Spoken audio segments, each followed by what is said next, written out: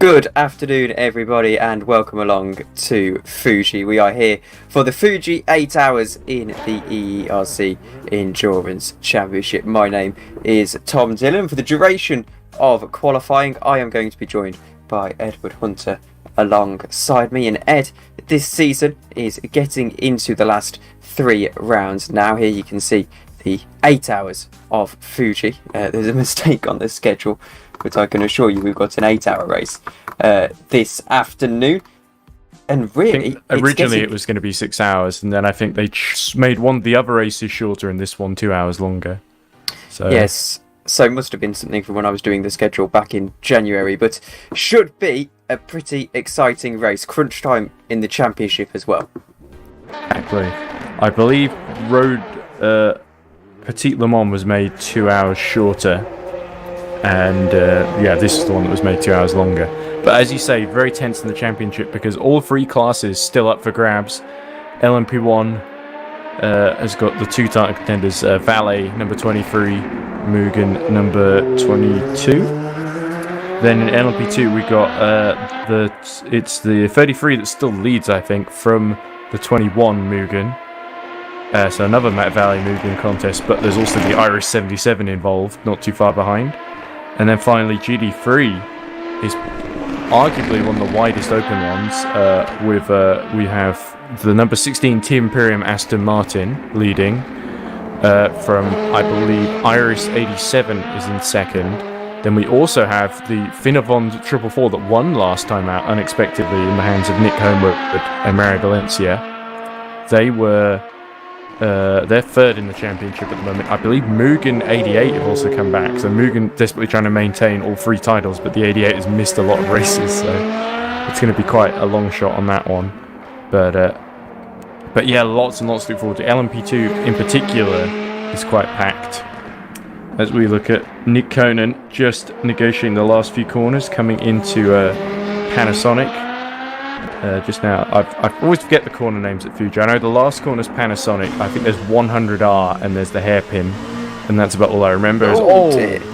Conan finds the car trying to step out on him on it. The traction in the touring cars was so tricky out of that final corner as well.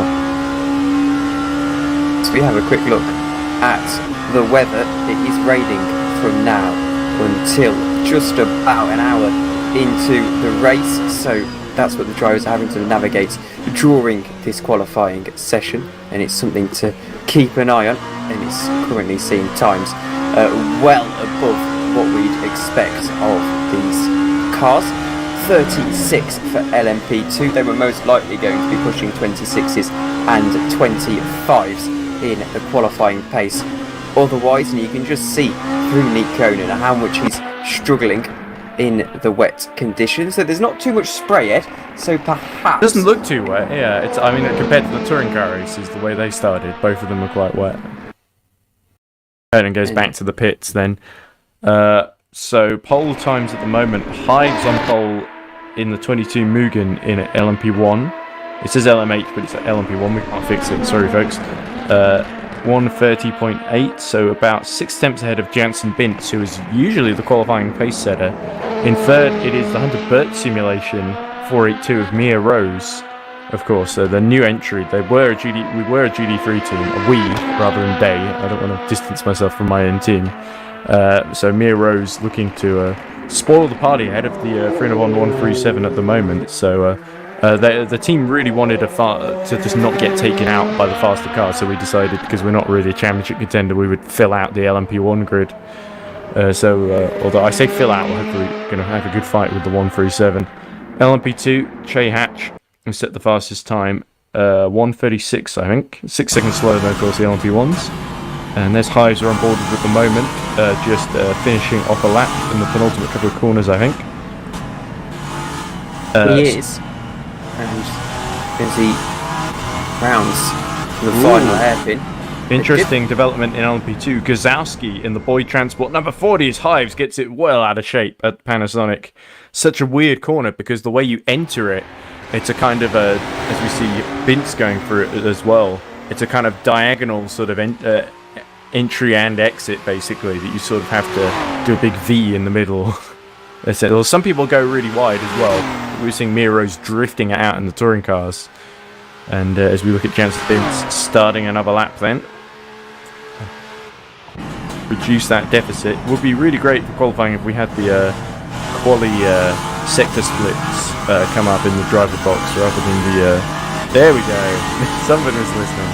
Was it you, Tom? I wonder who. Yes, there we go. And indeed, purple, but down to Vince, except he loses it on the exit of, that must be Dunlop, is it? Or is it... What's the corner that's turn 3 called on this circuit? I do know. I haven't got a clue, but I can tell you, as we see Mauricio Arasaka, the number 86 Team Iris, on pole position at the moment. Iris being big contenders in the GT3 class.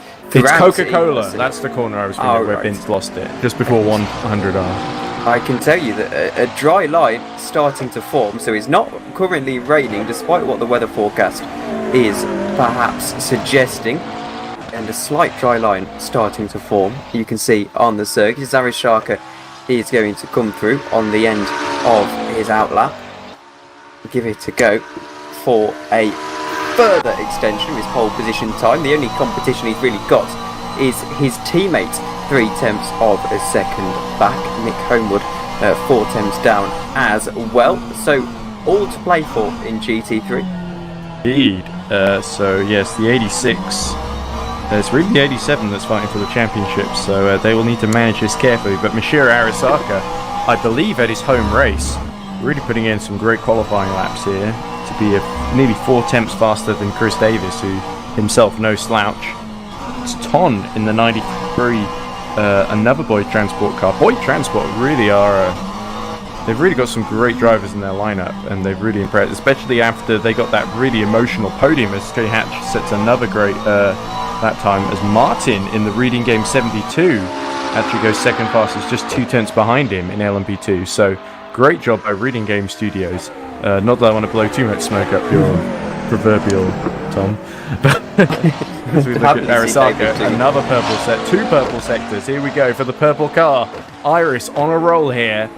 And it's a good thing they are, because Gabo Hevesi in the 55 has just set the fastest time in GT3. Who is the 55? Not familiar with that team. Final corner then for Arasaka. Purple in sector 1, purple in sector 2 by not too great of a margin, but rounding the final corner, the uphill blind off camber hairpin, opening up the car, ready to see if he can regain the pole position with 10 minutes to go in the session. It appears the track is getting quite significantly better, and it's getting significantly better to the tune of a second for Arasaka, who goes 1.2 seconds ahead of anyone else in the GT3 category. So Iris crucially, back to the top. The prototype classes are all a bit mixed up. Mia Rose on overall pole position by 7/10 over Hives, and Gazowski on pole for Boyd Transport in LMP2 at the moment, ahead of Felix Neuberger. Peter Vagapov in the Valley 33, the championship leaders. So, yeah, very, very mixed up here. It would be quite a shock for Hunter Birch Simulation after getting poles in GT3 to suddenly move to LMP1 and get poles there against Jansen Bintz and Zoltan Hives, who are both fearsome competitors, especially in qualifying, as we see Nick Conan go 3rd fastest in the 139 in LMP2. So Finn Avond getting themselves up there, but Gazowski continuing to set the timing screens alight on.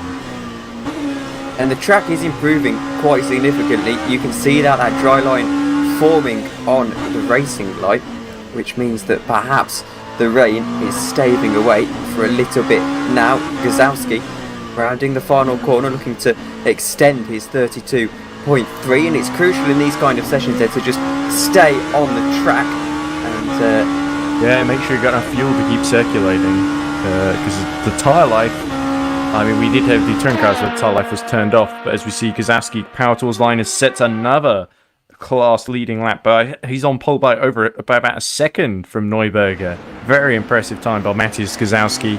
And there's Mia Rose herself doing very impressive in the 4.82. It's Gazowski is actually faster. But just beaten by Hives. There we go, the 22. 3.6 seconds faster. That is an immense lap time by the Mugen 22 there.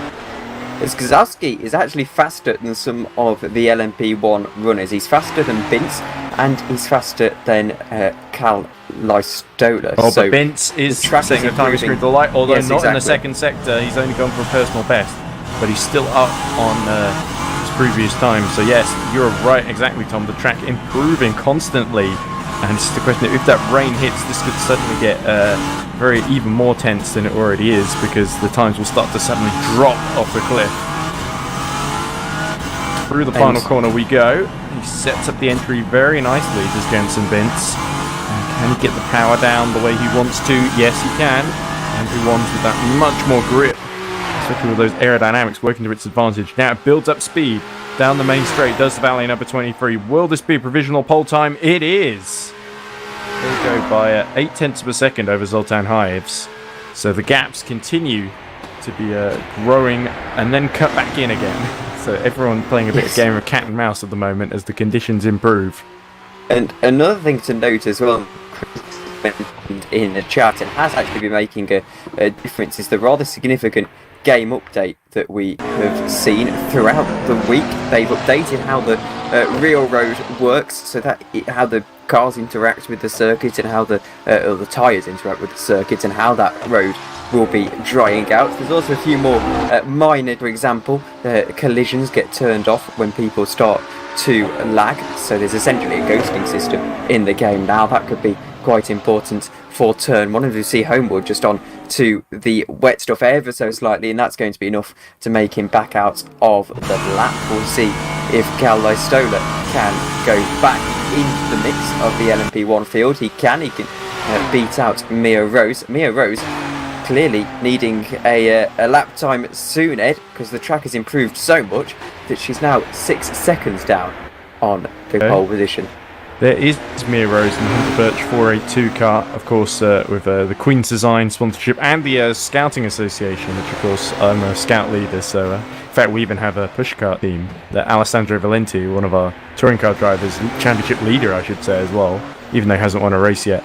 He's actually coming to that in person, or he's agreed to at least so far. It's Mia Rose, a little bit bitchy on entry to the final corner and an outlap, and again. So there we go. Even these LMP1 cars not fully planted if the setup isn't all that compliant, but of course you've got 3 drivers at the team that have got to get to grips with it. Mia Rose begins the lap. It's Che Hatch that's gone fastest in LMP2, however, by 9 tenths over Felix Neuberger. And it's Davis in the 87 who's beaten Arasaka's time, as there we go, Mia Rose gets on her way. Pole position in LMP2 to her name back in last season at Laguna Seca, of course. And I believe Lim Rance set pole in at Road Atlanta in GD3, and then Mia Rose set pole in the same class in Thunderbird Simulation in Road America, of course. So Road Atlanta, Road America, both being close together. It's so easy to get them mixed up. I've woke up very early today to commentate with Josh on Formula E, and it's been a bit all over the place. My mind is not in peak condition, and it's going to be even worse by the end of this. But anyway, enough about me. There's Mia Rose setting purple middle sector as Guzowski once again gets into provisional pole in LMP2. So he looks like Boyd Transport aren't done yet trading times, but here we go. Can Mia Rose get back onto the second row or even the front row of the grid as she powers towards the line? What's it going to be, Tom? Well, looks like it's going to be good enough to get back in amongst the LMP1 field, and to be fair, to improve from 6 seconds down would not be too big a task. And 3 tenths Mia Rose needs to improve to get pole position, but I think Hunter Birch, I would take a hazard of a guess, would probably take second position in the LMP1 category. Here's Oliver Packrin into the points racing, rounding the final corner now, and just look at this corner in the LMP2. You cannot see the apex, it's so difficult to find.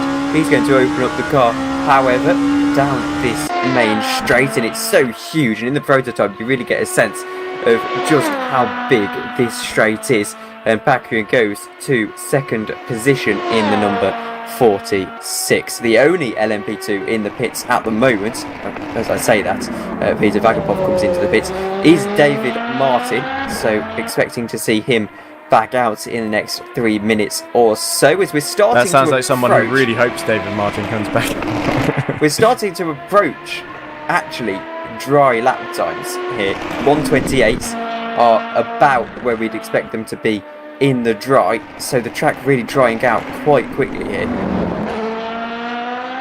Indeed. So the track evolution continues, and like you say, it's evidence of this new R Factor 2 update in effect.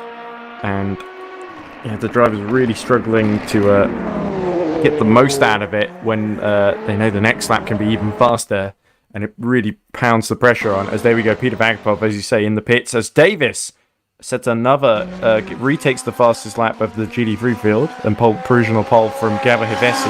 I think the 55 must be some kind of Mugen sim racing thing, as there's Roy Ton in the 93, powering towards the line. Roy goes third fastest, great lap by Boyd Transport there. And there is your champion. Is that the championship? No, that's reading game number 27, I of wish. course. In the other Aston Martin. I saw an Aston Martin, I thought it was Team Imperium. But the number 16. Oh! No, Juho. Well, Juho Checo Sopanin will not be setting a faster time than I venture on this lap. But there's still enough time for another run. Maybe the Aston Martin can get itself back near the first couple of rows, as it's down in 13th at the moment. Championship leaders Tibor Kiss in 5th at the moment for Team Imperium in GT3, with the 87, their main title rival, really ahead of them. But they are ahead of the 444 at least. And new PC for Juho, so he hasn't. Well, got I think much experience I think in after that R spin, Factor a new pair of underpants might be needed as yes, well. but no, he hasn't got much R Factor 2 experience. He tried out at the start of the season to have a run for us, but unfortunately his PC wasn't quite up to spec. So Oh, I know that. got it sorted out and back on R Factor 2. So not expecting a great deal this afternoon. Just trying to keep it on the circuit, as I think most people will be pretty content with doing, as Tibor kisses purple in the first sector. Yep, and in LMP1, Hives and Bintz have retaken the first two rows, so Amir Rose down to third, but I'd venture only 4 tenths off. That's not a bad effort whatsoever. The track evolution seems to have halted ever so slightly, although as I say that, because we are watching Tibor Kiss setting purple times, so go into the chicane, and the hairpin followed by the chicane, I should say, as the little sparks fly as the sort of T-tray front wing of the Aston Martin just hits the ground. Another purple sector here, so this is looking good for Team Imperium with 40 seconds left in the session. Only a couple of corners to go, and Tibor Kiss just needs to keep it pointed in the right direction and on the black stuff, but that's easier said than done, as he gets a very good exit. Here we go into Panasonic. Turn in exactly when you need to, sort of near the apex. You don't want to drift out too wide there, but also you can find yourself turning in too early, really drifting wide like a boat essentially. But down the straight, well, somebody's gone faster than him in the first sector. As Tibor Kiss goes towards line, it's only second fastest to Arasaka. And there is Bintz, purple in the first sector. I don't think it was him because he's not in the GT3 class that beat Kiss's first sector. But there, checkered flag out then. Here comes the 23 Tom through the final corner. Over the curve he How goes. much he's having to work the steering wheel as he heads through that final corner. Is it going to be pole position for Janssen Bintz? It looks like it's going to be a close one. That's for certain. It looks like Janssen Bintz is going to go to pole position at the line. Wow, what a lap there by Bintz. As ever, Janssen pulled it out of the bag right at the death there. But I think only Hives is still out there with all the other LMP1 runners in. A couple of the LMP2s and GT3s, a lot of the GT3s are still out there, apart from Arasaka. So Arasaka's just got to sit in the pit lane and hope that the others do not exceed the time he set, or rather set a time faster than the one he set. So exceed means go longer than. But there we go. Vagapov gets up to second, it looks like. As there's a bit of Nick Homer getting up to 5th in the 444 machine. And Varconi going very, very quickly in the 21. This could be a pole lap, I think, Tom, as he powers towards the line. He's got to beat Gazowski's 1:27 time. Get there. There's only a few meters left. And will it be pole position for the number 21? No, it's front row, though, alongside. So that'll be very good for them on a championship point of view. Here's Hevesi in the 55. Is it a radical? Oh, interesting. and that must be Mugen, because it looks like a Mugen livery. Unless there's a Radical team, but it's a Radical strategy to run the Radical, and it doesn't look like it's quite paid off for pole position. It'll be 5th for Hevesi and team. But there's your 3 pole citizens. Zoltan Hives for Mugen 22. Matis Gazowski for Boyd Transport, their first pole position. So big achievement for them. And then Mashiro Arasaka in the 86 takes pole in GD3. So a very tense session there, Tom, setting us up nicely for the 8 hours. As we'll head to the results of that session, and it's qualify 1 we want to see the results of, not the race. As I'll go through LMP1 and then you can have GT3 and LMP2, Ed. Well, that's very generous. Okay. Yes. Zoltan Hives is on pole position for the overall time in this race for the Fuji 8 hours. Janssen Bintz is in 2nd position, just 5 tenths after everything in that session. 5 tenths is the margin between 1st and 2nd. Mia Rose for Hunter Birch Simulation, the 482, is in 3rd position. Then rounding out the LMP1 field is Calais Lystola for Fine Avant Motorsports. And as for LMP2, here we go then. As you say, Tom, LMP2, Matis Gazowski on a 1:27.6, so very quick time there for the LMP2s, but only marginally pipped Zoltan Varconi, who just fell short at the very end there by less than 1/10 of a second. Felix Neuberger for Bottling Motorsports will start 3rd, ahead of Peter Vagapov, championship leader in the 33 Valet.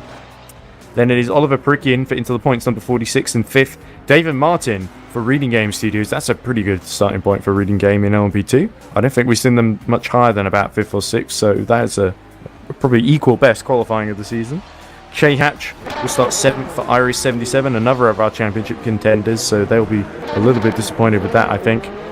Then it is Nick Conan in 8th in the 139, ahead of Norbert Major in the Team Imperium number 15. Then it's Paul Street Boys 758, driven by Richard Sismiada, that rounds out the 10, 4 seconds down on pole.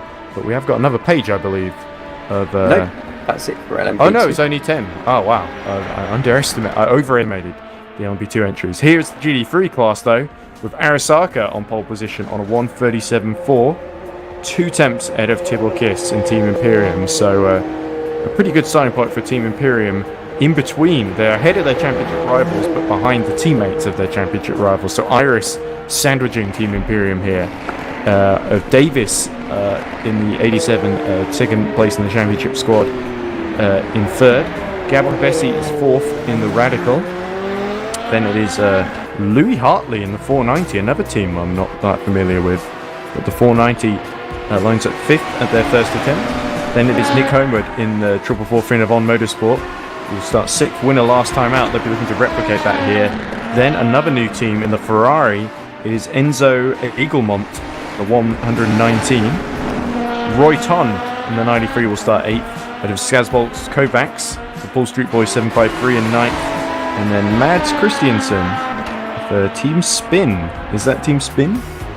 Yeah, it is Team Spin. He will round out the top 10 in the number 4 entry. And is there any more? Is there another page of GD3 or... Yes, there is. There is, yes. I just thought there might be someone I was missing. There we go. Jeffrey Leroy,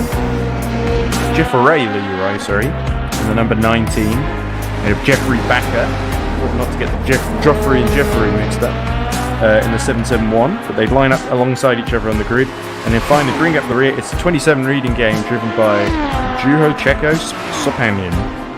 I'm pronouncing Juno Checo's last name, right? Juho Cheko. I hope so. I don't know, to be honest with you, Ed. I'd have to ask him myself, maybe in the middle of the race after his first stint. Yes, but anyway. Well, I'm looking at the schedule, and it does say you might have to go for lunch after quali. So if you, good thing I've eaten lunch already. I am going to go for a coffee. If that's all right. Well, no, that's absolutely fine. I'll take the reins. I'll take the reins for a little bit. That's okay. And just hop back in whenever you're ready. Is that reading game's best qualifying in LMP2? Just to put my mind at rest. Off the top of my head, I believe it may be. the best qualifying in LMP2 for reading game. Yeah, because usually they qualify about like 7th or 8th is where I expect them to. So it's definitely above par, but I'm not sure if it's a season best. I have to check the results to start. You might not bode too well, however, reading game. There's a potential that often when we qualify well, we end up down the order, and when we don't qualify very well, we end up up the order. So I suppose just one of those things. But that's the way of endurance race, to just stay out of trouble, especially if they hit the tight hairpin. We saw so much carnage in touring cars at the start of both races, so it would be crucial on the first lap when the cars are still quite bunched together, because although if we released at different points, of course, it'll be crucial for the LMP2 squads not to trip over each other. And the same in GT3 as well. With LMP1, it's just the 4 cars, so they've got plenty of space between them, and they're pretty quick. So I'll be amazed if we have a really, really close race between more than just 2 at a time. I think it's really just 2 races in LMP1 between Hunter Birch, Finnevon for 3rd, and then Mugen and Valet for the win. That's the way I see it playing out. But I could be wrong, of course. Unexpected Hunter Birch simulation victory would be very welcome. But I think we just take a finish at this point after retiring from our last 2 efforts in GT3. And well, thank you very much for joining us for Quali, Ed. And we'll see you after your quick coffee. Yeah, it's Ed Hunter just popping out of the box for a moment here at the 8 hours of Fuji in EERC. There's a couple of people on track ahead of this warm-up session, and we'll just get up the ever so fancy weather report graphic as we ditched the old API and business like that and just went for a good old dark sky in bed. And it's still saying that it's going to be raining now, so I'm not too sure what's going on with the live weather of the server. Perhaps we just haven't been pinged with the old weather station, as it were, and that's probably the most likely scenario, as we'll get rid of that now and get ready for what should be a pretty interesting race. 24 minutes until it will start. Of course, that's not a completely scientific measure. It will most likely be the 20 instead. I'm just looking at the replay feed. I now appreciate that live weather feed is slightly off centre, which is rather frustrating. But a lot of support in chat. Welcome along, everyone, of course. Slightly lower attendance this afternoon due to the other sessions going on throughout the R-Factor world. I think Gem have got an event going on as well, which is just has caused a little bit of a bottleneck throughout R-Factor 2. It's not a very big community, so when multiple events run at the same time. Because David almost tripping over the GT3 and does trip over the GT3 in the end, and well, I'm not sure that's going to be particularly welcome between the reading game LMP2 and GT3, I should say. We don't have an LMP1, not yet anyway, and not ideal from David there, that's for sure.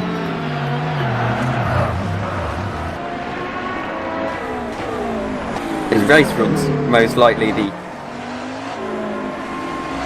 choice here, and it'll actually be an interesting warm-up session, because the question that most of the teams will have on their mind is, do we run a dry or wet setup? It's supposed to be raining at the start of this race. The live weather plugin should make it rain at the start of the race, but the question is, do we risk it and run a wet setup in the case that it won't be wet throughout the race?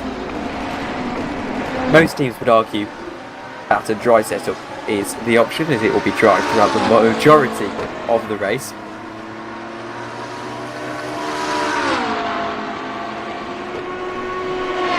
I suppose just the question that we've got to ask ourselves is, Louis Hartley takes the fastest lap in GT3. Not too important lap time here though. It's Chris Davis looking to improve. Well, I suppose not even looking to improve, looking to build a little bit of consistency. It's Carlos Stoller on a lap. He is. I'm trying to find someone who's just starting a lap in sector 1, so we can ride on board with them for a full lap. So it looks like Jason Vince might be our man as he gets through on the radical.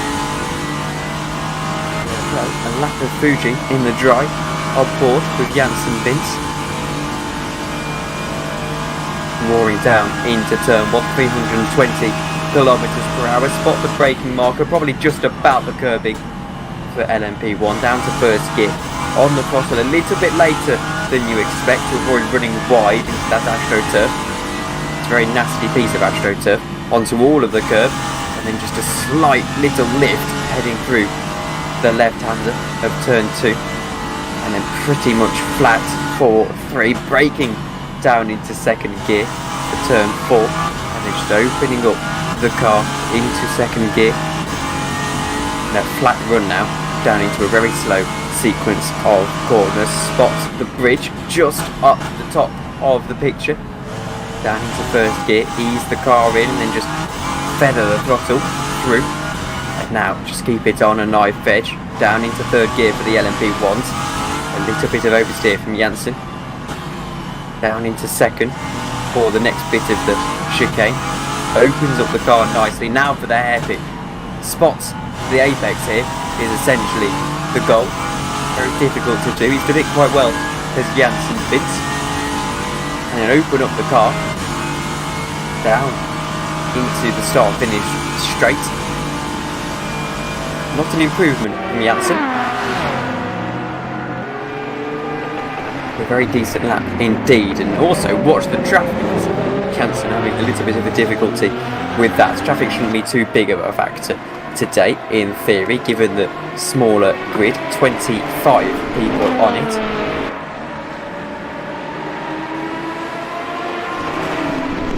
GT3 will perhaps be a bigger factor due to the short nature of the track. His back grid having a bit of an issue with Vince. 15 minutes to go until the start of the race here in EERC. And in fact, let's take you on a full sights and sound with Oliver Packard. So it gives me a chance to shut up for a moment. I'll let him get to the start finish straight before we take you on that lap. Also because I have to say something to David about the weather. But anyway, sights and sound lap with Oliver Packard.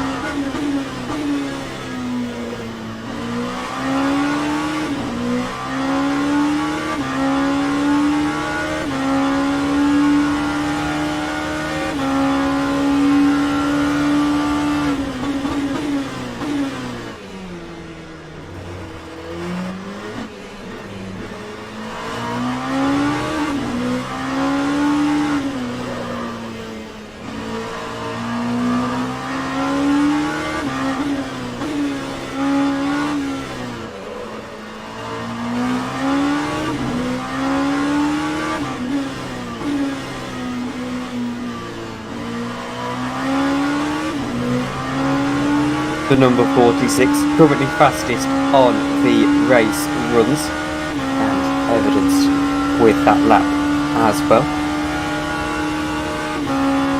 Oliver Packard having a very decent run this far in the championship. Looks a Vagapov. Holding the steering slightly bent actually is Peter Vagapov, so in the warm-up station already getting a little bit of damage. Thankfully nothing carries through over to the race. And well, more issues for Vagapov actually, down into turn 1. And if you have got the live cast on this afternoon, and that will be joined by Joshua Birch a little bit later on, about 12 minutes time before Josh gets into the box ahead of the race start. We'll be with Ed for the first couple of hours, then Ryan will be on. Ed actually characteristically doing a monster stint here, as I apologise for the up to the schedule that I posted.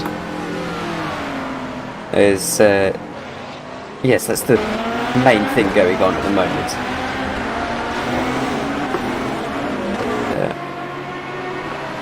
Here we go. So Ed, on the majority of it, hour 5 is hour 4 and hour 5 is me and Josh.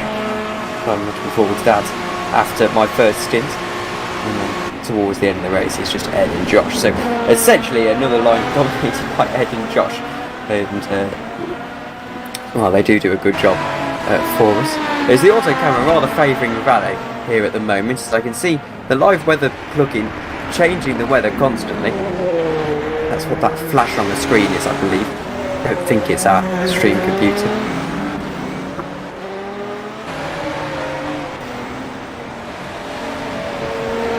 That seems to be perhaps struggling, the weather plugin.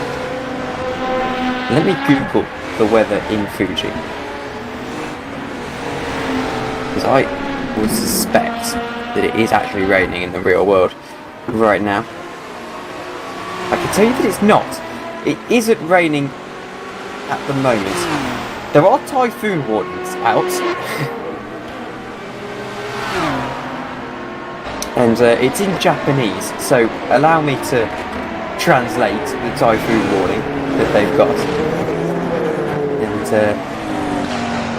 the centre of typhoon number 8 landed on the Aizu Peninsula around 1730 on the 13th. And 8 hours ahead of us. So that was a few hours ago. So they've actually got a typhoon in Japan at the moment.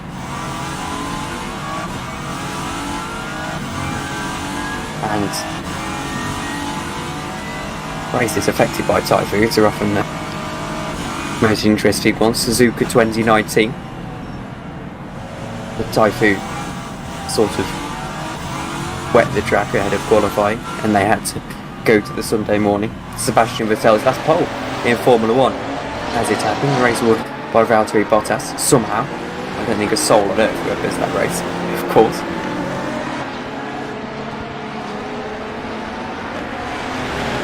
But if that typhoon was spotted at 17:30, it should now be on 2 o'clock. It should be 10 o'clock at night for the Japanese, which would suggest that the typhoon is maybe, well, maybe we've seen the last of it. Because to my knowledge, they do tend to sort of rain out a day, then not really affects you henceforth. So that could perhaps be what is going on there.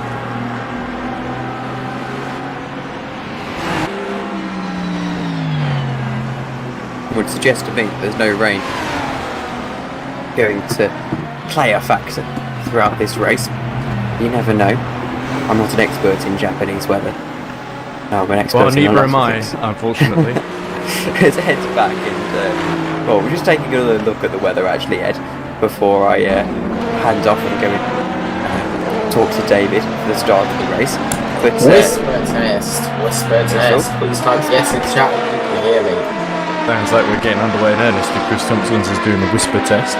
Although we're on Mumble, so that's not quite... Well, whisper is a thing on Mumble, so... Yes, but final update before I took out the box and make way for Josh in a moment's time. Chris was saying the rain you had in quali was the edge of the typhoon, so as we said, expecting, judging by the forecast that popped up on screen, it should be the last of the rain, so I think my assumptions are correct. Yeah, indeed. So it'll be interesting if it's a dry start then, or if it's still mixed conditions, what tyres the teams go for.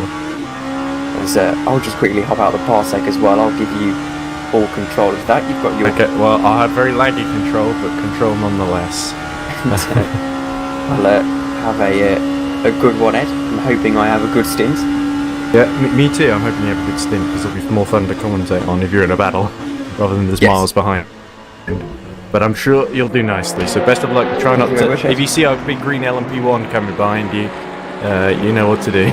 Don't crash into it. Driving bit just for you, Ed. Thank you very much. But that's the whole reason we got into, is avoid that kind of thing. Yes. Best of luck. So, I guess that's me on my own now. But as we wait for warm-up to end and for the grid to form up, quite a few exciting questions ahead of us. Can Matthias Gazowski hold on from Peter Vagapov in the Valley 33, the championship leaders? Remember, Peter Vagapov also has won 3 academy races in FSR in a row. He's really on a roll at the moment. It's like the man has got a centre and nothing can knock him off it. Supremely confident at the moment. Jansen Bintz, of course, needs to keep willing away at that 30-odd point, it's a 28-point gap to championship leaders at the 22 Mugen, of course.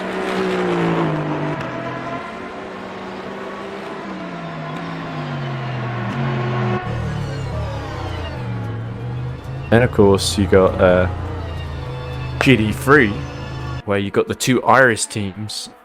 Will the 86 and 87 swap at some point? It will be interesting if they do.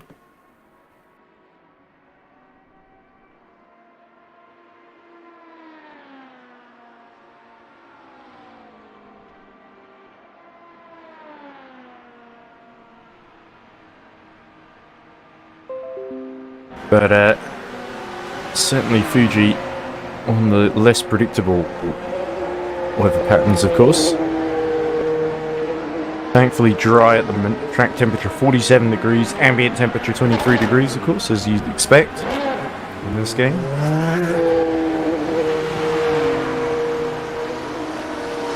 It'll be fascinating to see as well how well the Hunterbird simulation car can do. Especially if there's mixed conditions, might be an opportunity to surprise. You never know.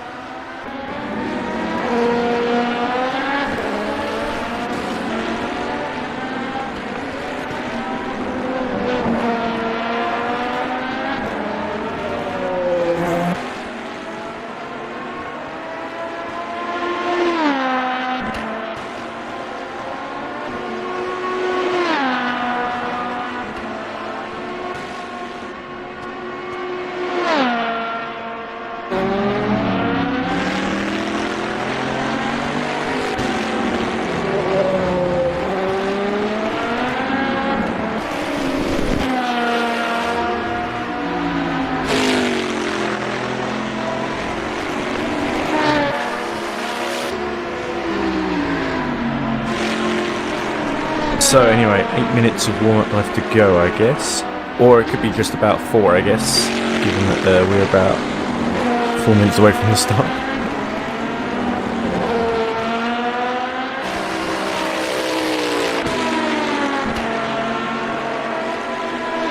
Another whisper test just before we get into the race.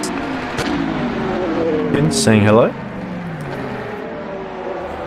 Hi as well in the steward decision chat for any important information.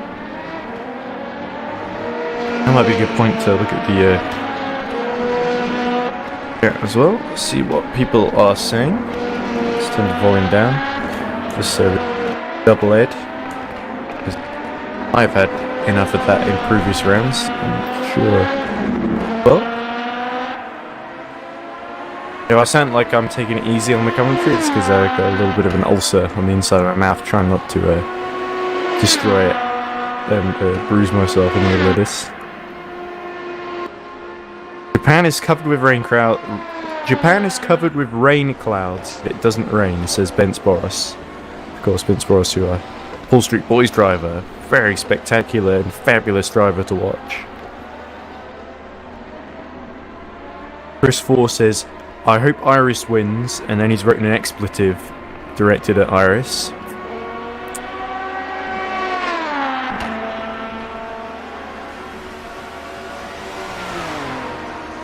Seawolf says, Supanen is Finnish last name for your information, so it's pronounced a bit different. Apologies, Mr. Seawolf. Net race Seawolf. No pain, no gain, Ed. Okay. No, I think it might inhibit my ability to commentate if my mouth is just covered in ulcers. Not particularly pleasant to describe to you people. Gustavo Pereira says, I really want to see him set up dry working in wet conditions. I can't wait for this moment. Okay, so he's hoping for a wet start to see cars slide off the road. Interesting.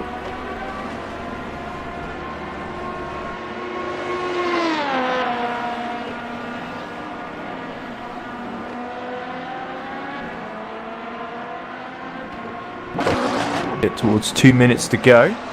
So hopefully Joshua Birch is waking up quite soon. Perhaps even listening into this, wondering, what am I doing listening and not commentating? But maybe he needs a bit of extra sleep after his marathons.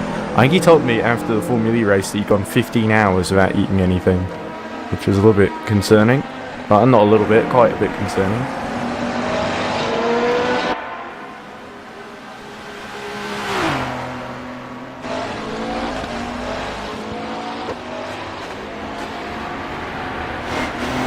Seawolf says, I'm not affiliated with NetRace, Seawolf. Okay.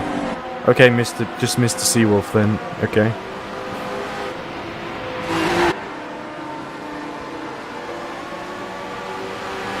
That's the real confidence of a commentator, just giving in to the chat.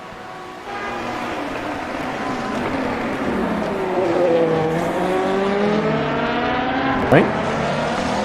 Only a couple of minutes left to go then, and we'll be getting the grid formed up. Of course, all three classes. We'll be moving to race momentarily.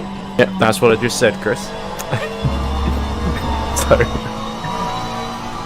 So excitement to come at Mount Fuji in the Fuji International Speedway. Is it Fuji International or is it just Fuji Motor Speedway? I think it's just FMS.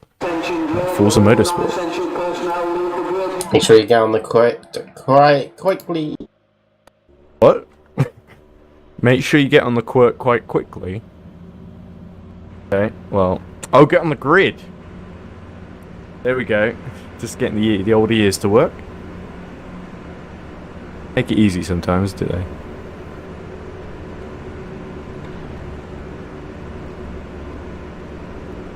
Hey, Rose says, thank you, brake pedal, for losing me a shot at pole. Oh, okay. Let's hope that's rectified in time.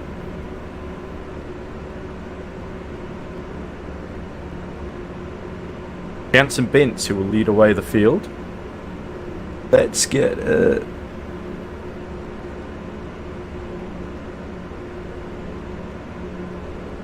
point doing the turn in a minute.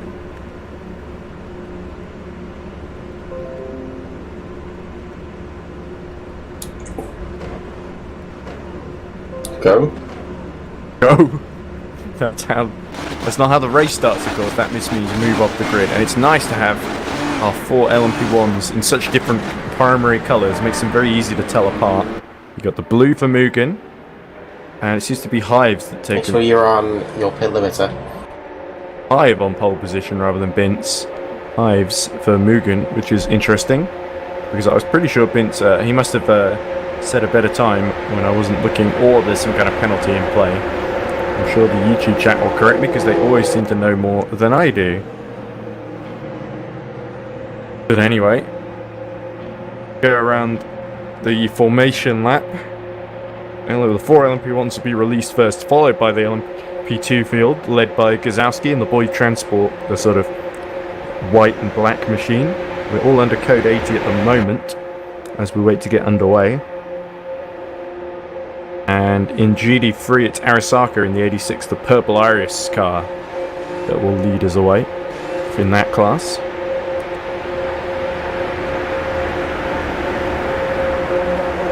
clock to run out, and then we should just about be getting going.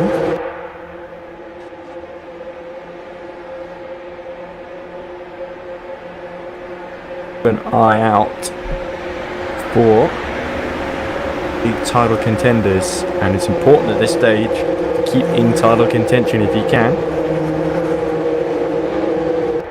Chris says, I think Josh is being held hostage by his family. The man coughed halfway through. Okay, I was kind of giving up trying to make sense of what Chris is typing. Focus on the on-screen action, because that's what I'm slightly better at. But anyway, Zoltan Hives will lead away the field from his title rival Jansen Bin. So important for the 23 to cut into that gap that Mugen have over them. LMP1 line up double file. Here we go then, 4 cars, so we'll have 2 little side-by-sides. Let go just before the final corner. Gazowski. And LMP2 line up double file. Yeah, Gazowski doing the same. Behind them, there he is. Barconi alongside. And GT3 line up double file. Arasaka leading, so Kiss will be alongside, and it'll be the Radical and the 87 Iris just behind. Great, looks like Hives and company are about to be released. LMP1 green flag. There we go then. So the 8 hours of Fuji is underway, and it looks like Jansen Bins really cleared them at the start. The right-hand row flag. really got a rocket start getaway there. And Hives has got the Hunter Birch car down in 4th right behind. But GT3 green flag. Okay. There is the LMP2 field that's been released now. And Vagapov has got Gazowski by the side of him. But it's Che Hatch in the 77 who's made a break for it. Oh, random goes Peter Vagapov. Oh dear, and he hits the reading game car as well. That also spins, as well as the Fuji TV banner for good measure. But a terrible start there for Vagapov. And here comes the GT3 field into the first corner.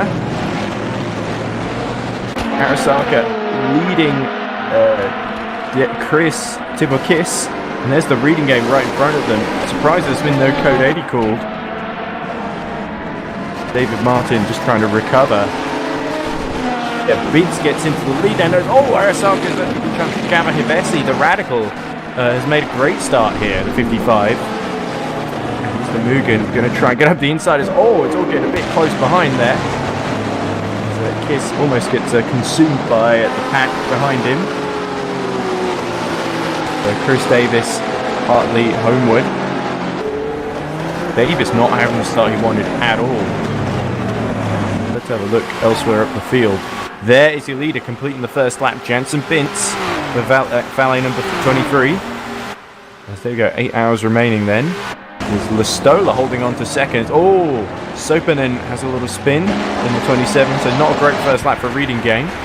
As his Hives going around the outside of the 137. Oh, brave move there. And he had to do that. Needs to clear these 2 other LMP1 cars as soon as possible. It looks like Hives made a break for it. Meanwhile, it's all kicking off in LMP2 with Hatch leading Neuberger, Barconi and Gazowski. This is really ideal for the 77. They really needed to get back into the title hunt in LMP2. They were about 20-30 points behind going into this one. The yellow in the 3rd sector now.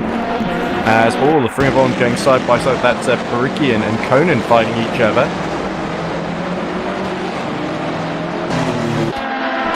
But there they are. Conan just losing out then to Oliver Parikian. Can he get back on side? As all there's Sopanen in the pits for repairs, along with somebody else. That looks like Tailenders in. Oh, it's not the 444 for a Bond, is it? It is. It's the Marmite car.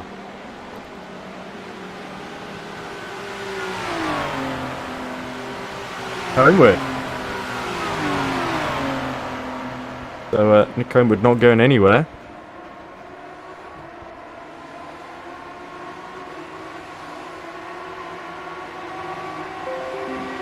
Watching them stationary pits at the moment while the on-track action continues then. Vince leads Hargatai by 2.9 seconds. There he is.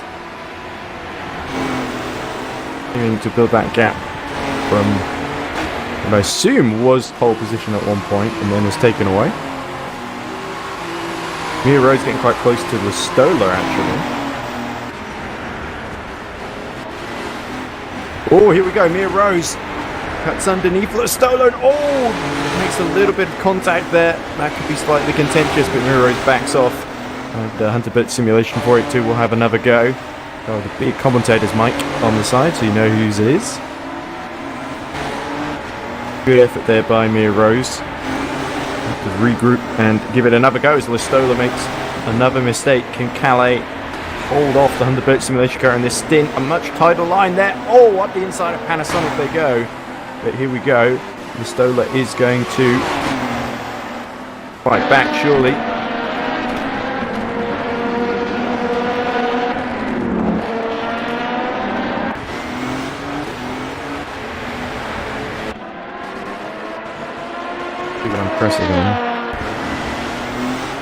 There we go, Stoller around the outside. Can he hold on into Coca-Cola corner, or will Mia Rose budge ahead? Oh, very close between the two, and Stoller has to back off there. So Mia Rose up into third then. Apologies for that, ladies and gentlemen. The direction was just being awful because I just couldn't click on any. Clicking on things and I was clicking on the wrong people because I couldn't see what I was clicking on. But anyway, Akapov looks like he's in trouble. He is, right behind Nick Conan. He's been cleared by Barikian, and now Akapov wants a piece of the action. Here we go into hairpin. Will he dive up the inside? Yes, he will. Oh, but not quite having enough overlap to pull off the move. Vessi has taken the lead in GD3, the Radical going very, very well indeed. There he is. That is surprising. I would have expected Arasaka to hold on to the lead there. That puts potentially Iris into the clutches of their rivals at Team Imperium.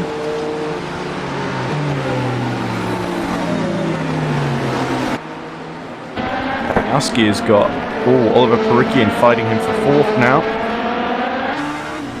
Boy transport car is going to give it a slipstream down the straight, and we're going to see quite a lot of this as we did in the touring car. They're each of them trying to break the toe. In sector 2, Sarasaga's still only about a second behind Ivesi, but here we go into turn 1. Is Parikian going to come up the inside then? Here we go. He needs the points drive. Oh! Loses the rear end and gets a little tap as he goes through, but somehow pulls the move off. That was a bit of an interesting move. But by the 46 as the bottling car spins. That's Neuberger.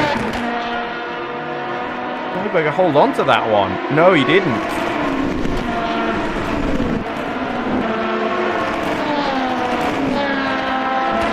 Yeah, Neuberger down to 7th then. That's what we're trying to find him. Keeps dropping down the order. There he is. We just saw that in the foreground, but Neuberger just got Coca-Cola all wrong and had to recover and lost a lot of time and positions. Up at Sparkoni, of course, back up to second in the 21. Free to chase down Che Hatch in the 77. Neuberger will be kicking himself after that one.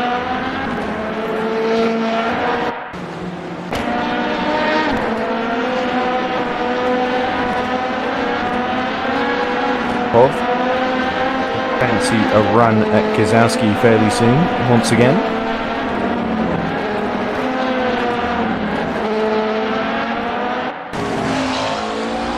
Nick Homeward having got out of the pits. So not a great start for the race for Finnevon, but they've come back from worse positions before to get on the podium.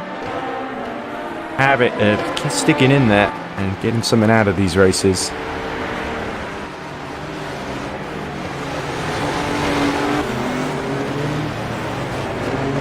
And here's Hibesi being lapped by Hives and some of the LMP1 runners. Oh, there's Sopanen. Oh, just rejoins in front of the Iris LMP2. Oh, looks like Che Hatch actually.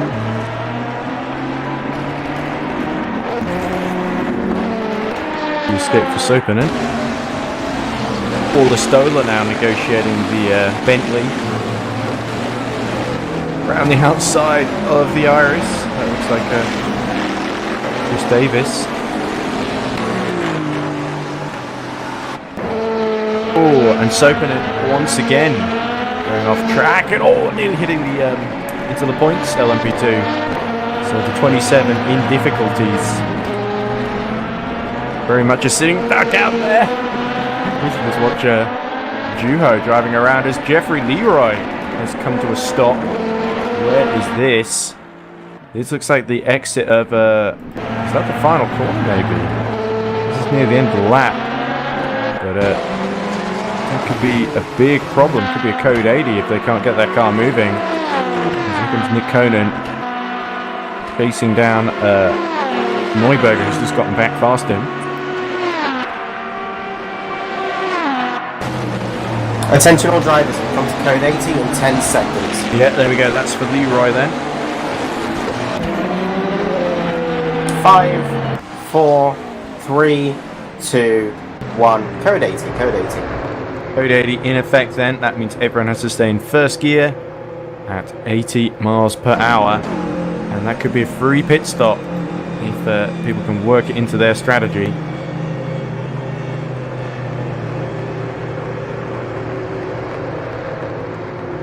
I have now. Yep. There we go. That's just how I'm working this now. So, we try and get Leroy and his car to the pits.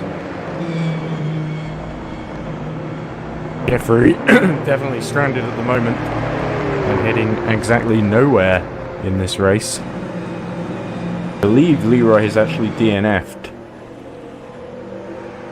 Attention all drivers, we go back to green in 10 seconds. There we go, yep.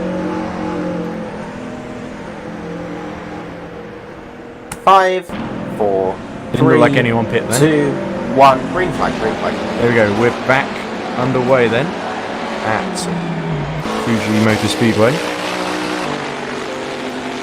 Otherwise known as Fuji Speedway, in the shadow of the Mount Fuji. And here comes Louis Hartley back third with Team Imperium. Let's get rid of the code 80 thing.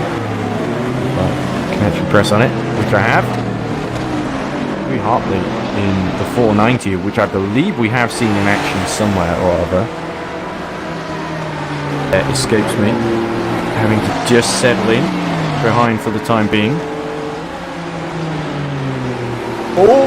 Coming around the outside at 100R. Surely there's not going to be space here to pull this one off. And indeed there isn't. Tibokis sees that one coming, but Hartley looks much stronger. I wonder if he's related to Brendan Hartley. Seems unlikely. I'm pretty sure Louis Hartley is not from New Zealand like Brendan Hartley is.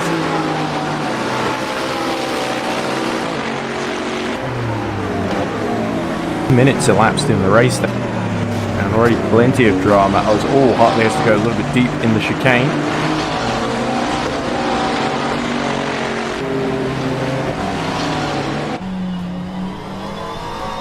You can see Tibokis right in front of him, and he'll want to keep him in sight as much as he can. Juho spun, and I think that could be it for the 27. It's an odd place to spin as well at the pit exit. That's it really. Sopinen will go no further in the race. So a lot of early retirements then, at least 2. Major, Team Imperial number 15. Closing in on Nick Conan, who's sort of just been dropping down in these early phases of the race. Rose continues to keep high, it's quite honest actually, in LMP1. It's very impressive, although anyone who's watching touring cars will not be too surprised by the pace she showed in pouring rain conditions, especially in qualifying. That was quite impressive to watch. But here comes Norbert Major then.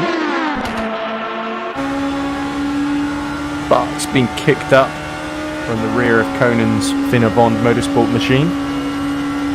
Major takes the Team Imperium car to the outside as they approach turn 1. Looks like he's cleared them before they get to the braking zone. There we go, number 15 up to 7th position. Good move by Norbert Major. Well executed. Arasaka closing now on Hivesi, slowly but surely. Here he is. Keeping the gap stable to within a second. No need to panic just yet. Radical is there. At least the 86 is keeping Kiss at bay as Davis starts to catch back up as all Perikian challenging Falcone for second position then. So the 46 has come alive. Perikian really, and he looks up the inside. Here we go. Our ultimate corner.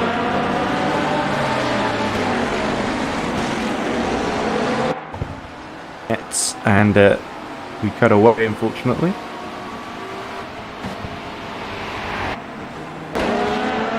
Oh, Perikian spins on the exit. Oh dear, of Panasonic. And that's really unfortunate because he was right behind Falcone there, challenging for second position. And oh, this man who knows what that feels like. Well, will Gazowski now close down the straight? Indeed he will.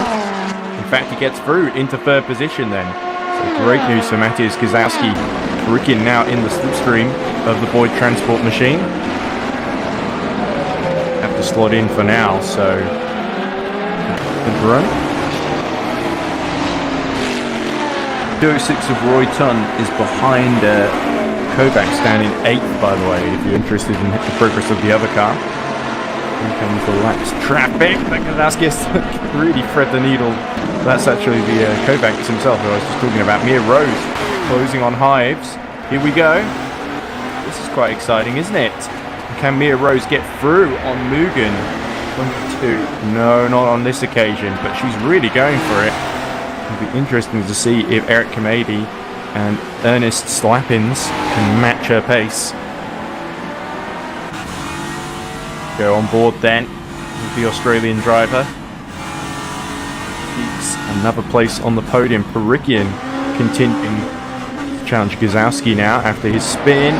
Oh, goes a little bit wide, and that could allow Bagapov through. Actually, this is going to get very interesting between the two as they thread either side of the Bentley. Gazowski, oh, and Perikian loses the rear again.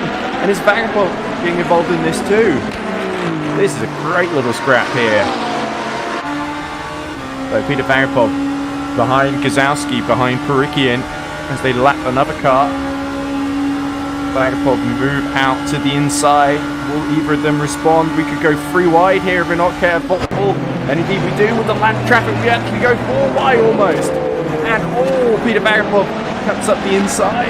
Oh, as Perikian just holds on from Gazowski. So very, very tense between these three as they lap the GD3 field. Rose, meanwhile, still right behind the Mugen of Zoltan Hives in LMP1. As all around the Team Imperium car goes Peter Bagapov. And he gets another good view of Gazowski's rear end.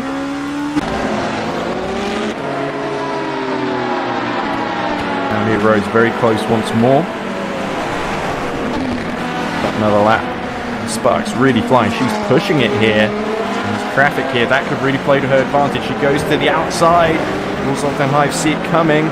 In fact, Mia Rose gets a superb exit hit, but has to thread between the Reed in-game studios, LMP2, and is right, and makes contact with the Mugen, but she's got the inside line. Can she take second position? She can! Deep on the brake she goes, and 100% simulation for second, but Zoltan Hives will not be outdone that easily. Indeed, he fights back very briefly, and now there's the Boyd Transport Ferrari, GD3 in the way. Mia Rose clears around the outside. Oh, and has a little twitch on. Wow. So Mia Rose really putting the moves on. And now, if she free to chase after Jansen Bins, that would be impressive. First, she's got to hold on now from Zoltan Hives, who's now right in the slipstream, picking it up. And he's going to get a face full of Hunterbird Simulation Green quite soon as they clear the Paul Street Boys car. Here we go. Hives waiting for his moment. And in fact breaks quite early actually for the first corner. Rose gets very briefly held up there by the LMP2 runners. Oh, the BMS car really holding up the Mugen now. So that splits up that battle nicely as here's Arasaka closing on Hivesi then.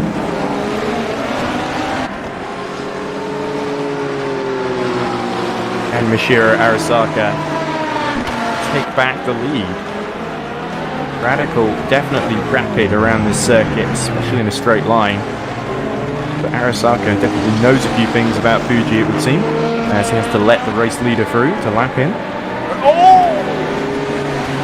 Tight, wasn't it? Jensen Bintz narrowly avoiding running into the back of Ivesi's Radical. In fact, it's held up quite badly. This is good news for Mia Rose, actually. She's not far behind this.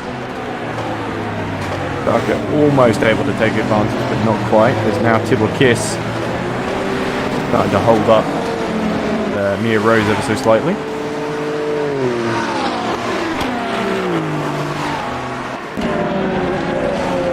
Gazowski. 2.4 seconds behind Perikian, still doing well to hold off Peter Vagapov. Peter Vagapov been spun around at the first corner, having to recover. Three getting very, very close down D. Go. And Michiru Arasaka find a way through past the Radical. Quick planning and execution here from the Japanese driver. Gabo Hevesi loving this new lease of life for the new Mugen 55 squad. Radical really exits these corners well in the sort of low traction zones. Hairpin though, you sort of sense that if Arasaka could get close enough and slipstream down the straight, there might be a move in the offing here. Tibble Kiss waiting in the wings to take advantage.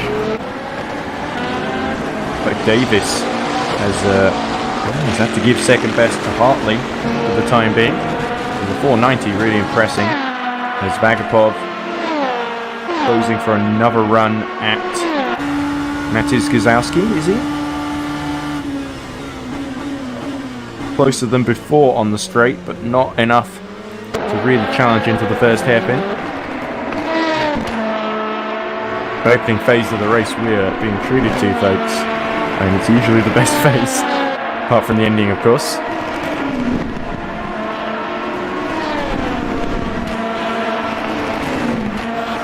If there's anyone you're supporting in the chat, we'd like to see the progress of, and I will do my best to update you. 20 minutes elapsed, and we really see the three leaders in LMP1 split by 8 seconds. 6 seconds rather. We see LMP2 Hatch leading by 11 seconds, but then a close battle behind for second. And then GD3, it's really all the top 5 or 6 separated by 7 seconds. So that is really anyone's game at the moment. Unfortunately, Roy Tyne a little bit further back, but ploughing on gamely. Remember the 206, was it, or the 93? As Che Hatch makes an early pit stop, or is this perhaps scheduled? It's David Martin, sorry, not Che Hatch. And Vagapov gets behind Gazowski, and this could now be the battle for second place, as there is Che Hatch stationary. Gazowski tries to come back up the inside of Peter Vagapov. Vagapov goes too wide. And briefly denied then, at least, by Matiz Gazowski. His stout defensive work.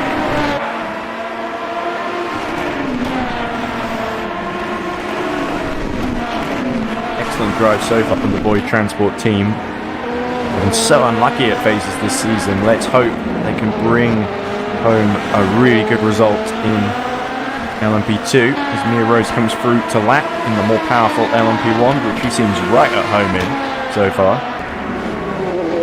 Jensen Bintz, I would feel more than a bit worried in this stint, as now Gazowski will have to find a way to let her through. Mia Rose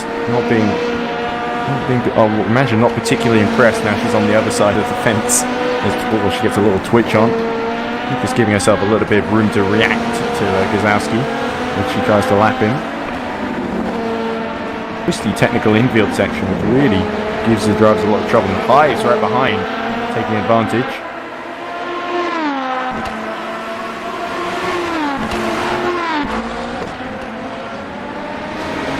Harder. just been passed by Martin for 9th position. Wall Street Boys car, sorry, not the BMS Sun Edit. It's a very similar livery as I spotted earlier.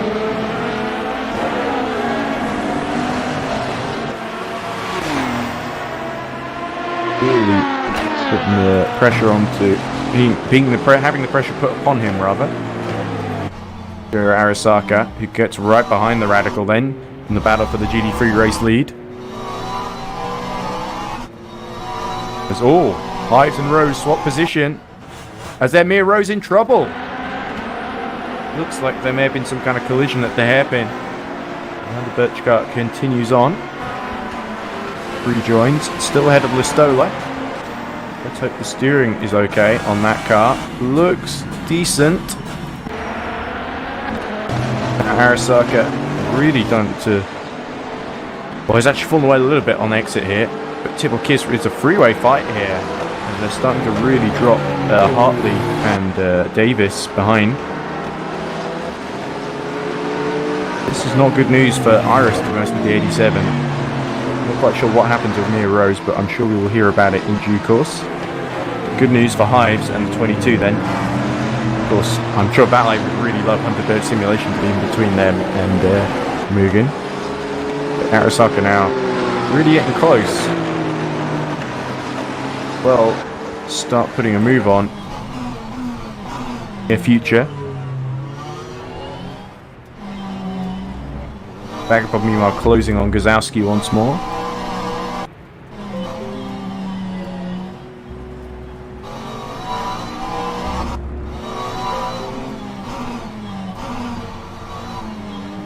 Neuberger's not too far behind either, getting involved in these battles. Barker tries to set himself up out of the final corner. Poe of the Radical down the straight. But Tibble Kiss keeps catching. Very, very interesting indeed. Down the main straight they go, building up to 300 kilometers an hour. Although I'm more of a miles per hour kind of guy, so I should probably find a way to rectify that as Arasaka once again gets a slightly better exit actually, but once again sees the Radical start to pull away. Set up ever so slightly different to the McLaren and the Aston Martin. Look here at Neuberger closing on Vagabond, who's closing on Gazowski. So in the second sector. I'm sure what that's about, but it's cleared.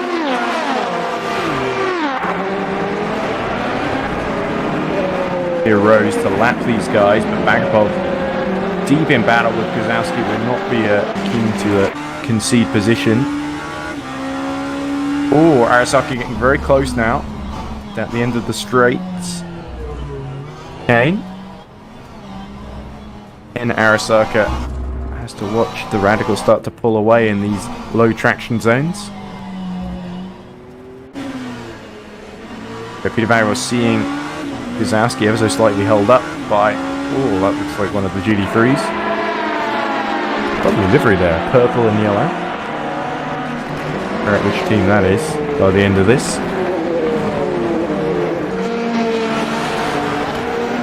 Teams keep popping up left and right. Nobody really tells me who they are. So it's all kind of guesswork if I don't have the sheet in front of me. A lot of Formula E stuff to work on this weekend, so... Here we go. Arasaka fancies another run at Gabahevesi. Racing Dealers lap them once more. Faster LMP1 car. Tibble Kiss has got a great view of these two now as well. There's going to be a move coming sooner or later, and Team Imperium poised to take advantage here. Not just in the championship, perhaps in the battle for the race win. And they would dearly love to add to their Nordschleife victory. Incredible to think that they've had podiums here and there. They've been very consistent, but they've not won another race since then. And the Nordschleife was one that really fell into their lap somewhat.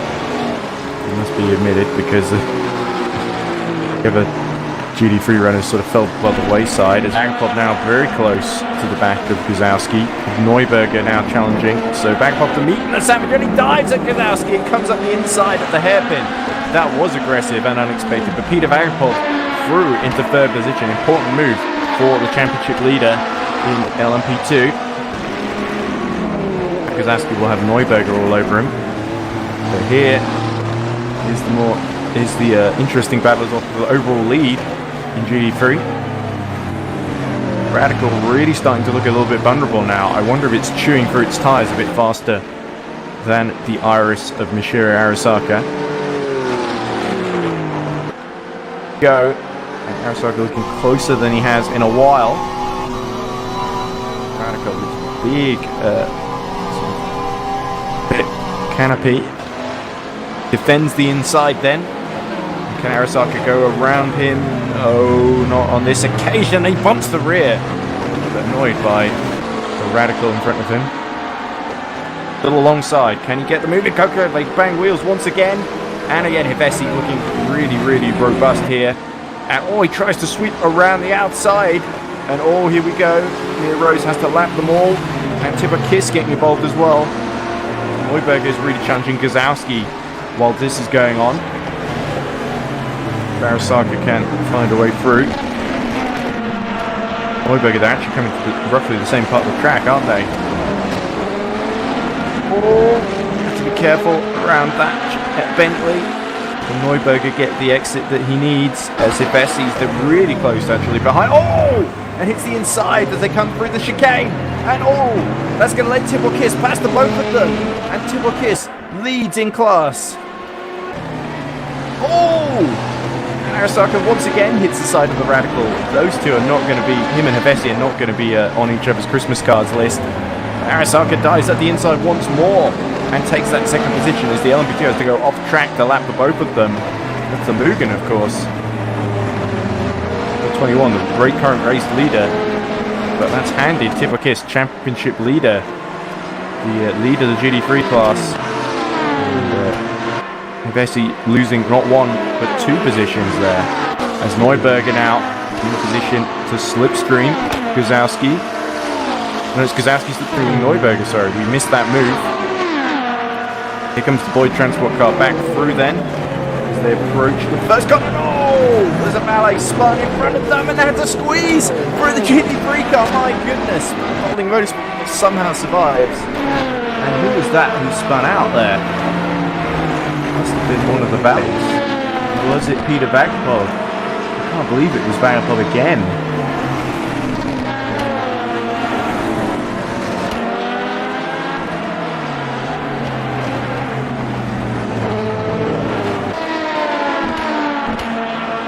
Oh, it was Vagapov.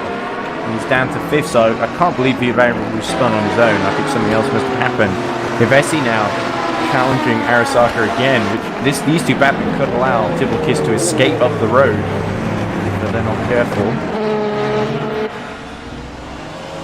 Bit of a squabbling going in behind. David Martin closing on Nick Conan once more. And Hives now leads Vince by about 5 seconds, so there was some commotion there for the valet. Let's see if anyone in commentary is going to correct me on a horrible mistake I've made, because I have a feeling that I may have messed something up.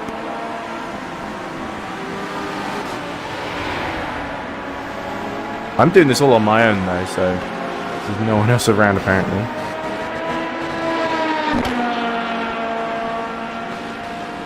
Mugen, Chris Kiss is probably laughing right now. I think I agree with you. Okay, Hatch, just a 10-second stop and go for a jump start. Okay, so that's what happens when I don't check the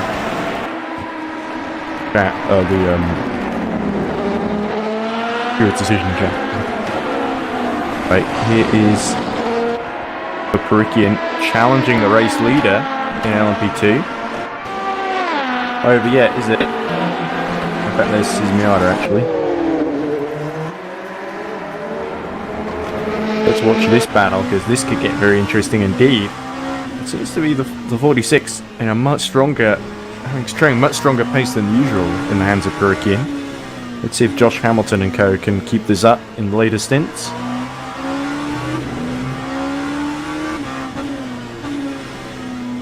This and the lead battle, because Hibesi's actually dropped a little bit behind Harasaka. So it's lead battle in GT3 and lead battle in LMP2. Desperately trying to gain in the slipstream. Just those crucial few temps that could get him into a position to challenge for the lead. But of course, Zoltan Varconi is the reigning champion at LMP2, knows exactly what he's doing. They've not won a race since Silverstone though. That shows just how competitive this season has been. Silverstone was round 2 back in March, wasn't it? Facing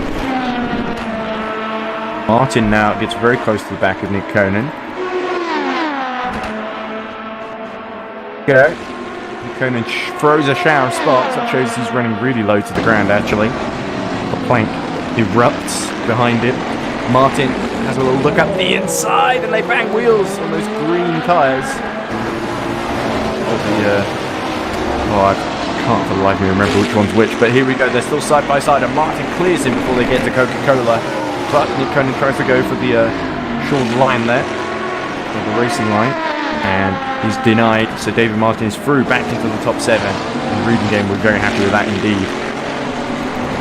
While Perikian, has a little off-track excursion, so he's actually lost a little bit of time to Varconi. Hatch, who was leading the race before having to serve the stop-go penalty, still down in 6th as we see yellow in the second sector. To somebody or other. Louis Hartley still holding up Chris Davis, keeping him out of that lead battle just ahead of them.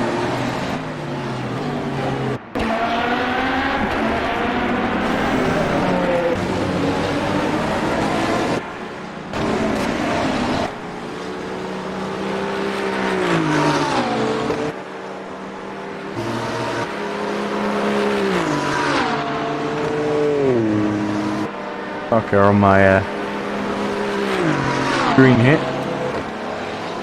but I know he's direct behind. There he is. Right, let's see if we can watch this little battle developing.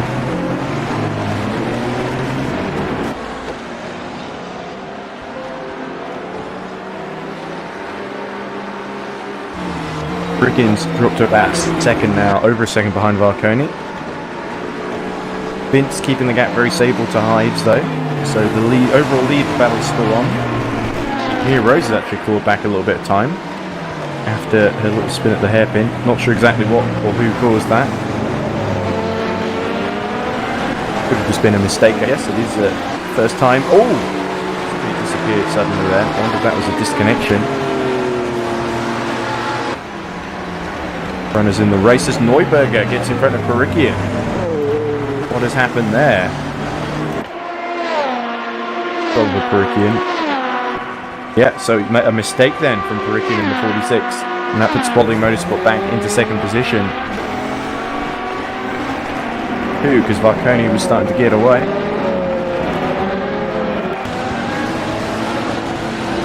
Okay. 4 behind the class leader. But Kiss is really having to struggle to let the faster prototype lap them.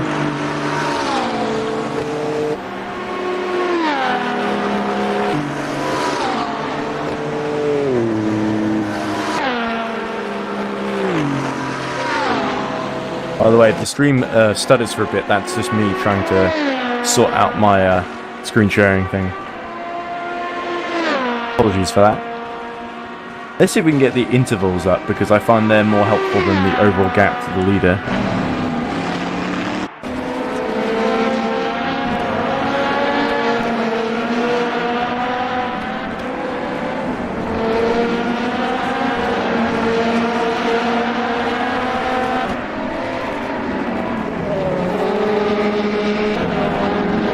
Marconi has been jumped by the Bottling Motorsports of Felix Neuberger.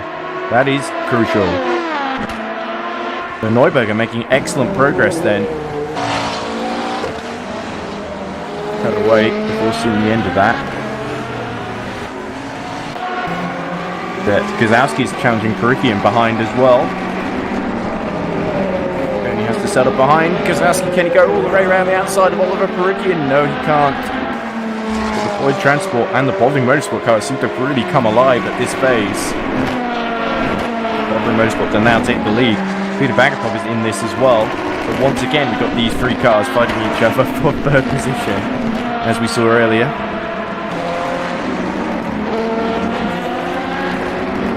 Also on Arasaka and Kiss.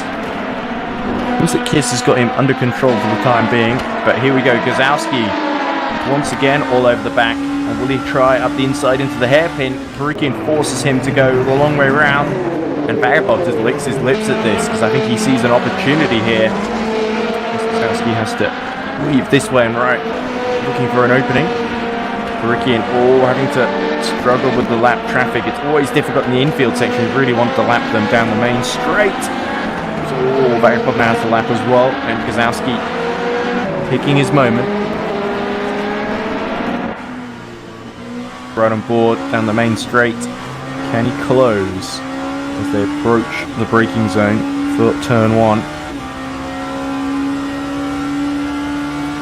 Like he's close enough to really take advantage here.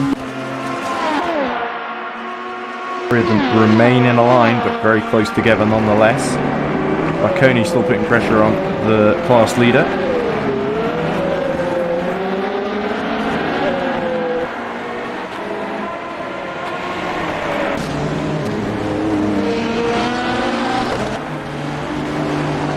There is Arasaka. David Martin has retired from the race, so it might have been him we saw in trouble earlier. Perhaps disconnecting.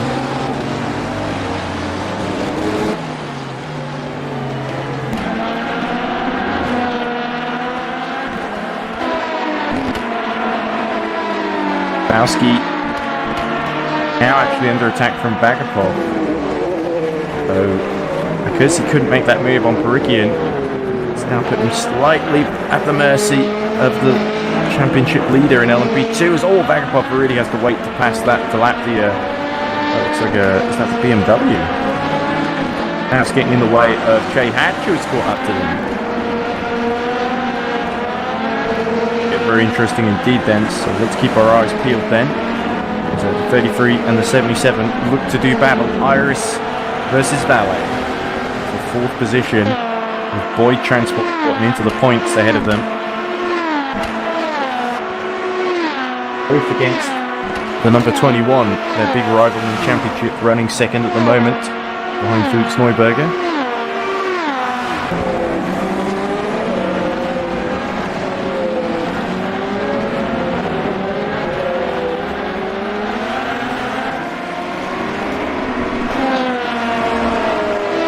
Bowski's slowly starting to reel back in the 46, so it's a real cat and mouse battle here. As the race leader being held up as Mia Rose pits now from 3rd position. So this is an early pit stop for Mia Rose. Perhaps there was damage after that spin. But the Australian now being serviced. Perhaps she's to put on more fuel and fresh tyres. That'll put Listola back through to 3rd. So we look at Chris Davis. It's not quite going to plan for the Irish driver so far.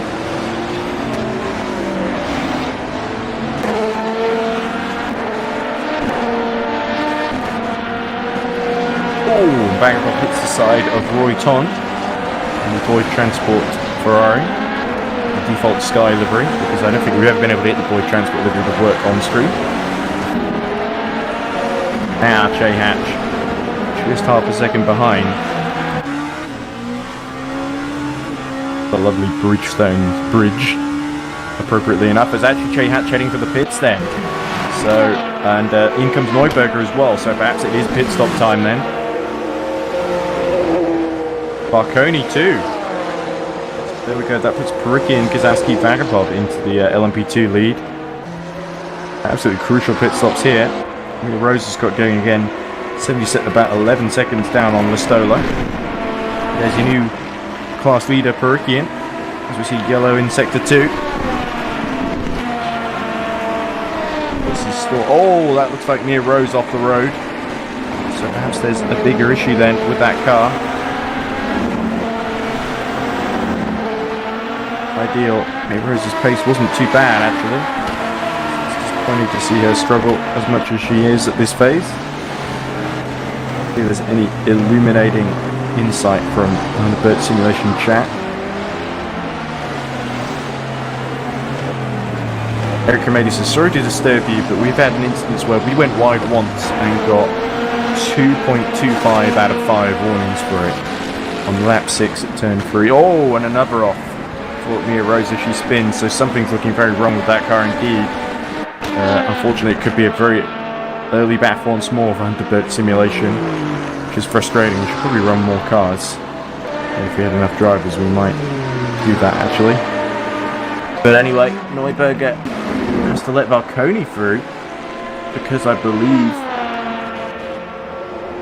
Barikian pitting then, along with Bintz. So this is crucial. Bintz trying to undercut Zoltan Hives. Sorry, I need to put aside my own team for a second here. Focus on everyone else. Bagpop pitting as well, along with Guzowski. Barikian makes it to his box as well. Like Hartley is closing on Hevesi actually.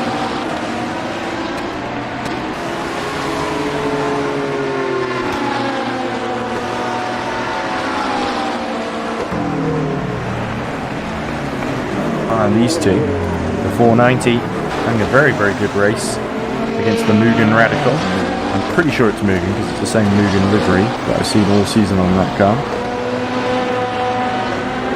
Oh, and side by side they go. I'm trying to get my full screen thing to bloody work.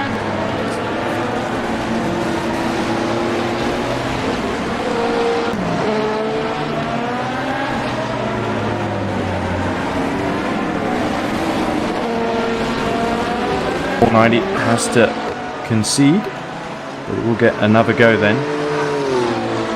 The order is has Hives pits now, and so does Lustola, but Louis Hartley has got to run up the inside of Gabo Hevesi, and they have to let the LP2 through the outside of him. Hevesi once again rubbing wheels. As they go into turn 1, can Louis Hartley pull this one off? Oh, not quite. And the Radical will once again get better traction on exit than the McLaren. The McLaren had good speed up in the straight line. As Hevesi covers him off. He's across his Hives, Valconi and Kiss. No changes there. As Mia Rose laps them all. All being serviced. We should come out a couple of seconds at least ahead of Jansen Bintz if all goes well.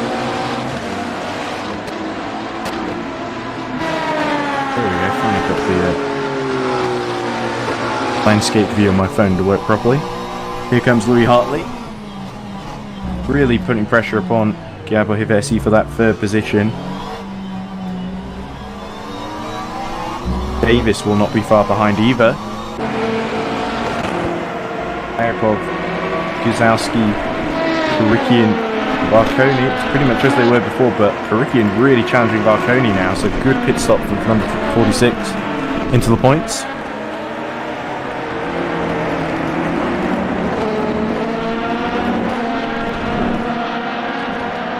At this phase, I'm kind of consigning myself to doing the entire commentary on my own. Because I don't think anyone wants to do this, apart from me, today. Look at this, Louis Hartley having another go at Hevesi then down the main straight. And will Hevesi once again shut the doors? We see yellow in the third sector. They're alongside, Louis Hartley's much closer this time. Can the Radical breeze around the outside once more? It's as late as they can, but Louis Hartley will accelerate first. Try to control the line, and Hevesi will have to tuck in behind, but will he come up the inside for Coca-Cola? Here we go. Ooh, and just missing out there. So that's Hevesi denied then, and back down to 4th for the 55. So the Radical, it's not quite going to plan so far. Meanwhile, Parikian in the slipstream of Valconi, but with Guzowski for company as well. Great fight for the lead here between basically 6 cars, essentially. different strategies. Although Neuberger and Hatch have dropped behind a bit. It was Gazowski, so you can get a good view of the two ahead, squabbling.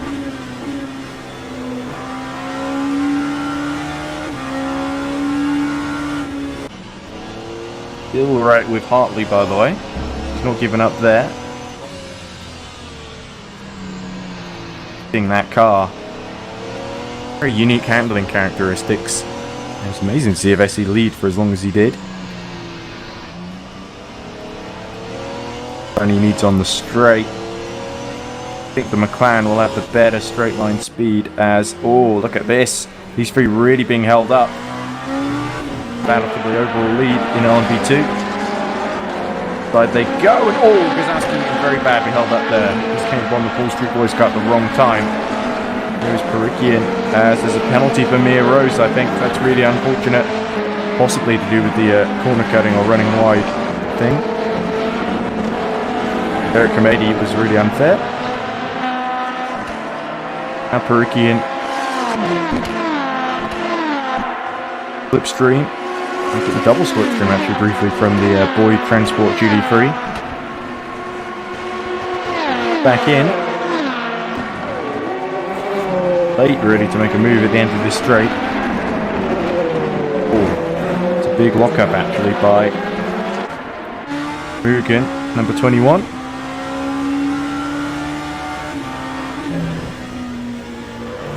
Coca-Cola they go. And Perikian not really able to nip in front just yet. Vince only about 2 seconds behind Zoltan Hives after their pit stop. Rose comes in to serve that penalty. The Stoller is already a lap down, so despite all their troubles, the 482 might be set for a podium if they can just keep going. The inside comes Oliver Perikian for the lead. And can he overcome Zoltan Marconi? Makes Marconi go as long way around as he can. That's a really clean and well done move by Oliver Perikian. Through into the lead, goes to number 46 into the points cut. And now Gazowski fancies a go at Barconi as well. Their eyes peeled then. This is the battle to really pay attention to at the moment. Gazowski will attempt to set himself up here.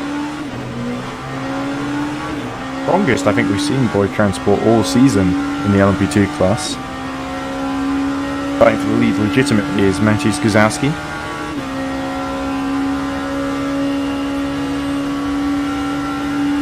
Keep the 21 down, we could see a big championship fight between first and second, the 33 and the 21, before too long. Smackpop is not too far behind.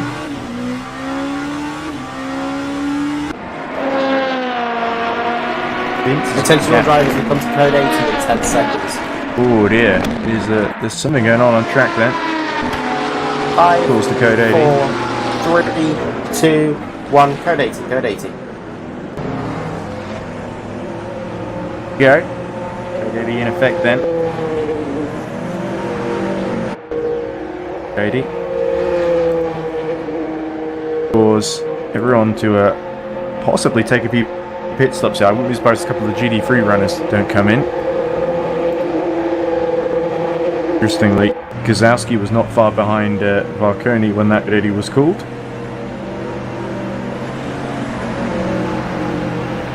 So like only about 10 seconds behind me Rose now. The penalty.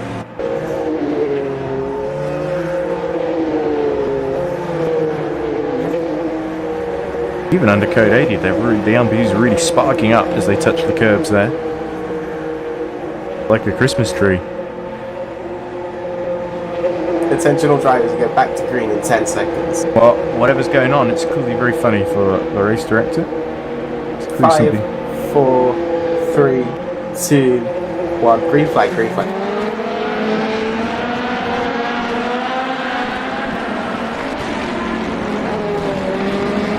Here we go.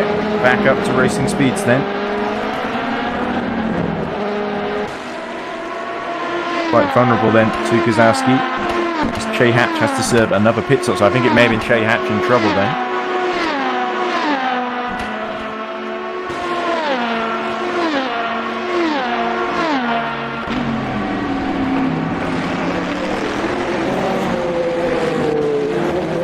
Coney holds on to second for the time being as Barikian takes an interesting line there.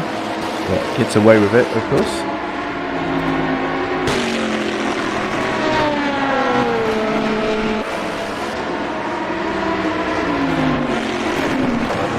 Ivesi, meanwhile, still right behind Louis Hartley. Bay hatch being serviced.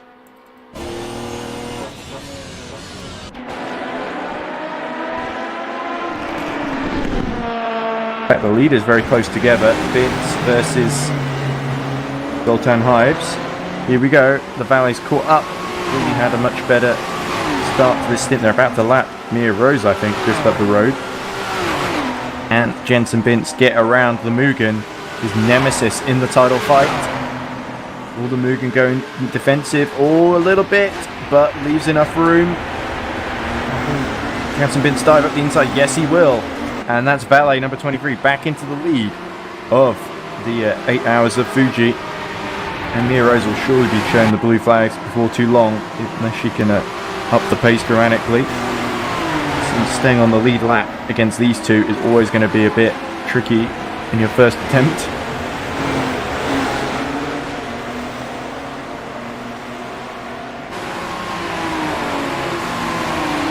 Ives does not really have much of a response. Bessie continues to put pressure upon Hartley for that third position. He wants it back. It's a radical It's a little wheel on the grass, but this back gets it back under control and has to let Oliver Barikian LMP2 class lead the lap to both of them. Hartley has to go a little wide, and Bessie seeks to take advantage.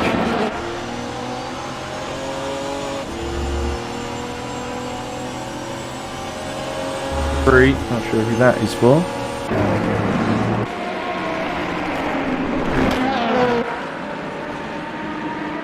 Neuberger just in front of him. We really lost that in the pit stop phase there. Bessie back in front of Louis Hartley then. As Listola looks like he's heading for the pits. Here we go, Louis Hartley's not giving up. The front on the LMP2 spins. Ives still right behind Vince for the overall lead.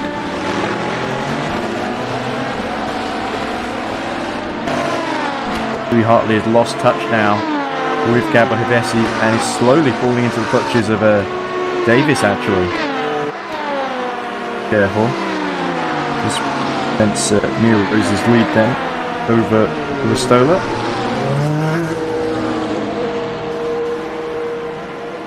Arasaka still struggling to keep Kiss within about a second. It's all pretty close, pretty tense.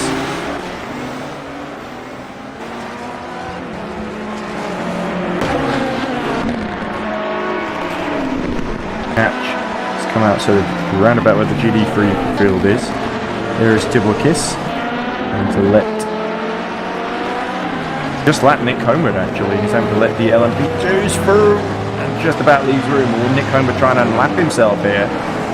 Indeed he will from the class leader. Desperately wants to stay on the lead lap. Has probably got fresher tyres having pit more recently. Really playing to the hands of Arasaka here.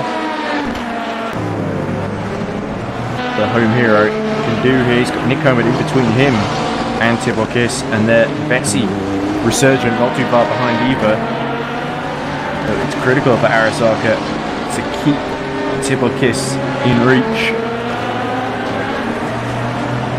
Homewood could either help or very much hinder here. In fact, he gets out of the way quite sensibly too. Try and just get a little bit of slipstream here. Plays this.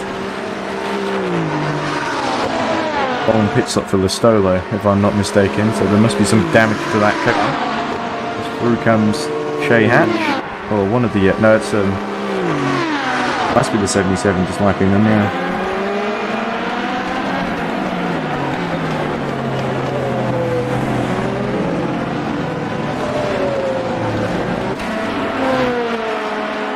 Great exit from Arasaka Riva.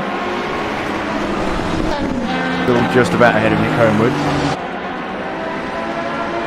Ives now challenges Vince. the race lead. Here we go, back into the slipstream then. Can Mugen get revenge here? Bit close between the two. Great view. Quite able to get alongside, unfortunately. Really in a class of their own.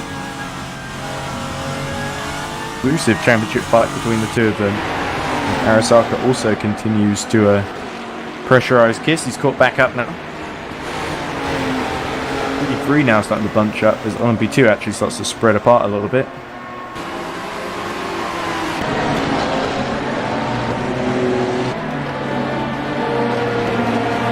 Just looking ever so slightly vulnerable. Team Imperium Aston Martin is going to have to become as wide as possible as Rose comes in for another pit stop. Now 3 laps down, so I guess Hunter Birch, as long as they stay out of trouble, should be able to keep the car repaired and keep it in 3rd position, which would be amazing, at least from my point of view. Finishing 3rd in a 4-car race, he might not be that impressive, but just finishing an 8-hour race I think is a big achievement. A long way to go yet. We're only at the end of the first hour. Saka pretty well out of it.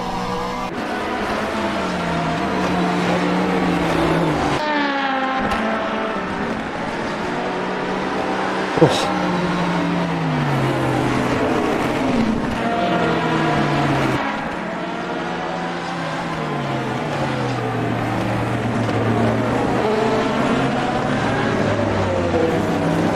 Arasaka has the bobbing motorsport car through.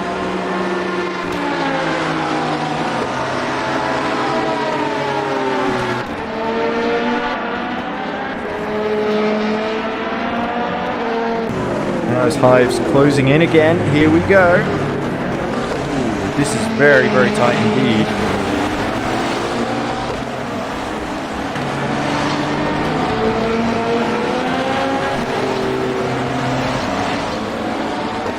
Get around the radical as Vince has to try and get around Nick Homewood. And does Hives fancy a dive up the inside? Oh, not quite. Let's see what kind of exit he is able to muster here.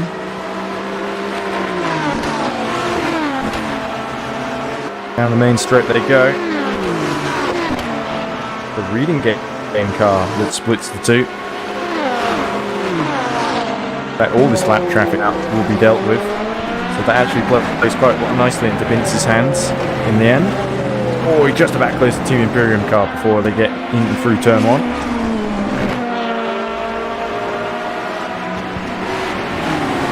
Rose continues to be serviced, so I guess she's repairing all that damage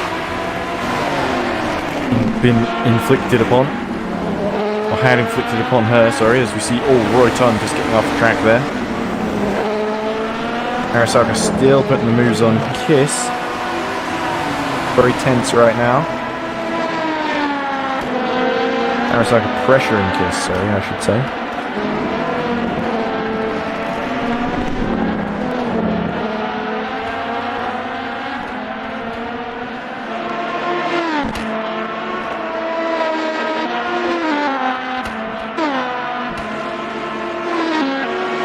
Like Eric Komedi is getting on board the 482, so Miros has had enough.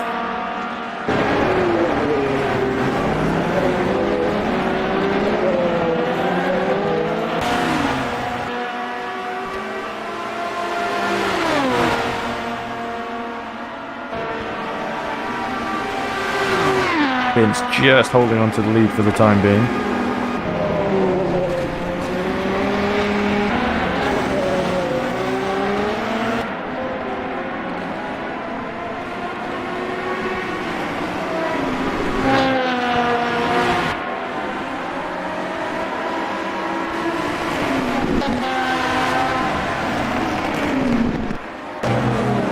Louis Hartley closing on Gabba Hivesi. Oh, trying to go around the outside, and they almost hit Nick Homewood as well.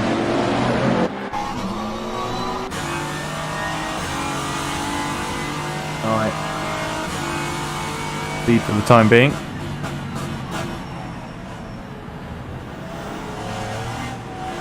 be the closest fight in LMP2.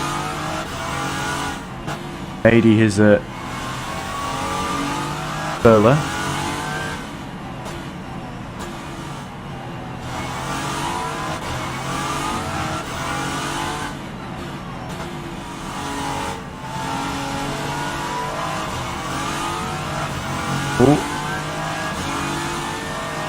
Hartley having a good little fight here.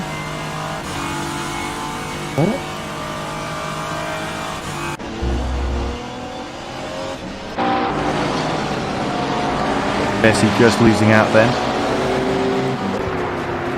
Ives. Oh! Now the boys running into the back of the valet.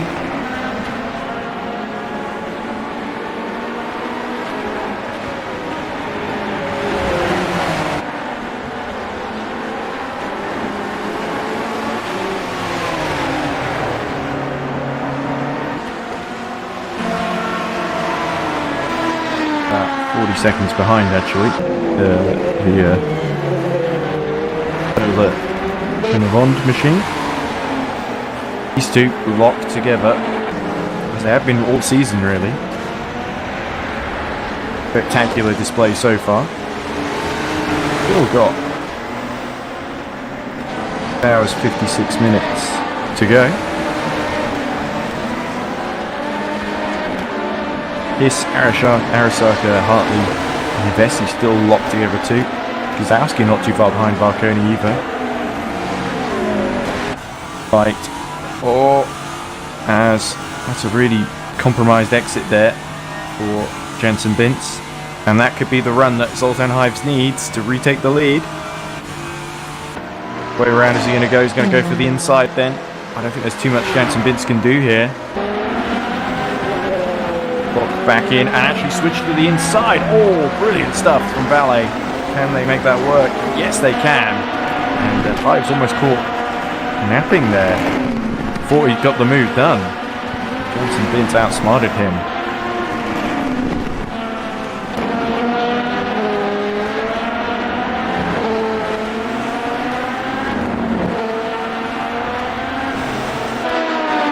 Bowski still holding on to that podium. Very impressive to hold off Vagabond for as long as he has.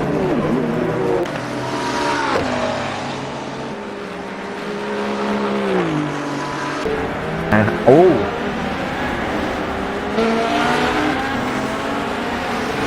continued to pull away from Hive. Sorry, I got excited over that.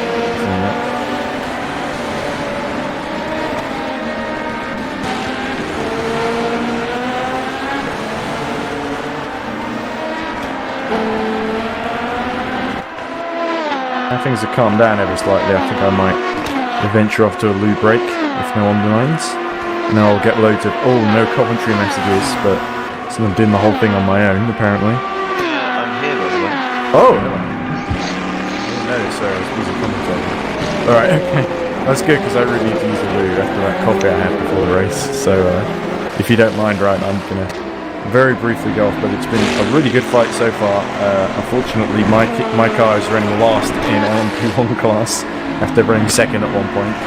But it's all been very action-packed. LMP2 is still really, really close, as is the 4 leaders in GD3 as well. So I think it's going to be very, very exciting before the end. And we've still got just under 7 hours left remaining. So lots of excitement still to come. I will leave you just for the next 5 minutes or so in the hands of Ryan Ferris, and I'll be right back to join him as that's Che Hatch has been lapped there. I don't know why my voice got excited there.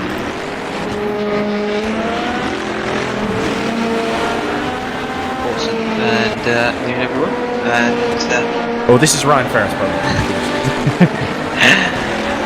and yeah, here at Fuji, a very technical circuit, and wow, it's very wide but very narrow at the same time, and as we can see, it's very tough for the LMP cars getting through the back markers. As we can see, the beautiful orange Bentley, I didn't quite catch who that was, coming through, but definitely can see it very well coming down the straight. As we look at Chris Davis in 5th position in the GT3,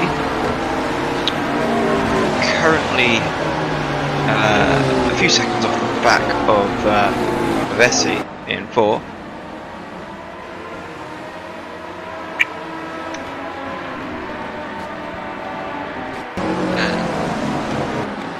and we look to our GT3 leader, Tibor Kiss, who is just about a second ahead of Arasaka, as you can see just behind the McLaren.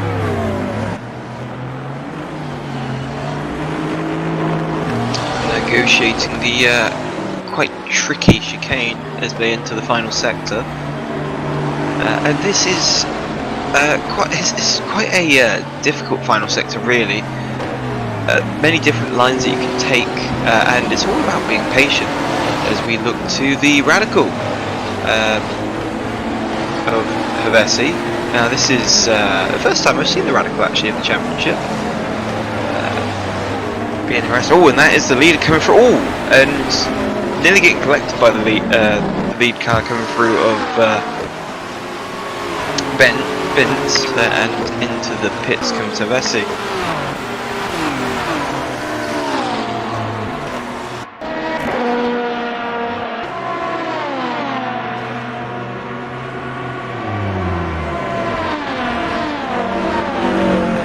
Is also Chris Davies coming into the pits just behind Havasi.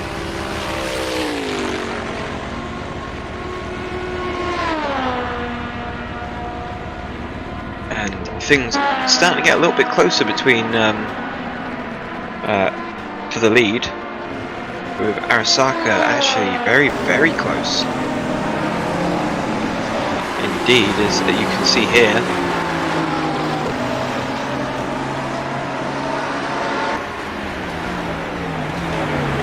So Arasaka just off the back of Tibor Kiss, and is really closed in on this this lap. The gap was about a second a lap ago, and it's now down to 4/10.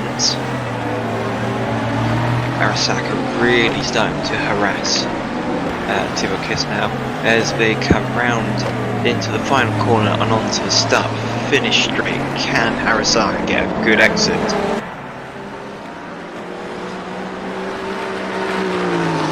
And actually they're both coming into the pits by the looks of things. So they're both coming into the pits, and this will be a matter of who's actually done better on fuel saving, so they will have a shorter pit stop. It is now a race for the lead in the pits. Oh, hello. Looks like I come back at a good time. Yes, indeed, and we've now got a race on pit lane for first place in GT3. I believe Christensen might be staying out another lap in that Bentley number 4, the big red car. Yes. So he will take the overall lead, but the de facto lead, Christensen will probably pit quite soon, because I don't think his fuel mileage in the Bentley is that much better than the other GT3 cars. Rita Benza Kiss can stay ahead of Arasaka. Arasaka was the pole sitter, and then got jumped by the Radical of Vivesi. It seems to have hit trouble after it stopped. There we go, that looks like the Paul Street Boys GT3 leaving. That's Roy Ton actually, who's not pit yet either in the 93 Ferrari. Long way down on Christensen at this phase though.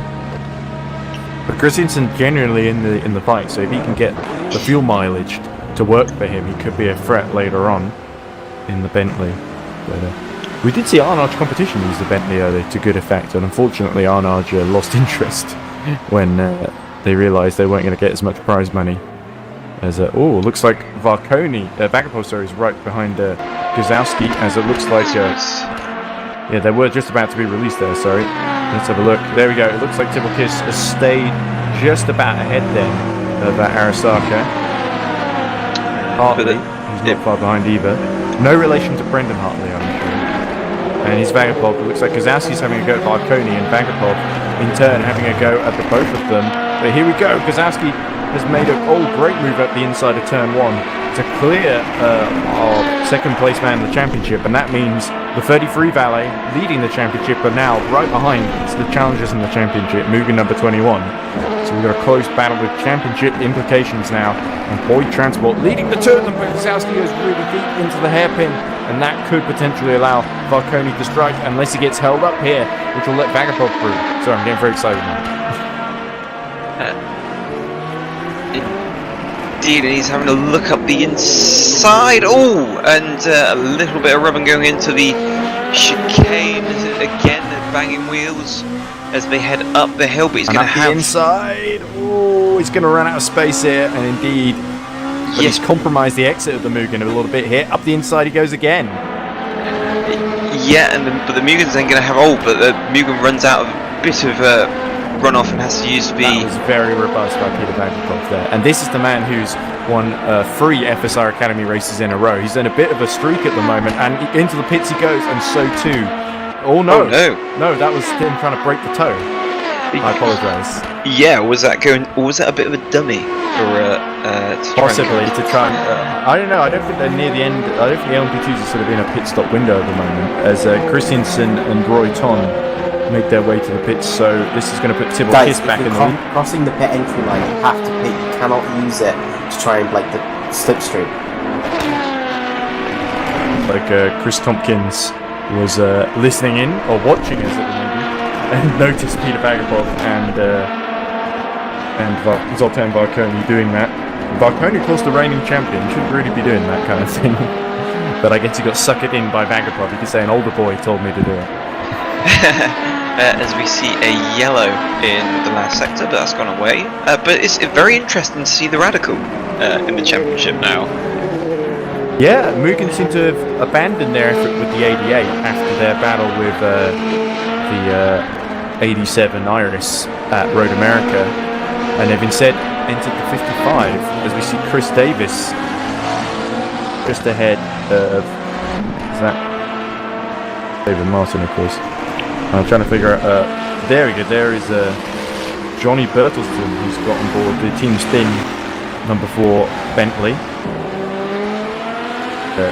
So it looks like he's fallen away behind due to his later stop. I think that might just be the undercut for Davis that's gotten him up into the top 5 now. It's important for that 87 in their championship fight, because their teammate Arasaka, by the way, is I believe a local driver to Japan. So it's certainly great to see him doing so well at his home race at the 8 Hours of Fuji. But we got a battle for the lead now. Hive right behind Bintz. So this is very exciting. It's got put back below a second again between the two LMP1s. Yeah, oh, and Bint's going a bit wide. Oh, and that's allowed Hives right on the back of Bintz as they come onto the start-finish straight. Here we go. It's all about maximising that exit now, and Hives very much in the slipstream. So I think Jansen Bintz starting to struggle really at the end of this stint. He's done really well to jump Mugen, but it's been back and forth between the two. Now Hives has got the run. Last time he did this, Jansen Bintz just dummied him and died trapped the inside of him in a very brave move. But here we go, side by side. Oh, how's this going to work out? It looks like Hives is just about going to muscle his way through, but they'll still be side by side as they go towards turn 3, the Coca-Cola corner. And Hives will have to hold it in here, but deep on the brakes, or just deep into the corner goes Jansen Bintz, and he just about holds on through 100R. This is thrilling stuff. Indeed, and he's now got to rethink what's going to happen now as he approached what looks to be one of the Ferraris. Oh yeah, I was about to say that's Roy Tun, but it is. I don't think it is, because Roy Tun's in the sky livery, and that looks like one of the default, not default, the original white and blue one. I can't remember which team but it's one of the back markers, I believe. But here we go. They've got the Marmite car. That's the 444 that won last time out at Road America, yes, of Homewood and Valencia. Not having such a good run here, I believe, because they've been a lap down already. And that LMP2, number 15, Team Imperium, has to get well out of the way of both of them. This is getting busy. Very, very busy. You've got LMP2s, 3 GT3s, plus the leaders coming through all on the same stretch of tarmac. It's there's a bit of traffic. It's like the M25. Indeed. And yeah, that big long straight, at least it's wide at least. Like, you can't say the same for some of the venues we visited this season. Imola, I know, will be very interesting in these free classes to negotiate that circuit, because even the smaller classes of like this open wheelers struggle with that at the best of times. They're going double side by side through the chicanes. But Fuji is such a strange circuit because although it is a very wide circuit, it feels, when driving it, it feels like a narrow circuit because... Especially this infield, the section they're coming up to now with the hairpin and the chicane at the sort of middle of the sector 2 here. This can be really, really tight, but it's also the main overtaking opportunity. Indeed, in this final sector, although... Apart from turn 1. Although there's... still the same suspension, we see Vagapov eyeing up for that second position. Yeah, he really wants to take that off the Boyd Transport of Matthias Gazowski, who actually got on pole position, has done a superb job in this race. Boyd Transport not expected to be one of the front runners, but they've really put together an amazing team this season and really showing their money's worth here. And it was great to see them on the podium in GD3 last time. As we see, is that Hartley? Roy Tong, isn't it? Is that the Sky 10 past? There's Roy Tong just being passed there, and I thought there was a change of position in GD3. Oh, it's Mayer in the Radical who's dropping down, I think. But let's keep our eyes on this battle for the time being, as Hive's actually now right behind as well. Once again, not quite able to overcome, and they're lapping the other LMP1 of the third place man, Pistola, for I believe the 4th time, which shows just how dominant these two have been. Indeed, and well, that was an LMP2 they were going past, wasn't it? But, there we go. There's the Radical, who must be really struggling because now Chris Davis has got through. Yep, and that is it Valencia that's in the Marmite car at the moment? I can have a check. I believe it. Have a check. I'm saying like Ferrari engineer now. It is Homewood. Homewood in the car now. Okay. And here we go. Vagapov is through down the main straight on Matthias Gazowski. Can Gazowski strike back here as Vagapov goes very deep on the brakes? Yeah, there we go. Gazowski really good under braking actually here as I click on the wrong driver. Actually, Listola has actually just jumped both of them for a position in the race, which shows how well the leaders in LMP2 have been doing. Karikian especially about 6 seconds up the road from these two. But yeah, Vagapov holds on. But someone who's still in the midst of the fight is Hives. Really not giving up on Jansen Vince just yet. No, and this is something we've not really been used to seeing. We've been seeing in most races Vince would take the lead and disappear, but he's definitely having to work for it this time in this I think race. because it's so hard to break the toe here, it's keeping them all together for a bit longer down the main straight, really. So, oh, that's an interesting delivery of BMW. They've just lapped Hives. I think the thing is that Mugen know. I'm not saying there isn't any pressure on, but they can sort of afford, because they've got the 30-point gap now, and there's this race and 2 more remaining. They could probably afford to finish second 2 more times to but of course the final will be 24-hour race, so there will be more points on offer for Valet in the finale. So I think it's really the pressure's more on Valet to not screw up here, really, and throw away this title, because they've already had like 2 or 3 retirements this season. Cost them big points, as it looks like Karikian being challenged by, I think, Listola for overall track position. In comes Varconi to the pit lane.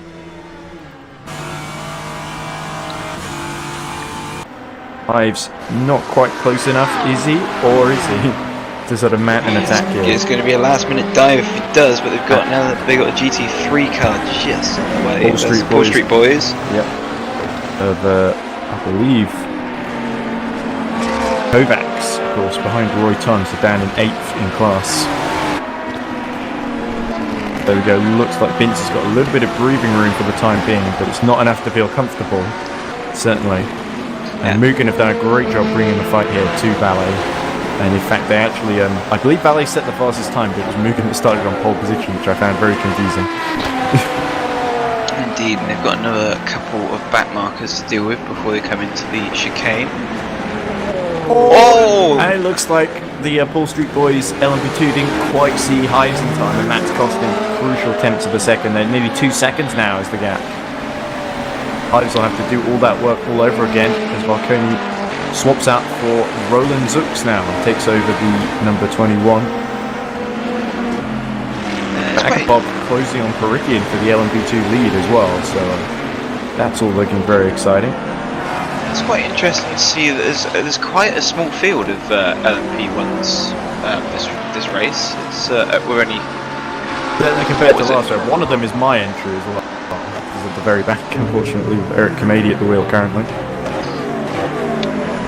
And so what made you decide to swap from the GTs then? Well, the drivers kept complaining that the faster cars were taking the map. So, like, why can't we drive an LMP2 and LMP1? And I was like, oh, sure, why not? So we just changed the number, put a new livery on, got a new driver because Lynn Rance couldn't show up today. In the form of Ernest Lappin, so I believe he's going to show up for like the last 3 hours or so, maybe. But certainly Mia Rose did a very good first stint and was a bit unlucky to lose a couple of laps. And now Eric Kamadi hanging on in there, trying to keep a lap on Listola, I think. Oh, Gazas getting very badly held up in his, as he watches Vagabond disappear up the road. Double kiss. Leading, that's the gap there. You can see Arasaka just at the middle of the straight while he's at turn 1. So, or to be more precise, that is, as we see here, 5 seconds. So that's probably a more helpful metric than just, oh, he's over there while he's over there. Because that's a very variable metric. Have I fallen asleep or something, or is Hives pitted? Oh, he must have, yes, because he's now 44 seconds behind. 41 seconds behind. Yeah, let's have a look on the lap chart, see what's happening. Yeah, you've probably got race view at your disposal, which I can't because I'm desperately trying to reduce lag on my machine. So I've had a bit of a nightmare with having to render Formula E Zone videos this weekend. Interestingly, it's still showing that on his current stint he's done 33 laps on the tyres, so has he made a mistake somewhere? Oh, maybe it was a mistake then, but that's a shame because he was right behind Vince and I got distracted by all the 2 other classes and the action going on there. Vagapov has got the gap almost below Tuesday. He's coming in now though. Yeah. So clearly there was a mistake and it's shown that the tyres are starting to wear, so the 22 needs to recover some ground then, and this is probably a good way of doing it. Indeed. In fact, it looked like, well, it seems that they've gone a lap further on these tyres than what Vince has managed, so I would expect Vince to be in the next lap or 2 as well. Now Vagapov had a really tricky start to the race where he got spun around at the first corner, but I believe he might have got spun around again. I definitely saw a big yellow card and spun about an hour 45 minutes ago. So he's been doing a great job to recover ever since, and now could potentially steal the lead from Perikian. Perikian, there we go, we see him just exiting turn 1 now. Vagapov arrives. Definitely there could be a big scrap between these two because their pace is not too dissimilar, although Vagapov the one it's taking the timing screens are light at the moment. We see yellow in the third sector. Certainly it's calmed down ever so slightly. I'll see if I can get the balls up in a moment because I find that more handy at this phase than how far they are behind the leader. It's more how far are they behind each other. I agree with what you're saying. Fuji is a very awkward circuit at times to sort of deal with in terms of it's almost like 2 different circuits. You've got the sort of really long main straight and then this quite fast flowing corners like 100R and then some really technical twisty stuff near the sort of middle sector. And then the final sector is very awkward really because it feels like multiple lines for it, but there's only really one line run through that sector, so it opens up into thinking that you can make an overtake and then that door that was open very quickly shuts. It seems it's very interesting, but it's all about basically rhythm in the final sector and just getting a better exit out the final corner so you can make that overtake into the first corner. Indeed. There we go, trying to gap to next, that's what I want. I apologise if I've caused any issues. Is that Perikian in trouble I'm seeing on screen? No, he is. He's still okay. It's Neuberger pitting. I saw that and I panicked. I apologise for that. I think the graphics had a little bit of a hiccup as well, but Yeah, I think I pressed the wrong thing again. See if I can. Problem trying to press one tiny button. It takes ages and ages and ages anything to happen, and I can't really see too well. Commentating and controlling the bloody overlay as well. It's lagging like 30 seconds after I press things. Easier just it's quicker just to disconnect and come back in play. Which is probably why you guys are seeing a bit of interruption or hearing a sound constantly. That's my fault. I apologise for that. But anyway, nothing too exciting coming. Actually, Peter Backhoff now pits from second, so this is him trying to undercut Oliver Perkin.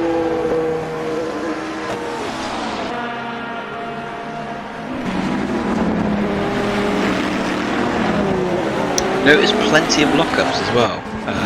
Oh! And there's Kamadi having a little trouble, so kind of the simulations day gets worse. Is there a wheel missing on that car? I wouldn't be surprised if there might be. It seems to be struggling. Eric said that could be a code 80 if he's lost a wheel. Potentially.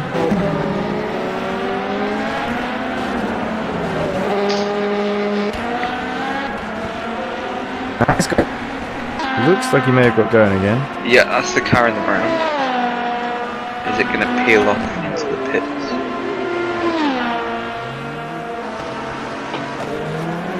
Fine. There he no, is. still Eric's going. got going again. But Joe Blahaven's got on board the 139 as well. In 7th position. There he is. Coming in for a pit stop. Alright, I seem to be unable to access the overlay now. That's very bad.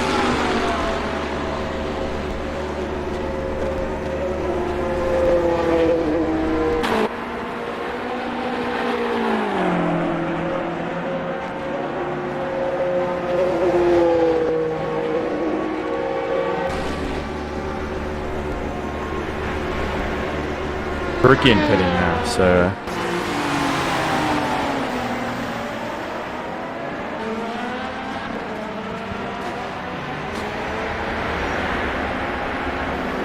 I have to say, I do like I do like the livery on the Hunter merch. Oh, nice! I've got the Scouts logo on it as well.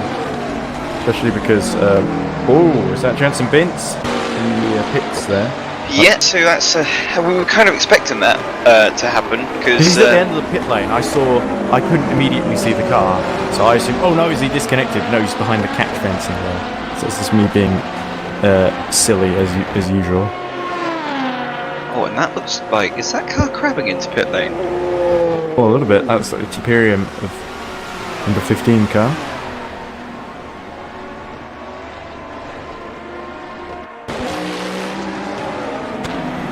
So, how much time can Hives get back, being as he was a lap down after having the two order are a bit mixed up now as well with pit stops.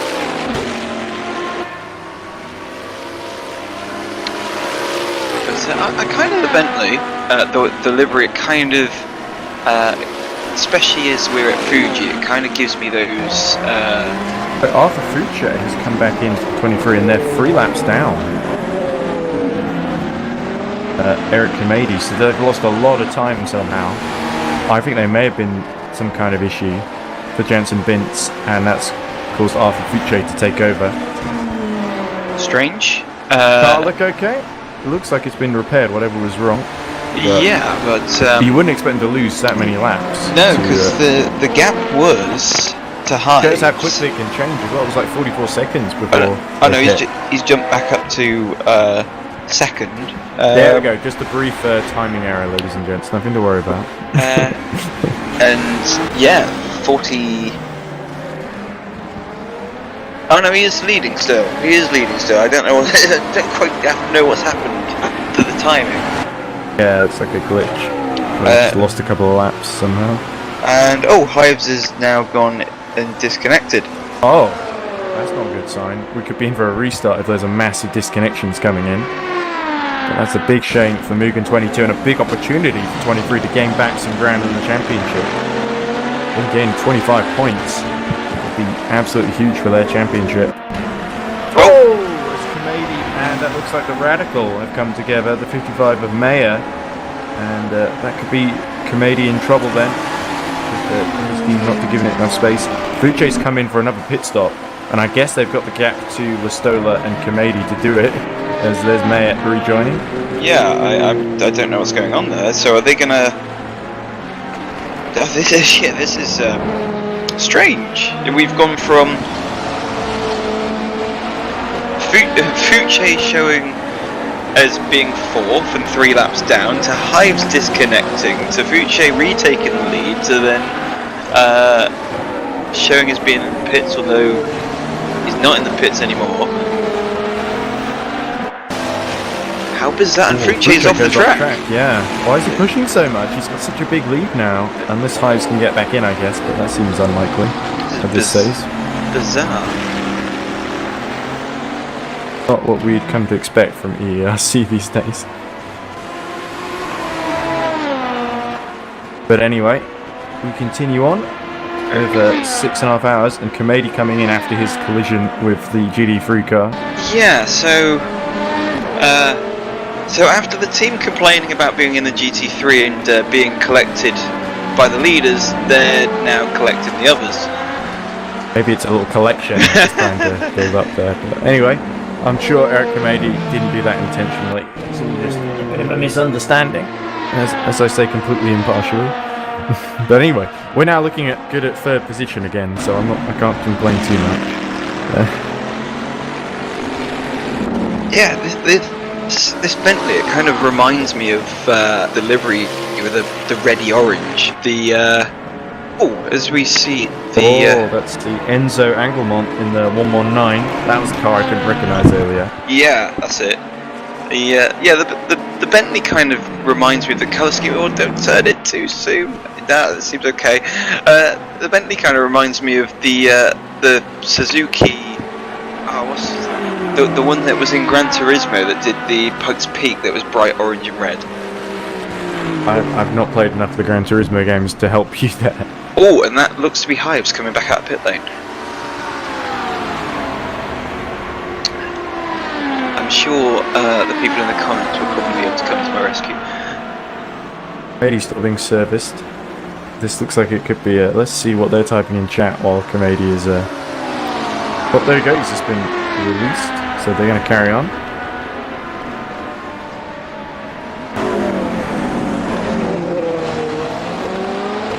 100 seconds worth of damage, they're saying at one point.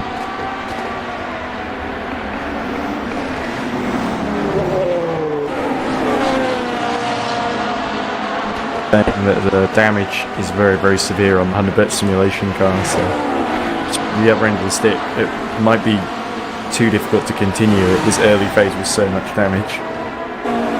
But anyway, Kamedi doing his level best to hang on in there. Looks like Hives has gained back some of his laps because he's only 2 laps down. He's right with Listola apparently. Yeah, there you go, about 10 seconds behind. I imagine that will close quite quickly.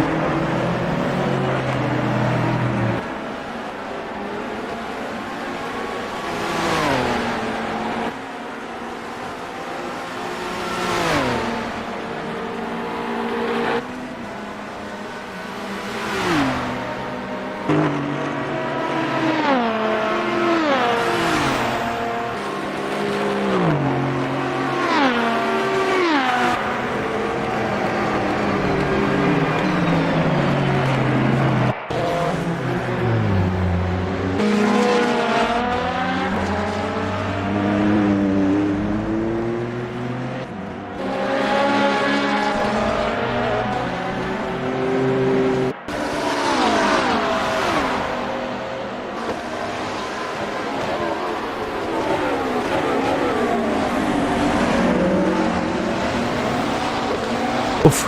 Well, Vagabond continues to close on Perikian, I can tell you that much. Sorry, I was trying to type messages in there so I didn't say anything. Looks like Neuberger retaking the lead through strategy, I'm assuming.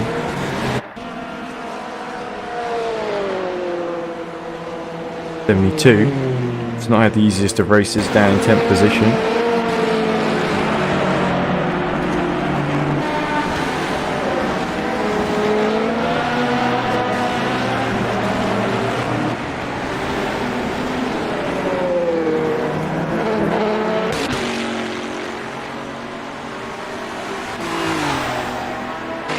Hive's about a lap down now on Westover, so it will take a while for him to catch back up to that.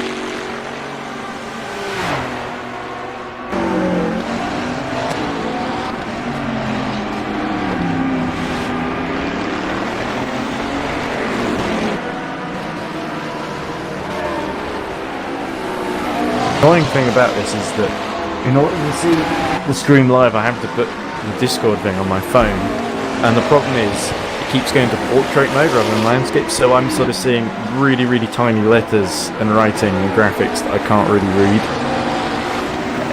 Yeah, I've got very, although mine is on the computer, it's a little bit hazy, and got to squint a little to see. Well, I've turned the resolution down to stop it from lagging so much when I'm controlling the cameras, so I can actually see what I'm doing. So it's a kind of compromise. 1.2 seconds the gap between Fabian Ballet now at the wheel of the 33, chasing down. But Kamadi's given up at this point, so 4.82 might be in for an early bath then, which would be a shame. 3 races in a row. So Hunter Birch had to retire, but that is endurance racing. You got to learn the hard way. Rough out there. Yeah, punches. It is a shame because obviously there's only 4 cars in the LMP one field. It's a bit of a shame, but because the damage was too great, it would have been impossible to handle. It's a shame Ernest Lappin was a bit ago. He's just finished serving a ban. He was banned from the league for some reason that I forget.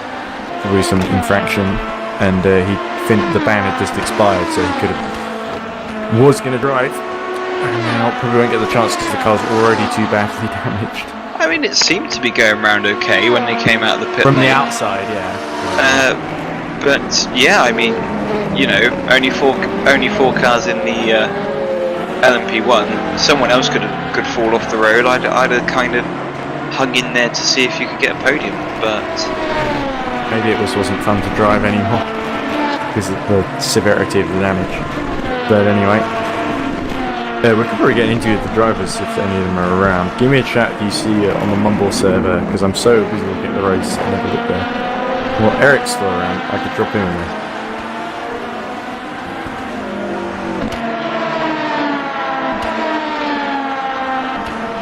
I meant to send it, I wrong clicked in there. I meant to right click until I left it to try and send a message.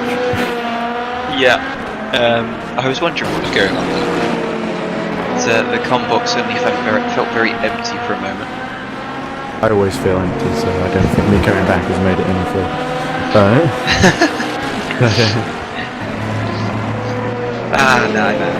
Everyone knows the EERC commentary box is always filled by your presence, Ed. Always. Just always, yeah, there's just no getting rid of me. Right, okay. So, 6 hours, 19 minutes to go. Got excited there, they were nearly over. Ballet now, just getting the gap to under a second. Freaking who's been in since the start, Ballet who's just got in, so Ballet looking very, very menacing at this phase. And I would not be surprised if he starts to mount an assault fairly soon.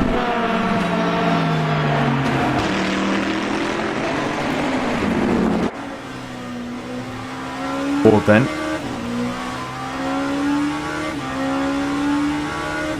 Tola comes into the pits. That's going to help Hives catch up a little bit. Or get back onto the same lap as him, rather. Game. Or tries to get out of the way of the class leader, and we'll now have to get out of the way. Well, not the class leader, the second in class, because we've still got Neuberger about 26 seconds up the road. Strategy having pitted on a later lap than everyone else. Bentley almost coming to making contact there. Bob continues to close inexorably.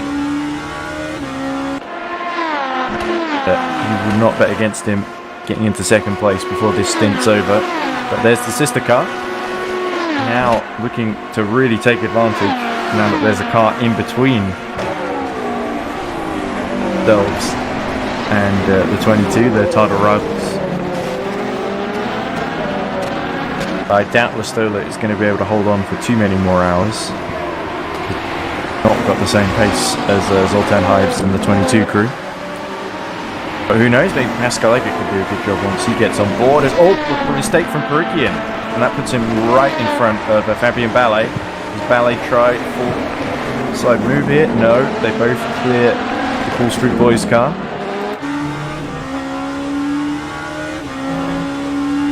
Crucial mistake there has now really put the impetus onto Ballet, hasn't it? Indeed. That hand on the wheel, that's how tight that hairpin is. It's hard to cross your arms. Yeah, and it's just the final sector, that hairpin. It's just so awkward, as I've already said. And yeah, just the fact that you're seeing the driver having to take one hand off the steering wheel of how severe it is. I realised, but Arasaka seemed to hit major trouble. As now we see Ballet getting well in the slipstream. Make a move. He cuts to the outside. Perikian be able to brake late on the inside and defend here, or will Ballet sweep around the outside? He's almost got the overlap, but a late braking maneuver from the Into the Points car. Stays ahead. Brilliant stuff from Perikian, just letting the brake off, and luckily... just clearing Roy Tunn's Roy Transport car there. Yeah, luckily the Ferrari was in the way, but it definitely seems like Bally's going to have another go at the inside. Thomas spun in the background as well, but through goes Ballet, and that's not going to help Tom because Kovacs is going to catch now. But the 86 is... Ballet's not done yet, because Perikian's still there on the outside. How late can he brake in the IPR car? Yeah, and Perikian really mounting that first curve into the entrance of the chicane, and he's got a good look up into the inside again. He's got the inside. This is fantastic. But that's going to be the outside for the next corner. Well, Perikian's going to have to stick his foot in around the outside here, but Ballet's got the shoulder line, and now maybe Perikian will be able to take advantage into the final corner. He's got to control the corner. This is not what Fabien Ballet had in mind. But Ballet's going to have the better exit. Yeah, here we go. And wow, I mean, Perikian, he's crossed the line, so that means in theory he should have been going into the pit lane, but he's missed that memo. I think they're too busy being caught up fighting there. I don't think there was anything too foul. There wasn't too much of a misdirection there. But here we go now. Oh! And that's Perikian's drifting into a move there. We've seen that a couple of times actually, and yeah, there we go. Not much that Fabien Ballet could do to really fight against that. I don't know how he managed that. I was expecting to see Perikian exiting stage left, but no, somehow... and there's one of the Ferraris going off, but luckily they avoid it. Ballet getting a bit of a lock-up, but still glued together. And there's the Radical. He's also escaped from some kind of incident there. A little bit far over the curve for Ballet. See that Ballet's sort of trying to pick his moment, and Perikian's a lot stronger than I think he was expecting. Been able to breeze past and pull away. So really going to have to fight this one concertedly for several laps, which is exactly what we want to see. I feel like Perikian's on slightly older tyres as well, which might be why Ballet has a bit of an advantage here. Ballet's going to have the slipstream, but did he get? Has he managed to get a better exit out into the start-finish straight? and it's been interesting to see how good the slipstream has been and how powerful it has been. But it just seems he's lost actually a bit coming out of that corner.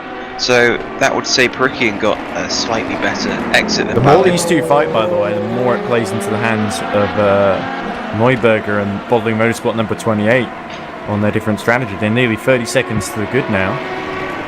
Yes, that's majority of a pit stop now, almost at 30 seconds. So it's looking pretty interesting there. Also, a fairly close battle between Kovacs and Tom. I think Kovacs and Tom may have actually come together previously. I thought we saw the LMP2 field coming upon them. Might fancy another run at Royton on the Boyd Transport machine. So Paul Street Boys versus Boyd Transport. Battle, of course, is definitely Vagapov and Perikian. Perikian's very strong at that sort of technical section, but through the faster corners I feel like Ballet has sort of got him covered. Really difficult for either of them to pull away from one another at this stage.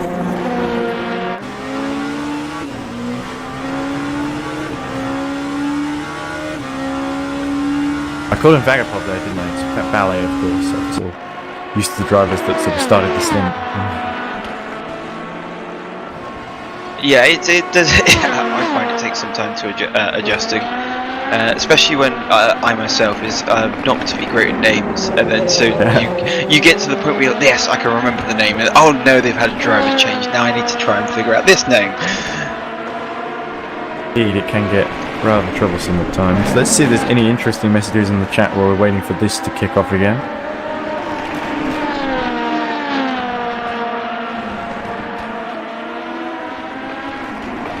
Drivers. Here we go. There's a bit. So apparently the Mugen LMP1 crashed on the main straight. Wheel went full lock left and spat him into the wall at 310 kilometers per hour. Amazing that the car still worked. Apparently Hives' steam or stream broke as well. The 86 disconnected, which is why it lost time, but it seems to be back in the race now. So Arasaka, not done yet, could potentially, but it is behind Nick Homan now, crucially. Not so crucially as it happens. So that sounded like, was that a wheel disconnect from Hives that then became a full-on disconnect, or was it just one big disconnect? Hard to tell, really. I think there might be multiple things that happened there. Although it was a Mugen that crashed, that might have been the Radical they were talking about. Yeah. And as we see, it looked like one of the Fringavon cars off into the runoff at turn 1, briefly. But Bally is now right on the back of Perikian. Here we go then. And they've got some back markers ahead to deal with.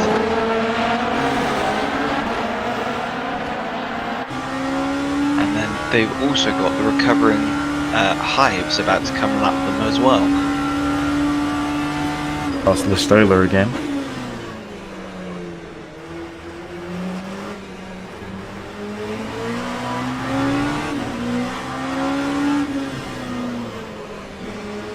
So He's got a real shot here with all these lapped cars. Is that? Yeah, there's another Finnavond LMP2 they're about to lap, I think. Well, it's definitely a GD it's car. the Fringavon followed by the Marmite car. Also Finnavond, and it really holds up Fabian Ballet there. So certainly Nick Herman could not have been in a worse position for him. And that's almost Perikian flashing the lights in appreciation. Yeah, but then Hives comes through, and to be honest, I was half expecting to see Hives to force his way through, because he was on the back of them coming into the chicane as in the final. Yeah, he's only about 18 seconds actually behind. He was a lap behind Listola, and he's only about 18 seconds, so that's how much he's caught in a very, very short amount of time. There's Kovacs still fighting with Roy Ton, and then not far behind, Jeffrey Becker is fighting with the Bentley of That must be Bertelsen. Very cool looking livery on that car. Yeah, the 771. That was all BMW, I think we spotted earlier. Yeah. So here we go, BMW versus Bentley. Right together from the battle for 7th. And the Bentley goes very wide. And Jeffrey Backer is through. Back in front, it would seem. A little mistake there by the Bentley, that was all it took. While Vagapop continues to Ballet. Because I had to click on Vagapop's name to get to Ballet. So here we go. Coming into the final last corner. Who gets the better exit then? Who's doing better on their tyres? Definitely seems Ballet has got the advantage at the present moment. It seems Vagapop manages to get that car Ballet. to We keep thinking of Vagapop, don't we? We've got to give Fabian Ballet Vagapop. Yeah, Ballet. Ballet in the Ballet. It's pretty easy to remember. Yeah. But it looks like he's got a good slipstream into turn 1, but not quite close enough. It seems like Pirkan can get that car out of turn 1 a bit better than Ballet. It seemed he pulled like a car length or two. It seems Neuberger has lost about 10 seconds somewhere, because now the gap's just under 23 seconds. Yeah. So certainly these two, far from holding each other up, are actually slightly closed in. So Neuberger's different strategy, it's sort of in the balance really, whether it's going to work out or not at this phase, as they both lapped the big red Bentley. Yeah, but to lose nearly to, well, it was the gap was out to some 28-29 seconds. It's come down. So has there been a mistake somewhere from Neuberger, or has he just fell quite Perhaps badly? he's been having to run long on the tyres. Oh, look at this! This could be the opportunity for Fabian Ballet, as the 771 really holds him up. That's Backer. He has to back off. And let them through. I can't resist making it. There was Jeffrey and Joffrey earlier. I was desperately trying not to mix up the two of them. But I think Joffrey Leroy retired, just came to a dead stop really early in the race. As Kovacs is actually right behind Roy Ton now. Approach the first corner in the battle for 5th position in class. And Roy Ton all goes very deep. That's a little opening for Kovacs. Kovacs not able to move his Paul Street boys ahead of the Boyd transport machine. He had to let Hives through as he pursues Listola. And obviously we saw the Ferrari having a bit of a spin earlier, so he would have overheated his tyres. We would have lost time there, would have overheated the tyres, and he would have had quite a slow lap to try and get those tyres Roy, back to his credit, has got it back under control. Yeah. And keep in mind, this is the same car, I think, the 93. It was either 93 or 206 that scored that second place in class at Road America last time out, which was very emotional because it came after a few days, about a week after the passing of Roy's father, which meant he couldn't be in the lineup, but he did join us on screen after the race and was very emotional. So that was a really lovely, obviously, more important things than racing sometimes, but it was a really nice thing to cheer up the team, because you could tell how much that had affected them as a whole. And Roy's really the heart of that team in many ways. So it's really great to see the team still going strong, especially with the LMP. Is number 40 still in the top 5? It is. Lima at the wheel at the moment. So we haven't seen too much of them lately, but they're still on the lead lap. Yeah, and Bally seems definitely closer this time. And he's got a good slipstream coming down the start-finish straight, and he's gonna pop out to the outside here, because Briggham once again defending, and the sparks flying once more.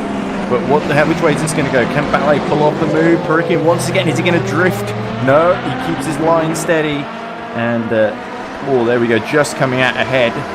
But Fabian Ballet will not fancy a dive up the inside of Coca-Cola, but they're coming up on Roy Ton, who looks like Kovacs has got through, has he? Yes, he has. And now, Briggham gets held up, and through round the outside goes Fabian Ballet. Can he pull it off though? No, he's not got the shorter line that he needed, and he needs to make sure he maximises the exit here, and it's as they were. But that was a very tense moment there. Yeah, and Briggham, absolute demon on the brakes into turn 1. I don't know how he manages to get the car stopped, but he does. Set up very well, isn't it? Indeed, as he runs a little bit wide through the first part of the chicane, that allows Bally to close in a little bit more, and if he can keep this gap into the final corner and out of the final corner, this is going to put him in good stead into turn 1. Indeed, we could see another attempt here. This is really the highlight of the race at the moment. This sort of LMP2 battle for what is currently second, but could well turn into the battle for the lead, really, depending on how things work out for Neuberger. Yeah, because they've closed down. It's now down to 19 seconds as the And gap without to beat. listening to be too harsh on Neuberger, they have had some fabulous performances, but the 28 Bottling Motorsport team has a tendency to bottle it at certain points in the season. But they do have a few podiums to their name, so we shouldn't dismiss them too out of hand. Here comes Ballet with another run at the inside, but this time he was a little bit too far back to really pull that one off. Yeah. Well, the thing was, it looked like he set the thing up perfectly coming out the final corner, but he just got a little bit of wheel they spin. once again have to go around the outside of the Ferrari through 100R, which is not a 100 radius corner, of course, 100 degrees radius, which is not ideal, but... But Perikian definitely pushing. You saw him have a little bit of a lock-up trying to keep Valley behind into turn 1. Yeah, absolutely. So, and the problem is the longer Ballet stays stuck behind, the less likely it is to get through because the tyres are constantly wearing down, and that's sort of the small advantage we had earlier on is sort of diminishing as the stint goes on. Well, but they're absolutely dragging back Neuberger. They've almost taken 2 seconds out of him so far this lap. We'll really look at how Neuberger is getting on just briefly as we go. Actually, that's him starting another lap in the 28 car. About to lap the Paul Street Boys LMP2. Through the first corner he goes, mostly near the apex, a little bit not too wide on exit. Looks like he's got it under control. Meanwhile, Vagapov to lap the Radical. Third, chirping quite loudly outside the window, but it's probably not picked up on the microphone. Another decent exit from Ballet, but it's almost like Perikian can control him on the brakes. Really, he can put him exactly where he wants him, that he knows he can defend from because he's got very comfortable. Oh, Perikian crashes off, and that's it then. Perikian, as I click on the wrong driver there. There we go, he's lost the rear wing and potentially some quite crabbing steering as well. Yes. Struggles to hold on to that one. It's like being on board a spinning top now, and he just pushed too far, got a wheel on the grass, and found himself in the barriers as he nearly finds himself in again. And that potentially is a podium thrown away for into the points racing. It's a shame. Ever since that win in the Nordschleife, the things have just kept going wrong for them, haven't it? And it felt like things have maybe turned a corner today, but with just the first 2 hours elapsed, it's already gone wrong for them. 6 hours left for Perikian. Intentional drives becomes code 8 in 10 seconds. There we go, that's what they needed. Yeah. And, I can't come back to the overlay to put the code 80 on because I can't access the overlay, as I said earlier. 3, 2, 1, code 80, code 80. Yeah, unfortunately we are stuck with the on-screen view. Without the little code 80 graphic, but I'm sure if I just mention enough times that they were in a code 80, people will get the message. It's not like that too many people are tuning in midstream. Right, let's see what the team chat message is. Mady says, BGS, I retired. And Kamedi says, so when do we start working for Emma? Probably right now, I guess, if had enough. But anyway, it is a shame because I was enjoying that battle, but I guess the pressure really just got to Oliver Perikian. He held on brilliantly for a while, but sooner or later you push a bit too hard to stay ahead. The tyres either cry enough, or you make a mistake like that. And, oh, pardon me. Well, that's the thing. He was trying to carry as much momentum as possible through Coca-Cola, and he allowed the car just to drift wide, and he dipped his 2 wheels off the curb, which really unsettled the car, and that's what spat him out into the barriers. Notice Joshua Birch has started watching on the Discord stream, so I'm hoping that means Intentional drives, you get back to green in 10 seconds. Oh, here we go. So it looks like Perikian's made it in, so we're going to get back to racing before too long. 5, 4, And a couple others have hit as well. 2, 1, green flag, green flag. Kiss is bit from the lead, and Mayer, I think, is quickly going to stop too. But while Kiss is still stationary while the code 80 is ended, so the 490 of Hartley is going to take. Oh, Neuberger's gone off the track. Oh dear, he got caught out there by the restart. So Neuberger could find Ballet not too far behind, but he's about 36 seconds. So Ballet seems to have lost a little bit of time there as well. So it looks like everyone's tripping over each other at this restart.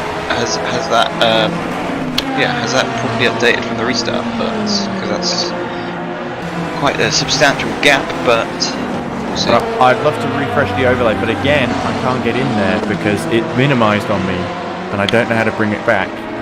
I'm trying, but I keep pressing the Google Chrome thing and nothing happens. So I don't know what to tell you. We'll see once they do the first flying laps. We'll see how the situation is between those two.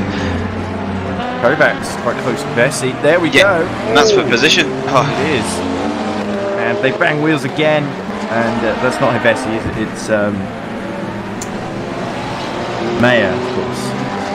I'm calling him Vessi, but it's actually Mayer. But there we go. Kovacs through into 4 positions. This is turning into a good race for Paul Street Boys. Roy Tunn, I think, may fancy a run at them as well. Yeah.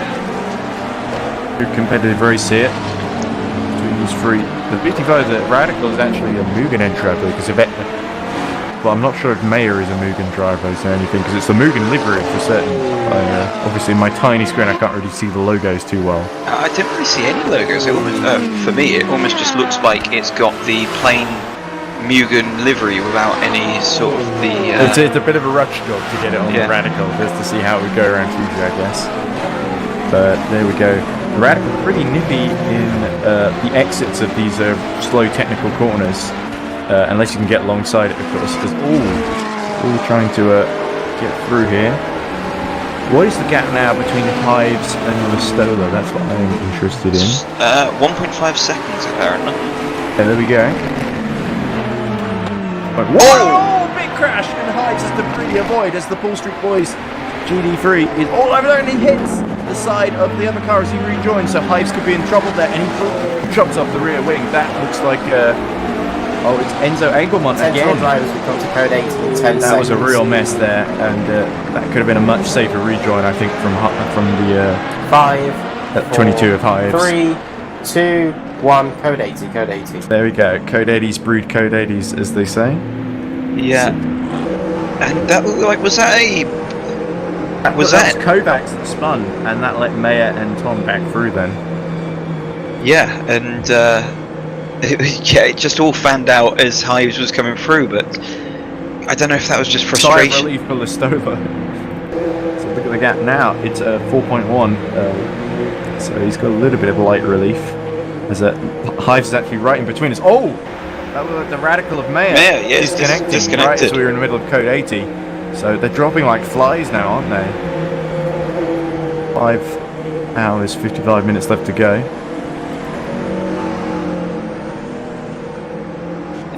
And whilst we were in the previous code 80 and Josh joined, I briefly got to catch a glimpse of his beautiful face as he left his camera on. Of course, 100% simulation driver Alessandro Valente is helping Chris Tompkins in the stewards chat.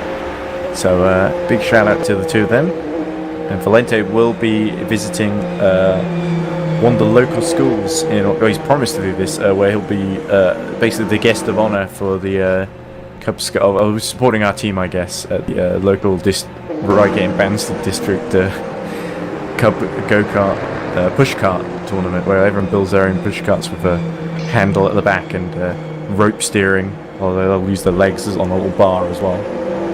There we go, looks like Eaglemont has made it back to the pits then, as so has Hives, Zooks, Ballet.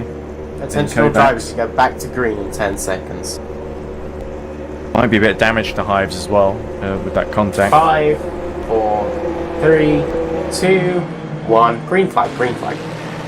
So there we go, the field back underway then. As if I'm trying to get advantage where they can. Bagapov is actually quite close to Varconi the way this has worked out. Well, to Zooks, sorry. Jay Hatch, who was in the lead at the early phase of the race, down in 9th now, really struggling in the 77. As there is Fabiano Lima in the Boyd Transport number 40, has now got up to 3rd with those pit stops. Boyd Transport keeping themselves in the mix. Hoff now gets on board the 22, so I think that was really Zoltan High's fatiguing when he came across and hit that car, but there could be a penalty for the 22. I know the 137 will be hoping they get a penalty for that. Yeah. And I guess that was just out of frustration, really, because, you know, they'd had the disconnect, they're fighting their way back through, and then they found themselves on the tail of second position, and then found themselves in not the best of situations. I guess that was just frustration and getting back on the track and taking out another competitor. Interesting situation in GD3 here. We see Chris Davis in the 87. Oh, the Bentley spins in front of him, and thankfully everyone avoids Johnny Bertelstein. The team spin. We can see why they're named that now, aren't they? I don't know. The irony. But they do it deliberately sometimes. Into the points, team spin.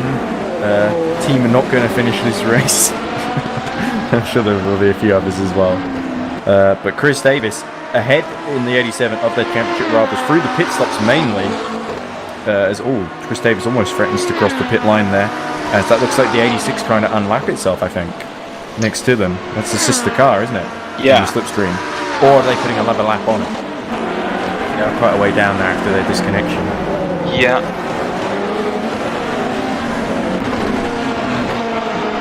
Having pit and got on board the 21. Zux now is going to chase down Lima to get back on the lead lap, interestingly. So Neuberger has actually put himself in a very, very strong position now. He's got big gap to Fabian Ballet. Yeah, I don't know how that all came about, considering at one point it was down to 18 seconds between. It could be because Ballet pit again, I think, under one of the code is. Neuberger might have a big gap on track, but Ballet might have a strategic masterclass in mind here to take victory in both the prototype classes. Not that they'll need too much strategy, being 3 laps ahead of Wistola, and the 137 crew, who with the best will in the world, I don't think can really hold too much of a candle to the paces. Whoa! Looks like a Damien Klein in the Ferrari. Yeah, having a big spin there, but a big 360. So I think they have just got in the car actually, because that was who was that was in the car beforehand. But yeah, I think that's his first outlaps, because they pitted under the code 80 after bringing out the code 80. The 490 of Hartley, of Louis Hartley, has done very, very well in this race, and currently they're actually pitting now, so that'll hand the lead to Davis. But as I say that, but they have been doing really, really well, and I think they might still have the net lead after the others pit around them. I think they'll probably come out somewhere around 3rd or 4th position between. I have to look up which team the 490 is, because I've still not figured it out yet. I'll have a quick look at the entry list now, just to give myself peace of mind, because it's going to bug me for the rest of the day otherwise. Grady says, oh sorry, oh yeah, I also MB, I dipped Mumble, so I think he just ignored me. Or did he pop into the waiting room and I didn't see? Oh, looks like we're joined just now, I think, by our other commentator who's woken up from his lovely, much-needed nap, for sure. Yes, and that would be Joshua Birch. Hello. So you've missed a lot of fun action, but we still got quite a bit to go then. I've been hearing it's good. I've had a quick update as well. I've gone through the stream and take a look at it. It looks like it's been a very, very interesting race so far. And 6 hours to go. Let's see how long we can last, eh? Yeah, the first 2 hours were all the fun, and now we play the waiting game. It's Jansen Vince leading by a long way over Cal Listola in LMP1. Unfortunately, the damage to the LMP1 Hunter Birch simulation car was too much for Eric Kamady, so he has called it a day, really, because it was just becoming undrivable. He was getting into incidents with the GD cars, which when you become the thing you got into the LMP1 car to avoid, the sort of car that takes out the GD3s, you sort of know then that you're in trouble. As unfortunately, the timing tower has invaded the top of the screen. There we go. I think it's gone now. But yeah, sorry, I'm completely messing things up right now. There's Louis Hartley in the 490, and I was just trying to figure out because they had just picked from the lead and come out in second ahead of the championship leaders by 35 seconds. What's there. happening? What's going on there? And off track. Oh, Ton in trouble. That's him being disconnected, I fear. So another car And now leads he's the in the race. barrier. Screen freeze there. That looked like a screen freeze to me. Yeah. They He was just out, he was came gonna back go to- climb and, Mount Fuji. He's DNF'd. Yeah. And Whoa, that's Coney. big spin for Nick Conan. And he spins just on the entrance of the pit lane as well. That's the last corner. So is he going to come in for new tyres after that one? I would not be surprised if so. Oh, another car crosses the pit line entry. I mean, in fairness to that one, obviously he's in a high-speed section going slowly. I think that's quite wise to try and stay out of the way of the fast-moving traffic. Let's have a look. Who is driving the 490s? We see the Paul Street Boys LMP2 pit. 490. Spin number 4, which is we saw Johnny Bertelstein at the wheel spinning earlier, appropriately enough. OSR Endurance Team number 2, that's the 119. That's the top of the wheel. that one, ATR Falcons is the 390, and it's another ATR Falcons, which is the 490. So that would be. I can see their tags on here, but I don't know what their actual names are in this game. So. There's Kevin Isfear, which is Kevin Veaches. Plastic Boy, which is, let's have a look, Louis Hartley, of course. And then Nanj, which is Andre Simpson. So that's the team that's doing really well in second at the moment to the 87, of course, who are fighting with the number 16 for the championship lead. So it's pretty close between those three, all things considered. Some fantastic sparks coming off the front of these LMP1s at the moment as well. Oh yes, there's only 3 of them left in the race, Yes. so enjoy the unicorn while it lasts. Although, speaking of unicorns, that's one of the unicorns of love who compete in Formula Sim racing. Great title showdown set up there.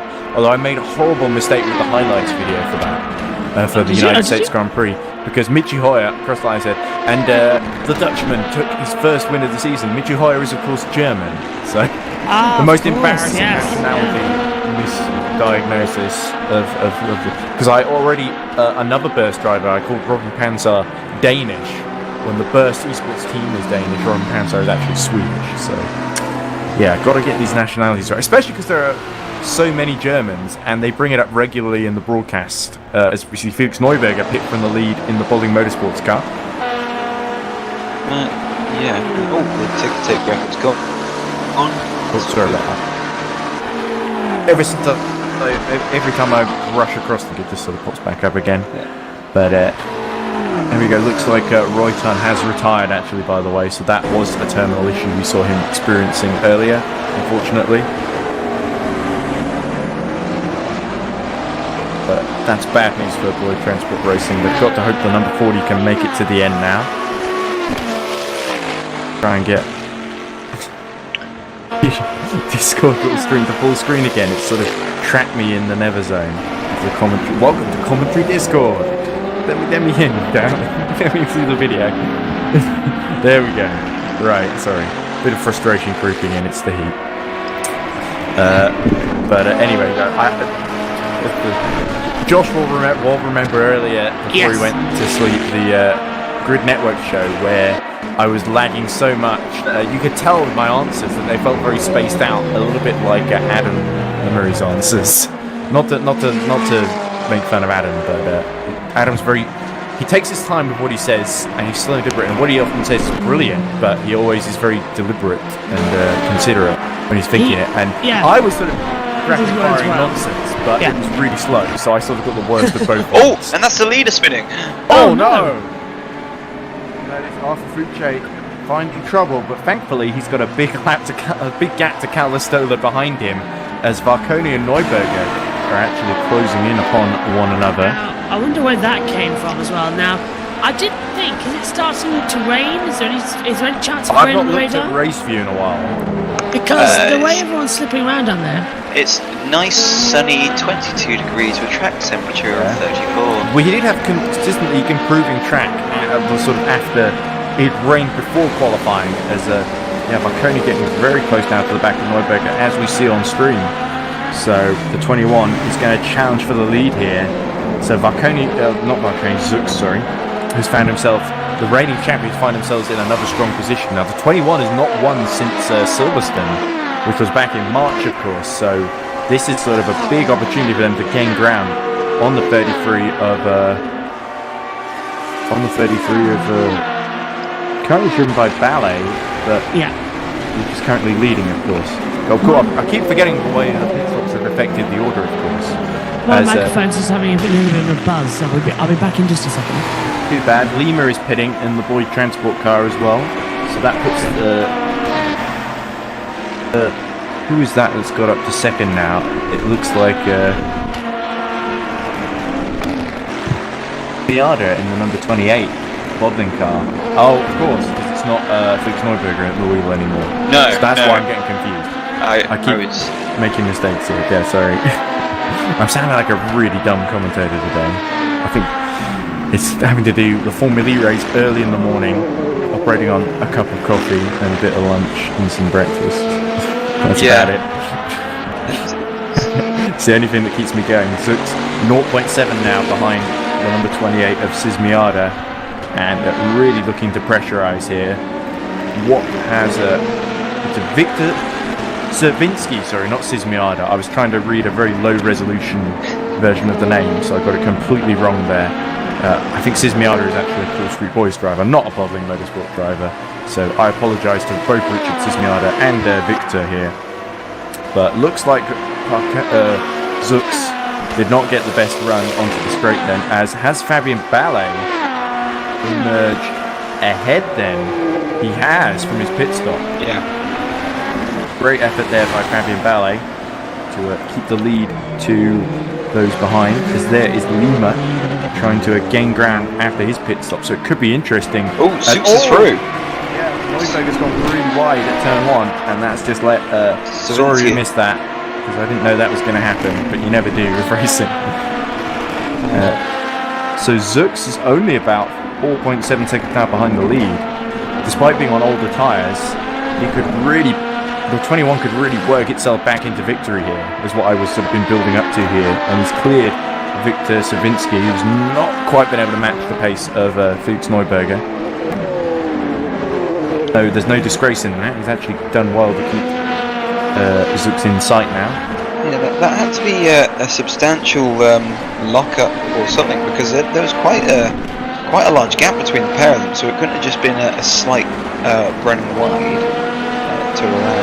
The big excitement now here really is Hartley versus Davies, 4 seconds apart, and Zux versus Ballet, and possibly Servinsky and Lima as well, depending on how the strategies work out. Parikian is about 60 seconds now behind. As Davis pits, so that will let Hartley back into the lead in the ATR Falcons car. And ATR Falcons, I don't think have even finished on the podium, so it would be a big shock if Hartley is able to finish, even just behind Davis and Kiss here.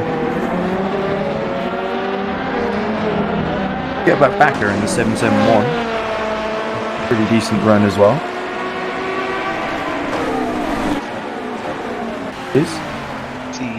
Davis is going to drop behind Kiss now, isn't he? I believe. He was behind, I think, before this stint. It looks like that's Roy Ton maybe coming back into the race as well. That's great to see. So he has come out in between the Eaglemont 119 and the 55 Radical. Yeah, the Manuel one, which is back now. Obviously, yeah, that's good to see people not abandoning the race. Well, we saw that having my team and 2 others. We saw that having a disconnect, obviously, during the Code 80 with Radical. Yeah, it was a bit unfortunate, really. I wonder if Josh has fixed his mic yet. I assume not, because he's still muted. But we'll have to see. As Savinsky keeping Zux very honest, but starting to slowly drop back now. As there's the class leader in GD3. The Joud is now getting on board the 87, so Kiss will certainly make hay now. Only 30 seconds behind the race lead. Punch and counter punch between those 3. I have a feeling it's going to be like that for the next couple of hours.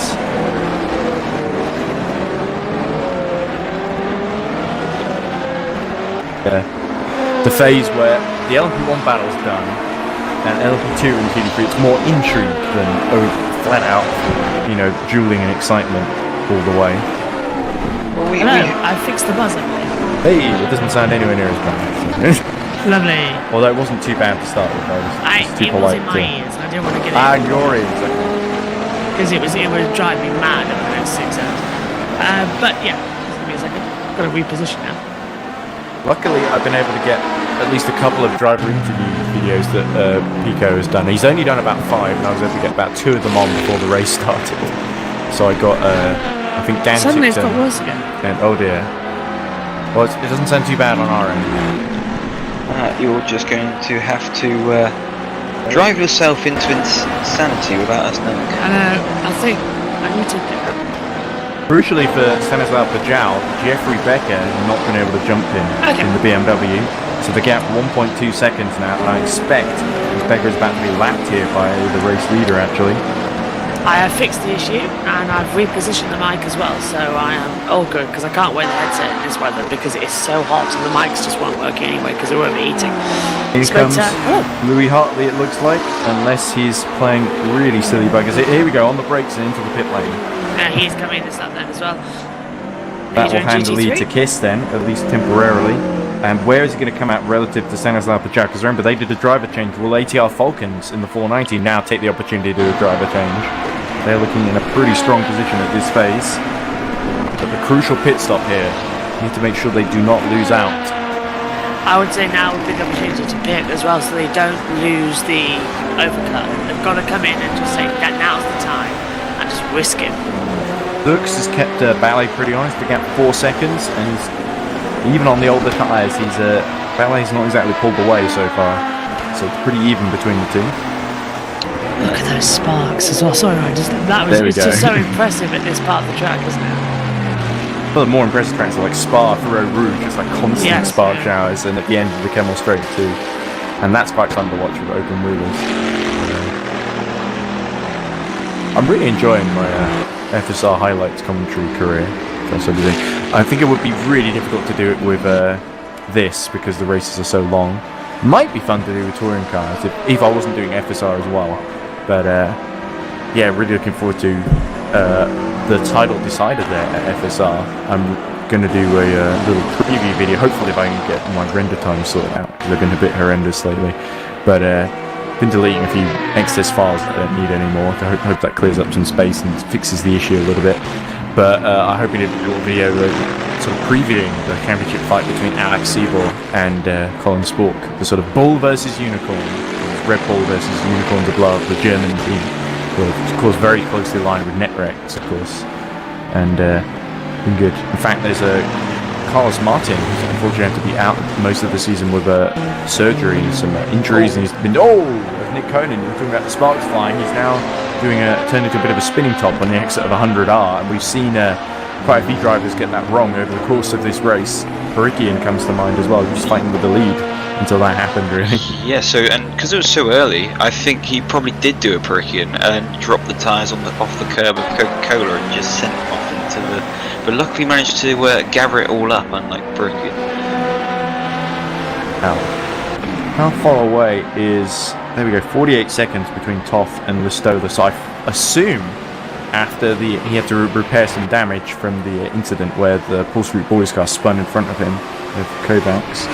Bentz is now on board, by the way, and we've seen what he's capable of. So that's Becker, sorry.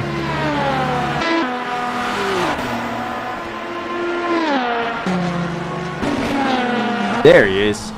It's Bersensky Bentz. I'm not sure I've seen that particular driver in action for PSB. He's only about 4.7 behind the bin car of the Bentley of Bertelstein. Excitement there.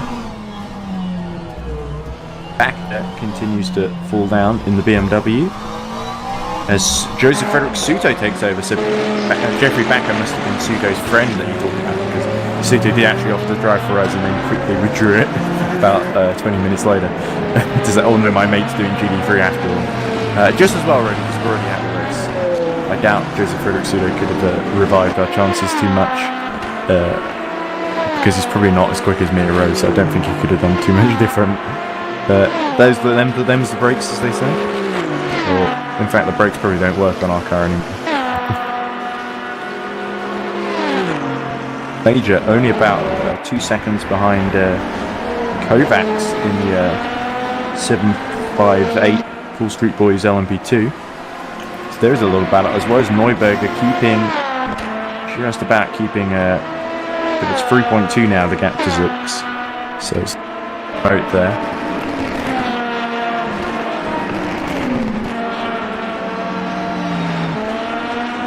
I'm just glad we don't have Formula One and every other motorsport series on this weekend, or this would be a bit of a nightmare to fit in.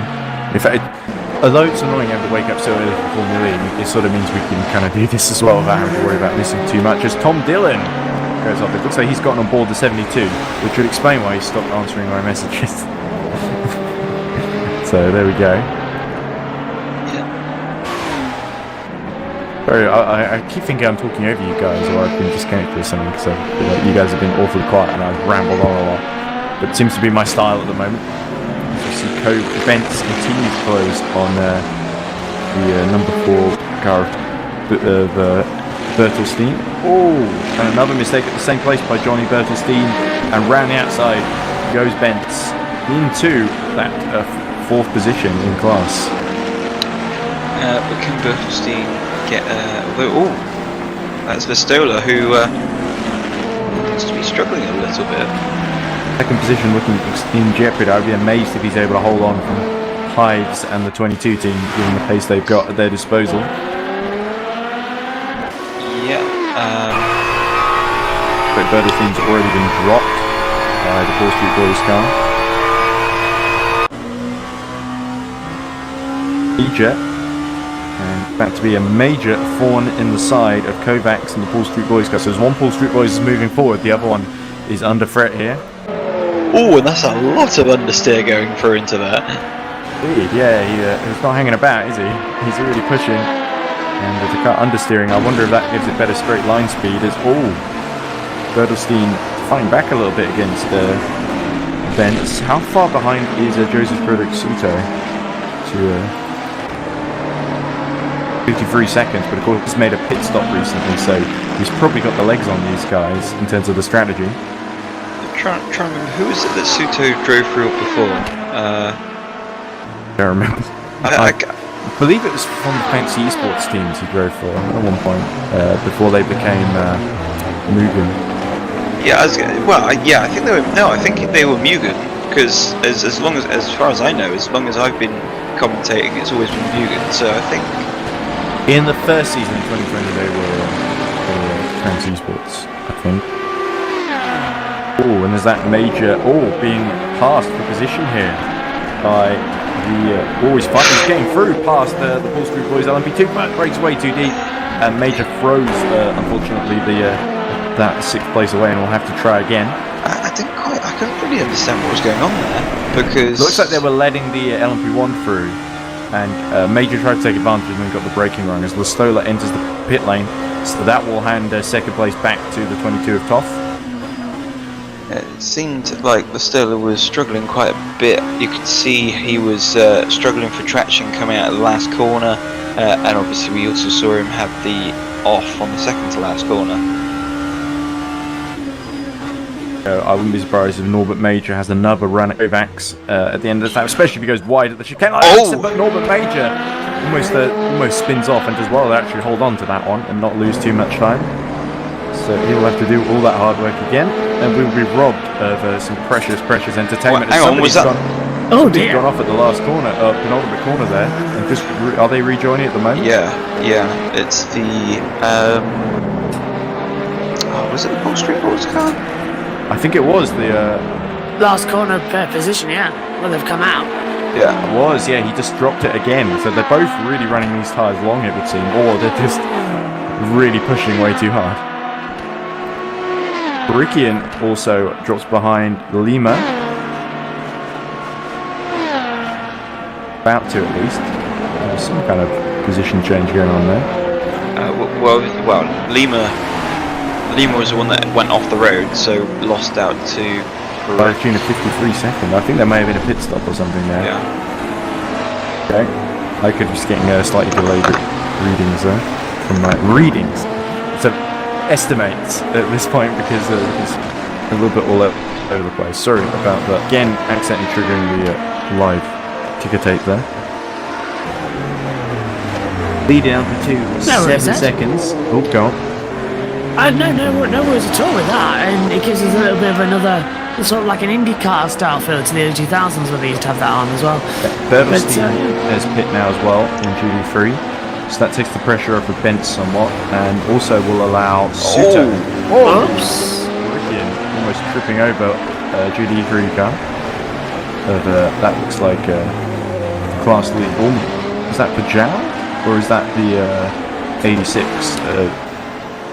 Can't quite tell from my camera angle. It's a bit too bit dark. No, that's Emily Callison has got on board the 86. That must have been the 87. As Major is now right behind. These two are having a great scrap in this phase of the race, aren't they? So here we go. Looks like Kovacs about to have major trouble.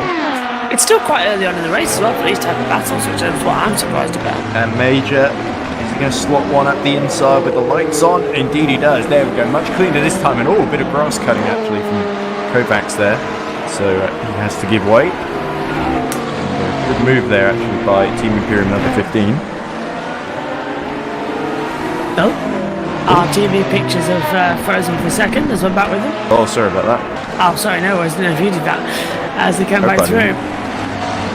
So they now begin to lap the entire field. We've got some pit stops going on in GT3 as well at the current moment. So the race just starting to become alive. So it's all eyes on who's going to make the biggest pit stops and who's going to have the better opportunities for overtaking. Indeed, yeah, it's all strategically panning out, I guess. I think we move the cursor onto the ticker tape again. Sorry, it's because I've got R Factor in the background, so it's really hard to avoid it. And because I've lowered the resolution as much as I can, so that I can actually see what I'm doing. Is your laptop still suffering? Not as much as before, but it's because this isn't quite as intensive. But it's not brilliant. But it's about managed. It's about what I expect from normally doing this. How is it on Discord? Because I'm just thinking about the Formula E race tomorrow morning. It wasn't too bad to be honest. Especially remember when we did New York and it was really bad that one time. I forget which race. I think it was the first one. Race 1, yeah. Yeah, I think I did sort of by that race too. Could just be temperature issues. Now and again, it also helps to take out the charger. It sort of overcharges the battery and sort of does a bit of heat damage, I guess. But a lot of burning going on at the moment. Yeah. The race leader going through a lot of traffic indeed here. So it just what it needs to Burning do. the midnight oil. We're not going to quite get to midnight oil, I don't think, from the 8 hours, from the 2 o'clock. We're going to stop at about 10, I think. Yes, not too bad. Well, I'm going to have a break for dinner before too long, I think. It's nearly 5 o'clock. So. Yes, ditto. Oh, spinner. The 119. Yeah, you can see the little marks, and that's near the end of the lap, isn't it? Oh, and he's struggling to rejoin here as well. I wonder if he's got some sort of puncture. If that's stopping the car. Turn around. Not good at all, really. Yellow's out now in the third sector. Kiss has actually got a little bit more of a gap on Hartley now. So Team Imperium have actually had a really good stint, and all the Stoller goes around the outside of Louis Hartley. That's a bit of a risky one, don't like the sound of that. Had to have a couple of goes at that one. But of course, Stoller really planning to keep Toff now on fresh tyres to try and catch back up to Toff. But if we look at the timings, it's not looking too good. There you go, 65 seconds. So they've not really been closing the last couple of laps. They've been falling away more than anything.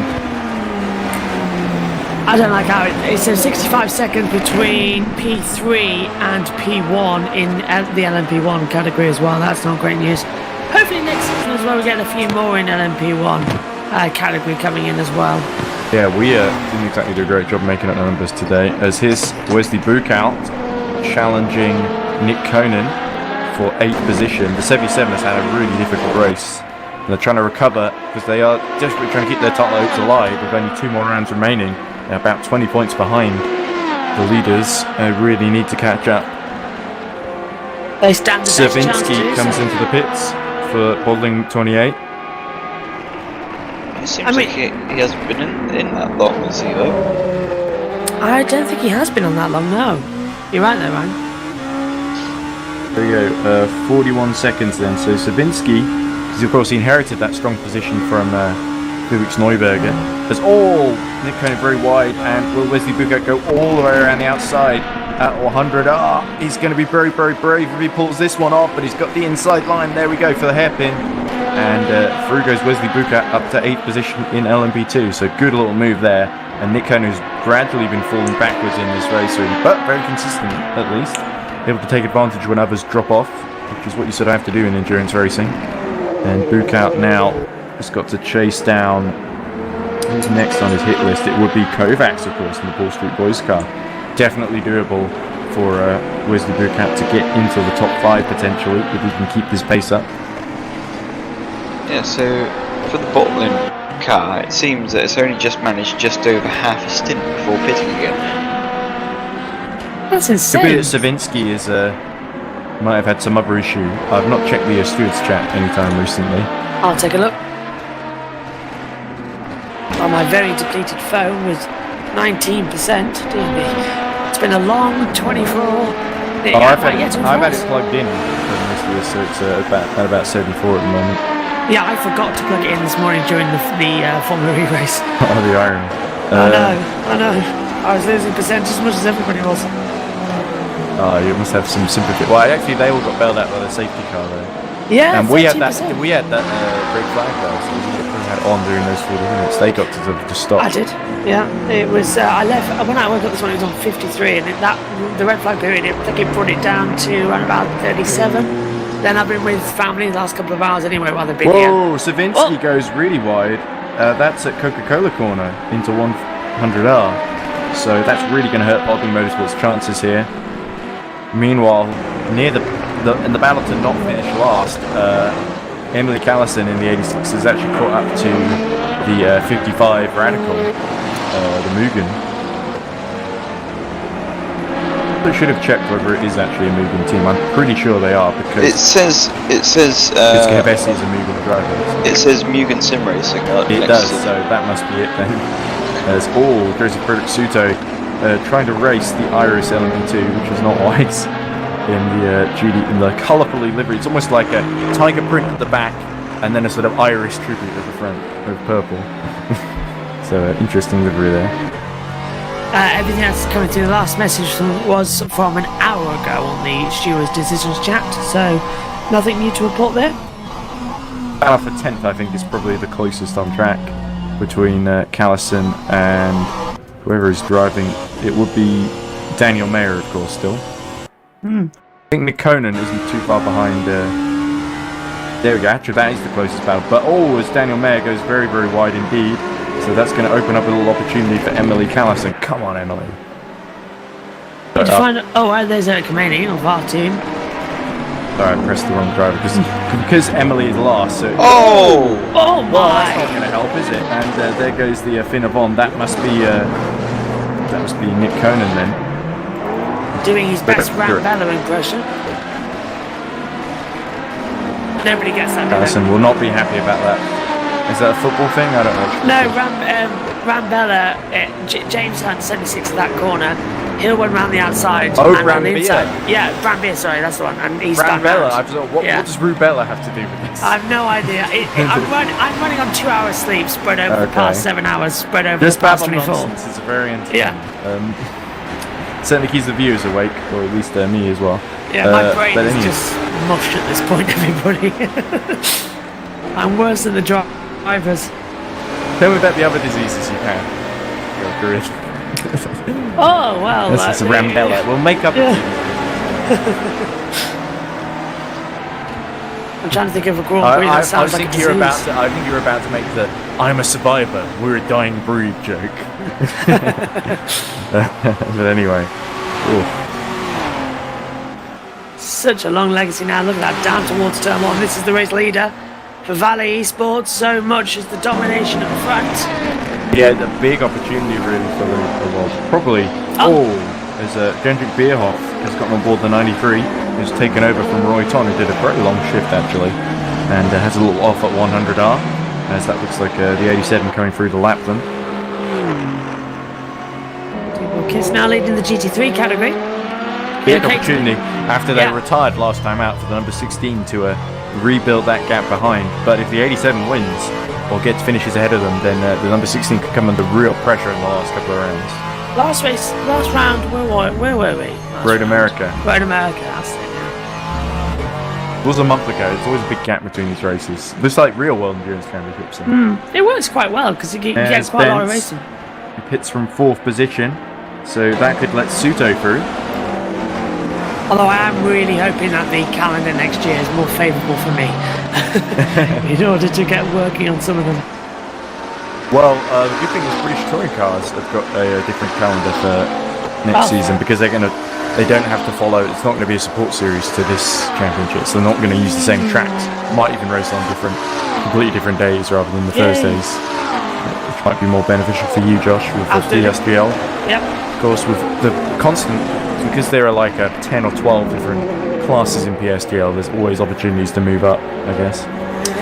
Yeah, I'm on PCF4 at the moment, which is the 4th tier out of about 14, 15, I think. Well, you're doing better than me because I'm doing the Academy tier of FSR, which is like, I believe the final stream tier, but they do have AMA, which is the amateur one, which is sort of an all-comers one, which most of the people who move out into Academy used to be in AMA. You should get on with the PSGL with us and do some... I should, but I never get invited to the cool kids parties. I will go and message Jessica and tell her to get you on as soon as possible, and everybody else here as well, on the EERC team. Oh, we see a little bad opportunity. That looks like Bent's just come out behind Jeffrey Becker, or the Suto, sorry.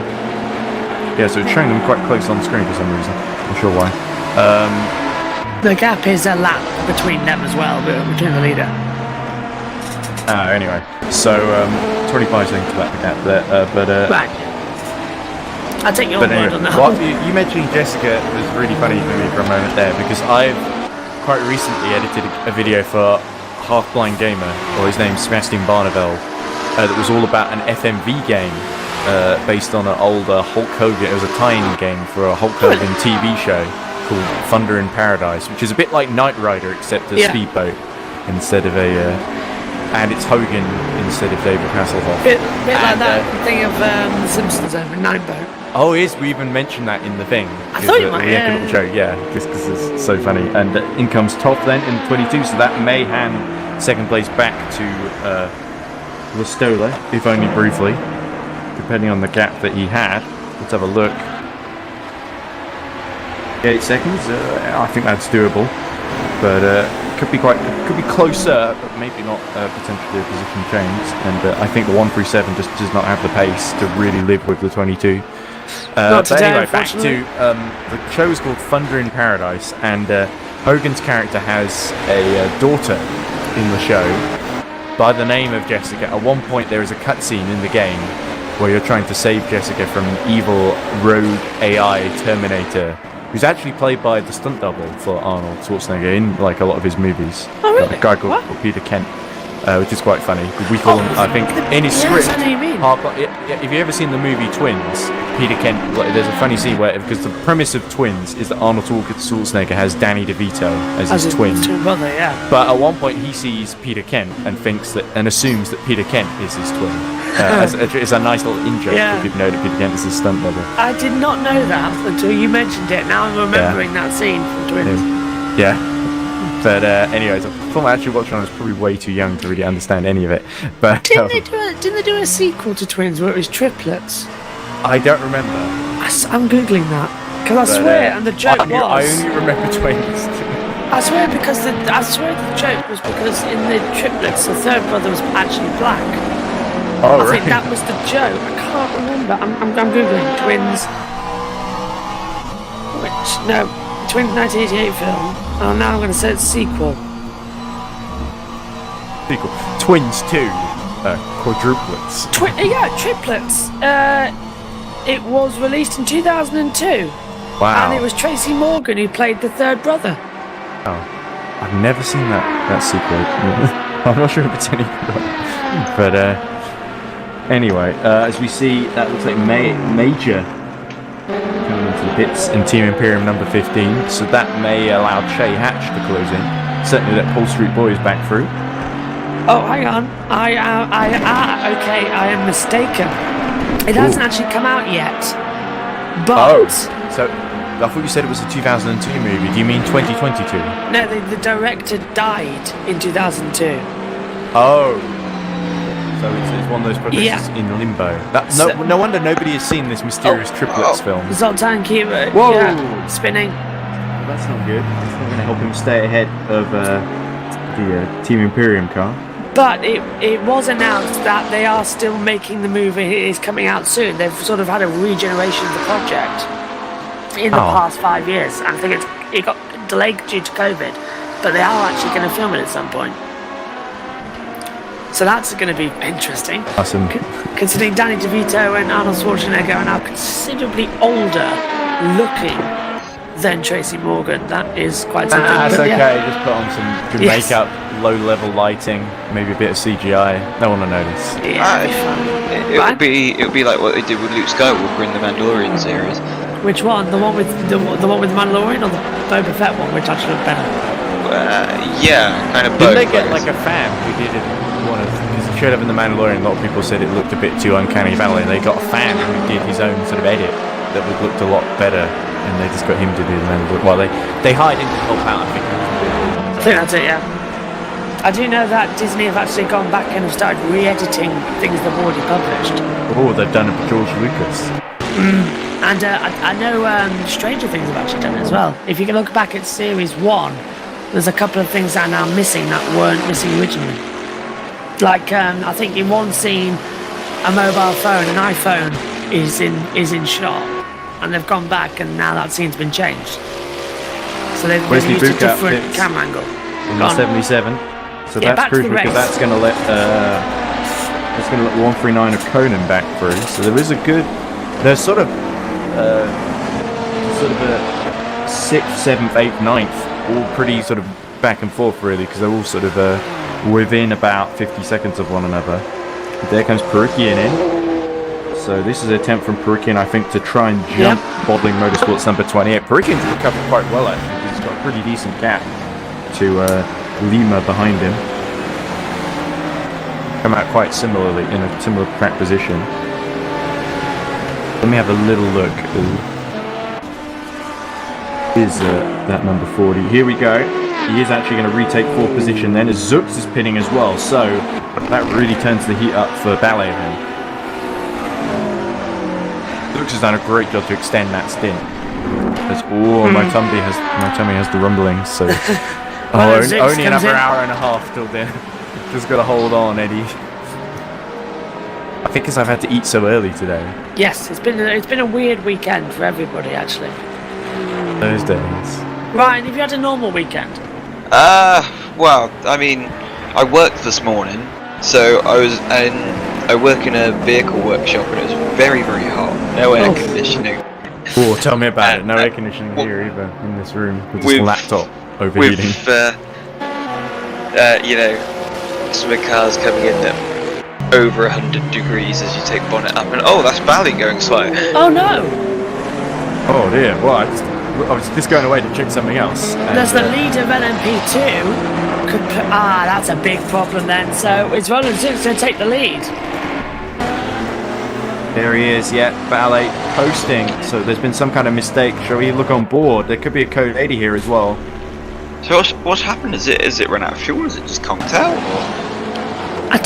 It's in neutral, so there's no gears selected. Now it's in full stop mode. Dashboard looks blank. Dash has gone blank. Has the gearbox or the engine died? I don't see too much smoke coming out. If it was engine, it would This be is the smoke. sort of thing that can happen in the game, I believe. But it's pretty rare though. But such bad luck for Fabian Ballet in the 33. As through goes Zux. There we go. We just saw him out of frame there. So this is 21 that has a major opportunity now to snatch the lead in LMP2. This also opens up for the 77 of Bukow. If you're in just escape out.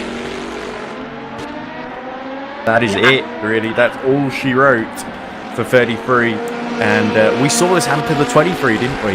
When they were leading in Road Atlanta. And they blew a pretty easy win. They were 3 laps in the lead. Here they were pretty close with the 21. It was going to be quite tense, but now the 21 has got Guzowski right behind him, actually. Well, this is horrible news. Nothing ever goes the way, does it, of anybody? As that is still stuck. I think they must be thinking they can reset it. There we go. manually. So we've got battle for the lead then in LMP2. This has come alive with Savinsky in Bowling Motorsport has come out ahead of Zux, who I believe pit just a lap ago or so. No. Ballet just decided to try and continue. Who came over the radio? Was that Chris? Was Chris Tompkins, yes, Resurrector. So he's chiding, I think, Fabian Ballet there. As Hives is actually quite close to Listola. Here we go, battle for position LMP1. It's all really kicked off here. I think this is a foregone conclusion. Listola goes to the inside, but it seems a bit forlorn unless he tucks back in. No, he doesn't even really do that. So let's go back to... Oh, but he's trying up the inside again, wasn't he? Here we go. But he's not really got the grip or the traction to pull that one off. And there we go. It looks like Toff comfortably ahead. Oh, he's just getting forward past Nick Homer. Nick Homer tried to help out his teammate there. And Guzowski also... no, that's not Guzowski, it's Lima. Ballet, you'll have to retire. Very, very stubborn, isn't he? Fabian Ballet. Let's see roughly where he's fallen to in the order. There he is, still on the exit of the corner. Well, hang on, he's moved. Yeah, he's moved slightly there. Posted a little bit downhill, I think. Maybe. So because Victory from Bowling Zux. He's pushing hard to catch up on those fresh tyres, and that's actually given a little bit of breathing space to Savinsky. Saw that in the touring cars just a few moments ago. Where we've seen it a couple of times in qualifying. this race as well. Yeah, locking the rear axle and just drifting the car around. That was very lucky not to get an opposite lock and just send him towards the barrier. Ooh, it's quite late diving out behind the Team Imperium car, the class leader, of course, in GD3. It's built up a 49-second lead to the 490, but ATR Falcons are looking good for a podium at the moment. And the 87 might just find a way to shift in front of them. It's only a couple of seconds behind, actually, on the road. This is the car currently driven by Stanislav Pajal, who, of course, was involved in that amazing fight. Listola has actually given up on getting back past Toff. Can he find a way through on the inside? He's following him perfectly, isn't he? And Toss is going to have to really just sort of. Don't think keep the his 137 nerve. has the consistency or the one-lap pace to really Oh, find its way. I was almost from have a to mile eat my back. words Yeah, there. you were saying, Ed? Well, it feels like Calistola. I've underestimated him. But let's see if he can get into the toe when they go into the main straight. That's going to be his best opportunity. Zook's now about 2 seconds behind. Oh, but he's going for it now. He's really not the patient type, is he, Calistola? And that actually might disadvantage him slightly. Through the useless chicane, back onto the last couple of corners. Goes. Easy does it through the last couple of corners. And Listola's just got a little bit more confidence under braking, but Hives, I think, not Hives, Toff, sorry, has got the measure of him at the moment. Here we go, onto the main straight. Can Listola get into the straight? Good exit by Zoltan Toff. And that might actually be all that Listola can do. 0.6 behind. Can the lapped traffic help him out ever so slightly? Let's see. Not using any They of the both power. seem to have made a lap on Vince, actually. Yeah, on I board noticed that. So Fuji handing over to Vince. Well, back over to Vince. Oh, Oh, the brakes and no, he's lost it. Control. And yeah, that's the kind of route. That's what I kind of expected to happen, unfortunately. So good effort by Calistola. But Oh, is it the wall? unfortunately, third will be about the best he can do. Let's see what that rear wing. Oh, he's reversing back on. So no one around, thankfully, apart from the boy transport He machine. stopped. He's got it going, but he's stopped. Now he's continuing. Oh, he's still round. What's Is the going steering struck? There we go. So I think It he looks spun on the okay. grass trying to rejoin. Bit hard to see because the massive Panasonic signage and all. And That was he 4 rejoins just in spins. front of Perikian. Kovacs is pit now as well. on? Yeah, I think he had 4 spins there as well. He went another lap yeah. down as well Oh. in the process. Of course, Vince pitted, didn't he, as you said? Ed, and that's why it changed over. for another lap down to the board. Now And two confirmation laps. then, the Farley 33 has retired from the race. A big blow for the championship leader. Now, I forget how many points they were ahead of the 21, but I think it was less than 25, so it's looking like the 21 has got a great chance to take the championship lead here. I think they were only about 15 or 20 points in arrears. Get a check though, I can do that very briefly. Your stats sheets are on call again, I believe. Yeah, hold on. My phone and a very laggy parsec to sort of keep track of the race on. Let's have a peek. Standings? Top 5 after Road America. Valley 33, 113 points. Mugen Sim Racing number 21, 102 points. So yeah, they were only 11 points behind, so I think we're going to see a new championship leader by the end of this. Team Iris on 94 points, so they were about 19 behind. Good opportunity if Team Iris can sneak a podium somehow here to close right in. So LMP2 could be very interesting. It already is. LMP2 was the one to watch last year. It was just the two classes. LMP1 joined in this year, so like an experimental was class. around early, surprisingly, and it was against expectations. But certainly, it always provides great action. And, Yad's just taken second position. Moved by Stanislav to get past the Paul Street Boys car, I think. Yeah. I think I'm going to take a very brief break, guys, because yeah, I'm just so hungry. I need to go eat something just so I don't completely disintegrate No worries. in the next couple of laps. So I'll leave you on the auto director. I apologise if it doesn't show anything particularly interesting. Looks like the 86 is closing a little bit on.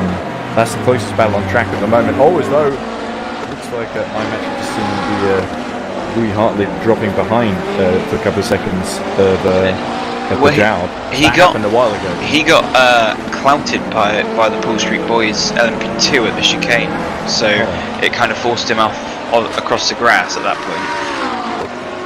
Yeah. So it's a bit of a setback for the 490, but strategically they're still in the mix here, and Louis Hartley has shown some brilliant pace. As looks like very close behind is Emily Carlson to the back of the 10th place Radical. Bit of a duel between these two, but I'm going to leave because I just need to eat a biscuit or something so I don't collapse in the next 5 minutes or so. So I'll leave you in the capable. Oh, another spin from the Stola, but he just about holds on to it. In the capable hands of Joshua Birch and Ryan Phelps. Thanks for joining me, guys, and I'll see you in a few minutes. Thanks, Ed. Always goes and have a biscuit. Always good to have some biscuits. As we see the Ferrari 119 just coming through the first corner. Nice little exit there as well. Power back through, and of course some of these drivers had some practice in the British Touring Car event we held here as a support series. Just actually on Friday evening, maybe Thursday, I can't remember.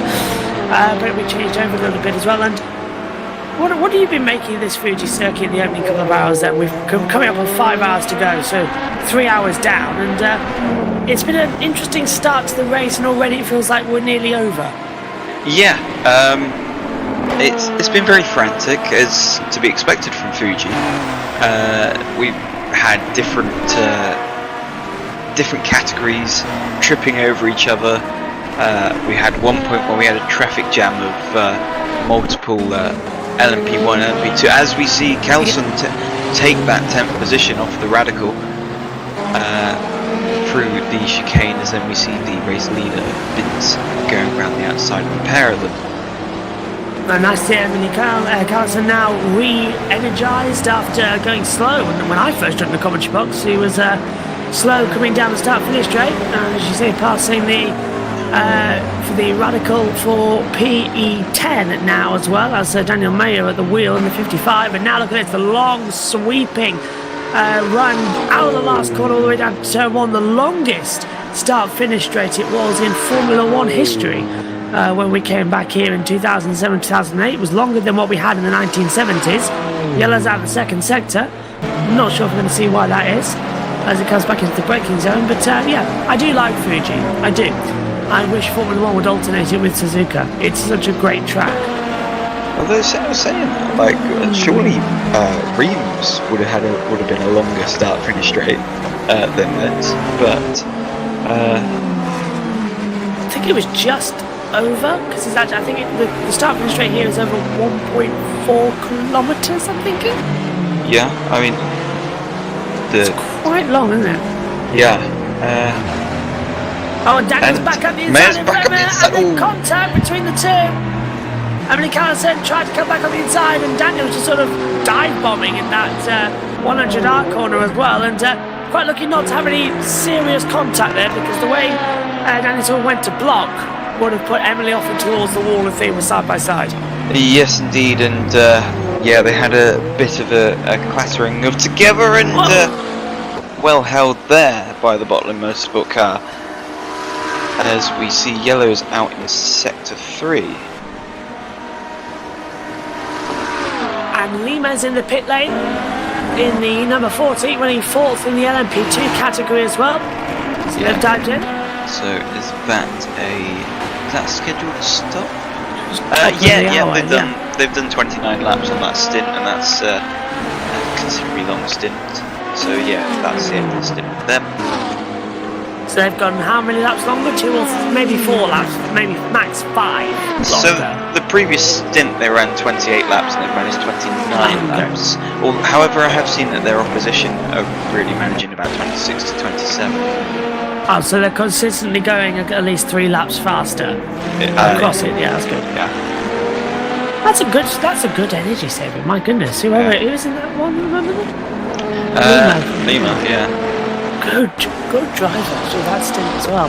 So he'll do a double stack, come back in, 8-hour race with 3 drivers. Quite easy to remember the maths there. As it swings back through. There's T-Ball Kiss as well, leading the GT3. Yep.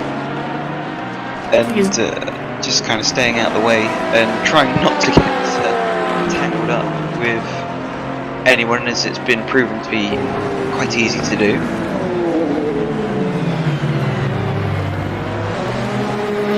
I think he's got 47.9 seconds to the 87 car running in second position as well. So having just as you say, Ryan, a nice cool afternoon, just keeping out of the way of everybody and just trying to keep this gap either increased or the same across the next 4 hours and 55 minutes, which by my mental math takes us to about 10 o'clock. Yeah, and we see Callison on the back of That'll be on the. She's running P11, so that's on the back of that Radical once again. yeah, the Radical, yeah. Now slipstreaming down towards turn number 1. Got LMP2s and LMP8 is going through on the inside line towards the braking zone. Callison can't make a move for 10th. Quite close enough, but then manages to hit the apex where Mayer couldn't. But that Radical has got some punch out of the slow speed corners. Yeah, it's going to be a bit of a problem, isn't it, for Emily to keep up? That's what caught her out last time as well. Trying to go the inside line, maybe going to shut the door through the 100R as well towards that hard braking zone with a very tight hairpin. This is where they almost make contact a lap or 2 ago. And nothing happening here again, too far back. Gap is 0.3 of a second. Let's swing back through. Oh, here's Listola running in 3rd, 3 laps down on the race leader of Binz as well. And this is a podium spot though. Only 4 cars in there. Yep, and sadly the Hunter Birch car out of it, so it's pretty, as long as they get to the end solid, nailed on podium. It hurts to say that we were out, it really does. That's not exactly how we wanted to make an LMP1 debut, but the same thing keeps happening in GT3, so we'll just accept it as Benz Boris comes across to the Paul Street boys. And here is Emily Carson once again in the slipstream as well to Marino down towards turn 1. Much better slipstream matching this time as well. dive bomb on the inside into turn 1. It's too far away. Yeah. It's a long start-finish straight. I need Yeah. to find out how long this is. And if you're listening, how long is the start-finish straight here in Fuji? Go find out for us while you eat your biscuits.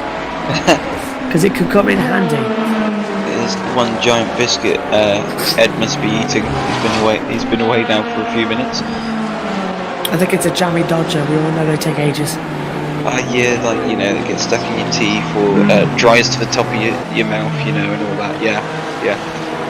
Just have a ball, but they're so simple to me. Go on then.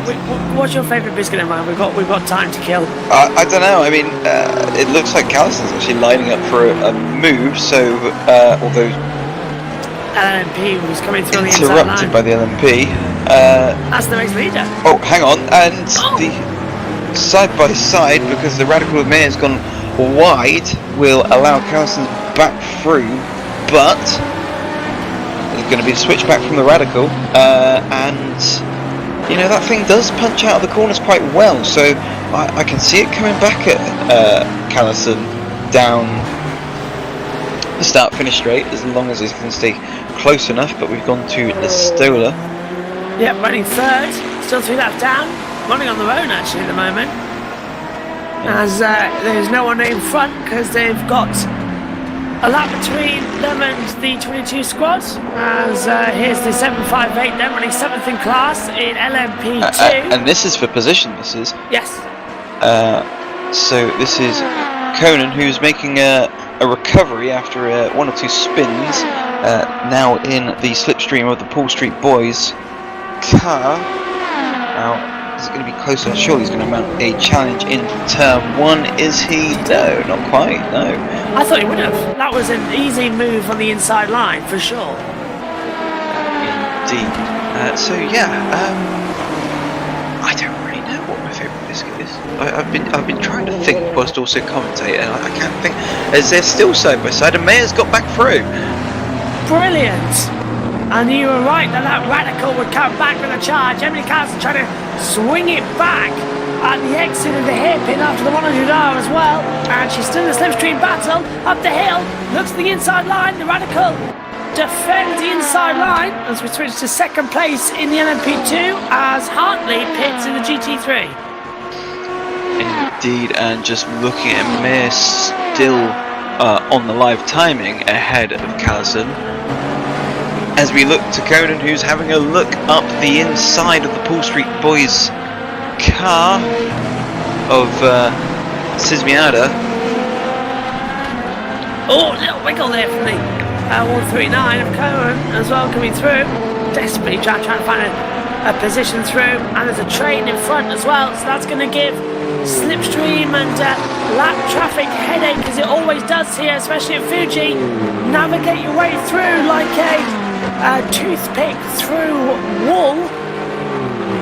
You're avoiding everything and guaranteed to hit things. Yep, and that is, that's the Radical going quite slowly, so of Mayer, so I don't know what's happened there. They wouldn't have dipped through the pit lane. Has Callison retaken that position? No? Where is Callison? Callison's in pit lane. Oh.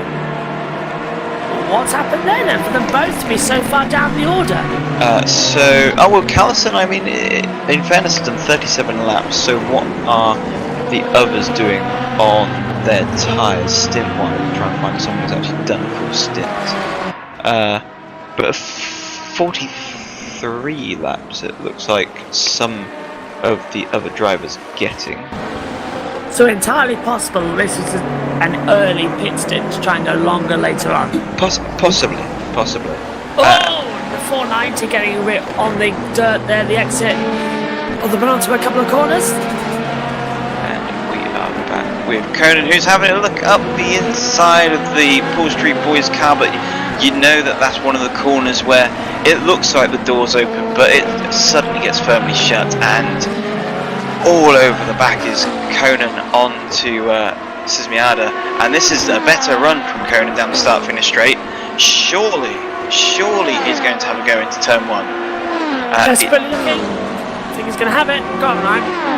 Yeah, he's having a look, but he's not really closing in that fast. But he's going to pop out, is he? No, he's stayed behind once again into turn 1.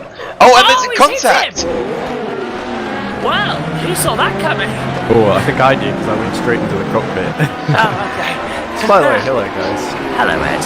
Just so happens that my mum made some cake in preparation for tomorrow, but it was a really nice apple sort of cake. You do not want to know how many pieces of birthday cake we have got for a 60th. It is literally a box full of broken shards that have been stuck back together again, as well as loads of fruit cake and sponge cake. And That sounds like our Hunter Boat simulation car. yeah, smashed to pieces. But honestly, I want you to imagine that Top Gear episode where they are bringing a cake in the back of the lorry for James May and how smashed up it ends up. That's how bad it is. Well, But I don't really look. I'm not a massive Top Gear fan, but I'm for those familiar. of you I can imagine the gist of how that episode would go. So yeah. it's salvageable, but it's nice anyway. Lovely cake. We're going to be eating it for the next week. We've got another birthday cake coming anyway, our actual birthday cake, on Wednesday, so we're just going to be fat over the summer. So much for slim down for summer. We're chopping up for Winter. Winter, yeah. Chopping Yeah. for Grimbo. Plan ahead, I guess. Yeah, well, that's the thing, you know, people go on about doing their Christmas shopping earlier, you know, bulking season coming early, getting nice and warm, ready for winter. Yeah, gotta Especially in this weather, that's Yes. really a great idea. Yeah. Well, it's like that squirrel from Ice Age. Got to get those nuts early. Anyway, There's two ways that could go. Did you really think about that? That's exactly. That's why I had the reaction that I did. Well, everyone who knew the Ice Age would have taken it in the Ice Age way. Eli just dirty minded. And Nick Hope was currently giggling in the car, I believe. As he said once before in the commentary box, he has a mind of a 12-year-old. Joshua, what wiped out the dinosaurs? That bloody squirrel. The Ice Age. No, it's Arnold Schwarzenegger line from Batman and the Robin. Ice Age. When he I plays know. Mr. Freeze. That Freeze was well, such a- bird boy. That was such a bad movie. Very It's silly. quite Well, funny, it's very but campy. Yeah. Oh yeah, but is it one of those movies where it's so bad that it's good sort of thing? Yeah, I think that's Points, it. yeah. That's it, yeah. You It's watch very, it. it's sort of Joel Schumacher at his most success. There was a great line in the making of from the guy who plays Robin in that movie where he says, "Oh, I did Batman Forever before, and it felt like we're doing a really high budget sort of TV movie. I did Batman and Robin, and it felt like we were making a toy commercial." Well, you know why I did it? George Clooney. A little bit. George Clooney's so wooden and weird. He does this weird thing where he bends his head every dialogue he has to do as well, which is quite off-putting. And every section of the movie, you think he's going to break out and do some Nespresso advert. Like that bit with Poison Ivy as well, when in the bathroom area, I was like, yeah, it's going to be an espresso ad. But yeah, oh, and we see Mayor having a bit of an off-track excursion, and with that we have Tom Dillon in the commentary box. Oh, nice. Hi, Oh, Tom. hey! Tom's back from his stint. So it's good to see the 72 didn't abandon. It's still in the race in 12 overall. I'll tell you what, relieve me quickly. I'm going to go to the bathroom because I've not been in, how long is it now? 17 hours. You don't have to make up excuses just to not talk to Tom. It's fine. Now, me and Tom have had enough talking to each other this year. We talked to each other about how many hours now have we done Tom on air? A lot. I don't want to think about it. I have the same attitude, to be honest. Well, me and Tom are actually sharing USON, I believe, in a couple of weeks' time. I think we've been scheduled up on something or another. I think it's a Premier League match or something on the same day. Oh. So, yeah, I don't know, actually. So I thought, and off goes the 139, running 8 Nick for Conan the again. 2. No, I was just popping in to ask because I thought there wasn't anyone on commentary, so I was asking. Oh, well, I was- you can stay and give me a couple of minutes. I was just about to be backing out because You've done your fair share, I think, Ryan. You didn't sign up to the whole thing like I did, so.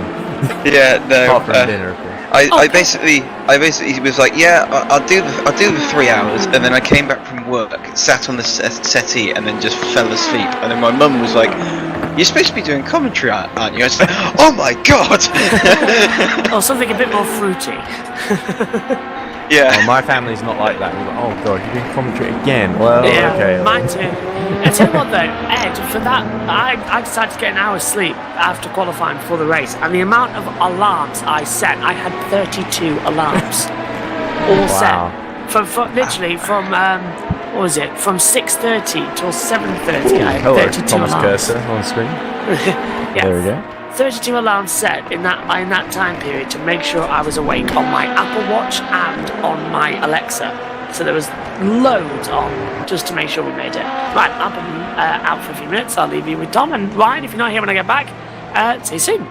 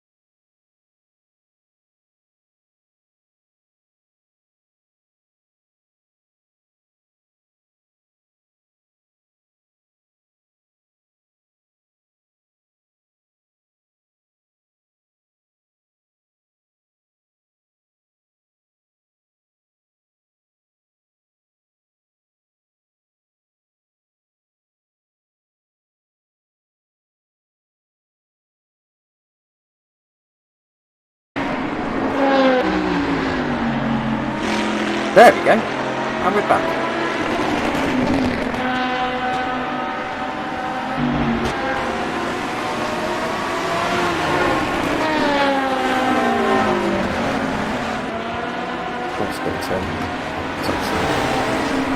Okay, welcome back everybody to the 8 hours of... thank you very much to Chris Tompkins. Who's, I love how gone Chris's to- comment here is, for fuck's sake, what have they done to the stream? There's one penny in the swear jar as well, but we're back. And I had to read out the comment. So. Yes. In the There we go, we're quotation. back. I can hear, so I Yes. think I've caught up. And, is the game sound better now that I've turned the game down a little bit? I don't know, I don't want to give myself double hearing, but let's wait. Right, we're back. And most Doesn't sound too importantly- bad. There we A go. little It was louder. the game sound was a little bit loud before. I was having a little bit of an issue hearing you, but now I've turned it up to 60, and it should be okay from here forward. And welcome back to the 8 Hours of Suzuka. Vince, Not leads the Suzuka, way. it's Fuji. Fuji. What circuit do you think you've been driving for the last couple of hours? Well, I think that's the issue. It's the lack of water and lots of I coffee think that's as a well. general problem here in the UK at the moment. Yes. But, yes, Bint leads the way in Fuji. Zux is in LMP2 and Peugeot in number 87 in GT3. And it's still louder than the commentary, says Marta. So I'll give... Yeah, could you change it to be gap to X, because it's a bit more helpful than gap to leader, especially when we're Yes, seeing the gaps we really can. balloon out at this phase. It's also only showing the top 5 in LMP2 and GT3 when it was showing top 7 before, which was kind of handy. Yes, well, if you give me 1 moment, I'll let you speak away and have solo for a moment, and I'll fix Alright. the issue. Yes, appreciate it. So, Gans and Bint still leads. I need to actually shut the door.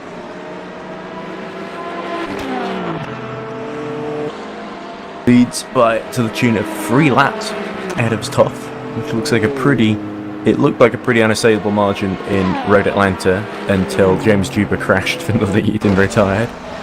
In LMP2, Roland Jukes leads Savinsky in Wobbling Motorsport by about 55 seconds. And Perikian is not too far behind either. Then it is Pajau leading Toth by the tune of 49 seconds. Suto and Merengi in the 771 and 490 are fighting each other for the podium a lap down, but not too far behind. And then we've got the Bentley of Christensen, which is in 5th at the moment in class. Far behind either, so GT3 looking the most interesting right now, to be honest. And LMP2 not too far behind though.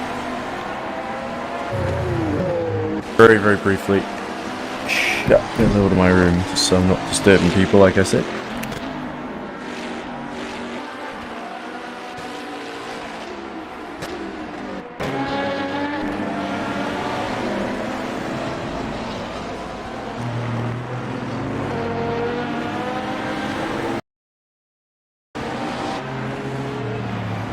Well, Tom, I guess this is a lot like those 8-hour movie marathons, except it's just the one movie, and the movie is all about cars, and it's all just one race as well.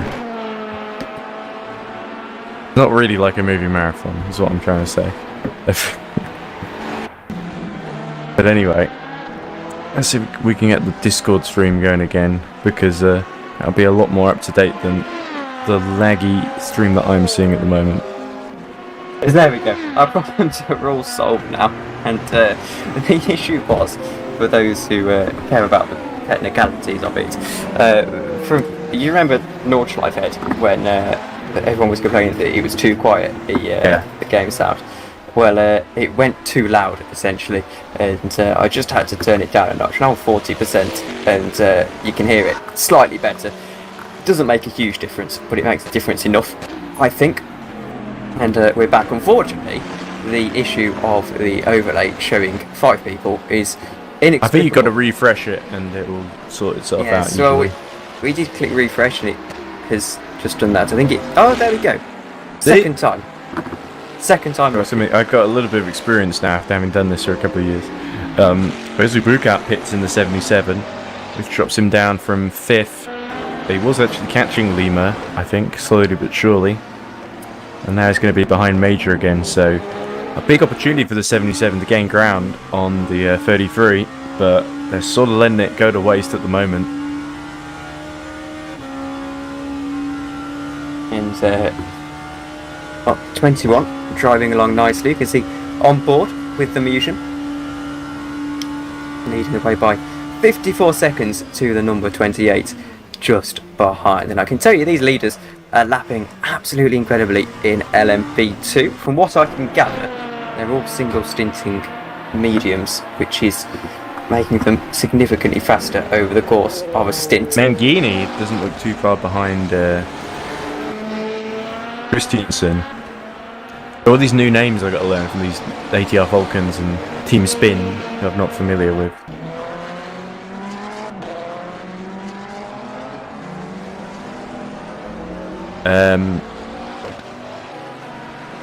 Ricky and only about 7 seconds behind Savinsky. As Birov is into the pits in the number 93 Ferrari. A little bit off sequence for what you'd be expecting of a GT3 at this stage. 30 minutes to go until their regular pit window, but of course we've had code 80s and things, particularly during my stint, a couple of code 80s, and maybe another one now as Mangini is into the wall, into the grass, and using the iRacing strategy, not quite tapping the wall. And where Fernando Alonso crashed in 2007, isn't it, roughly here? Well, it's very slow on my end. I really wish we could stream to Discord. So, yeah, it's on the exit, okay, of... see, that's how slow I am, because it's lagging so much on my end, and it's gone really in there. And that's a shame for the 490. It was really fighting for the podium until that moment, and there could be big damage at the front end. Now it's got going again. Just like that, you have a Discord streaming ahead. I don't know why that shut down, but apparently it did. Must have been when I changed. I don't think quite as quick as his teammates that were in earlier in the race. That's one of the things that you do always have to mention in an endurance race, is when you have teammates that aren't quite on a similar pace. We're quite fortunate at Reading Game in that all of us are relatively similar on pace. David's a little bit faster than me and Ryan at the moment, but relatively speaking, over the course of the season we've been fairly close. And when it comes to having a teammate that's just that little bit slower, you have to make sure that you're not putting them in at the wrong time in the race. For example, and it's a bit of a close to home example, Juho this afternoon for the start of the race, it was completely my fault putting him in for the start of the race, because just perhaps a little bit out of his comfort zone as the newer well, you've got driver. to learn experience, got to get some experience somehow behind the wheel, especially at the start of the race where there's so much pressure of all the other cars around you. You've got to really have a lot of awareness, and you're not really going to learn that by just doing middle stints in races all the time. Although you might learn a little bit in terms of like just driving the car. Well, not an inconsiderable amount, as we see Sismiada and the Paul Street Boys 758 LMP2 closing on, that looks like Conan ahead of him. But yes, so obviously putting Duo in at the first stint wasn't the greatest of ideas, because obviously he has a small moment, let's say. Well, he's at the race, I think that's And so was another car.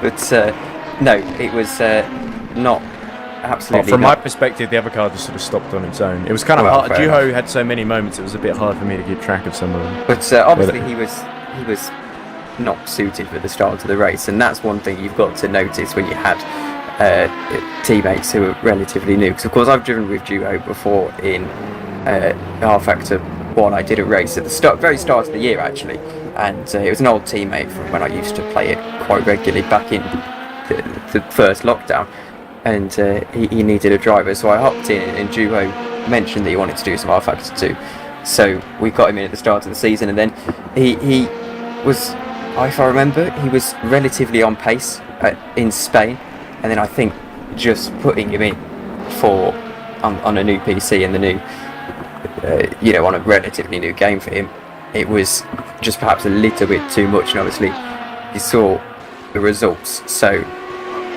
something that you'd have to keep an eye on, I think, is where this tangent was going, and make sure that when your teammates are slightly slow on pace, you put them in cleverly and don't give them the... Mangini has sort of recovered a little bit. He's got big gap to Boros behind. He's only about 14 seconds behind Christiansen. Christiansen closing on Suto, I think, actually. So let's see what's happened there. Oh, Suto is being closed in on because he's got no revs, and it looks like he could be out of the race. This is a very The engine recent development. Yep, the engine is absolutely off. It's completely off. And that BMW is into the grass and out of the race now, more crucially. So down into 5th position. That's a shame. The Suto. 771 could have had a podium there. That was looking very good for them. And is They it a were in the recent mix. development as well that the 753 is out of the race, as we see Ryan Mazumda trundling on through on his Boros, first stint. yes, I didn't notice that. But Boros is also out of the picture. So 2 retirements in the space of essentially 30 seconds here in Not sure if they're EERC. related. But it looks like Suto blew up the engine, and I think Boros may have had something else happen to him. We wouldn't show it. We wouldn't see any accident damage in the pits, would we? No, presumably not, but it appears that could be a disconnect or some sort. I bet you Boros, Chris 'cause it was- Tompkins will know, and he'll probably tell me about it all in the chat, and I'll probably miss it because I'm desperately trying to keep up with everything else that's been going on. Let me have a look. As you see the lights flickering on the right Yeah, hand it's side. definitely there. dark now. And it was getting dark fairly. I was quite lucky in that I had the twilight stint. It was getting dark quite soon for me. I didn't anticipate we'd get darkness quite so early. It must be, I suppose it is winter down in the southern hemisphere. And showing my geography knowledge, I'm going to have to double check myself that Japan is in the southern hemisphere. It is, isn't it? Definitely. I think so, yeah. It's Yes. just the bottom half. In my That's defence, I took history as it was a disconnect for Boris as he's back into the game now and out of the Oh, pits that's as well. unlucky. Well, I welcome him to the club. For those interested, the reason that our disconnect was quite so... Chris is saying they ran out of fuel, apparently, Suto. And he says that Boros got disconnected, as we know. And Nick Homewood is saying it's a synchronised retirement, no accident. It's maybe a Crashgate scandal forcing a code 80 for the rest of rest of them. And Ed, I because I was driving at the time, I have to question what happened to the 482. Basically, there was some kind of incident with Mia Rose where she, I think, got hit by some. We only saw the aftermath of her spinning off, and the handling got even after they repaired it, the handling was getting worse and worse. She handed over to Eric Kamadi. Things didn't go better for Eric. Eric had another accident with a GD3 car, and I think he was just not having a good time, so he decided to abandon ship. And there was no car really unfortunately, for Ernest Flappins to take over, so that was kind of it, unfortunately. So that's sort of 3 in a row that we failed to finish for one reason or another. Hearing that, I've made myself rather silly looking here, because What? Japan is actually in the northern hemisphere, Okay. so it is the height of summer, which makes no sense to me because It's a big country, my reasoning was that Japan, somewhere near the equator. my reasoning was that Japan is relatively near on the map looking anyway to Australia, and no, it is okay. I see what was happening. I had my sort of map knowledge, as I've got Google Maps up now. My map knowledge was kind of shifted like 45 degrees. I thought Japan was a little bit further down than it was, but no, I didn't realise how high South Korea and Japan were in terms of geography wise, and also how big China was actually.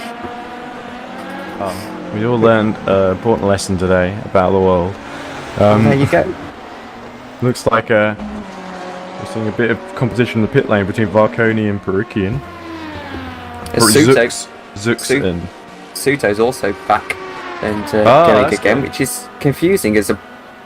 Chris well, is it saying, might not have been an engine failure. Maybe he got disconnected and we just saw the end of it.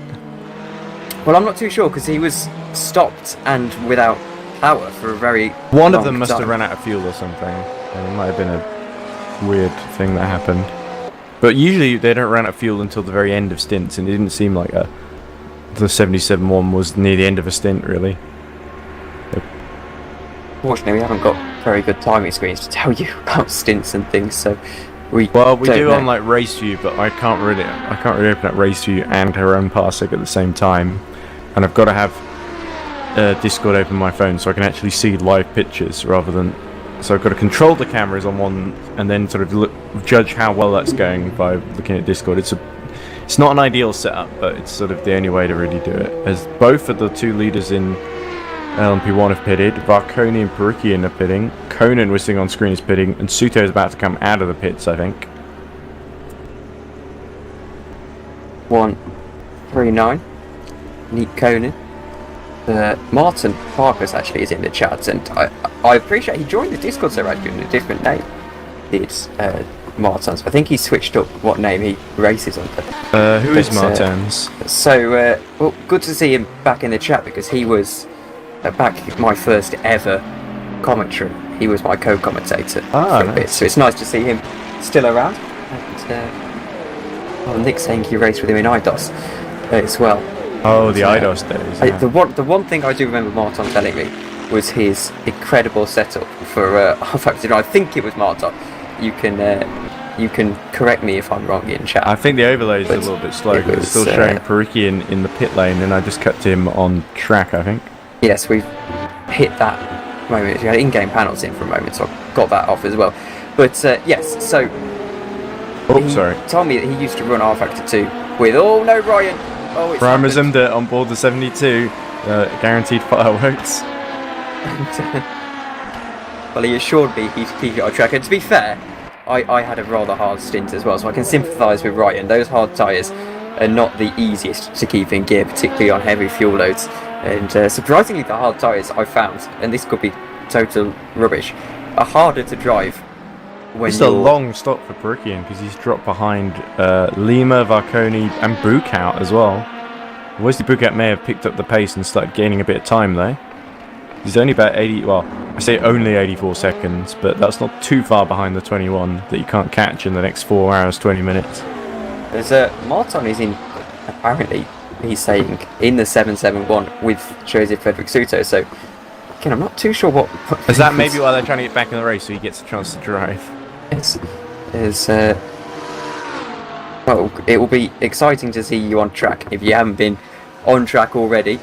There's a potential. You have a better run of it than Ernest Slappins that was supposed to drive for us.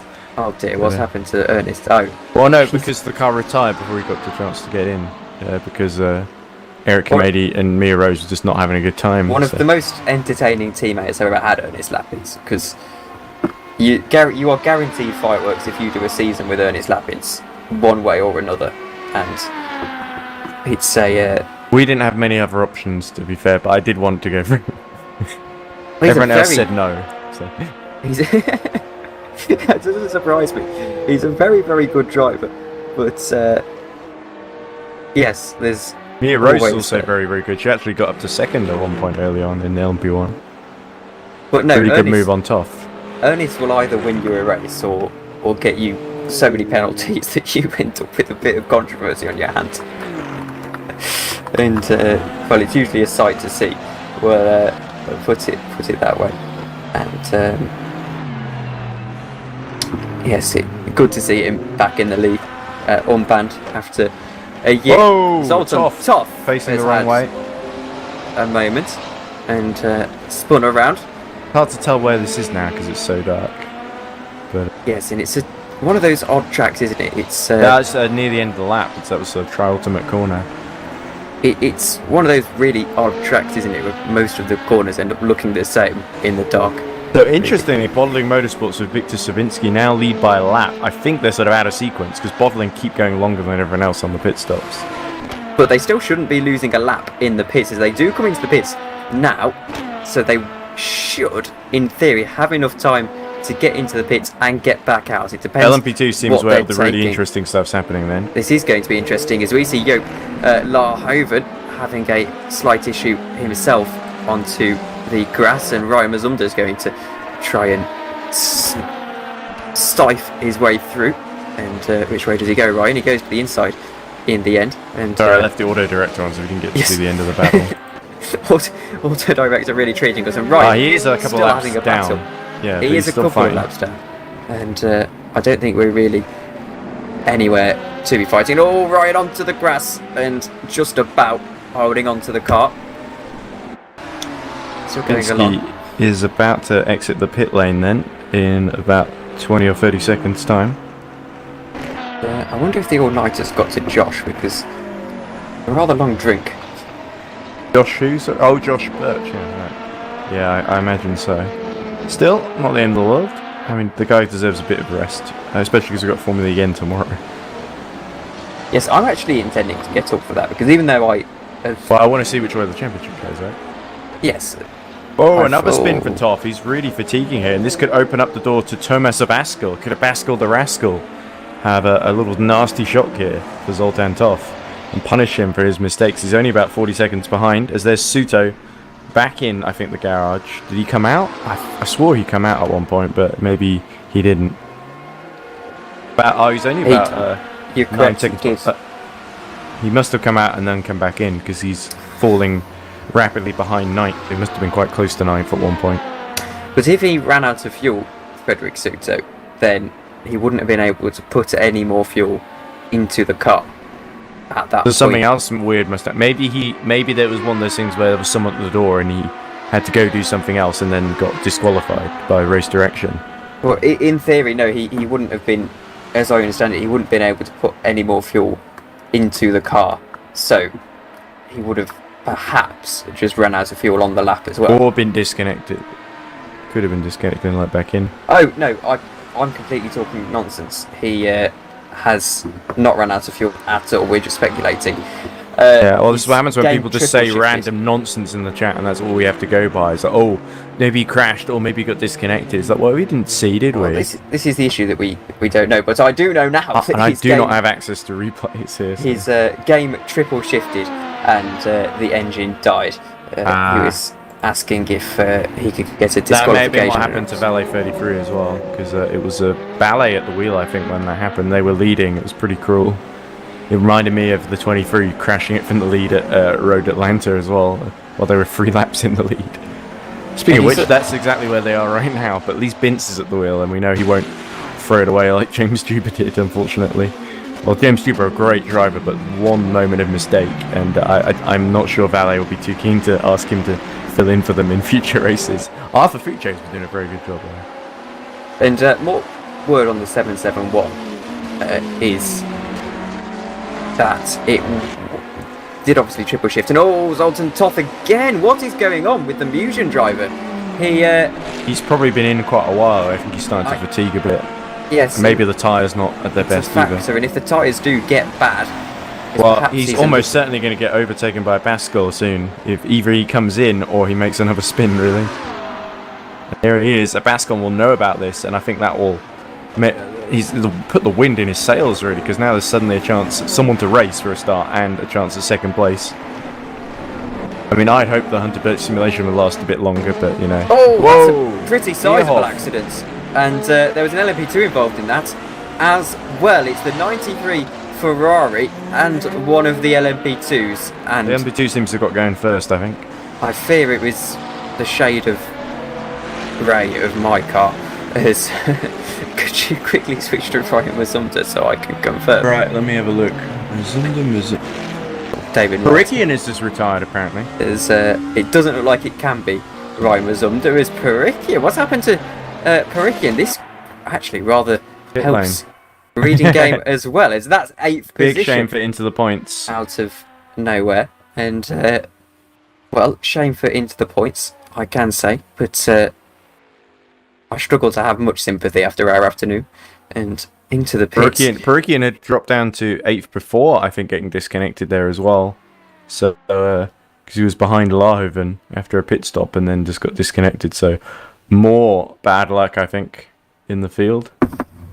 Of course, they did win in that number 46 at one stage in Despite season. being disconnected at Nordschleife, yeah, in the final Yes. one. Yes, And, they were a lap ahead, and Mugen couldn't force with the LMP1 car another lap into the race. So the MP2 had to finish second because they just couldn't get back on the lead lap. I'd quite like us to go back to the Nordschleife actually in this series. Not as a multi-class race, I don't think that's particularly... I wasn't a fan of the multi-class, but maybe do what IMSA did and have a GT3 only race or something, as maybe touring cars. I don't know. I would quite like EERC to go back to Nordschleife in some capacity, in some league. It was a fun event, even though I didn't get to drive. thankfully, in the end, is Shuneman in the 444. I do some good commentary there. Well, I mean, I think I did. I remember doing most of it, just like because I'm always doing most of it. Yes, I was going to say, I think that's a pretty fair bet that you were doing most of it. Well, Varconi is starting to really close on Lima. Lima's dropped about 5 seconds on this lap, I think. Possibly trying to lap these GD3s. And Varconi has really got him in his sights now. The 21 looking very, very fired up. And we've got to say, it's sort of turning into a two-horse race between the 21 and the 28 at this stage. And there we go. Is that Lima in the pits?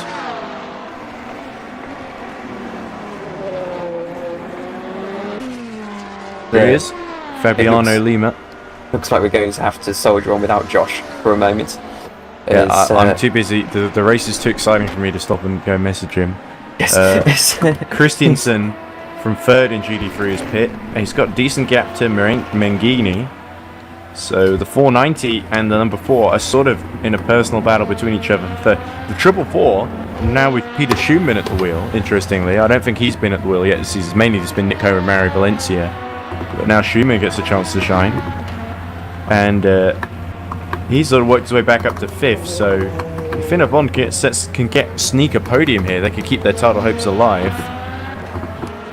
And on Josh, I can tell you that he had his bus mixer, whatever on earth one of those is, had an overheat button that he said he didn't know it had. And I think we might be without him for a moment. Oh, the mic's died, okay. I don't think the mic's died so much as it's just about to die if he rejoins. So we're going to have to wait for him, I'm afraid. Is everything overheating? Actually, it was a point I wanted to bring up at some time or another. Is racing? I know maybe not so much for them. That's interesting. Did Toff not make a pit stop there? That looked like a drive-through. It was a drive-through. He didn't come out only about all. 8 seconds ahead of Abascal. He didn't take service. He's on much fresher tyres. That must have been for one of the incidents earlier in the race that must have been reported. No, it definitely.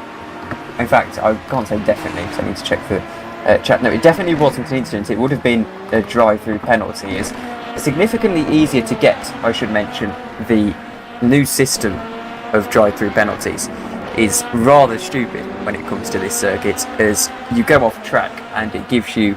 I believe it's a rating point from 0.25 to similar to how iRacing is, if you're familiar with that system. Just about, yeah.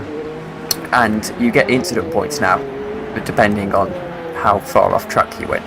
Except it doesn't take into account the fact that if you go off track at any point here, essentially, you're guaranteed to be losing time. Well, Pascal has got the gap under 3 seconds. Top is struggling here. I think he might be coming in for fresh tyres. As Robbins has gotten on board the Boyd Transport number 40. And here we go, round the outside goes Thomas Abascal. And here we about to see a cheeky move from Abascal the Rascal. He goes to the inside, so now Top can't go to the pits, even if he really wanted to, because the Finnebon's in the way. An LMP2, I'm afraid. Okay, well, he's still within about 3 seconds. Yes. It's the same livery, though. That's the 490 has retired from the race as well. A single flurry of retirements as we get to it's approach. Like nobody wants to finish distance. this one. No, they get to half distance and they think actually that's enough for me. Especially in GD3, it seems they're really struggling to get to the end. Because the 86 lost a lot of time at one point with disconnection, and now they're going to be back up in 6th. And the 444 is back up to 4th after its troubles as well. So I believe 444 got disconnected at one point, if I remember correctly, but it's been a long race. It's curious to see if we could get anyone up for an interview or something at this my point. drivers are all ghosted. In fact, Eric Kamedi said Nasser I just ghosted Mumble, basically, or whatever. Can barely blame him.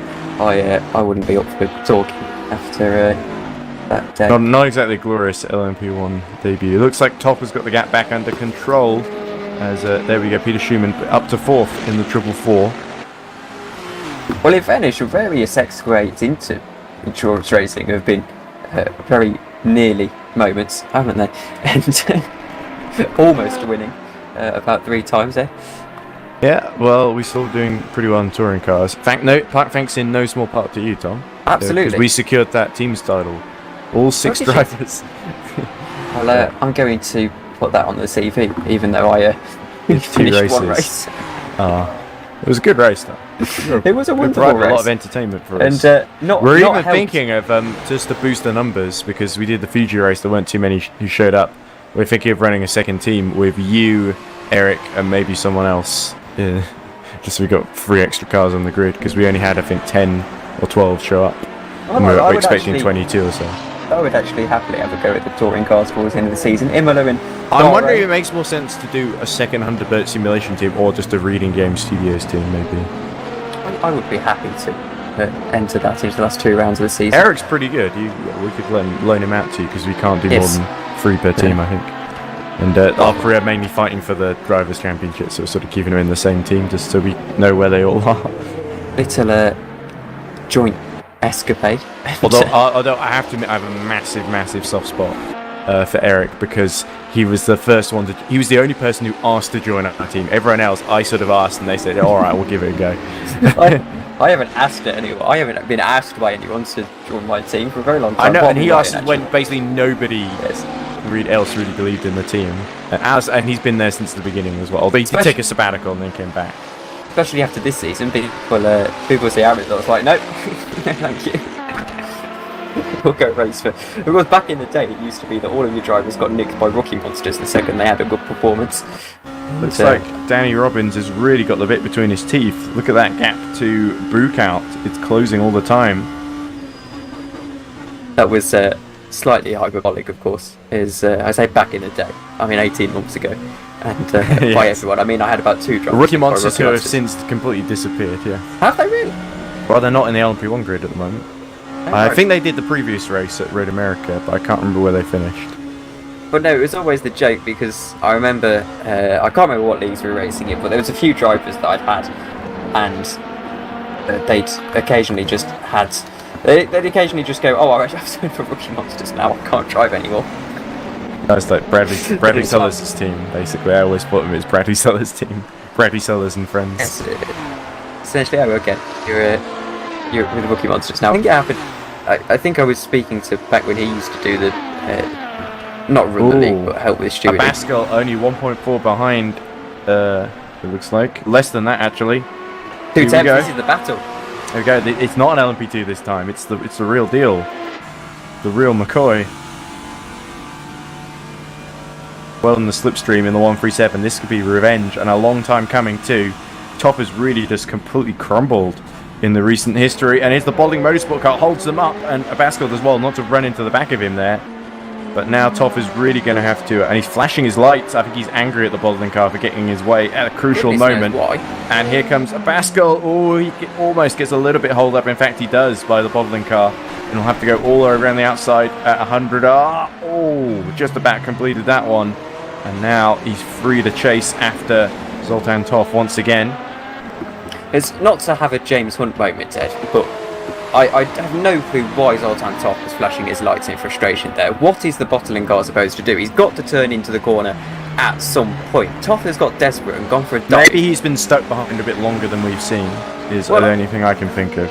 I'm not too sure because as we see, that's Bascal, that was a bit risky by Bascal on the Boyd Transport GD3 Ferrari.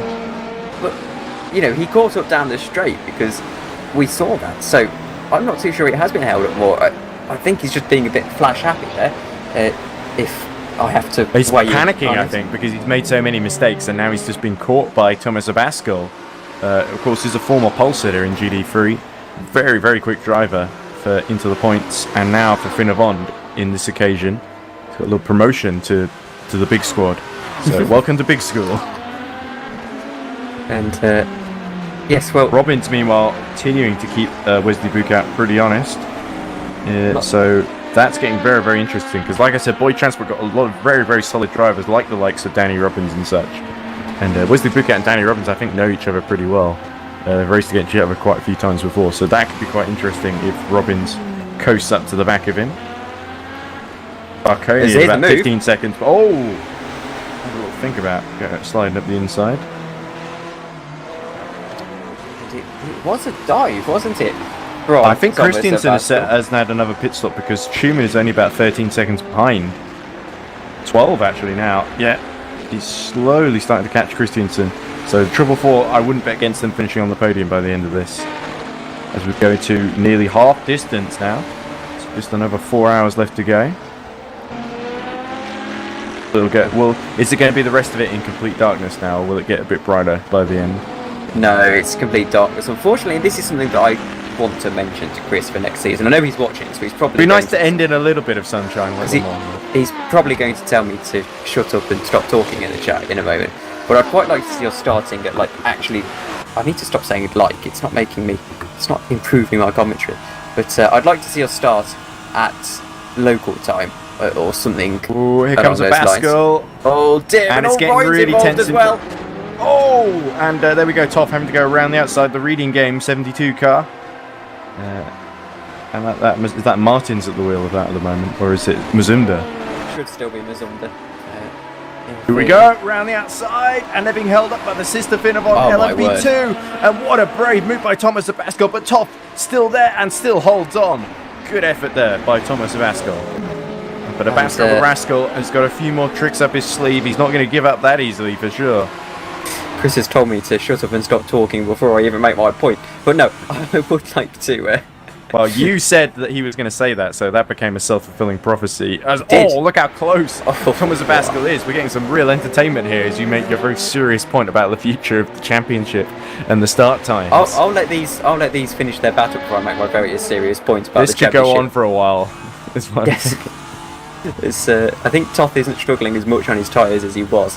And certainly so his clash. No, there's the class from Thomas Abascal. Oh, and he loses the rear almost immediately. That was 0-0 stuff by Thomas Abascal. So now we can hear your point without interruption, hopefully. So I would say that I think it would be cool as Abascal understandably immediately pits. I think he must have been towards the end of his stint anyway. I would quite like Damien Klein going off as well. I would quite like us to start at local time for some of these championships, because if we had started at local time here today, the chances are we would have actually either gone from dusk to as Chris says, Tom, we have a season 4 planning chat for this. Yes, I know, but there's also let the man vent. We've got very little else to talk about for the next 4 hours, apart from a couple of pit stops here and there. I often came to the stream with ideas, and it's a lot easier to tell you how wrong you are in there. it was just a sort of pondering as I trying to waffle on through. Let him organise his thoughts on stream, live in front of a waiting public, all 30 of you. Plus, it's nice to get these ideas out into the public so that people can have their way in rather than keep it all behind a place. If we just got to be careful not to abuse our platform here. Yes, the entire race. We could really encourage people to get behind some questionable ideas. We could influence the US like elections. Sprinklers. Well, I mean, let's not go too far. I mean, we've got to influence the UK elections first. If we can't control our own backyard, then what kind of Illuminati do we call ourselves? Chris said if we started local time here, the entire race would be dark. As I was making my point, I did notice that. But some of the tracks, I think it would be an interesting idea, because it would feel a little bit more real. Like, I'm trying to think of an example. For example, Daytona. You could start at normal time, and the light would be at a reasonable time, as you'd expect. But then I suppose you'd have the niceness of the day. So maybe my point's just completely mute again, and I'm wrong. But Ed, should we take this opportunity to, at half distance in the race, go through the field?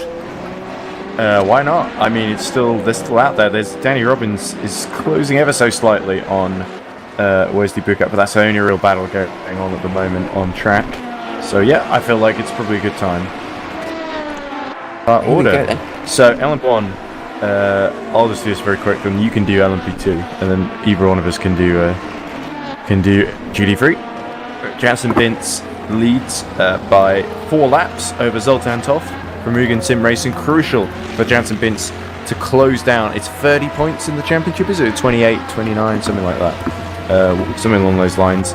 Then it is Abascal the Rascal in third on his new tyres, trying to catch back up to Toth. So we'll have to see the 54 seconds, the gap at the last time accounting. Eric Kamady and the Hunter Bird Simulation 482 are out of it, so not got to worry about them coming up in your rearview mirror anytime soon. That's the LMP1 field. And now, Tom, let's see what we're up to in LMP2, where there's a few more people still running. Not many, though. A 10-car field, so rather disappointing in LMP2, but we can't complain. R-Factor 2 is a small world, and when you've got another major event, there's always someone spun around as we take over. That must be Danny Robbins, because who was that who we were watching closing on Wesley it is Burkout? It is Danny Robbins, I can tell you for a fact. So not closing in on Wesley Burkout anymore. It's now 10 seconds back. But it's Richter Savinsky who leads the way in the number 28. Then it's Mugen in second position. Wesley Burkout is in third for Team Iris in the number 77. Danny Robbins is in fourth position. Norbert Major is in fifth at the moment, with Richard Sismarda in sixth. Jopla Hoven is in seventh, with Ryan Mazunda leading a fight back for Reading Game in the number 72 in eighth position, though pretty much out of it after an earlier disconnect. Oliver Paquian and Fabian Belle, the two DNFs at this stage in the LMP2 field. Right, shall I do GD3 field again? Okay. Feel free. There we go. So currently being led by championship leader Christian Toff. Have I been saying Christian Toff's name correctly? Christian, or is it just Christian? I think we'll go with Christian. He hasn't said anything. Or his Christian name, as they say. That's awful, I'm sorry. Number 16, Team Imperium. So he's leading by not too far over Stanislav Pajoud in the number 87, their closest rival in the championship, so it's really no holes barred between those two. In third is Mads Christiansen from Team Spin, only about 10 seconds or so ahead of Peter Schumann for Finnavon Motorsport. So looking for two podiums in a row are Triple Four. They yet to do that this season, I believe. Damien Klein is fifth in the 119. Emily Callison has got back up to sixth in the 86th, which was on pole position. Is this a fight for position between Boyd number 40? Or is that the putting a lap down in the background on the number 15? I think they're putting them a lap down. Emily Callison is back, because I just did the LMP2 order, didn't we? Emily Callison is a couple of laps, on the same lap as Martin Milotai on the 55 Radical from Mugen. Jendrik Bierhoff is 8th and last of those still running for Boyd Transport Racing. Then 9th you got Luca Mengini, who's just retired for ATR Falcons while fighting for the podium. Joseph Frederick Suter in the 771, who's also retired. And I believe there's two more that I can recall. Yes. They're not in the race anymore, but just for the benefit of those who were wondering, Ben Sporos out for Paul Street Boys 753.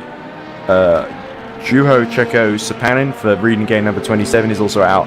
And Jeffrey Leroy didn't make it too far at all in the number 19, so they are no longer factors in the 8 hours.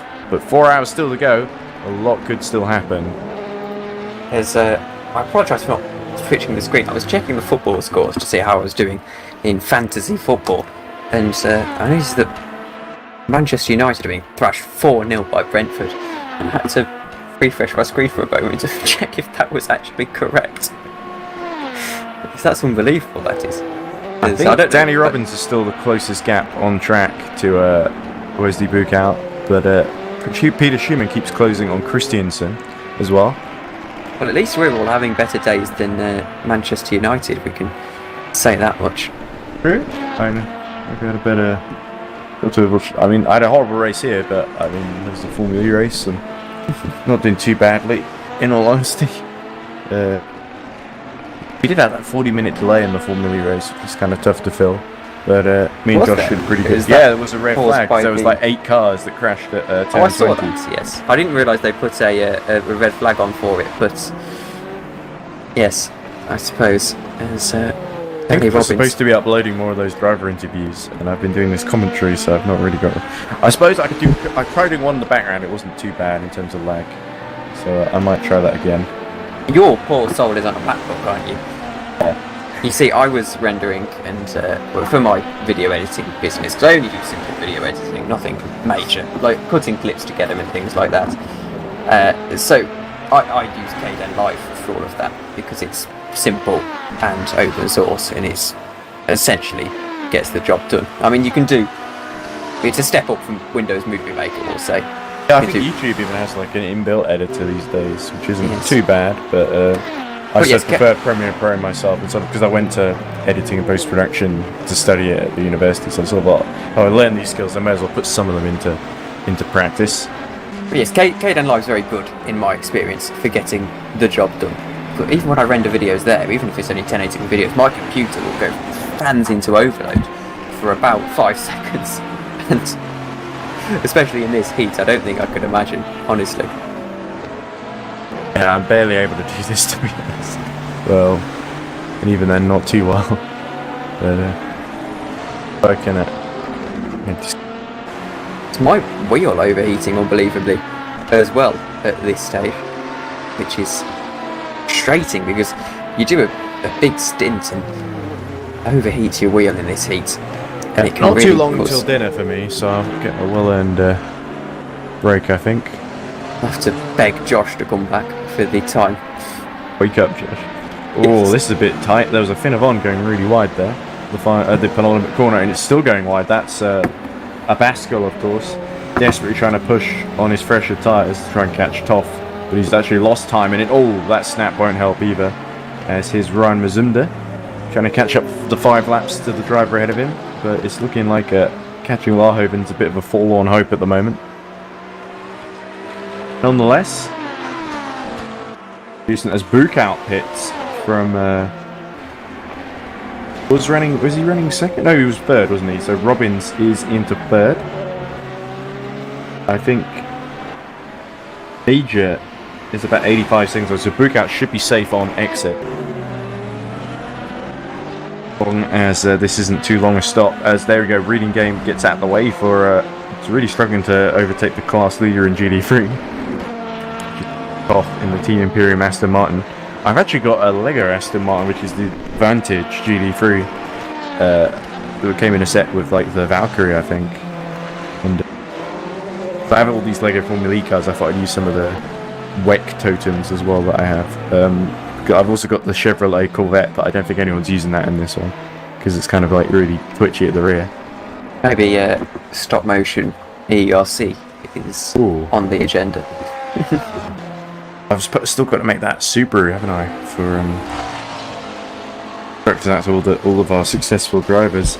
It would be cool if, as much as I kind of don't want the season to end early, and with being so close between my 3 guys, and also Nick Homer and Chris Davis, I sort of would love if Valente won because A, he's been in the whole season basically, and only had to miss a couple of races, and B, he's also come into the cup karting thing, which I mentioned earlier, which is pretty cool. He's offered to come. I apologise. May I just question, in the most professional manner ever? There's a question from Josh. When is your tea? Should be in about 15 minutes. I can hear the oven downstairs. It might be a bit later than that. Sometimes I will relay the information. Somewhere between 6:30 and 7 usually.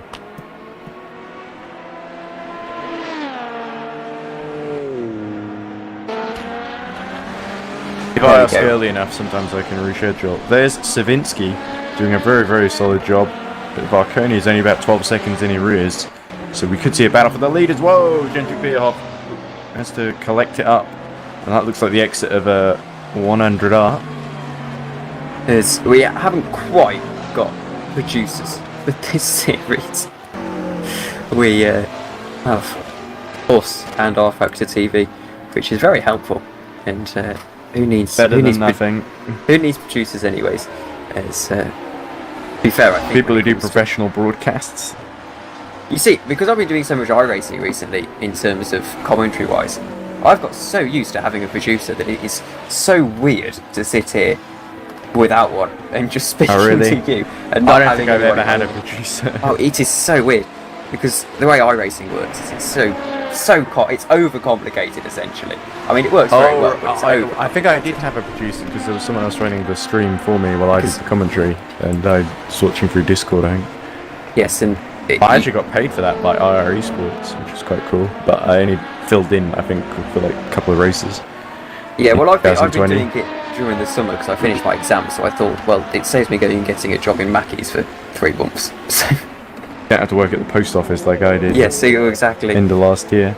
And well, it's helped a fair bit, but the point is, you get so used to having a producer. And Rocket League as well, I've been doing a lot of free stuff, but for Rocket League, which is so much fun, by the way. I don't know if you are into it. I'm familiar with it, but I don't play it myself. I've thought about it a couple of times and ended up kind of not going for it.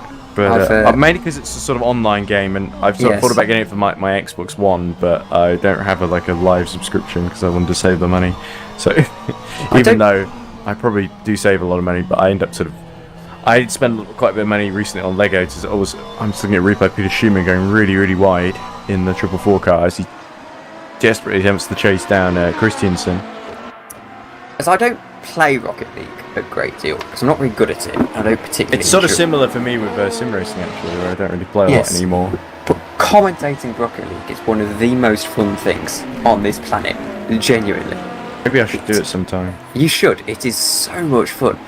As once you get the hang of it, it's so much more fast-paced than sim racing. But it's I don't know. I find fun. sim racing pretty fast-paced. It's just the format is like endurance can be a bit wearing sometimes. I know, but sim racing is fast-paced. But of course, say you have a sprint race, like always take a moment to appreciate the '93 Ferrari. And losing control, arriving rearwards in the picture. Hillhoff really struggling at this phase, down in last I think he is 8th and last, as we see a Pascal skipping the chicane actually. But yes, it's I forgot where my point was going here. Rocket League is fun to commentate on. Yes, but sim racing, so you've got, say for instance, sprint racing, like I know you do FSR, I do GPVWC, and it's very fast paced, but there's still plenty of time to have a break. You know, you say GPVWC. I don't particularly follow FSR, so I'm not too sure where the how long the races take. But in GPVWC, Academy doesn't take very long. Yeah, so we do FS2, which is I think essentially an equivalent here. And I mean they're two different leagues that can't really be too comparable. But you have the FS2 league, and the streams take 20. The races take, I should say, 20 minutes each. And it's fast-paced, of course, but you've got time to breathe.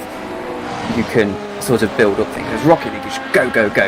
You know, you've got an entire 5-minute game. You've got a series of 4 games, and each game is 5 minutes. And apart from the time between the 2 games, it is so fast-paced that you essentially don't have time to breathe. It's like constant action, and it's really good fun to commentate on because it tests how fast your thinking is actually. Yeah, I also imagine a bit as you're thinking ahead, a little bit like normal football, except you've got less control over the feet, as it were, being the wheels. Yes. But commentating is very fun. I can't play it for the life of me, but it's interesting to commentate. Well, you know what they say: those that can't do, and those that do can, and those that can't talk about it. That's what I'm thinking of. The old Murray Walker crap thing. Yes, Murray Walker, and well, it's always a little bit awkward. But anyway, back to bring it full circle to the producer point.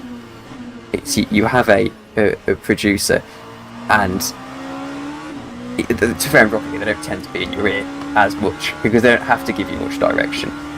For example, sim racing, they'll tell me that I've got a replay coming up soon to keep an eye out for that. But when it comes to Rocket League, you don't have too much of that business. But it's still interesting to sort of come back to the more simple, yellow in the first sector. Because that was the I think Biop spun again. No, it was the Radical. Had a slight off. He's back going again now, though. And how is that Radical? Just got by him. That Radical, by the way, how is he in 4th position? Because everyone else. No, not the Radical. He's in 4th position. Where is the Radical? 7th. In class in GD3. Oh right, he was leading. Mainly because everyone else ahead of him seems to have dropped out, I think. Oh, as Barconi goes really deep and loses a bit of time actually chasing down Savinsky, and that could prove absolutely crucial later on. Robbins is now a whole lap down on the 2 of them. But he was leading for a time, wasn't he? The Radical. He was, yeah, in the early phases. Yes. Oh, okay. Which is impressive, by the way. That Radical is not a nice car. Feels like Mugen just set themselves a challenge. They've sort of given up on the GD3 title. They only really care about the prototype classes now. Savinsky, that was him just setting up for the last corner actually and doing it pretty well. I think this could probably be Bolling Motorsport's best chance yet of a maiden victory, which would be quite a thing to see. We saw Into the Points take a first LMP2 victory. We've seen quite a few teams take their first victories recently in this series, haven't we? I mean, not Reading Game, of course, but one day maybe they've got their first. Certainly got first podiums. Oh, thank you very much, Ed. And can we speak about about... the 27 got this podium in last time out, actually, wasn't it? Road America. Oh, no, Road Atlanta, sorry. Yes, Road Atlanta. And, well, the Unterberg simulation having equal success in winning races. We know how to lose it. Well, we've run shorter touring car races. But at least there's on one the thing same we've both circuit. got. Sort of in the same boat. Yes. But anyway, I should get a better setup and go back into driving rather than commentary, because then I could improve the team somehow just by brute force. Major pits from, I think, in 4th position until it's Bukout back through. I wouldn't recommend moving to the driving side of things, it has to be said. I have to commentate for as long. You don't have to do the whole race. But I find a 4-hour commentary stint far more manageable than an hour-long driving stint myself. That's just because I'm weird like that. Yeah, that's true. It probably would be more exhausting in this heat, especially with the steering wheel and the pedals. And I cannot. It might just be me. I'm sure it's not. Excuse me, but driving in this heat with how much, particularly my Thrustmaster wheel, it's the TMX, so it's partly belt driven, partly gear driven, so there's a lot of friction going on in the wheel base. So driving for a very long time, particularly on a quite graphically intensive R Factor 2, where your computer doesn't necessarily overheat, but it certainly gets quite hot, and then the wheel is overheating from just the pure friction going on with all the force feedback and things, especially in an LMP2, which is quite... is my finding that out in the 758 stationary. He's lost revs as well, so... And he just moved up into... Well, had moved up into 6th because the number 15 Team Imperium had pit and to change driver to Reza, I believe. He's out of the race then, and that's going to promote Reading Quite Game. a dangerous position too. Yeah, so that's another one who's just basically either destroyed the engine or ran out of fuel or whatever it keeps happening to these guys. It's probably a double shift again, I think. Most likely. Especially with the way he's facing, that feels like someone who's overrode the engine. Just a notch over halfway through this race, that number 758 is out, and they have now DNF'd, so they are out of the race. No revs, and it promotes, thankfully for me, Reading Game into 7th position, which is why earlier this morning, when me and David were the only ones in the mumble or...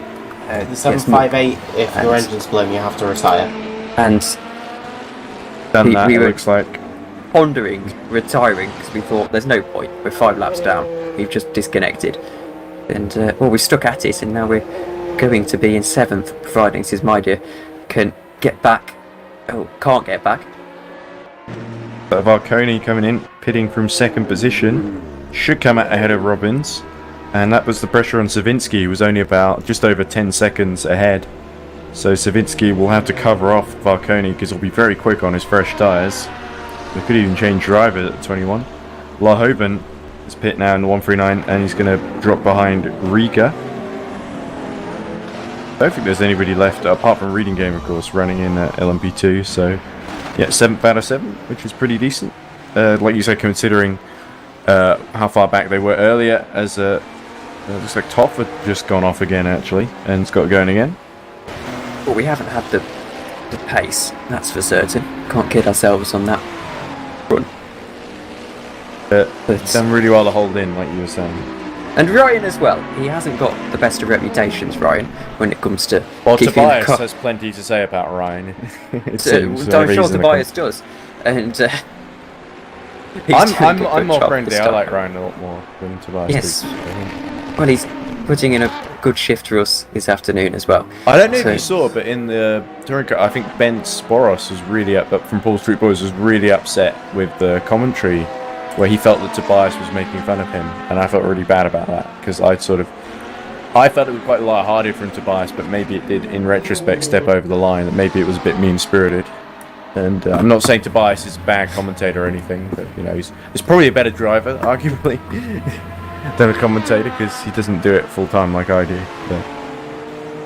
But he's very good. I think he's pretty good. He gives a lot of insight as we see the race leader coming into the pits. He's a very decent driver as well, Tobias. And apart from that Formula E race last year, where he got very desperate to win. Well, and, he didn't have a great race in touring cars at Silverstone either. No. But we won our first touring car race because of that. So now you've won the team's championship, thanks, as you say, no small part. Thanks to single, you and my Tobias, single race. not any of my actual drivers, full-time drivers. I mean, but it's not as important that you'd have still won the championship if I didn't race. But all me. I mean, to be fair, credit. you could probably just add the totals of Mia Rose, Liam Rance, and Alessandro Valente, and it probably would still be enough. But we'll see. Fighting for the Drivers' Championship as well is... I know earlier we had some discussions about how... And we had a lot of discussions. You're not really narrowing it down there, Tom. Sorry, no, I was tagged somewhere, so I had to read a message.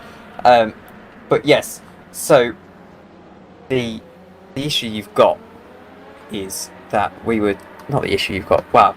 This is what happens when you read a message and it sends you off your tangent. Game, yeah. Yes, but no. Okay. I mean, people were saying earlier that we mentioned touring cars and they didn't tell them any information about how to get to touring cars. And I can tell you that if you go to the Discord server and you go to touring car information, all can be found there. As Joshua Birch is disconnected and reconnected. Can you hear me now? We can. Baby bus mixer does work. Fab.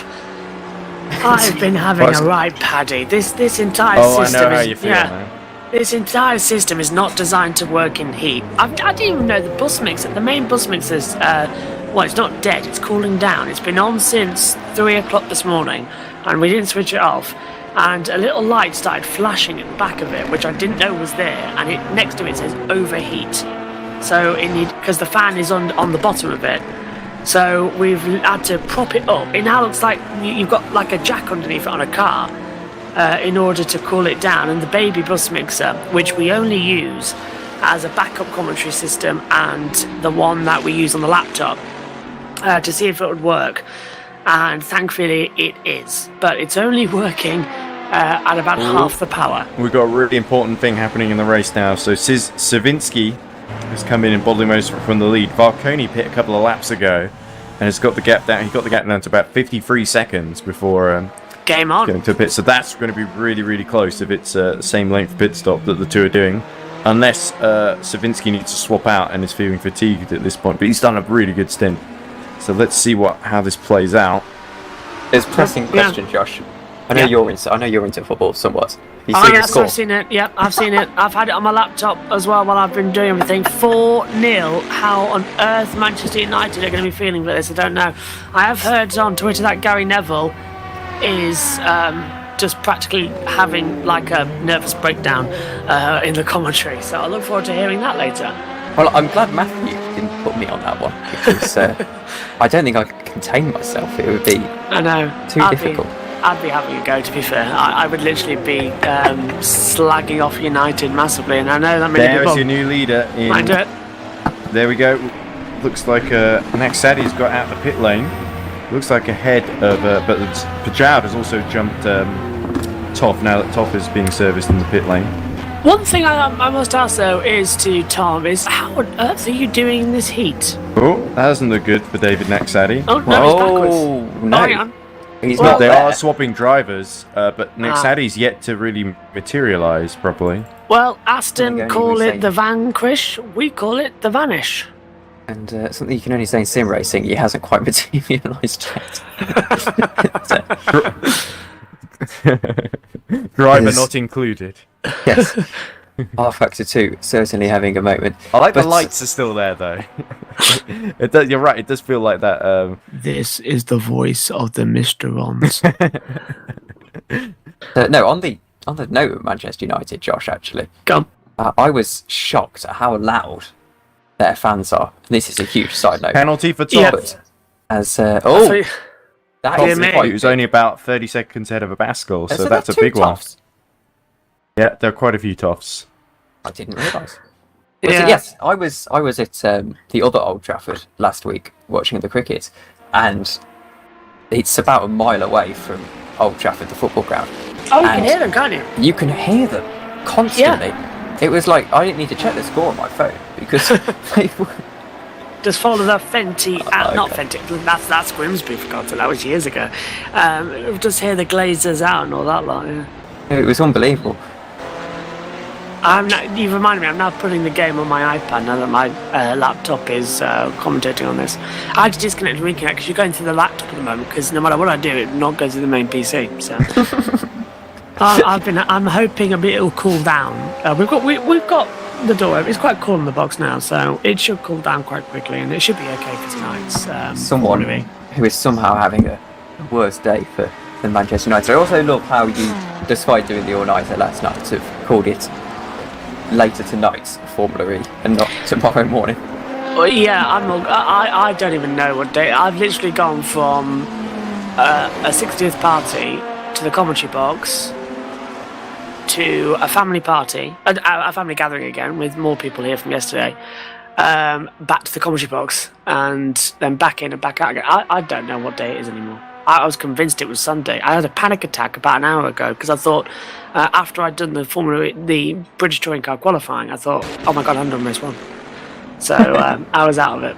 I need sleep. That's So what I need. crucially, in LMP2, Robbins in the Boyd Transport number 40 is in second now, and Bucat in the 77 is up to third. So this is turning into a really painful race for the championship leaders, the 33, because both the 21 and the 77, their main rivals, are looking to get on the podium now. So if Bucat gets 15 points, he could get within about 5 or 10 points, and the 21 could get into the lead here because it was Yeah. only about 10 points behind or something. They could get a 15-point lead going into the final two races. And most importantly as well, that's what I was going to say, last two races, so every point matters from now on. And that's the one thing that we're all worried about as well, is exactly... This is a slow stop for Christian Toff as well. Has he gone back in the pits or is he still there? Because he just pit and handed the lead to Bajoud. And According to my pictures, Christian's out of the truck. maybe I see what's wrong. My thing was lagging and I got confused between the two. There he is. So it was a long stop because he's a lap down, is what I'm thinking. Oh, you're right. Well, he he has actually was- lost... Yeah, so... He was about 30-40 seconds down, I think, on Bajoud, was he? Oh, Bodywork it damage? was tuck and forth, wasn't it? There could have been bodywork damage. damage? Yeah, could have been. We may have missed.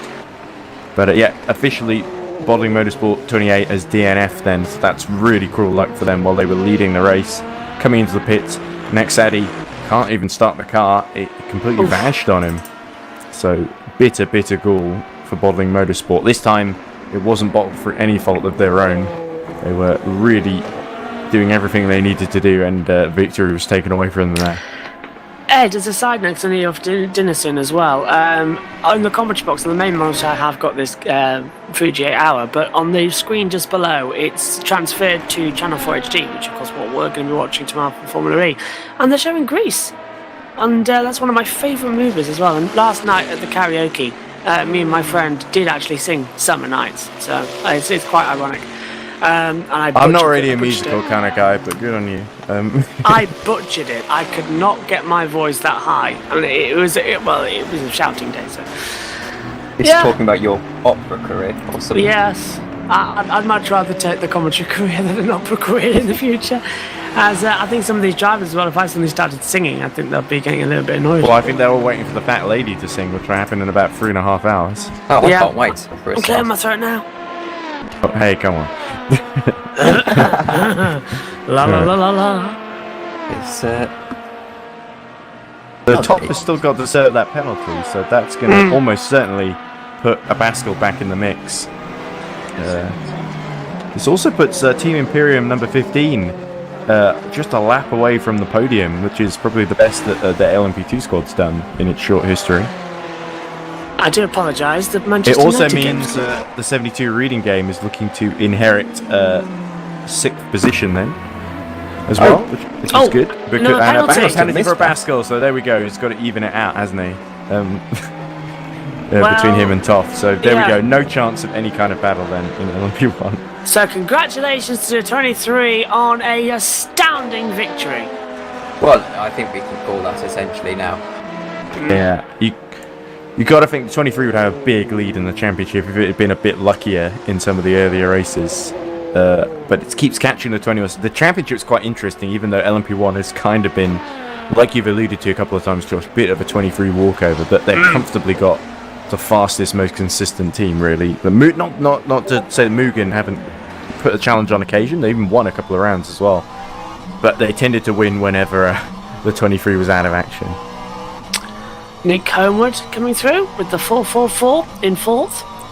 Sounds Robbins like pitting from second. Oh, yeah. Now, I had 8 seconds to the 77 as well. I think he's ready downstairs, so I better get going. Anyway, True, Ed. I'll leave the stream in your capable hands, and I'll be back in about 20 minutes, half an hour or so. So, Well, me and Tom are just going to end up talking about the football at some point as well. well, that's fine, because I don't have to be here to listen to it. Enjoy, guys, and happy trails. Cheers, Ed. Go get something as well as they come through. And if Peter's just said he's available, if Peter wants to come in as well, he can do.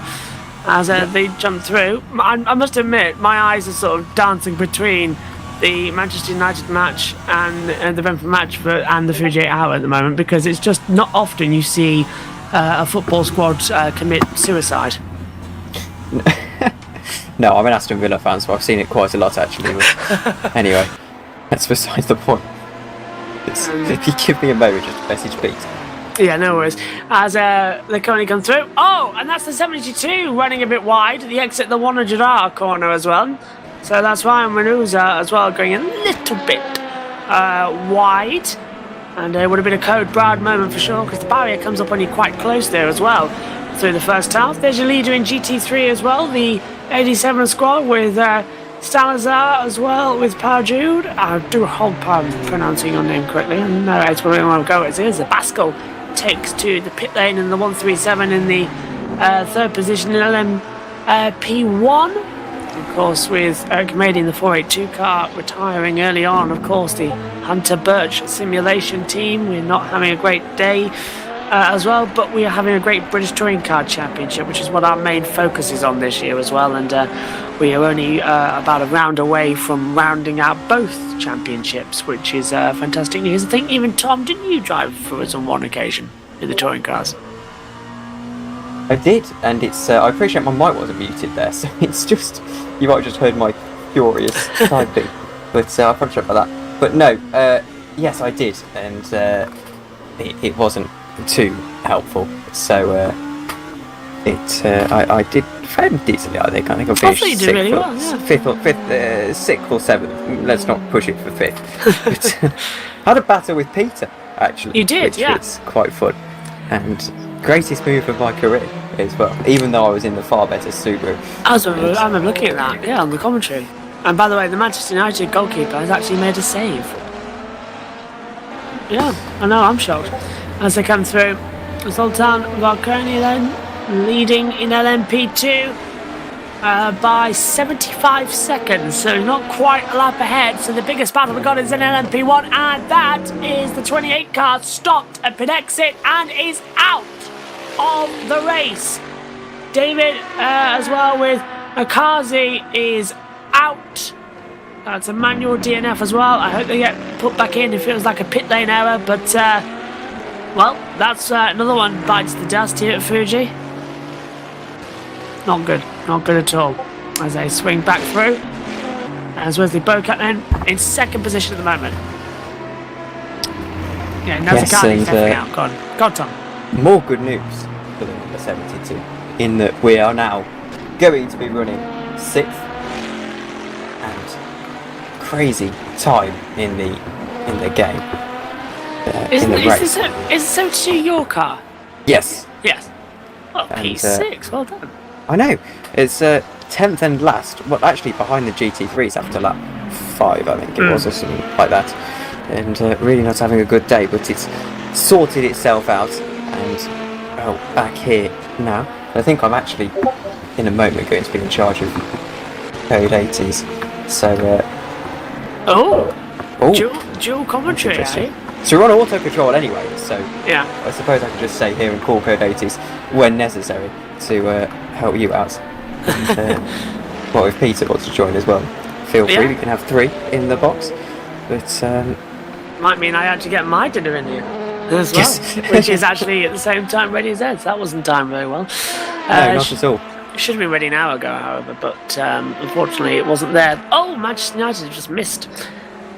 As Ryan and the 32 with Medusa goes a bit off the track 3 times, actually. He messed up that sector dear. massively. Oh, what is he on? Coming towards the end of his double stint, Ryan, and it looked like then he just went straight on. Let me quickly get another look at that. As he's going still, Ryan, and as I said, coming to the end of his double stint. So David in the car next, I believe. Although I say coming towards the end of his double stint, as there's Thomas Abascal around, and that's a big development in the battle for second position in the LMP1 category, because Abascal was sort of pressing Toth ever so slightly. So that hasn't called a Code 80, even though the car's still stationary. I think it's got going just about on the TV pictures. So on board with the 119 as well, with Enzo, what a great name for a racing driver, with Ali Gaumont as well coming through in the Ferrari. Hang on, Enzo is driving a Ferrari. He must be honestly living some sort of dream right now as he comes through the 100R. Oh, there's garlic bread as well. Ed coming back as he comes back through. And Enzo coming back then on the top of the hill. So Tom's double stacking commentary duties as well. He's being our commentator and in a minute race director as well. I believe I'm waiting for confirmation of Chris before he tells me that I have to actually sit in a channel on my own and all of that business. But let me just quickly see if I can jump down to that channel and jump back. Go on. It looks like you can, yeah. Yeah, you can. Brilliantly. Tom? There we go. Yeah, we go. Back in. It works. I can do that. Only in charge of Code 80s though, because I can't physically manage the Edits. the replays Yeah. because I haven't been in the game for since my stint. So that's how that's going. So I do hope we've got someone to come in for my second stint, because that would be. Oh, commentary in the commentary box, yeah. He's gone. No, you can commentate as well. Thank you very much, Chris. Right, yeah. It's my pleasure. But no, I'll just call through Code 80s because, as I said, just to be clear, we haven't got sort of my second stint because I can't drive and call Code 80s. I'm afraid. You could. That could be entertaining. It would perhaps be open to a little bit of Bias. bias. You drive past the area, then it's a Code 80. Everyone else has to go slow. And suddenly, the 72 isn't in 6th position, it's right up in 3rd. Code 80s just about when we come to our bit window. Yeah. Speaking of is now, so I might as well call a Code 80. Yeah, you may as well, to be fair. I'll save everybody a pit stop. NASCAR styles and mandatory cautions as well, causing all sorts of problems. I thought that was only a NASCAR esports thing, but I can't believe that's actually a Yeah. It's real life thing. That's unbelievable. Have you called a NASCAR race yet on USRN? No, I haven't. I've only done cricket and football for USRN at the moment. If you do call the NASCAR, and I'm sure you will do soon, honestly, take the evening off. Just don't have anything else planned, because it will take all night. Yes, I know. It's unbelievable. I once filled in for Matthew at I can't remember what racetrack it was. I think it was actually Nashville Super Speedway actually a couple of months ago, and it was myself and Joe Samiego from Grid Network who were on the call. And it was raining, and of course we don't race on ovals in the rain, so we had a delayed start for an hour, then we got about an hour racing, and then we had a 5-hour red flag period that we had to cover, And then we eventually ended the race. And the whole broadcast was around about 7 hours long, 7.5 hours long. And it started at 9 p.m. UK time and ended at around about 5 a.m. And I was up all night. So Le Mans just seems so easy to me these days because I just keep on finding myself in these weird situations where I just don't sleep because of motorsport. I said to Matthew, yes, I can do the Cricket World Cup and I can commentate on that for USRN. And then I looked through the times that it starts in Australia. I was like, oh.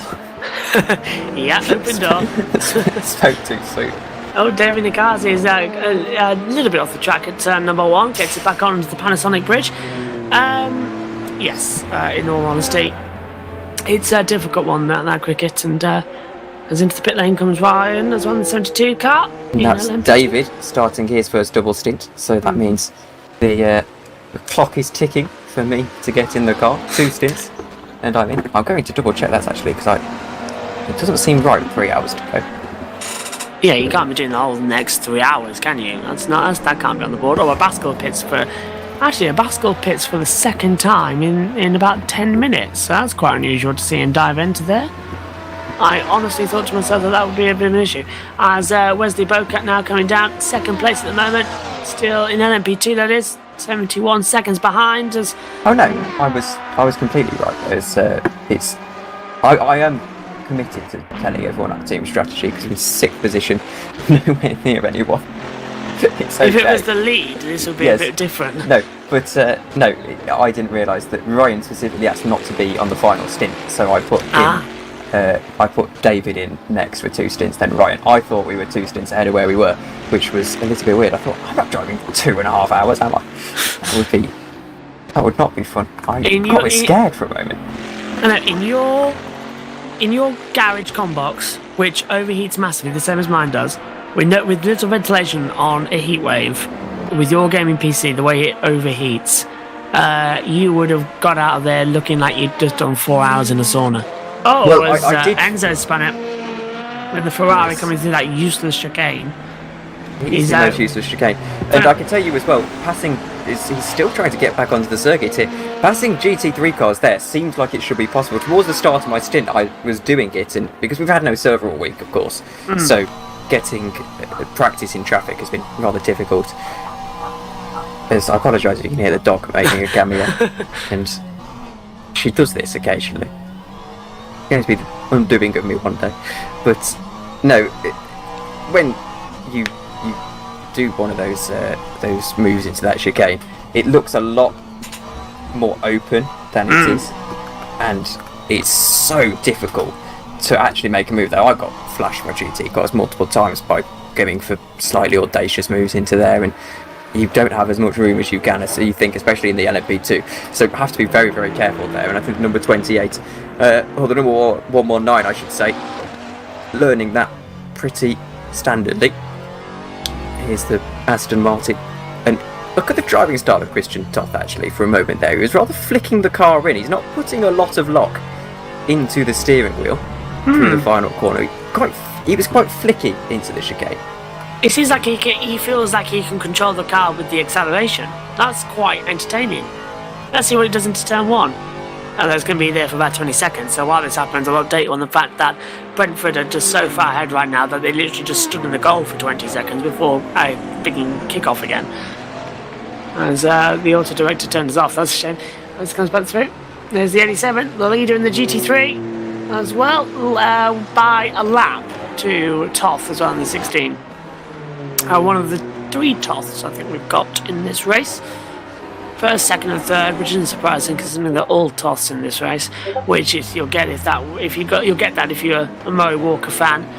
Up here, as we're in the 8 hours of Fuji, we've got 3 hours and 14 minutes left of this race. As there is your race leader, the 23 Valley Esports, with Arthur Fuscher at the wheel, just heading down the start-finish straight as well.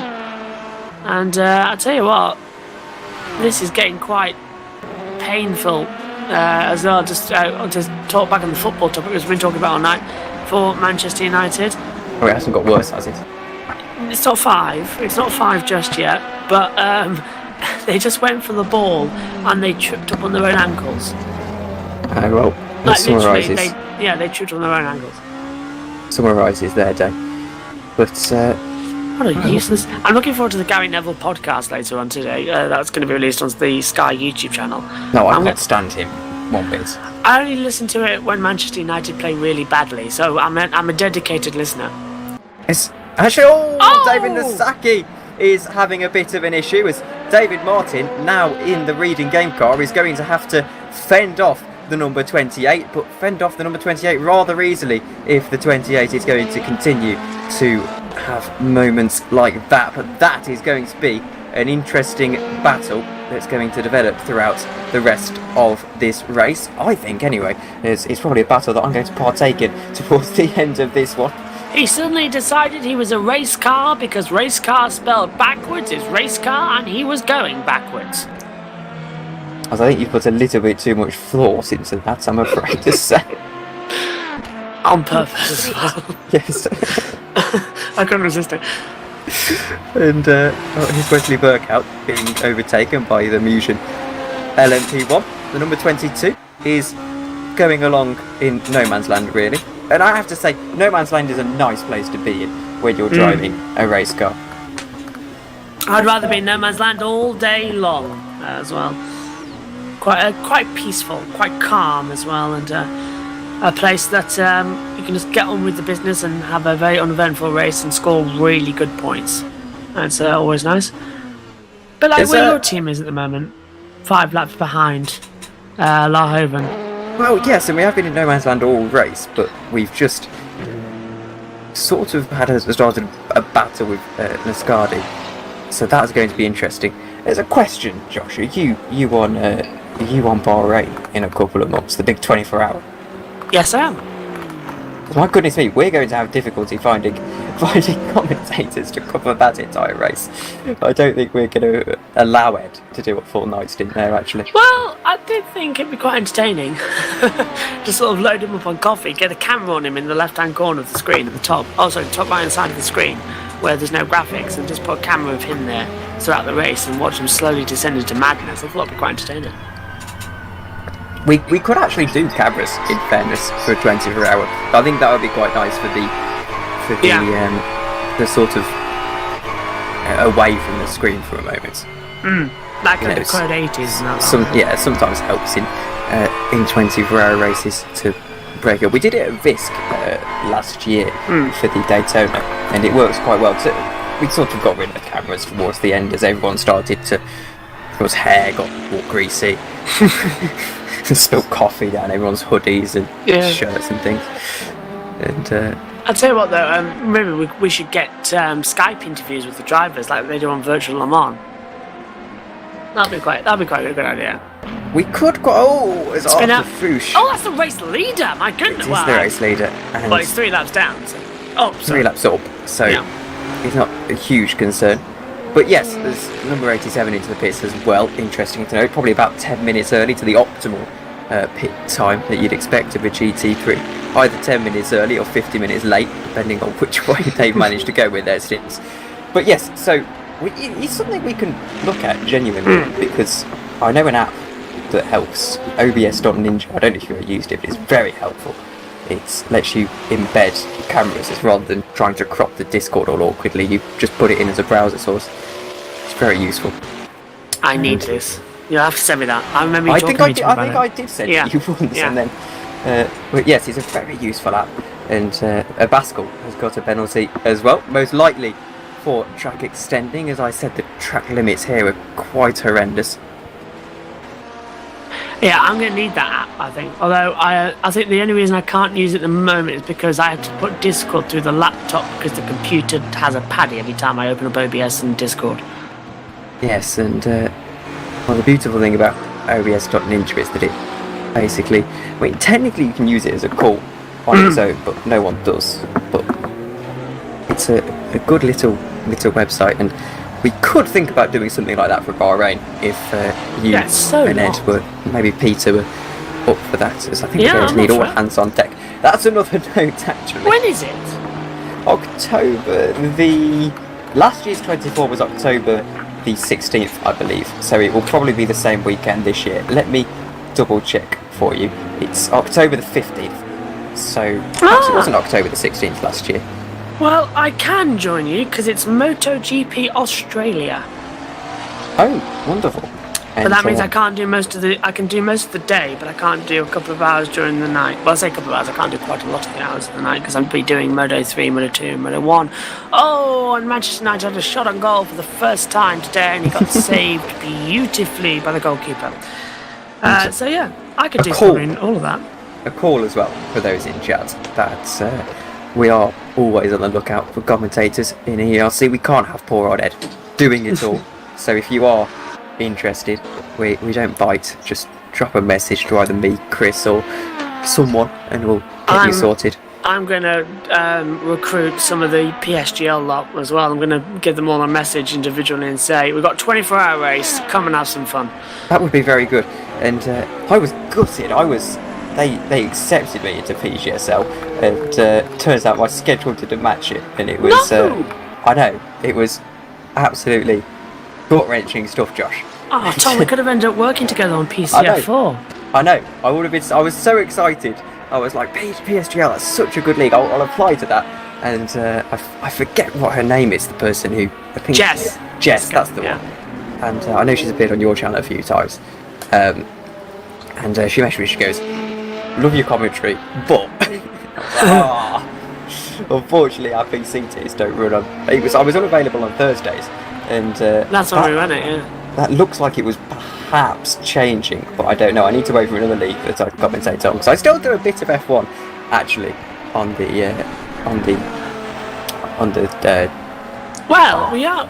If you're ever free on a Thursday, we are looking at having a 3-person team in F4 one day.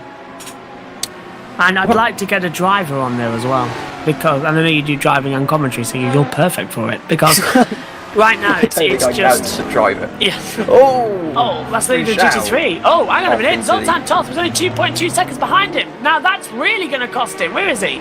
There he is. Zoltan Toth is. I can't tell which one he's in. He's in the number 16, so just behind. He's now 1.7 seconds. So he is, I'm assuming, going to have a right old go now at Peugeot. So the battle is on for the GT3 category as well. Try saying that when you've had a couple as they come back through. And that is Enzo again with no rear wing. No, he doesn't have a rear wing. It's just the blackness as well as the track eluding me. He's had a little bit of an off, I believe. That's why the auto director's cut to him. So the battle is on for the GT3 lead then here at Fuji. And Valconi leads the way by 80 seconds to Robbins as well. The 21 leads the 40 in LMP2 as well. And Manchester United's front bench as well look about as happy as Adolf Hitler in the last few days of World War II. Hello, Peter. Welcome to the chat. You're more than welcome to come and join us, by the way, if you are. Sorry, United for Sale 1958 is just what the banner's been put out on the front there. They are the Manchester United fans are absolutely livid, and I am loving it. I don't understand why they've lost two games. Oh wow, one of the Glazers is there. Unbelievable. Oh well, he's going to be he's a male member of the family, and he's going to be one of the most hated men in Manchester. He's about as popular, actually, as Jack the Ripper on about now. God, 600 million he borrowed, of course. What was it, 15 years ago when he bought the club? They spent OJ Hatch went deep and just about kept the car going, and I can tell you it was very easy to do that. It's that corner. I did it a couple of times in my stint, and no doubt we'll do it later today as well. Yeah, what was it? Manchester United borrowed 600 million quid. Now they're 2.1 billion pounds spent. All that's club money, and there's still 600 million in debt. So they haven't gone anywhere. They just spent more money. So United are struggling. And I'm delighted that I actually visited the United ground when it was just before the glaciers, and it was a lot more open than it is now. As Shazbos Ridge just goes a little bit wide there, running fourth in LMP2. Hey, that might give your guys a chance to get up there in the 72. Well, he has no 5 laps down, but it's a problem. Then it's going to take ages to get the car restarted, isn't it? Yes, and 3 laps is such a huge margin, and I don't see him giving that up anytime soon under the Bridgestone Bridge. Goodyear tyres, of course, on these cars now, I believe. Was a guess. I think you're right. I'm 90% right. I'm sure you're right then. Yeah. As they come through. Not too sure about the LMP1s. I know the LMP2s almost certainly, but LMP1s could be on Michelin. there could be. That's Joop Lahoven into the wall, and he's kept his rear wing. It's the front of the car that's the contentious subject, and I'm wondering if he's going to carry on without too much steering damage. It looks like he might be. We switched to Zoltan Varconi for some reason, and He's playing the bamba. Yes, I obviously want to keep a look at Varconi, Lahoven, I apologise, to make sure he's not crabbing. He looks to be going along nicely enough right now. No need for a code 80 or anything like that, though I would love to be able to call one. Just call one anyway. Competition caution. Yeah. No, it happened again, by the way. Manchester United tripped over their own feet. Oh, right. In the penalty area as well. They're trying to get a penalty. Oh dear. They really are desperate, aren't they? Well, anyone want to buy Manchester United? It'll be for sale by Monday. Oh, spinner! That's David Niscani again, right in the centre. Wearing 7th. Say again? He was catching as well. He David was. Martin. So that's hindered their progress a little bit. Though I have to feel with the issues that Reed and Game are having, and I can tell you we've got a little bit of pace issues at the moment, in that the car just not particularly in gear for us. Incredibly open, aren't you? Well, the way I see it, there's no prize money. I'm not losing anything. Very true, very true. Makes our wins even more impressive, all 0 of them. As Lascardi is... Varconi as well, struggling along a little bit. He's into the grass. I was just impressed that Nick Homewood won something last time out. It's very impressive, but 3 hours to go now. Lascardi's got 64 seconds to catch up to David Martin, and thankfully for Lascardi, I've got another double stint coming up, so it might not be too difficult for him. So how long are you going to be in the car then, Tom? It's scheduled to be 1 hour and 20, but it's more like looking like it's going to be 1 hour to 50 minutes because of how the disconnects worked out. Because I don't know if you were following the race much before. I kept an eye on it, yeah. But we had a disconnect very early on in the race. David, thankfully, touch wood, hasn't had the problem continue, but he had a disconnect early on. And it usually disconnects only loses you about a lap or so, but it lost us 5 laps because essentially what happened was David tried to rejoin the server, wasn't able to get in, had to rejoin again, and then once everything was back in, we had lost a few laps, so put us right down into 10th. So pace as well hasn't really been there through no fault of our own, really, just the car not feeling great after the restart, and sometimes that can happen just sort of inexplicably. Well, let's hope that you have a better stint at the deal. Yes, it's a difficult stint, a difficult race. It's been a difficult season for us as well.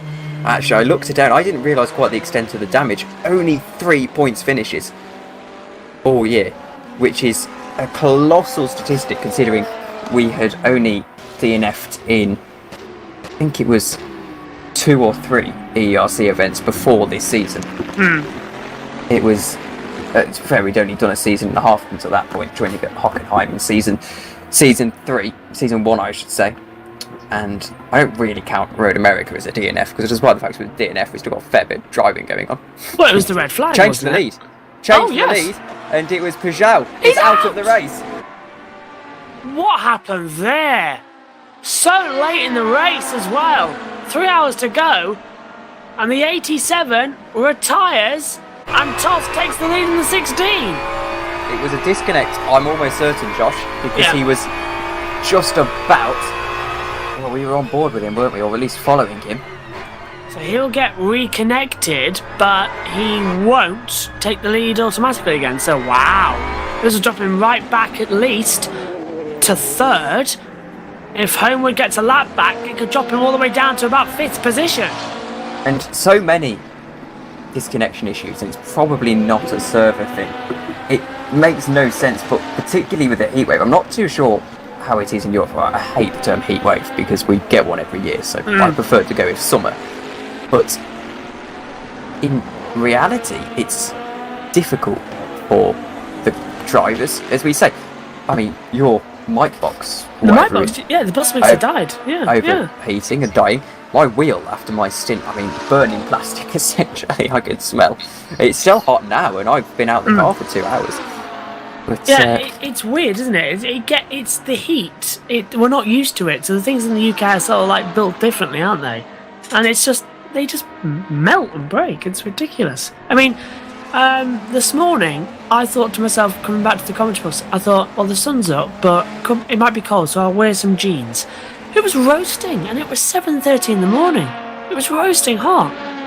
Well, I had jeans and a hoodie on this morning before my stint, so... Changed, I presume, now to shorts and a t-shirt. No, jeans. Okay, so you've got a t-shirt.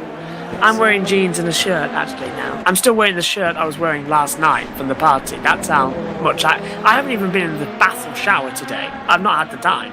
Yes, and there are some things that you don't... you don't mention on the broadcast. Well, to be fair, I did have a shower just before I went out to the party, so I figure I'm sort of good. And my hair's actually perfect still. I don't know how that's happened. I'm having a very good hair day. Anyway, I have not had time to... I've not stopped all day. Time's got away from me. So I'm looking forward to tomorrow where it could all where it's all going to happen again. Because we've got the... Oh, and Toth has got a penalty. That's second place in LMP1. He's been given a penalty, yeah. Wow. He had a penalty earlier on, I assume again, because it's obviously not a stupid penalty because I haven't given anyone a penalty. The game's given him another penalty. As I was mentioning to Ed earlier, there's a new system in place for these track cut penalties, and it actually, for some reason, harms you for losing time, which is boggling to me on this circuit. But that's how it is. And this is Zoltan Valkoni into the pit lane, the leader from LMP2. And he only had 73 seconds to the 40 of Robbins as well, so the battle's on for LMP2. As the 87 is still being classified as out and is about to lose 3rd and 4th positions overall. So it will drop to 4th. So Homewood's managed to gain that time perfectly.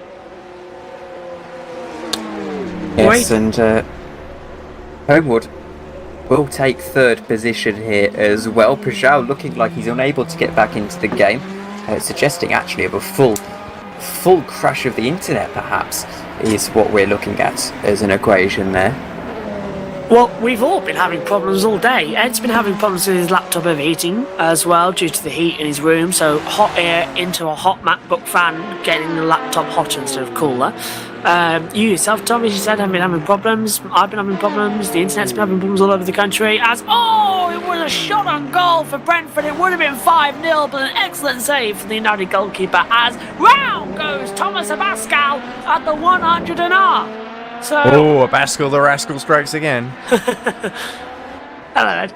And absolutely threw it away there. My goodness. He doesn't stop this guy.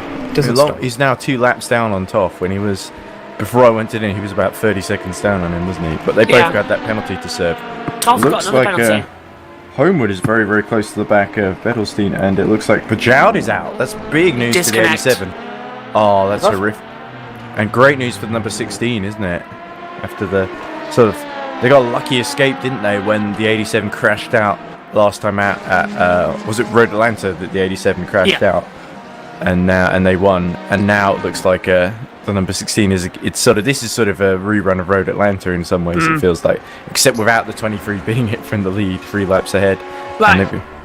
sorry, Ed. I'm going to nip off then for my food before I commit to the end Probably of a this good race. idea. Sorry it took me a while. No worries, mate. And Tom, I'll leave you with this. Manchester United just had an open goal and missed.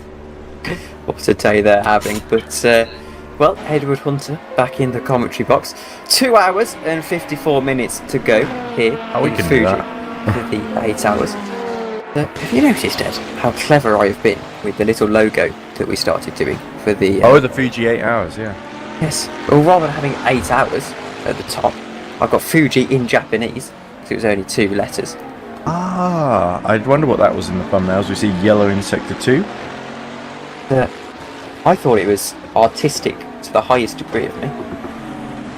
It looks like Nick Homewood has cleared the Bentley while we were just discussing there. It just went round the outside. I'm just seeing it delayed in my lagging stream. Oh, And is it the loo- Discord not on? No, Discord's fine. It's oh, there we go. Right, it's unfortunately skipped ahead because I was just about to see him skip around, but to describe what happened there because I completely missed it because Joshua was leaving and it was a little bit. But Nick Homewood has gotten up to second now, 2 laps down on top, admittedly, but this means that with the 87 out of the picture, the 444 now becomes the main threat in the points to the number 16. So Team Imperium have really got to not drop it now because if they do, then the 444 Frinavon squad could really become a real thorn in their side. And it must be said, big shout out to Team Spin, number 4. Full credit to them, they've kept it on the podium, and it's taken the 444 squad a long time in that Marmite car to catch up to them. The race has been like Marmite, you could say. Indeed, yeah. I've been shooting that one up for a while. Since I saw the livery 2 months ago, actually. Exactly. I'm just going to have to take a minute here. I apologise there, because... So, Well, that's fine because we've got a big close battle, 8 seconds in LMP2 between Robbins and Zooks. So I'm very excited about that and to see which way that goes. because I'm a little bit confused here. As I was working out how the stints are working for the reading game car, and I've noticed that we've got 3 hours left, haven't we? Just under 3 hours, yes. So, Ryan came into the pits about 20 minutes ago, we'll say. Uh-huh. Which means that David has got an hour left, which would take us to 2 hours to go, let's say. Then Ryan hops in for another 1 hour 20. Means that I only have to do 40 minutes here, which is really confusing me. I am not quite sure how we've lost a stint in the race. Someone's done an extra stint and I'm trying to figure it out. Well, I mean, it's just something to work out, I guess, just to lose the least amount of time, right? Yes, but I also am mindful of the driver time limits, because you got disqualified last time for the absurd, like, 10 minutes over the driver time limits. Wasn't there a protest against that or something? No, I don't think we protested, because we said... Looks like Pajoud is back in the race, by the way. So Because, good news. oh right, eventually. Took them a while to get back going. Well, it took me a But while yes. to get back from dinner, so maybe it was a similar issue there. I wanted to protest it, because I had my gripes. I was like, well, we haven't really been checking it this year, and really, it was only 10 minutes, plus we had an issue, so it was like, the only reason David went 10 minutes over is because of a technical issue or something. But then I thought, actually, you know what, it's fair enough, we'll just drop I'll tell you what, the irony is that the 87 has come back and they're still a lap ahead of the 86, their teammate that also got disconnected earlier on. So you say they took their time, they clearly didn't take too much time. Well, yes, of course, but... And they're 8 seconds behind the 119. So I think Bertelstein being 2 laps ahead might be a bit of a tough ask, but certainly I think the 119 is going to be a target. Anyway, sorry, I didn't mean to interrupt your interesting No, story. it was okay. You took us moving far more than me. But yes, I thought, there was probably a reasonable case to protest it, at least somewhat. But I thought, actually, no point, really. We'll just take it on the chin and move on with it. Because it was 10 minutes, but I suppose it was our mistake. Yeah, fair enough. I guess it wasn't a huge finish in the end. I mean, you got that 4th place at Silverstone as well, which was probably the main highlight of the season so far, with the 72. We've said all year that our main goal, really, was Bahrain, so I really would like to win a 24-hour. I'm not saying we're going to have the pace to win, but you never know in a 24-hour, particularly towards the end of the year. If it's You runner-up at Le Mans a couple of years ago. That was a 24-hour Halloween event. third in the Halloween event, second at Spa, so we've got remarkable form in these 24-hour races. And I think A remarkable staying power too. yes, if you remember Spa as well, we were actually about a couple of centimetres away from winning it. I don't know if you remember the close call between the Mugen and the wall. Yeah, I vaguely remember. within- There was he a was lot. within- I remember the valet hitting the wall as well. He was within 2 centimetres of the wall. But as well, if it weren't for code 80s, I think a code 80 cost us the win. So did a disconnect cost us the win. We had about 8 different things that cost us that win. But I think Mugen had their fair share of bad luck as well. But to be honest. that doesn't matter in a Great team though, and it still is a Yes. great team. Yes, and I know they have their fair share of bad luck, but we can complain about our bad luck. Yeah, the 21, for instance, has not won since. It's about 7 seconds away from victory at the moment. They've not won since Silverstone earlier this year, so the 21 has really not had its own way this season as the defending champions. Defending double champions as well, if I'm not mistaken. Well, if you count Fancy Esports as well, then yes. Well, I think- no, wait, because the first season it was RSS Unison that won, wasn't it? Because remember they came back last time at Road America and won the race in the hands of Peter Vagapov, Deniashenko. I thought they were a GT3. I know Mugen has won. Mugen must have won. They the did have a GT3. GT3 team as well. Yes, okay. It's my mistake then. Just the single champions Mugen, but they are the leaders in. I need to check the sheet, but leaders in all-time wins, to my knowledge as well. That's Mugen. true, yes. So I say this all season's time, been kind 3 of years. the anomaly because I think in both LMP1 and LMP2 they've only won once. In GT3 they've not won at all, despite not entering. Well, they haven't entered most of the races, so no wonder they didn't win. Mugen, one of the only teams I believe to have won a race across all 3 classes. I think Valet haven't ever had a GT3, so no Valet on. Iris must be as well. I think Iris did it once. I can't remember what. I think Silverstone they won in LMP1. LMP2 they won in Interlagos, and they won GT3 that same race as well. So that was quite good, close, winning LMP2 and GT3. I believe they're the 2 only teams to do it. I think. No, because of LMP1, Aspentino Force Bologna. Force Bologna did it. What was it at New Orleans in the beginning of the last season? They won, I think, LMP2 and GT3. Didn't they? They won the 4 hours of NOLA. And a race I don't remember too greatly because But I remember shouting because I was the first time I was getting used to the screen share, and the first bit of the race was just stuck watching one of the Frinavon cars mess around near the back, basically. 'Cause that was where I couldn't change the camera. that was where one of the greatest clips of EERC history, probably third to the Sebring GIF, that's become very famous. There's another one in there as well, but As the second one, there must have been a second clip that became quite famous, but also- famous within our very limited circle. then, yes, within our circle. But the Alex Skinner where he crashed out and then he chucked his VR headset aside, but because of the way the game was tracked, it looked like he lamped it out the window. I don't know if you've seen the clip, but he takes off his VR headset and he obviously wafts it off to a side, and I vaguely remember watching it closer to the time. and because of the way it worked, if you look at it from Robbins his is in the screen, pit, by the way, so that hands the lead to Zux in LMP2. yes, if you looked at it from his screen recording, it looked like he chucked it out of the window of the car. It was very funny. Yeah, so I'm for a second. I've just eaten, so I'm talk to the exhausted. team. So anyway, you do that.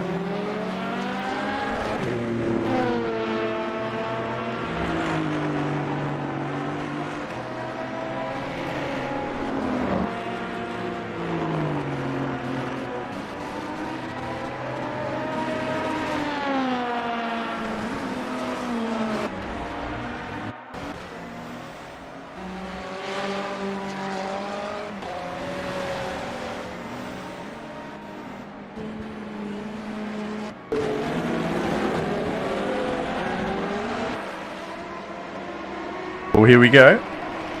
Zowski 0.3 then behind Che Hatch in the battle for second. So Hatch looks like he's got a advantage. And Gazowski's just come out of the pits. There we go, just watching a battle for second place in LP2. So Gazowski's just come out of the pits right behind Che Hatch in the 77.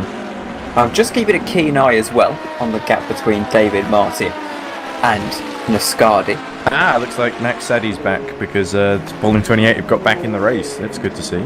They have, and I'm keeping a keen eye on it because he's actually gaining a fair bit, is Nascardi. I'm just wondering how long it's going to be before he makes a move, if at all. He's had a couple of spins that sort of hindered his progress, but reading game... Ooh, a penalty for the race leader, Arthur Fucci. Yet another track limit penalty. He's 4 laps ahead of Toff. To be fair, Toff's pace, just throughout this race, has been very much lacking. Baskel's still... I think Baskel's made up a lap on Zoltan Toff, actually. But yes, keeping a keen eye on the battle, obviously because it involves my car, but also because it's going to develop a little bit. Of course, this battle for second... 55 seconds now, so Martin has gained a couple of seconds. Is that, I've just noticed that 2 reading game drivers with 2 first names is their full name. David Martin and Tom Dillon. Certainly rhyme was under counts. Oh yeah, Dylan is technically a first name, isn't it? I get that a lot, actually. Hunter's technically a first name. So if you're like, I don't know, Joe Biden's son.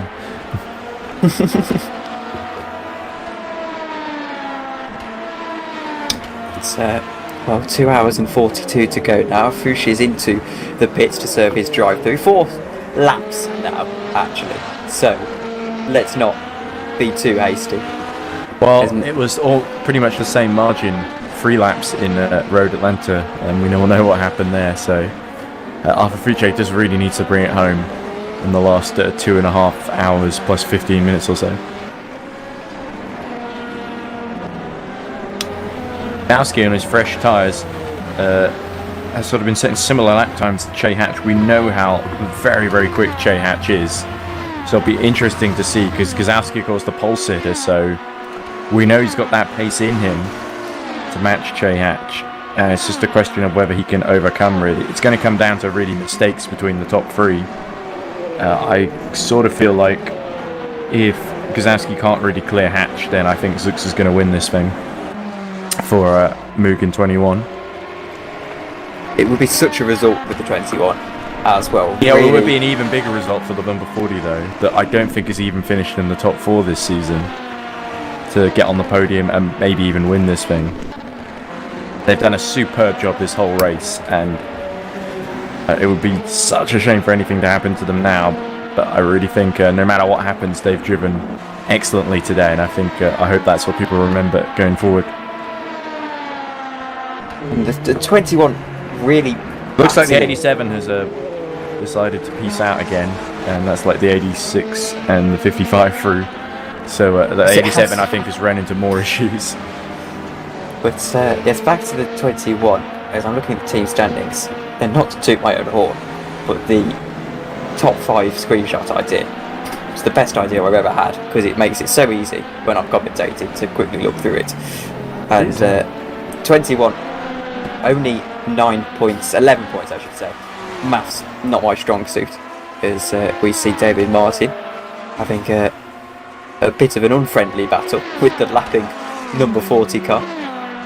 But 113 But they're going to be points. they're going to be like they're going to be from 11 points behind to like 14 points ahead, I think. Yeah, they should be.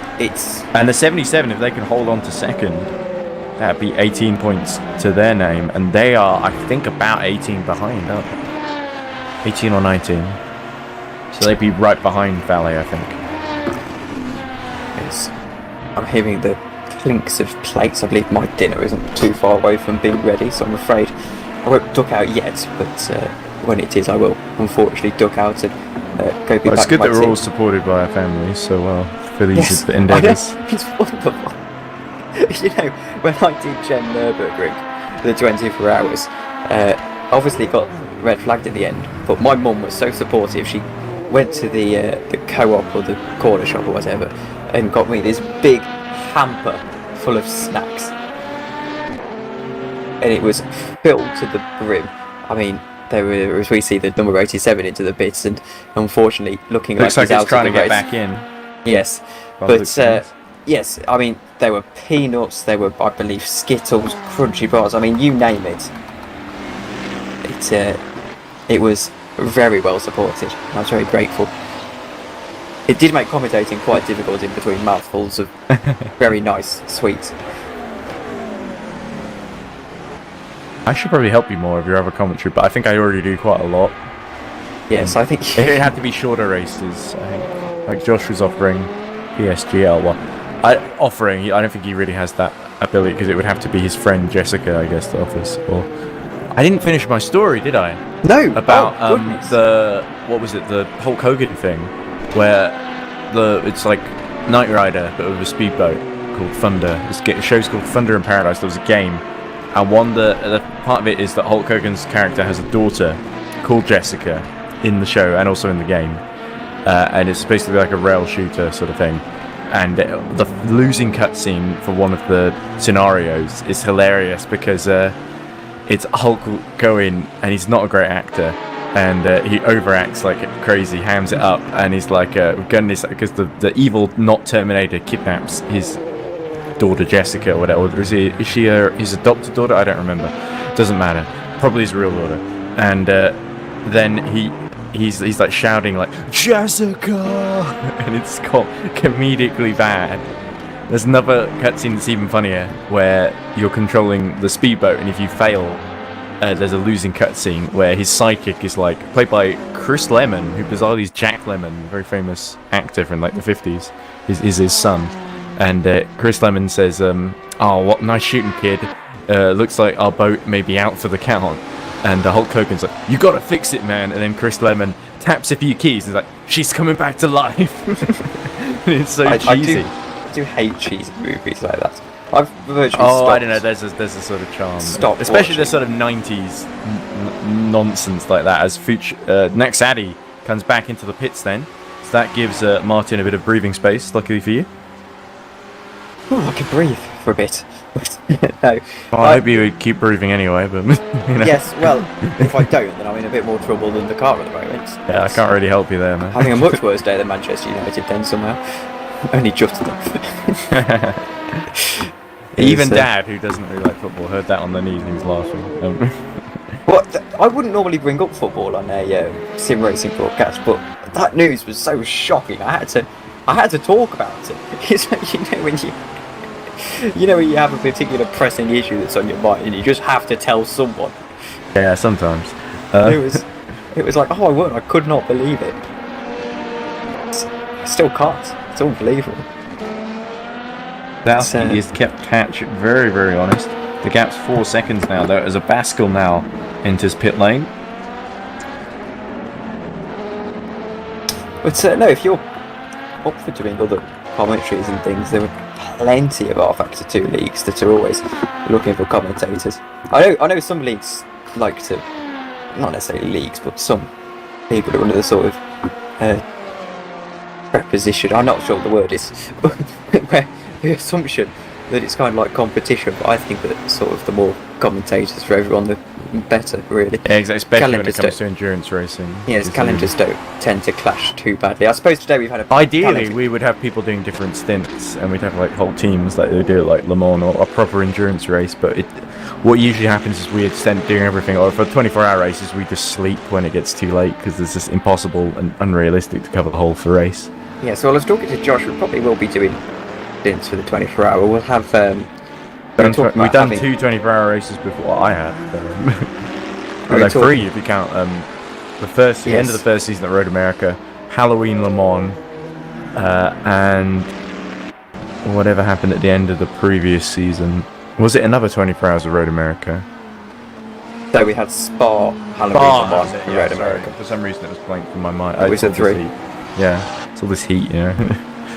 But no, in Josh we're talking about having like a couple of other features in the broadcast. For example, having like cameras and things during the night, so we can take the attention sort of away from the racing for a moment and have teams He said he was trying to get some of his PSGL commentators in so he can have proper teams of commentators, which I think will be fun. I'm quite keen to do a bit of commentary for the 24 as well. I always enjoy it, that's for certain. But there's something equally as charming about commentating on a 24-hour when you do it properly with teams of commentators and stints and things. Something equally as charming as commentating it as there is racing it in many ways. There is, yeah.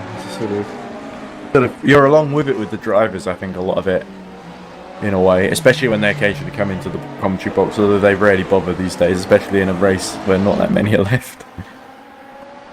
Well, that's why before I sort of became the admin. Apart from you, of course, yes. That's why sort of before I became an admin and started to be some of the broadcast stuff. I say that like Chris doesn't have to come in and save us. I mean, doing the dodgy looking graphics and things, and the overlays, and setting it up. A lot of that's my fault because I'm sort of in a hurry to set everything up, and it's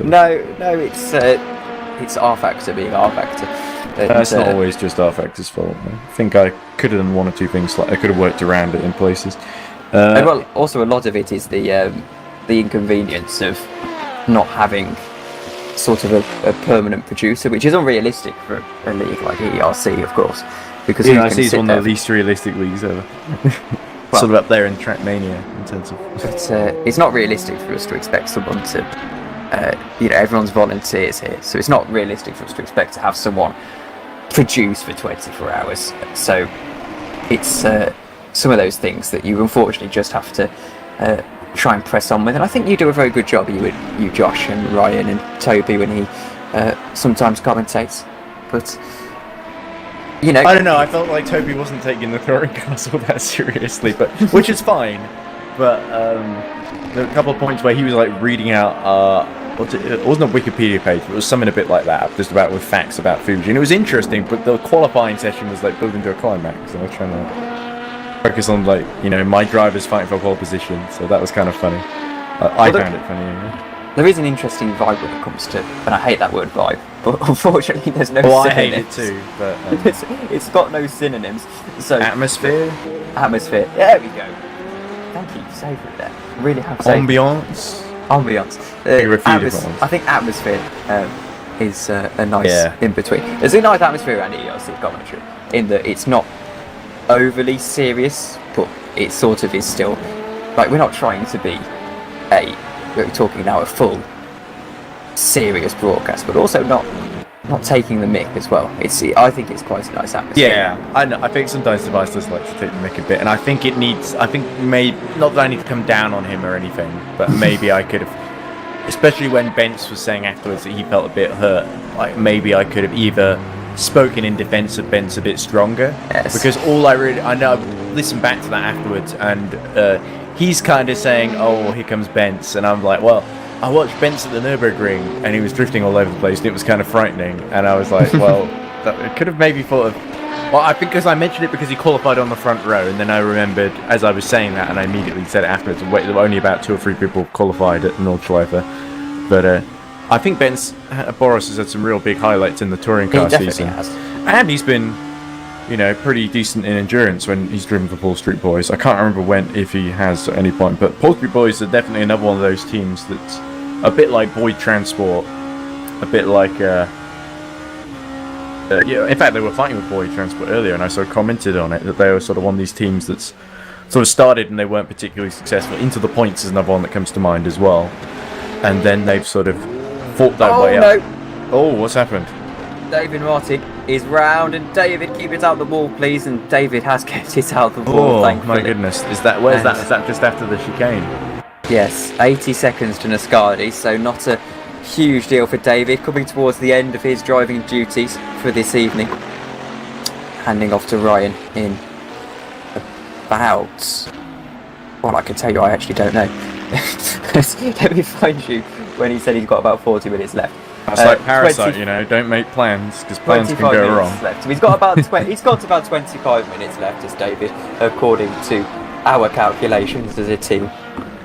And it can't be overstated even. It can be understated. So how tiredness can really play a factor. Not so much in an 8 hour, but it's still especially with the heat, and I know we mention it all the time, but it's... Yeah, what we saw with Toff, as quick as he is, all those mistakes really allowed Abascal to suddenly get in the picture, and it's only really because Abascal the rascal has decided to misbehave a little bit that he's kind of and he will never live that down. I'm going to keep calling it him until either he retires or I retire.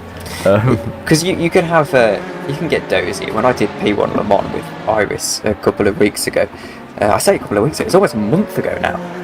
Yeah, the hardest thing with endurance racing that I found, because when I used to do it in TrackMate, it was just A, is staying awake, B, is just concentrating fully on what you're doing for a very, very long period of time, and just not allowing little mistakes to creep in.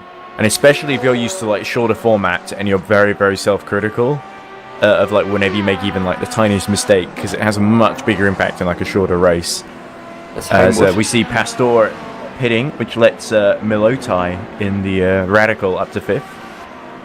But yes, Nick Homewood from 2nd.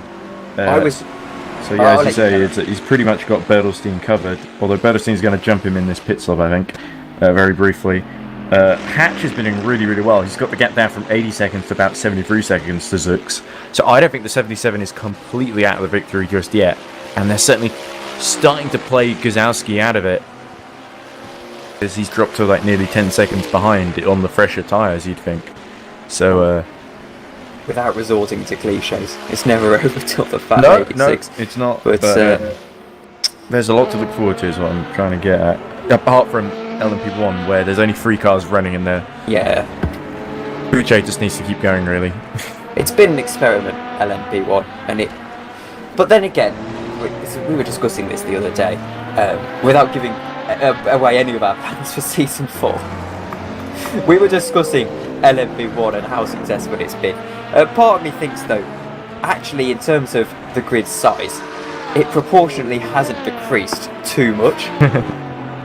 Because at the start of the year we only had about 6 or 7 LMP1 cars, and that's a healthy 8 to 10 LMP1s. I'd say is a healthy LMP1 grid. You don't want a big LMP1 grid because I think it just takes away from the other classes. LMP1 is, in real life as well, it was always a fairly small grid, wasn't it? No more than of 10. That was mainly because the manufacturers wanted too many.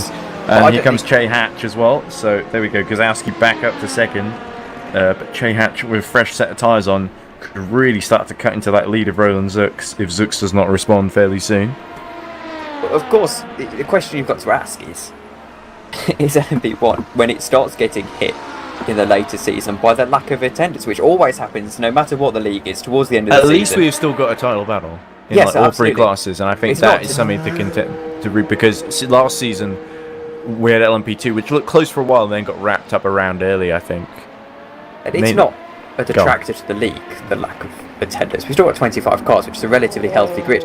But the fact is, it is August. In the winter months, or even the spring months when we're doing the earlier races, everyone's sort of egged up. They've had a winter off. You know, maybe they've done a winter series. Like back last year, it was Visc that was sort of everyone's winter series. This year, it will probably be something like Global Endurance Series people do in the winter. And everyone's sort of egged up and ready to go. They're like, yes. But when it gets to the August months, it's like, oh, it's summer, it's hot. You know, I want to go outside, the football season's starting. So, sort of towards the end of the year, you tend to get lower grids. And unfortunately, when it comes to LMP1, that just means you end up with these really small grids because of how little attendance they got in the first place, which isn't, again, a detractor from LMP1. They're a hard car to drive. And the point of having a Premier class was very much we don't want it to be full of 20 cars because it's a Premier class. It's meant to be the best people in the league fighting with the best people in the league. Yeah, really I sort of ended up putting it in there because my drivers are complaining that being in a GT meant you kept getting crashed into, and they found it's probably not so easy in the LMP1 today. But these things happen, and it was good to at least have another car in there to add a bit of uncertainty, because while Mia Rose was in the car, we were really fighting up there for the leaders, and it was great fun to see. So I'll always enjoy that regardless of the results. The sort of feeling of being competitive instead of in the mix is always good fun, no matter how long it lasts. Absolutely, there is a beauty to LMP1, even if it has got a smaller grid. I mean, art imitates life, as manufacturers. Oh, Zooks Oh, is life really imitates deep art. into the chicane there. Life imitates art. There's the last ever LP1 race only had 2 cars in it. Bahrain 8 hours, 2020. Of course, Toyota, yeah. Koff is coming to the pits now, so I think that will put what was his name? Beetlestein. I can't remember his name now.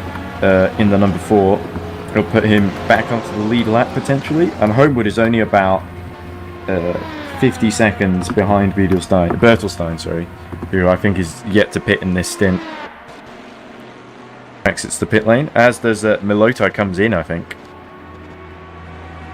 That's going to hand Pastore back into 5th place, who's only about 20 seconds down. I remember the Radical being confused for an LB2 a couple of times today, and to be fair, in the lights, it looks quite similar, doesn't it? Yeah, and it's up to... You were saying, I'm amazed the Radical is... You were confused because you thought it was in the podium positions at one point. It's like, no, actually the Radical was last, and now it's up to 5th, fighting for 5th against the 86. It's incredible that they even got that thing into the lead. That is an unbelievably terrible car. Gotta wonder why I don't Mugen even did think it. it's races Like, in real I'll life. have to ask them afterwards. Milotai and Abu Hibesi, just if there was like a bet that they lost or something.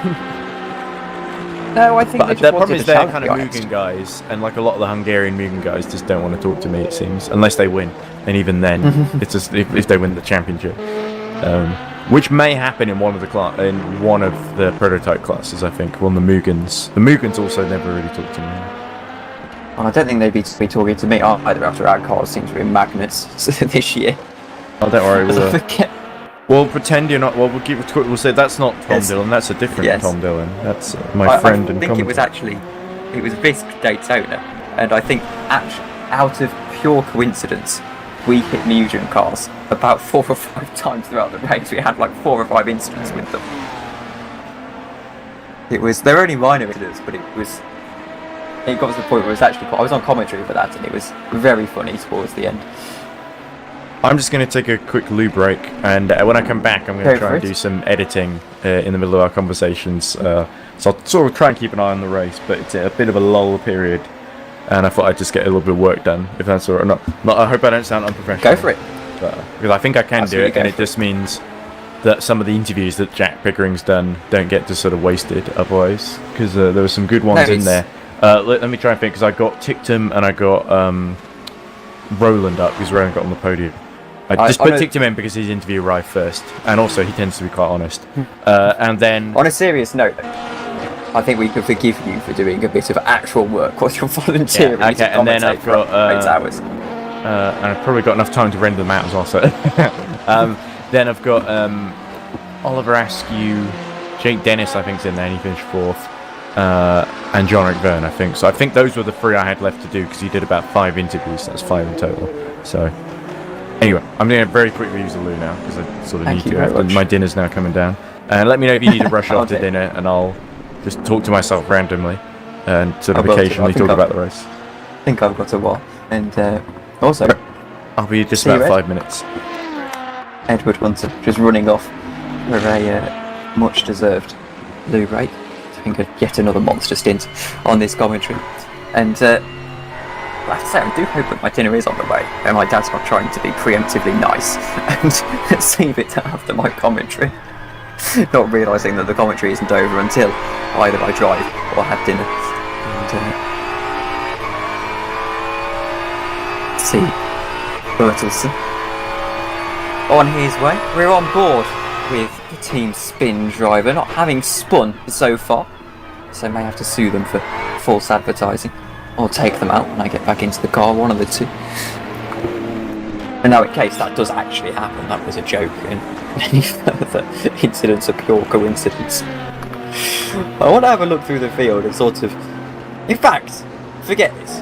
Let's go through the field. We'll go to the B-roll screen for a moment and have a quick look through the field here in EERC Endurance, the 8 hours of Fuji. I believe either the first or second time we have come to Fuji. Let's start from the bottom, actually, this time, as we went the other way at the first bit, as we go to the GT3 standings with 2 hours and 20 minutes to go. Tibor Kiss is in the lead of that race. Then Johnny Bruttleston, as we were just on board with him, actually is in second position. Nick Homewood is in third, with Enzo Egelmont in fourth, Giuseppe Pastore in fifth for Iris, and then it's Gabor Putzi in the Radical in sixth. Royton seventh, Pajau in the other Iris in eighth, and then Luca Mengini in ninth position. Jose Frederic Suto is a DNF as well as the 490. Actually, now noticing it is for the other cars there. It's the 753 Paul Street Boys. Juho's brief excursion into the racetrack in the number 27 Reading Game car, and then Jeffrey Leroy in 13th position, all having DNF'd from the race. Of course, as for LMP2, Roland Zux is leading the way. He's in a little bit of a battle with Gazowski in second position. Jay Hatch is in third, and then it's that's the Iris as well. The 21 and the 77, of course, battling for that championship, with the Valet being out, you can see, down in 10th. Then it's Riga in the number 15 in fourth position. Sazbolt, that is. Nick Conan in fifth, 139. Then David Martin having a fight back for Reading Game Studios Racing in a bit of a battle with David Descardi. Just one of those lap time battles that keeps ebbing and flowing. Some of the most exciting to drive in, it has to be said, between the 72 and the 28. As for the DNF, it's the Paul Street Boys, 758 over Richards' Marder, who is in 8th position and DNF'd, and then none of these will be classified, of course. Oliver Packfield having similar issues at the 46, and then Fabian Ballet, unfortunately, having some engine issues. As for LMP1, and it's back, as I'll just quickly finish through this. Arthur Fouche is leading the way from Zoltan Toth. Thomas Abascal in third, and then Eric Kumadi for Hunter Birch. Unfortunately, Ed coming back for that one is the DNF. But I didn't expect it to change in between the last couple hours. Retirement to retirement, you don't unretire a car when they're 60, 70 laps down. Well, we did at Road America that one year, if you remember. Yeah, that was just because the 24 hours was... Well, to be fair, the title, we was sort of... There was the whole controversy where the guy had the heart attack in the... What was it? The DDoS team, wasn't it? What? Yeah. I don't remember this. Yeah, one of the DDoS drivers who was doing the night stint had a medical emergency and had to go to hospital in the middle of their stint. So he was fine. He watched the rest of the race and the broadcast. From what I gather, I don't know if he understood any English, but he did the rest. He watched the rest of the race from the hospital bed. He recovered, I think, next morning. I don't know what was happening. I think there was something else going on as well. But what eventually happened, and Chris will tell you this, is that they decided, because Madness had a huge lead basically, and because it was felt that BMW, it was felt that DDoS had been disadvantaged because of a freak kind of medical emergency, and there were sort of extenuating circumstances they put. It was a controversial call at the time because the Fancy Esports and I think someone else would have stood to gain a podium if that things had stayed as they were. So they put DDoS back on the on I think the lead lap, about 20 seconds behind Bit Madness, who were leading at the time. Was it 20 or 40 seconds? It was sort of a gap that was not insurmountable but still pretty substantial, and so it then became a sort of sprint event between Ben Gilhead and a couple of others against, like, DDoS had like James Jeber, Rants, and I think a load of really pro guys that were just really, really quick. And I think they just couldn't catch because whoever was driving for Madness Racing was just too consistent on the day, I think. I can't remember. I think it was Stan Gorvad was part of that team. And for some reason it was either Stan Gorvad or Sven Gielhead that I remember being in that team. Because I can't remember because it was so long, I'd have to watch back the stream. But and I only found out that this medical emergency happened because I went to bed in the middle of it. So I only found out in the morning when Race Direction sort of started explaining what was going on. And yeah, so it was a bit of a controversial call, but in the end it didn't change the course of the championship, but it did sort of keep it alive. And at the end, that was the same race where there were a couple of people running like 6th and 7th in the GT3 field. I think they let back into the race on the same lap, about 4 laps down, just so there was something exciting to commentate on. I actually didn't know that. That's... Right, it's not funny, I can't remember but the guy's name, but I do mention it in the broadcast. Like I don't think he's done too many races since, because I think that was sort of his... I think he may have retired from sim racing. Call to since. stop, isn't it, really? I mean... It's kind of a signal, isn't it? Yeah. I mean, not to be too dark about it, but if I'm going to go, that's not the way I want to go. I was doing a sim race. I don't think it was his It's, plan to go. I think, No, like I obviously. said, there was something else going on that I don't think even the team was really all that aware of, and they didn't really have anyone else to take over during the night stint, which I think was the big, the thing that really did for them, arguably. And I think that was what some of the it was also Madness Racing that sort of agreed and was actually pushing for it because they wanted to win race. it on track. Yeah. And not just because all their rivals sort of were. It wasn't just because they felt by the racer, but because they wanted it to be a show of solidarity for the guy who was in hospital, basically. Well, to think of it, it can't be... It was a very race. sporting gesture, yeah. Yes. So I thought it was a really good from that point of view, and certainly don't begrudge Madness Racing. I don't remember what happened to Madness Racing at the end of the first season, or which members of the team they are that's now. a big development. Ooh, Fuji That's Arthur spins. Fuchs. He's Fuchs or spun. Fuche? I always call him Fuche, and he seems to like that, so I assume that's how his name is said in his native language. But Arthur really having a moment spinning before the last corner. It's a good thing he's got such a big lead, because otherwise that would be probably a bit more fatal to his chances of success in this race. Yes, and he's... Oh, that's Whoa. a big crash as well. That's Enzo Eglemont. Eaglemont, yes, in the 119. Spun around. And that's... He's going again. It looked like he might have hit something there, like someone was lapping him and he might have just misjudged it and hit the wall there. Possibly one of the LMP2s. But He's got to win it, whatever Eaglemont, happened. 3 laps down, but in a pretty strong 4th position. Pastore is only about 84 seconds behind him, though. So Nicky Pastore... Is it Giuseppe Pastore, not Nicky Pastore, sorry. Yes, the two Pastore brothers, aren't they? So Exactly, almost yeah. avidly supported Great to as see well him back the in, Dutch though. Yes, absolutely. Although, arguably, I would say for the title chances of Iris, they'd want their best drivers in the 87. I would have put the Pastore brothers in that one. But anyway, that's just me. To be fair, the 86 crew has some brilliant driver. Both of those squads have some brilliant drivers. It's just the 87 has had some pretty atrocious luck.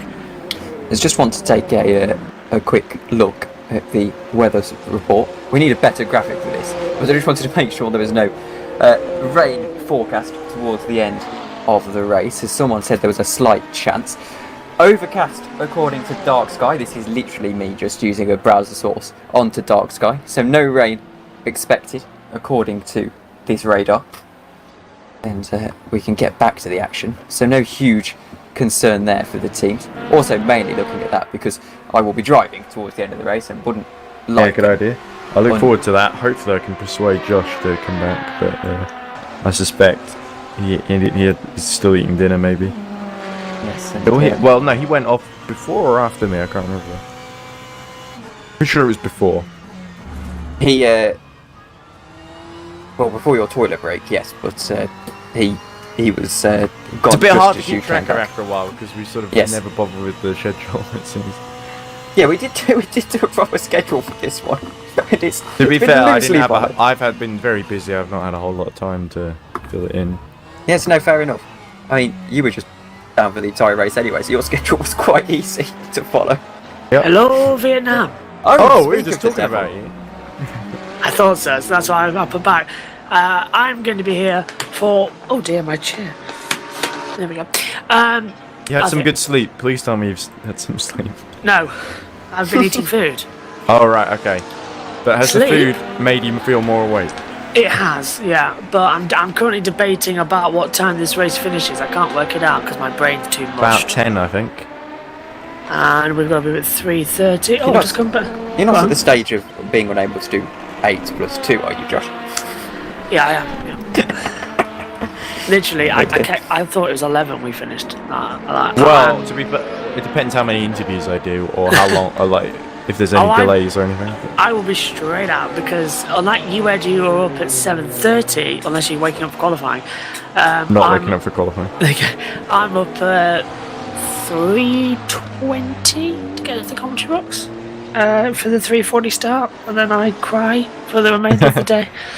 As yeah. No one would judge you if you just gave Did a miss. No, just did the race. But you've got to edit your pre-race show, of course. exactly. And I've got to send you all the interviews now. Yes, I can get some of them off YouTube, but I wouldn't forgive myself if, in whatever bizarre way, that the championship might be one in qualifying, which is a possibility. I'd never forgive myself. It is true, isn't it? Yeah, but Yeah. 21 points ahead if he... Could it? Gets the 3 points for... If Van Dorn gets the 3 points for pole... No, hang on, you forgot, remember? 3 points for topping the group stage, 1 point for pole position. Oh, those are the extra points, yeah. Yeah, Technically so speaking, that makes it it would then go to 25. count back Yeah, and Mitch Evans would win and, anyway. and fastest lap point. Yeah, that too. So, But I've got to be there, because if there is anything, then I'll never forgive myself for not being there. like Mitch Evans perhaps crashing or something, or Van Dorn crashing. Yeah, this Anyway. morning I gave in. I was there, I did it, but it was unusable because my voice was about as useful as, well, me singing last night. But Maybe that's a signal of something. yeah, don't Anyway, sing. I'm going to hop off so that I can go in. Got prepared for that final stint, Josh. Accompany the Yeah. team and prepare Alright, for the our final dearest stint. proud Tom will be Thank cheering you you very on much. because we haven't got anyone of our own to cheer on. I can't promise much, but He is one of I- our drivers technically, so we'll Yes, go That's for it. very true, Technically. part of the academy. and perhaps I'm going to have to message you as well after the stream. Maybe I'll do an interview, but I'll message you after the stream as well about the joint entry into the last few rounds of the touring cars, Ooh, yes. because that would be a good idea. But Yeah. anyway, I'm going to hop off. Thanks, boys, for having me, and have a good rest of the stream. Bye, Tom.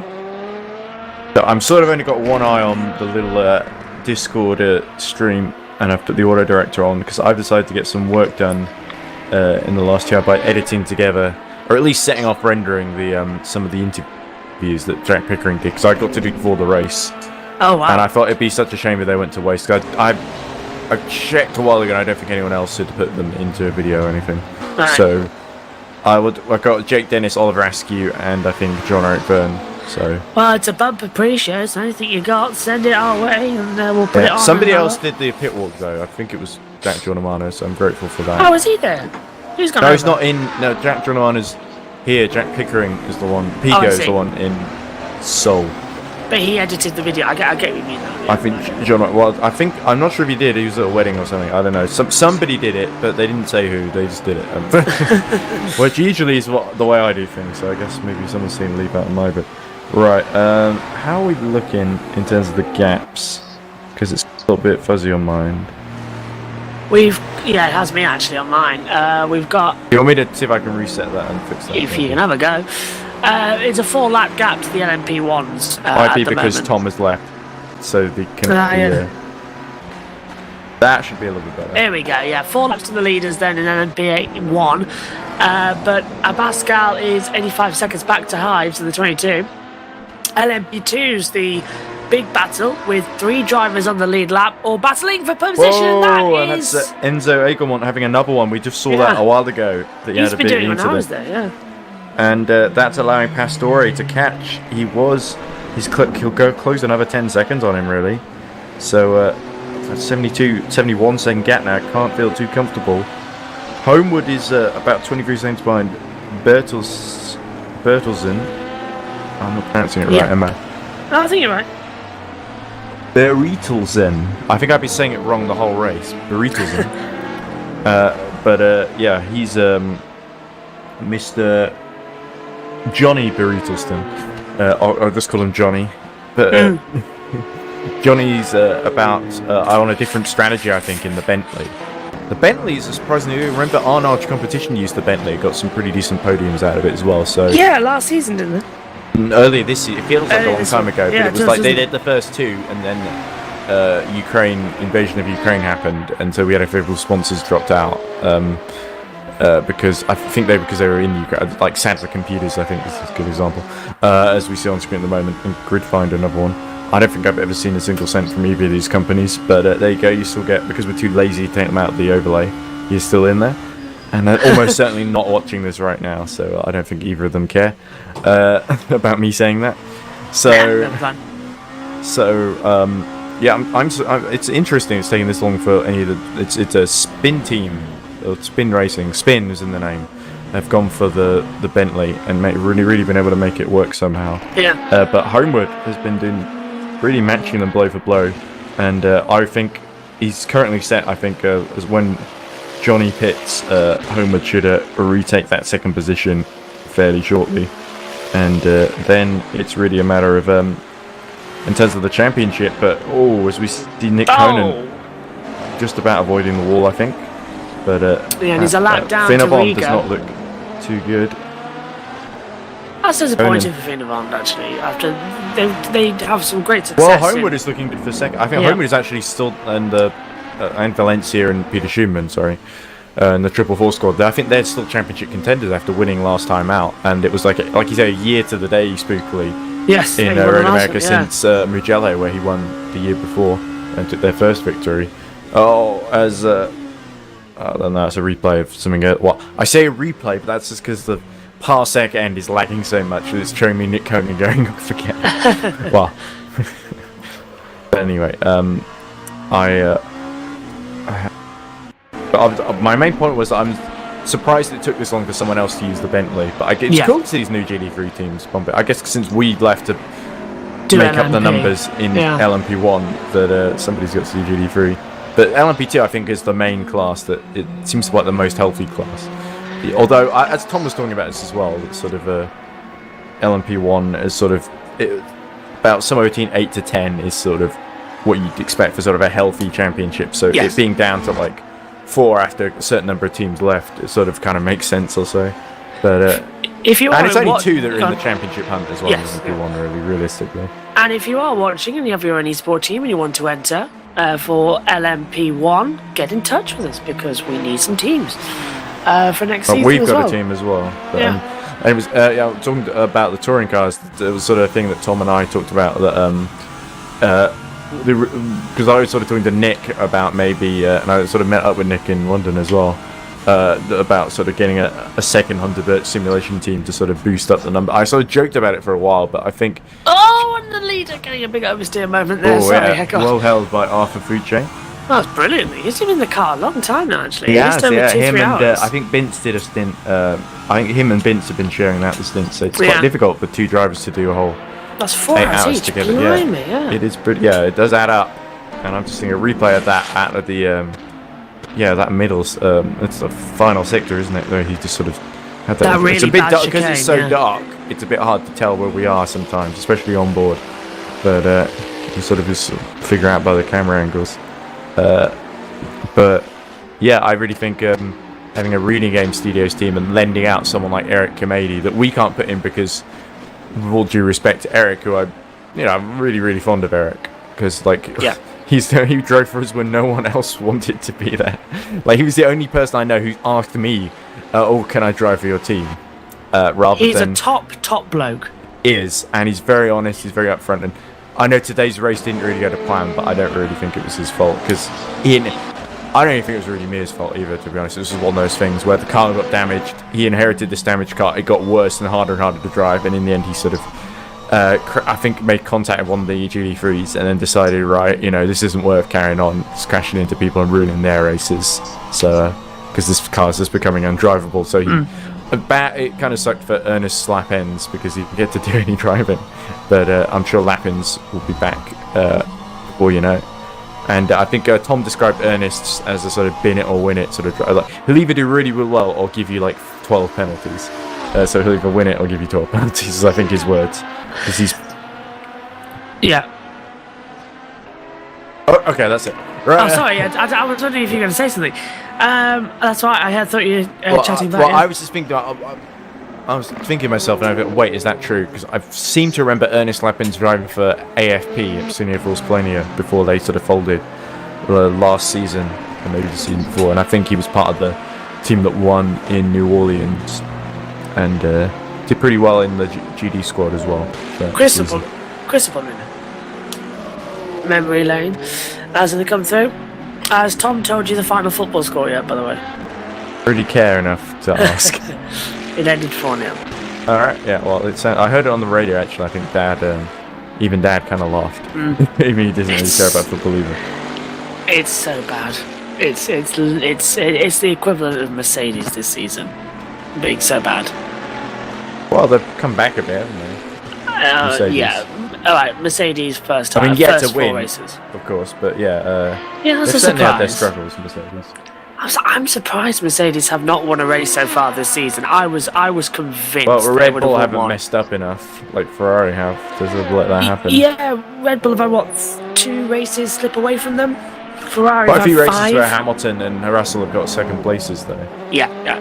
Numerous. Or they've been last couple. behind both Red Bulls. I think, looking at my little stat sheet here, I think Hamilton's been on the podium last 3 races and Russell the last 2, so that's incredibly good. Since Silverstone, I think Hamilton's been on the podium all the time. Be interested if Lewis can catch George in the standings. I'd really like There's Lewis a to lot of finish people third. saying like, that George is like destroying him and sort of that was all this. Yeah, mentally all- he is. I don't know, because Lewis sort of said, well, I'm trying all these experimental setups and different things because that's what you sort of have to do to push development forward, whereas George Russell is sort of, not only is he less experienced, he was playing it a little bit more safer and sort of banking those sort of easy kind of top 3s, top 4s, top 5s, rather than necessarily doing what Lewis was doing, where Lewis is clearly focusing on, winning races, because that's all he really cares about this season, isn't it? Yeah, I couldn't really understand Lewis as well. He's suddenly gone to the car's not working, and suddenly he's switched to development mode. That doesn't. I think that does strike me a little bit as an excuse. Whenever the car's not good, Lewis starts sulking a lot. It's not very often, though. It's to not be fair. very- He's a lot better than he used to be. Yeah. Like, if you look back to 2009, Yeah, and his that's attitude 13. is a lot worse. Yeah. No, not so much in 2013 because I think he knew it was a new team, and I think his expectations were a little bit different. 2011, he was the worst of all in 2011.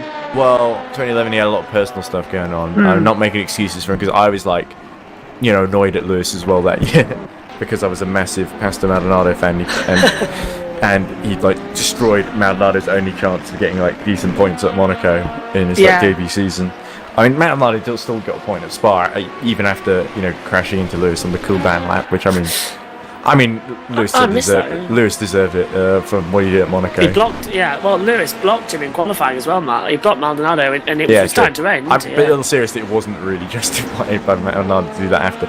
I think it was I almost sort of feel like he kind of messed up a little bit, and I think he kind of knew it was wrong, and it sort of wasn't something he'd normally do. I think Pastor Maldonado, I met him as well, he was a lovely guy, and I feel like he gets unfairly kind of maligned as a sort of, because of the way he was presented and because of some of the things that happen on track, he was presented as just he's an idiot or he's rude and horrible, and he wasn't any of those things. He was a lovely guy, and he really took the time out for his fans. He did, and a lot of people forget that, or they overlook it at least, or they say, oh, it's fluke, or Lewis would have won if McLaren had put enough fuel in. But fact is, McLaren didn't, and Williams got it right. And I was so happy. I was so happy that it was amazing to think it was 10 years ago. Yeah. And I'd always sort of felt Maldonado that he could have achieved more as well with the pace that he had. And it was good to see him come back to World Endurance with Dragon Speed for a few years. That looks Pascal, wow. like Pascal the Rascal. GT3. That looks like one of the Irish cars, yeah. Now, In fact, it would have to be the 86 because the 87's out of it completely, I think. So. It's not looking good. Oh, is the 87 out? I think the 87's got going again about 6 laps behind Roy Tunn. They must have got going again. Yeah. So they will get a few points out of this, the 87, but they were looking good for a podium until the disconnection, and there's been all sorts of issues for them. And so the 87, but with this bad score, it really helps 444 and number 16, of course. But if Team Imperium, and they've been one of the most consistent GT3 teams all season, that's why they're winning the championship. But if something happens to them now, then it could really launch the 444 into championship contention, because after winning last time out, they're not really that far behind.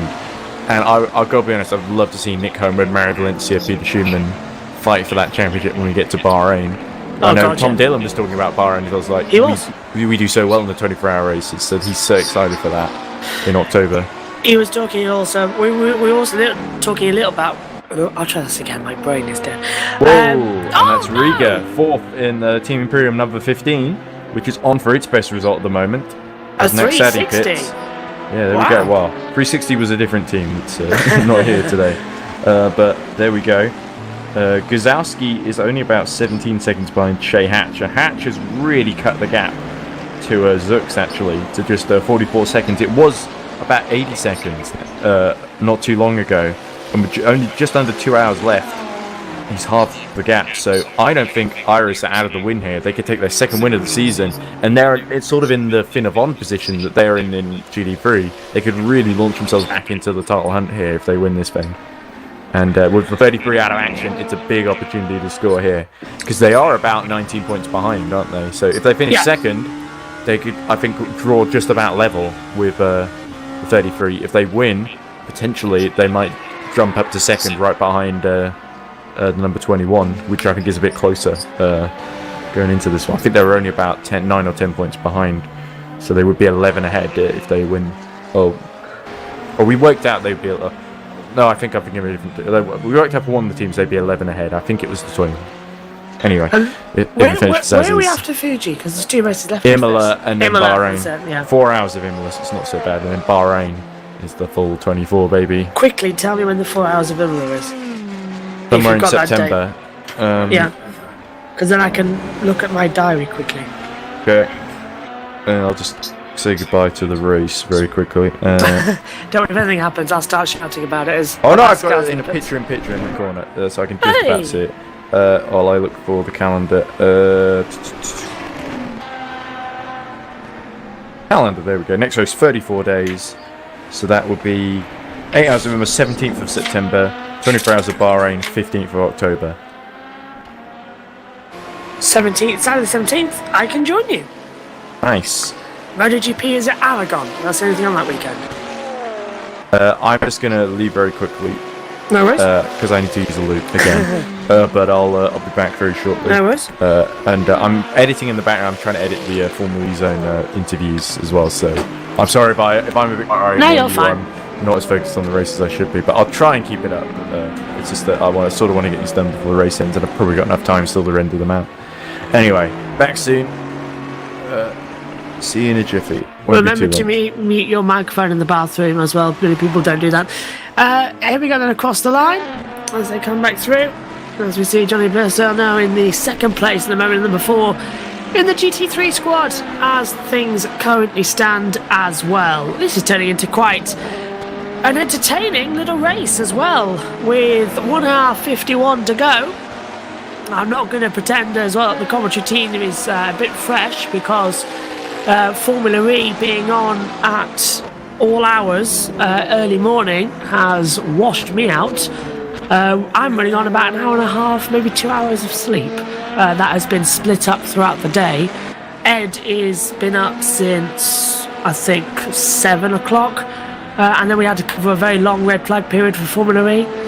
Remarkably, we were actually quite alert for that, but it's caught up to us now as well, and everyone's being a bit heat hazed as well. As a month ago we had a heat wave, and we've had another one here in August as well in the UK. So hopefully wherever you are in the world watching, you're enjoying this one. Let's see the race leader then, the 23 for Valley Esports, 4 laps ahead of the rest of the field, just passing the third place runner in LMP2 to put a lap on them. I can't tell you who it is because the graphics of on my side of TV pictures have gone a bit crazy.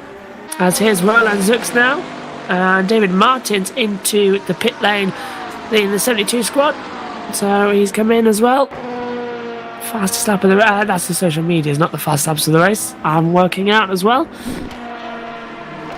And here's the leader of the GT3 category as well, the number 16 as well. Taken over from Toth after the spin for the other team as well. Put them down.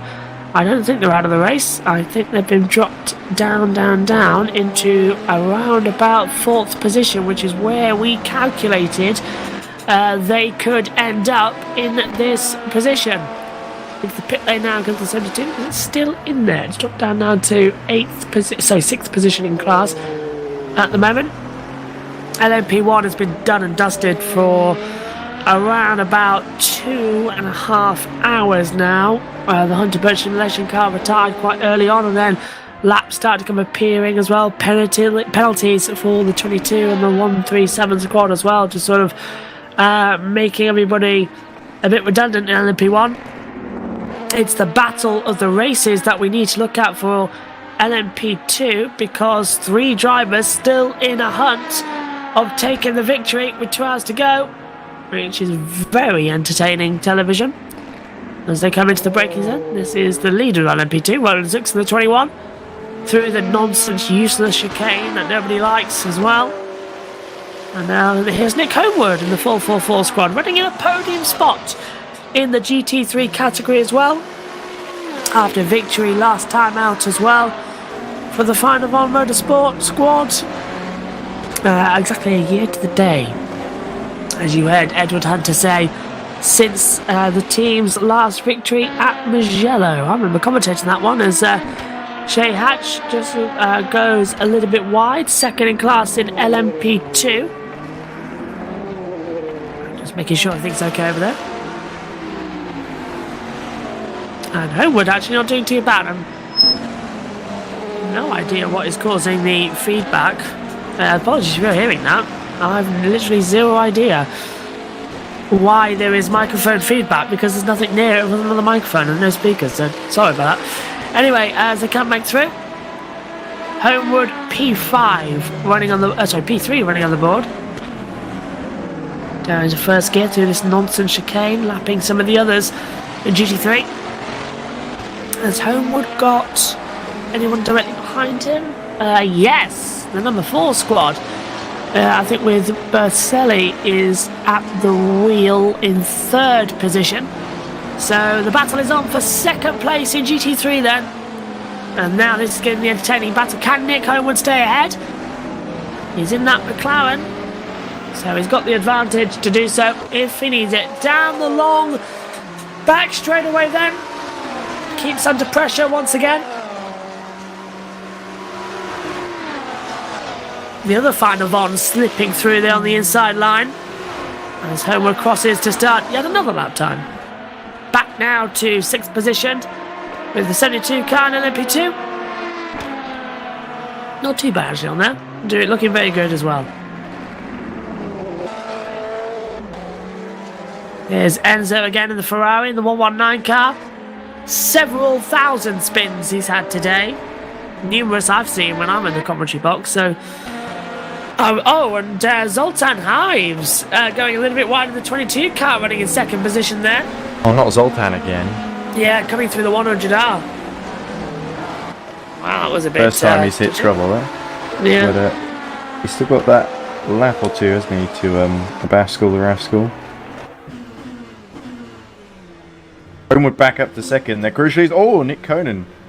Felt like he was going to drop it there. I thought he was dropping it, yeah. The steering was a very weird angle. Well saved, if so. I think everybody's finding the same thing, Ed, is everyone's now starting to feel the lag of the very long day. The lag of the very long day. And well, if certainly they've stayed up as long as we have. We should be relieved actually before the end of this. By who? I don't know. I don't think there is anyone else. With the last line of defence, man. The first, last and only line of defence. It's us. We're Dad's army. Nothing gets past us. Okay. I was thinking more Men in Black, but yeah. Alright, that'll do. Men in Black will do. I'll get my shades on. Look, get the what's the thing that makes you raises your memory? A little pen thing. Oh, it's the eraser? Is it a normalizer? Neuralizer. Neuralizer. Yeah, that's it. Yeah, couldn't remember for a second. Then you said normalizer. Normalizer just makes it normal. Yeah. Wouldn't work on me, that's for sure. There's that one in the 3rd one as well, where he says, "I put my pants on." But I think he cooked him too long in the giant neuralizer. I watched the 3rd one. I haven't seen the first one in a long time, but I did watch the 3rd one not too long ago. About 5 or 6 years ago on TV or something. Has Jermaine Clement in it from Florida Congo? Yes, the bad guy. I And remember Lewis that. Hamilton's ex-girlfriend. Oh yeah, well, very vaguely. She gets sucked off in space. Just leave it there. Needed to be reminded of that. Of course, the reason for Lewis Hamilton's terrible 2000, well, not terrible because he still won quite a few races, but very inconsistent, and there's mood swings that season. Let's put it that way. Do you remember the helmet he had in India? I think it was. No woman, no cry. Oh, well, it was something like that, wasn't it? Yeah. Well, Of Mark Barley, yeah. everybody misunderstands that song. It's not about how not having a woman means you don't cry. It's because it's a Jamaican style song. It's not no woman, no cry, as in you don't have a woman in your life, so you're not crying. It's no, ma'am, don't cry. It's no woman, no cry. So it's basically saying to a woman, please don't cry. That's what the song is about. It's not the fact that the man doesn't have a woman, so he's not crying. It's the fact is that he's asking this lady, please don't cry. That's the song. And I think everybody always gets it wrong, and I don't know, it's always infuriating me because I knew that about when I saw the helmet on Lewis. And I was like, This is when Boys Don't Cry all over again. Yes, yeah. it bugs me. So it's let's hope the people listening there understand that. We've got a side-by-side battle for 6th and 7th in LMP2 down towards turn 1. This is a position between Mariah Mazumda and Bottling Motorsport of Naxadi. Naxadi on the inside. Sorry, a bit unexpected here. Naxadi. Oh, he hits him onto the grass. Oh, that could be investigated afterwards. Is Mariah Mazumda going to hold? No, he lets him back through. That seems to be what's happened here. So Naxadi's regrouped. He's going to try and go all the way around the outside at 100R and tucks him behind. So this battle will continue. So I better get on with this video Jake Dennis I'm supposed to be editing. Jake Dennis, as I said it on the Grid Network show, I think was one of the stars of the day for his amazing... Well, not as big a star as Roland, I think. Yeah, Roland had unfortunate that it was a wet track, because when he got that start, he was on the dust, didn't he? It was just because of the white lines, wasn't it? Are painted on. 72 still staying ahead, by the way. The 22 dives up the inside line at the top of the hill. It's Massa versus Kubica. The 6 goes wide. Oh, and he spun it! Oh dear, did the number 28 Bodlin car hit him there? It looked a bit like there was contact, but I wonder if he spun. And there's a penalty being given to someone. Who's that? Can't Hatch. tell. Is it for Che Hatch? Hatch, yes. Hatch, who's just taken a pit stop in the 77, so Che Hatch in trouble. All that hard work to cut down the lead, undone. And that could hand Boyd Transport a second place in LMP2, which will be by far their best result ever in that category. Or just in general, I don't think they've ever... They were second in GT3 last time out, and the second in here would really top it in LMP2. Well, it's all gone now, isn't it? This is amazing stuff in this race. Yeah, and this is exactly what Tom Dillon expected to happen, that Ryan would be under attack. So they are going to do a driver change. We think in the not too distant future that I think it was something like the last 40 minutes that Tom was supposed to do just to even out the stints to make sure no one drives for too long. So he's going to be in an hour then? I thought he was going to do 1 hour 20. Oh, he's very patient, you know. Well, we'll see. Right, let's got to change the graphic for the driver name. Last night I was so stressed out about trying to get the pit lane thing work because I waited for like 2.5 hours to get a 16-minute video. It was so stressful. I probably mentioned that before earlier. I think you said something during the red flag period this morning. I said a lot of things. Into the wall! Oh, and that's immediately thrown it away then for David Naxadi, who's probably been out there for a little bit too long, and it's dragging on the floor there. Look. Yeah, front. Yeah, that's it. That can't be a wheel missing. I think that was just literally the front as he redone. The 72 goes off right behind him in P7. Oh, so he would have taken that position there if not for that. So I guess battle resume? No, he's a bit too far behind now, isn't he? So number 6 man and number 7 man both off the track. Providing some good entertainment, but I think both drivers have been out for so long that they're starting to trip up over one another. Yeah. Oh, and the number 4 to the 100R. Looks like there might be a bit of crabbing in the second. I thought it was a bit too much to the right. Let's see when the car straightens out. Running in the podium in GT3, it has been, through it a little bit in that Bentley. It is a Hold on, beautiful it's a car. sturdy Bentley. thing, isn't it? Yeah, yeah. It can take a lot of punishment, as we saw when Arnard used it as well. Well, it is a Bentley. It can take a lot. It was great, by the way, because Adam Pimpez, I think, actually was the team manager and drove for Arnard. It was great. It's great to see him. Roberto Pignataro, who's also driven for Valet, you may remember him from the Spa 24 Hours last year, where he drove a really great stint in the morning to defend from Mugen, and which I even made a clip of, I think, and I used it in the sort of season preview for FSR. But Pignataro, I think, is sort of either he was too busy at work or he sort of bailed out of FSR Arnard, so Adam Pimpez has sort of stepped up, and he's done really well, actually. He scored a couple of good points finishes. His teammate Janos Brax looks really quick, actually, in the World Championship at least. And got the font wrong, and I only realised halfway through spelling. I hate that when I've got caps lock left on, and because it's so slow to respond, I don't realise that I've messed up until too late, and I have to end up writing this fucking atrocious zombie Frankenstein sentence that looks like an 8-year-old sentence. Right, I think there's another one for the swear jar there. Oh, did you? I didn't even twig. Oh, I think I mumbled something there, whatever. Well, we are on Mumble, so that helps. That's appropriate. Maybe that will let me off. I don't know. I was just building up. There's not 3 T's in Andretti. Come on, how did that happen? Tiredness. That's how. Yeah. Right. We should really. The have good people- thing is doing Andretti. The graphic for Andretti here means that I can do ASCII and I don't have to change that text. So there we go. It's all better now. Edward did good. No one noticed anything wrong. No, nobody saw it. No, because I'm editing it. That's the whole point of this. Yeah. I'll tell you what though. Next time there's a Formula E race on at ridiculous early times, please, Chris, do not put a race on this weekend, because it really destroys me and Ed. Well, it's not too bad for me because I think I don't usually do this, but I think you do these sorts of things quite regularly, so it takes its toll after a while. Yeah, I've not stopped for about. When was April? I haven't slept in 9 months. I'm trying to have a look actually. I have not stopped since. My narcolepsy now. Yes, yeah.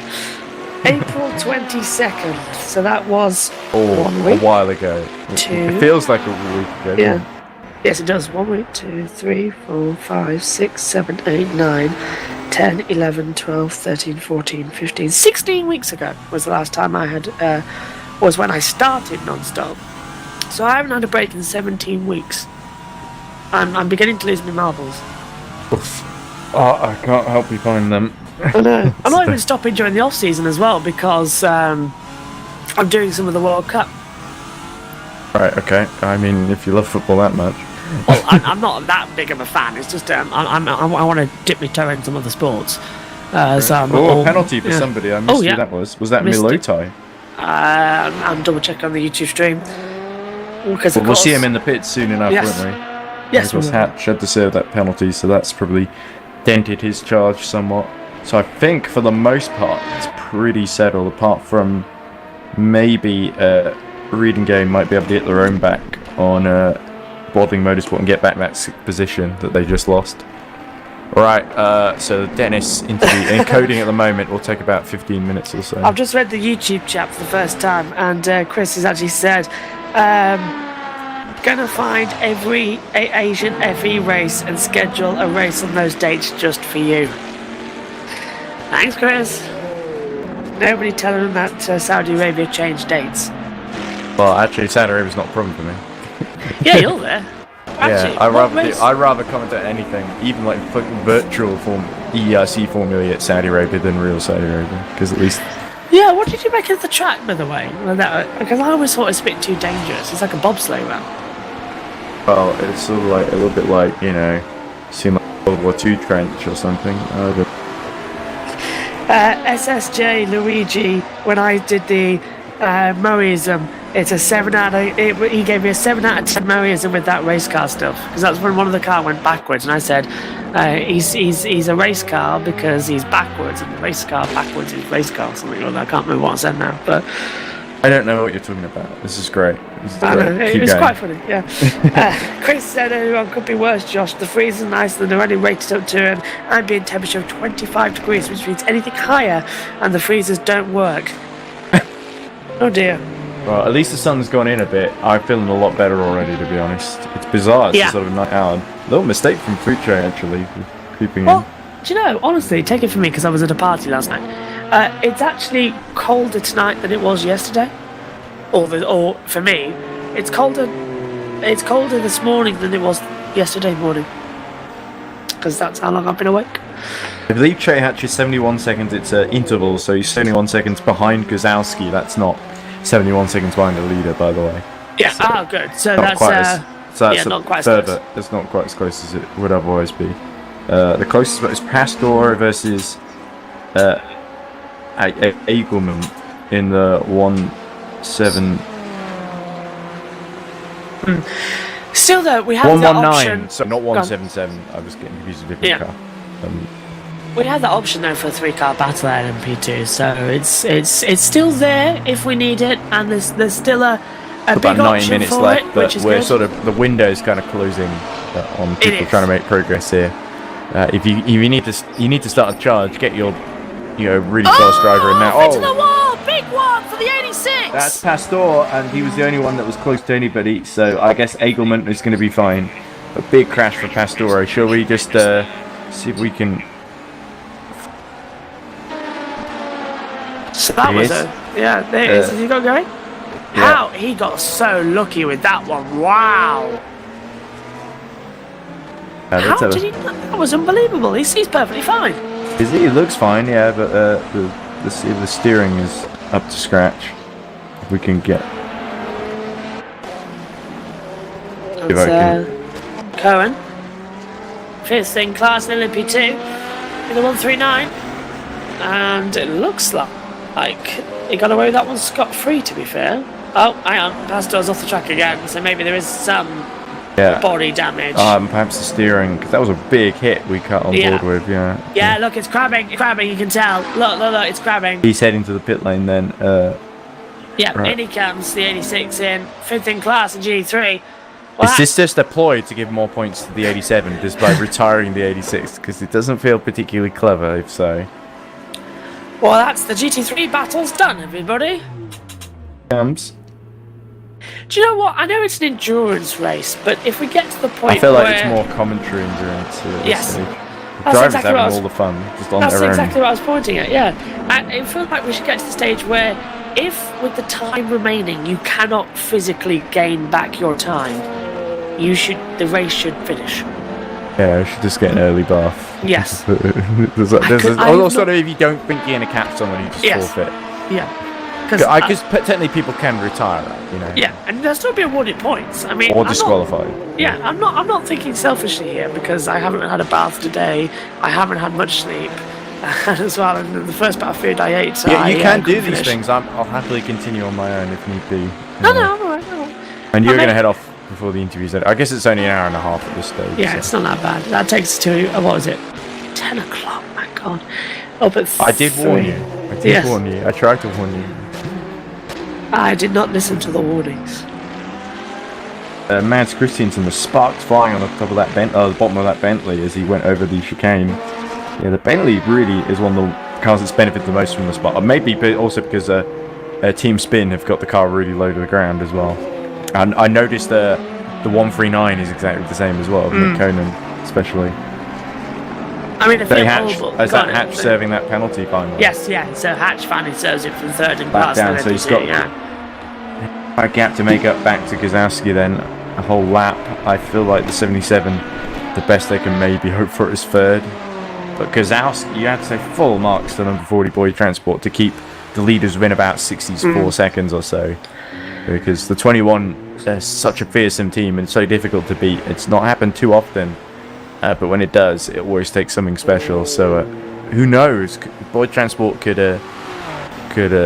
pull a win off here in LMP2. I think I'd be the first to congratulate them. But even just finishing on the podium with the 40 would be a huge achievement. So still 90 minutes left to go though, so it could all go wrong Yeah, I'll tell before you the what. end.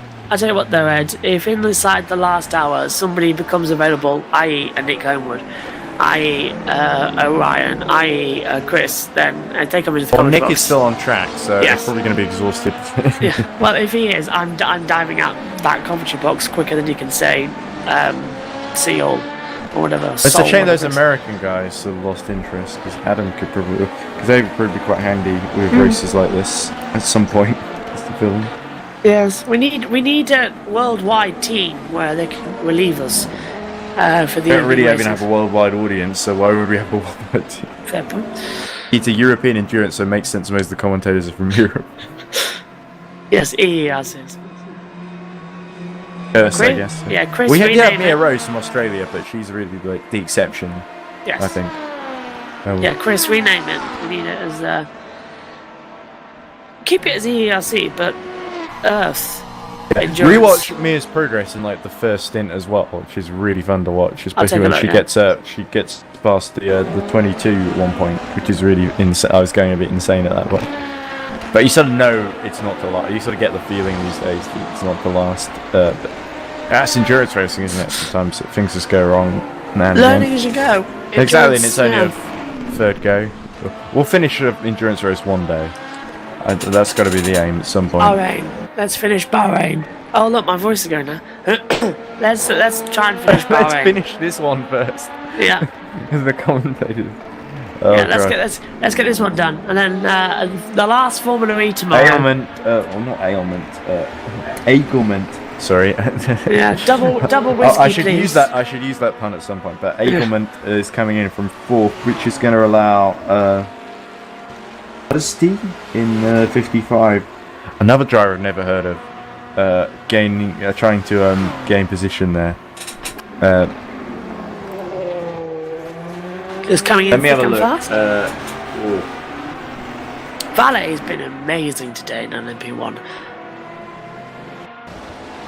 Yeah, they have, but they've been sort of all season. Their pace has certainly been amazing all season. And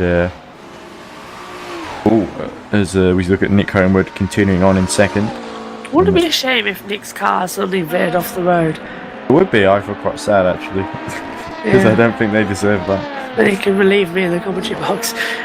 Roland Zook's in the pit lane, by the way. Well, no, how about he just finishes his stint and comes in to hand over to Mario Valencia or Peter Schumann or whoever else? Okay, He that's might just be going to the end though, because they are trying to save time, obviously. I really hope not. There's Roland Zooks. Even if he finishes, there's no guarantee you want to commentate with us. That's true. Although I think I Nick mean, I would met probably him in go to London stewards, as wouldn't well. What? We had a good chat. Nick would probably go to the stewards and replace Chris, which Chris in the commentary box could be. Yeah, interesting. he's been on his own since Alessandro left there. Oh, blimey, that was a couple of hours ago now. As he comes in, so look at that gap from Roland Zook. Astori is only about half a second behind Musti, so Oh. the 55 has put back up somehow. Let's see if we can find that. Battle is finally brewing. My Facebook has not stopped pinging today. Well, that's why I've turned off those notifications. It's on time, but it's because of that. Everyone's posting all the photos they took at the party. Oh, here we go. yesterday, This so- is what We go. looks like the fight with Pastore. He's gotten around Musti, has he? And that's Musti in the 55 in the Radical. It's on the inside here at the hairpin. Let's keep an eye on this. Takes a very nice move. It comes on the inside Oh, line. but the Radical is still there. Oh, as we cut to Futre coming out the pits. Oh, come on. Bloody thing. Annoying because you sort of press the thing to sort of stop the auto director, and it takes like bloody forever to know if you pressed it or not. It's Right. the Monaco TV directors for the auto director. Yeah, but the thing is, I can't break the whole bloody race. Yeah. I've got to go off and like take breaks at points, and there's no producer, there's no one else to take over. That's another thing Tom and I talked about. Here you go. This is on board with Husti. Looking on the inside. It's looking over. good. I think he wasn't quite able to get back around the 86. So 86 has sort of recovered back to where it was, but well, roughly. No, it was fourth, wasn't it? Yes. Well, Klein's not that far ahead, so yeah, bizarrely they've not lost that much time. I think if they got disconnected, maybe they got given their laps back. We'll see. Barconi is pitting out, is about 22 seconds behind Guzowski. it is possible that if things work out well enough, Boyd Transport might be able to just do one pit stop less than the 21 and, you know, just about hold on to the lead. But it does seem a bit unlikely. If they manage to hold on to the lead, I'll be amazed. But it looks like it's going to go back.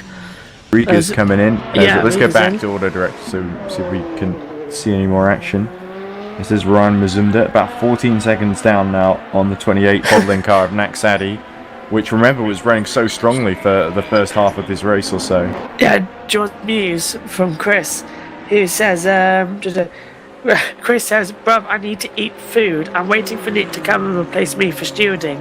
Looks like we may be without a steward for a bit. I need to go eat. Nick said he was going to take over from 8 p.m. and yet is still doing a stint. No, the problem is that there's no one at Frinavon to take over from Nick, yeah. I don't think. I could check Mumble if you want, just to make sure. There probably is someone that probably just disappeared. Let's have a look. Frinavon. Some from the other Frinavon teams. GD3, here we go. Team Spin. This is a big result for Team Spin as well. Johnny Bertelstein, Bertelsen, and Nats Christensen. Oh, that's Ryan Mazumda in the wall. Tom Dillon will be delighted with that, no doubt. Actually, yes. Has Mazumda's car died? 'Cause Yeah. he's not moving. The rear brake lights are going. Is he trying to reverse onto the track? Because it's not a lot of movement in that direction.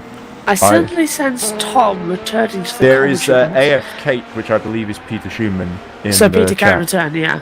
Oh, he's muted though, so I don't know if him or Nick is even around. Well, Nick's in the car, obviously. But I'm constantly now looking at that 72 car to see if it DNFs. It has, yeah. Do you want me to but- cut back to it? I Yeah. guess we're at 3 minutes left of the thing, so I might be a little bit laggy until then. Of the Jake Dennis video. Oh, Hives pits. So the 23 retakes the lead. What am I talking about? 23's always had the lead of the race. I was thinking about LMP2. Hives pits, so he might get a bicycle back onto the same lap as him, but I think the 72 was just playing with me because it's back out running. Great to see. yeah, there we go. So just a little scare from Ryan Mazumda. I almost had a little bit of delight. Not in the fact that I want your team to retire. It's just that means Tom would have come to the commentary box. Maybe, even if he felt like it, I don't know. Well, Tom's a professional like us. Well, I don't know. He sort of talks about how he doesn't like how professional he has to be at like Cheltenham and some leagues like that. Oh, off the track again goes that 72. Oh, Mazumda, it's a bit of a harem-scarum show, isn't it, with Ryan at the moment? Right. We need a driver who can crash. That can put it in. It seems to be the pattern is whenever someone is catching someone, instead of catching them, they crash. Yes. Yeah. As we look at Mazumda once again, there must be some damage That's damage. He's got to come in. There's something coming wrong into with the that pits. car. He can at least drive it and keep it out of harm's way, but sort of not. He can't drive competitively with the car in that state. I think the steering's bent somehow because it's just not running in. Look how much load he's having to put in for that car to turn. Yet I think it's grabbing. Understeering like a articulated lorry. So take a look at it down the straight. Looks okay to me. So Could be some deeper issues. He's not going for the pits. He's going to stay out. it is actually crabbing towards the pit wall ever so slightly, isn't it? You can just towards a little bit. the Seems left. to be Yeah. counter steering against it though. I don't think that can last much longer without a good repair. That's just going to get worse. And the brake discs are glowing like mad as well, so that's a ticking time bomb that we're waiting there for that 72. Well, the thing is, they're last anyway, so they Yes. now they'll just be a lap down on Nexadi. So their best bet is kind of to stay out and just hope that David Nexadi bins it again, or they get disconnected. Mads Christensen really pushing it in the Bentley. Bentley, as we've been saying, is great to see it. Oh, look, he's in the pit lane, Nick Homewood. It is, yeah. Could 45 minutes later. be over. He's done a pretty monster stint, has Nick. But remember, the number 4 is still just about in reach as well. There we go, back on the same lap. So Homewood just needs to be careful not to put themselves in a vulnerable position, and the 444 would be good for a second podium. I don't think they've taken 2 podiums in a row this season. They took 1 in Bud. They won last time out at Road America. Apart from that, it's been a couple of points, handful of points finishes, but a crash. crashing into Lagos. Without which, I think they would have finished on the podium. Oh, because they were talking of running- crashing, that 72 goes way wide at turn 1, I believe. You're right. Mazumda is just he's driving a little bit of a shopping trolley on wheels at the moment, and he's not driving it particularly gracefully. He's going around Morrison's by the look of it. My goodness. There's Che Hatch. Well, that's in the background. That was a bottling car as well. But Trey Hatch still looking good for third at the moment, but he would dearly love to beat at least one of the two cars ahead of him. But the gap is like 80 seconds, isn't it? It's sort of lost. If it was 40 seconds at this stage, you'd think, right, game on. But unfortunately, those mistakes from the 77 have kind of cost them. And it's so hard to make up time without getting penalties, avoiding trouble in this league. It can be really, really difficult. So anyone who can make that kind of comeback, you've got to take your hat off to them. Or someone who could just maintain a lead. Party going on next door. I apologise if any of that shows up in the mic, but probably won't. And for once, it's not my party. Well, I wouldn't call it much of a party without you, Josh. Oh, thank you. I am the life and soul of the party. No doubt. Well, I was the one who was singing on that last night. I did two. What did I do? Mamma Mia and Summer Loving. Or 7 Nights. Yeah, you mentioned this already. Yes. Cracking songs. I was better at Mamma Mia. Although we should have done Waterloo. Oh, I could definitely do Waterloo. That's a better one. Let's refresh the overlay. I think it's been a little bit slow there. There we go. There we go, yeah. 11 seconds. Christensen is to Peter Schumann. Yeah, Peter Schumann takes over the 444 then. Oh, look, Nick's in the steward's room. You could probably send them a message if you want him to sort of give a very quick interview, and because it does. Hopefully nothing will happen on track, but it does seem maybe a bit irresponsible to do that. Tom Dillon's put in the chat, what's a ticking time bomb? Question mark. The 70... let's not say it's his driver, because maybe that has some connotations that Tom will not be entirely happy with. It's the 27 car. Oh, penalty for Hives in the 22. So once again, Abascal has a chance to get back on the lead lap as Jake Dennis finally finishes rendering. I guess with all this, having to run all this other stuff at the same time, it's kind of taking up all the processing power. I'm just putting in the chat, nothing, we miss you in the box.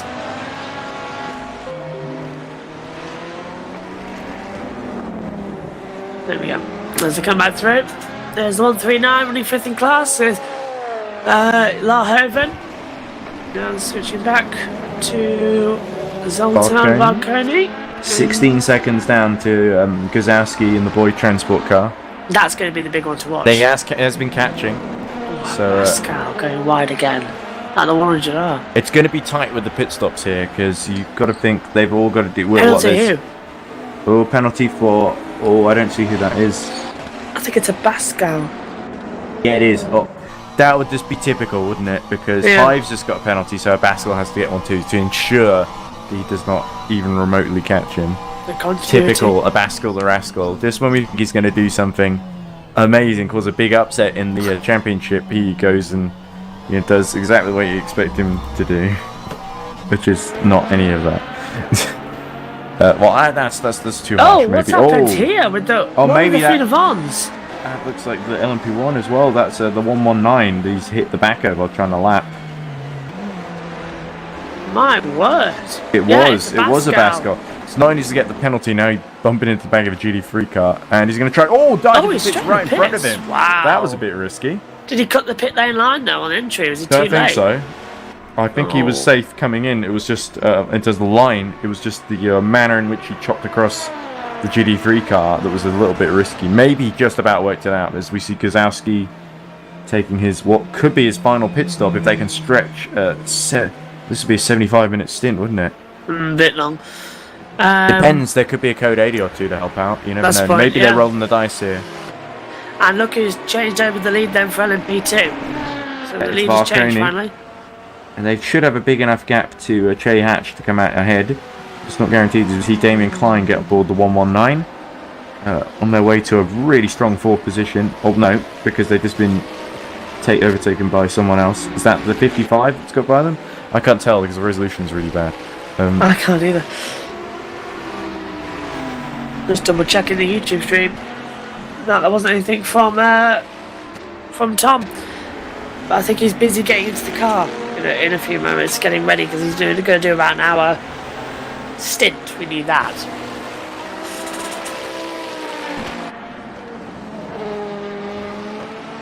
Verify that it's me. So Sorry, as they come through, and there's the 15 of Origa in problem is that fourth place. Jack John Amana has his own YouTube account. It's called Goofy George. So whenever I have to log in or anything, I will say, "Hi, Goofy," which is not either of our names. So that's slightly confusing. It takes you off guard. It's like, what? Well, that scene from what was it, the SpongeBob movie as well with I'm a goofy goofer, whatever it is. Wait, oh! I could definitely. Well, to be fair, that's just also with the cake at the moment. So, weekend has damaged me more than last weekend or the weekend before. I can't remember which one it was. Oh, so it's getting progressively worse, is what you're saying? Yeah, because I think 2 weeks ago, I hope it goes to the track. 2 weeks ago, we had 7 series to cover across 2 days. So that was Formula E, F1, F2, F3, W Series, and touring cars and IndyCar. So we had all that to cover. That was the London one for Formula E, and that we got through that just. Last week it was simple. It was an IndyCar and a MotoGP simples. This weekend it should be fairly simple. Being here all day, go do Formula E at night, and come back and do the. Oh, hello. Oh, that's just Gabba Hoosty taking his pit stop. Sorry, it's just the yeah. weird radicals that took me off guard. Yeah. I keep forgetting that car's still in the race, but it's actually in the top 6 and fighting for. No, it's 5th actually, isn't it? Yeah, because Great the looking car. Klein has actually made another pit stop, so the 119 has really lost track position to the 86 and the 55. Yeah. As I was saying, I'll just wrap up the story quick. Yeah. So this weekend should be really simple, where I do Formula E, sleep during the day, and then Sunday is just one long slog until 5 o'clock. But the party was thrown in yesterday instead of tonight. So we've had the party on Friday night, which already doesn't feel like 24 hours ago, but it was, because I haven't slept. So we had that, and then we went and came back home at around about 1 o'clock. Didn't get guests leaving until 3. Then at 3:30 I came to the comm box and very croakily did touring car. They did Formula E qualifying. Didn't use it because it was just so bad. I remember you keep telling me how terrible it was. It was really bad. Like, my voice was literally like crackling and air. It was horrible. So we didn't use it. Couldn't use any of it.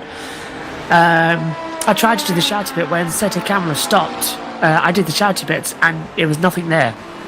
It's like I lost it. So I desperately I went right. You lost it? No, yes. Never. Well, I mean, at that time in the morning, I think it'd be hard to find it. Yeah. So I thought, let's go. Oh, spinner and a wheel off. Oh, in the it's wall. Naxati. Oh, a big crash for the volley motorsport on the main straight, and that's it. That potentially hands the 72 back their top 6 finish that they so dearly wanted. And it's such a shame for Bodley Motorsport for it to end that way. I think this time the disconnection was not their fault, but on this occasion they well and truly bottled it. It looked like. Or there could be some other issue that we didn't see. We just saw the wheel off, you say, and it was a very sudden and very dramatic there for David Naxati. That's not good news. At least it didn't cause a code 80, which is great. Where was I? Yeah, so didn't get no qualifying, no voice or anything, because the leader from GT3 pits as well. But he's 2 laps clear of everybody else in the 444, so that's okay. Yeah, excellent job by Team Imperium. We really haven't talked about them enough in the Aston Martin, really. On their way to their second win of the season. No, third. Because I think they won didn't they win Road Atlanta pretty easily? If I remember correctly. It was last time at Road America they got disconnected, I think. Yeah, they won Road Atlanta. That was it. And they also won at the Nordschleife, of course. The race I did 30 seconds off. Yeah, And you came at the end. I was really disappointed with that because I was really looking forward But to you the did Nordschleife. you did get to enjoy the that crazy final lap with Into the Points number 46 Yes, I did. retiring and still being able to win because of the Mugen didn't quite get that extra lap in. They were only about 10 seconds away as well. It was close, pretty yeah, dramatic. yeah. It Oh, really another showed. one. Whoa, that looks like the 139 in issues. Larhoven does a little spin and gets going again. It's No harm everyone done. bar the 72, isn't it? There's someone up there that doesn't like me. Well, the Oh, they 72 do is added. that. Oh, the problem is Mazumda messing up actually makes it even more likely they might just put Tom back in. Yes, that's what I'm thinking. That was the plan, wasn't it? The last 40 minutes is what he told us. So unless that's changed, then yeah. I just saw Her Majesty the Queen working on a Formula One car. No idea why. I wanted him back Just to this then. it. Oh, just Yeah. like when she met Paddington. Yeah. It was a 1950s F1 car. as Oh, well. you mean from she was at the very first Grand Yeah. Prix at Silverstone, 1950. I think that's where it was from. It was Or in was black and before white, she though. was the Queen as well. It was because it was pre-coronation. King Yes. George was there too at Silverstone. Yeah, I always said there should have been the 70th anniversary one, but COVID as well. But yeah, what was I saying? Yeah, so then we Could have did- parachuted her in with James Yes, Bond again. or that would have something. been funny. We did the Formula E race. That was only supposed to take 45 minutes. Ended up taking double that, thanks to the red flag. That couldn't really have been helped though, in all Yeah. honesty. In fairness to Scott Elkins, I did complain at one point about, they're taking more time to sort out the grid than they are to, Yeah, sort out the accidents. But to be fair, it was I Mercedes. I think it was going on at the same time, and B, they sort of had to make sure the cutoff point was correct and that the people who recovered from the accident, that because it was sort of, there's the cutoff point is sort of pre-accident, right? In Yes. that sort of so Yeah. at turn 20, so they had to make sure the people who were involved in the accident and got away Spin up. didn't unfairly. Oh, and that's Ryan Mazumda once again facing the wrong way down the circuit, and has he still? And that's at a really dangerous position as well. That could be a code 80. Oh, he just got it refired. That was so close there. I think I And saw nearly, Chris once nearly again act- doing everything possible Yeah. to throw away that 6th place with 1 hour to go. I Come think I on, saw Ryan, Nick stop. unmute his mic actually, so he was about to say something. I think. Oh, it could have been Brett Chris. One of the says, two. move your ass, Ryan. Something like that. Yeah, Scott Elkin. Oh, I'm yeah. just hearing that echoing in the background, which is funny. It's just me going, move your ass, Ryan. I think That's it gonna was. be his new. That's gonna be his alarm when he wakes up. Yeah. Now. It's me tiredly saying, "Move your ass, right?" Now that's the answer more energetic. You might use that. Can I do a take 3? Text is all you're getting. I'm not a movie star. Is that Krusty from The Simpsons just walks into the recording booth, records 3 lines, walks out, and then, okay, Krusty, we're just ready for you now. Here we go. Oh, what the 3 lines that Krusty says? Like, hey! I hardly endorse this event and/or product. Yes. hey, it's such a Mel. Well, that, yeah, I can't remember. Okay, we done? Okay. Yeah. Gets back in the car right away. And then the recording guy says, okay, Krusty, whenever you're ready. That's something I would do, to be fair, just to get out of there quick. That's one of the great classic Simpsons jokes. Another one involving Krusty that I love is the one where Homer becomes obsessed with being a clown and it ends with him having to do a big stunt trick for the mob, and basically there's Homer and Krusty get caught together with Homer dressed as Krusty, and the sidekick character in the mob, whose name I can't remember, says, "I'm seeing double here. 4 Krusties." Such a clever joke. I love that one. I love that. I think Series 6 is honestly my favourite series of The Simpsons. I think that's the best one they did. They've got everything in there. It's interesting. There's a great channel on YouTube called The Real Jims, Oh, yeah. where he's been doing the thing where he's been doing retrospectives on every season of The Simpsons, and he does sort of individual episodes and stuff, but also top 10 episodes of each season and stuff like that. And his one's on the classic year, because obviously he talks a little bit about how the eras feel different and how certain showrunners tend to favour certain kinds of humour as well. Yes. Like there's the first couple of seasons where basically it's just a straightforward sort of sitcom with a lot of heart, and the humour sort of gradually sort of starts to come in, and then there's the sort of middle year. There's I think the Oakley and Weinstein years are sort of 5 and 6, which I think are the ones you like the best. I do. And then there's sort of the 7 and 8, which are quite good. They had someone else. Was it David Merkin who was Yes. show running those seasons? I think. And then This is me half remembering stuff. So Al came back, did he? Al Jean, yeah, there was Al Jean and Russ, somebody or other. I think Al Jean did the first couple of seasons and then came back, I think. And then after, in trouble again. And, and it whack. brushes the wall. Gives it a nice little love tap there.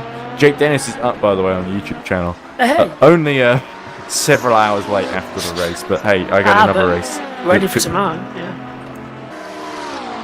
I did get the 2 up that I could before the race started. I'll That's see if I good. can get the final 2 up now. Did you get an interview with anyone in the crash? I'm asking. We did. We got Oliver Askew, Dan Tickton, I think.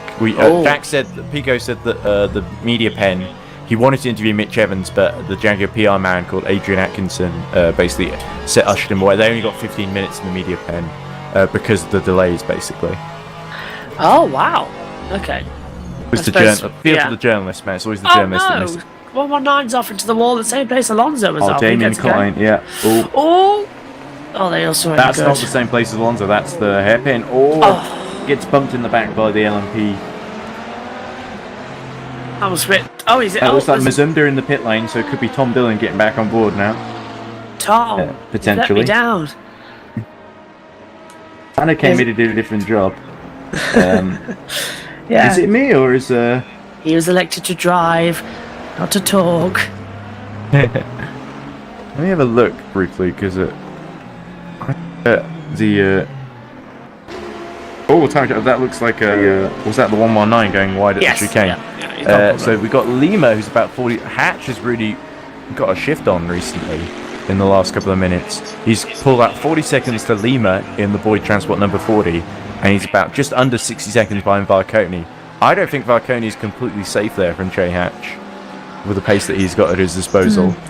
Christiansen has kept Schumann really honest as well. Big up by the team spin in the Bentley. They can certainly spin this result to their favour in third, but they really want that second. They want a big scalp on a race-winning team in the 444 squad. And you have to say, after the 86 got disconnected, I think while leading early on, and they've stuck with it and recovered. They're 4 laps down, of course, on Christiansen, but they're still holding on to 4th place. I think that's a big achievement. And they pulled out 3 laps on Husti in the 55 that was right with them early on. I've just had a great idea, which I'll talk to you about off air as well, about what we could do I hope to you improve our remember it. team. I will. Okay, right. Because I was looking at the Mumble Teams channels and I saw ours. I thought, how could we improve our outfit as a team? And then it suddenly came to me what we could do. So I'll tell you off air. Yeah, but let's not give away the secret to the opposition. Precisely. Because they're the only ones who are listening in. There's no ordinary people who would keep a secret. Nick Homewood's listening in as well. Nick is a friend. Yes. Well, But a drives former the fine rival avant. who beat us both times. I think beat us both times because we retired. But a friend. Yeah, and I met him at London as well, which is really cool. Yes. And he even bought the Lego Finavon Formula E did he? car that I designed a little. Well, I say designed. I sort of changed the colours in studio. Brick building software, but Nick is a top. I still bloke. went through the effort and some of them were stickers. Oh, I should actually. I want. Is Nick actually there? I've just remembered. I've got to ask him a Jay question. Hatch Pitts. Oh, as yeah. well. From second, that might hand second place back to number 40 at least temporarily. Do we have the ability to drag Nick into the commentary box? Can, but he won't like it. I know. I need to ask him a question. But you could send him a message and ask, is it That's the okay if I point. drag you in the com box for a very quick interview, maybe, before the end of the race? I'm asking now. Hardy's already been full swing. There's a sax in the background, I can hear. Saxophone, as Homer Simpson would say. Hello, Hello, Josh. Oh, hello, Nick. I was summoned. Yes, you were summoned. I've just remembered, Nick. Tomorrow, what's your plan? Because the touring car's on, and we're all three races we're doing live, and I know you like coming in for some of them. What times are they? 12:08, 2:15, and 5:10. Should be able to do the last 2. Fab. I'll make sure they're all there and set them up. That's cool. I'll ping you and let you know. How do you feel Lovely. about the race so far, Nick? Yeah, What's but happened here? speechless. That's Ryan Mazumda in trouble for skipping the chicane again. Oh, is the car in trouble? Oh dear. Yeah. And of course, with the 87 out of it, pretty much, do you think there's a big opportunity to gain ground in the championship, even though number 16 is, in all likelihood, a little bit out of reach? Well, I think we'll get the 87, won't we? Should do. In the points, but I have no idea how we're in second. Yeah. How impressed have you been by Team Spin and their Bentley, number 4? Well, it was a bit of a mission to track it down. They've had some pretty good This pace. big red box that's going around. It's not hard to spot, though. You can spot it from a very long way away. Really? It's a good target to aim for because it's just a big red blob at the end of the straight. Is that big BMW that they had? The Bentley. Yeah. No, Yeah. the big BMW. Do you remember the He's big asking massive yeah, ones? yeah. Yeah. Yeah, I remember. I can hear the cars. But yeah, no idea how we're second. It's a mystery to me. Nick, it actually sounds like you're in race control. I can hear the cars in the background going by. And it actually sounds like you're race control. It's fantastic. Have you got ambient sounds on of Le Mans or something in the background? Nah, I'm sitting on Fuji. Oh, that is amazing. He's on top of the mountain. Or Yeah. almost. It's a bit breezy up here. And we can hear. Yeah, Care- it's got careful. 3 fans. Careful on the way down. Well, we have to say, Nick, best of luck to yourself and Peter. I can't wait to congratulate you if you can pull this one off, because it would be a pretty big boon to the champion. There's Peter on stream at the moment, and doing Wow. a fine job indeed. This is probably going to be a bigger party than Road I know America. if we Peter pull was. this off. I remember I Yay. made fun of Peter at Bud when his was the only Finnevon car that didn't finish on the podium. So I think now this will make up for it. Hopefully we'll make up for it. Let's, still an hour to go. Fantastic. Thanks, Nick. See you tomorrow. See you tomorrow, bye. Nick over there from the top of Mount Fuji. Isn't he a nice guy? I've been Look trying to at listen to an interview Oliver Askew while I'm trying to edit it while that was going on, so if I was a bit quiet, that's why. that. No worries. Yeah, I just remember because Nick's always on some of the commentaries. There's the 119 goes off the track a little bit, but it's back on okay now. Well, that's happened a few times. Yeah. Damien Klein inclined to leave the track, it would seem. Yeah, every time we do the touring cars live in the full weekend as well, I always say to Nick, do you want to come on for a couple? Because I know Nick loves the touring cars as well. So I forgot actually that the one tomorrow, the touring car. So I thought I'd send him a message. And that is be the honest, 119 whoa. backwards in the wall again. Oh dear, Damien Klein. I think that car might be more damaged than I thought. And he's really, really... It's a shame because they were running 4th at one point, and Damien Klein has really had a decline in this stint, really. How many puns can I make about Damien Klein's name? You're sort of going up and down with that on there. I'm so tired. It's the best I can do at this late hour. Oh, stop feeling so down about yourself. You're right. And that is the 72 spinning off again. Well, at least I don't feel as down as some of these drivers are with all the mistakes they've been making. We're inside the last hour. Wow, the party's really kicking off next door. I don't know. Oh, is who that lives- what I can hear in the background?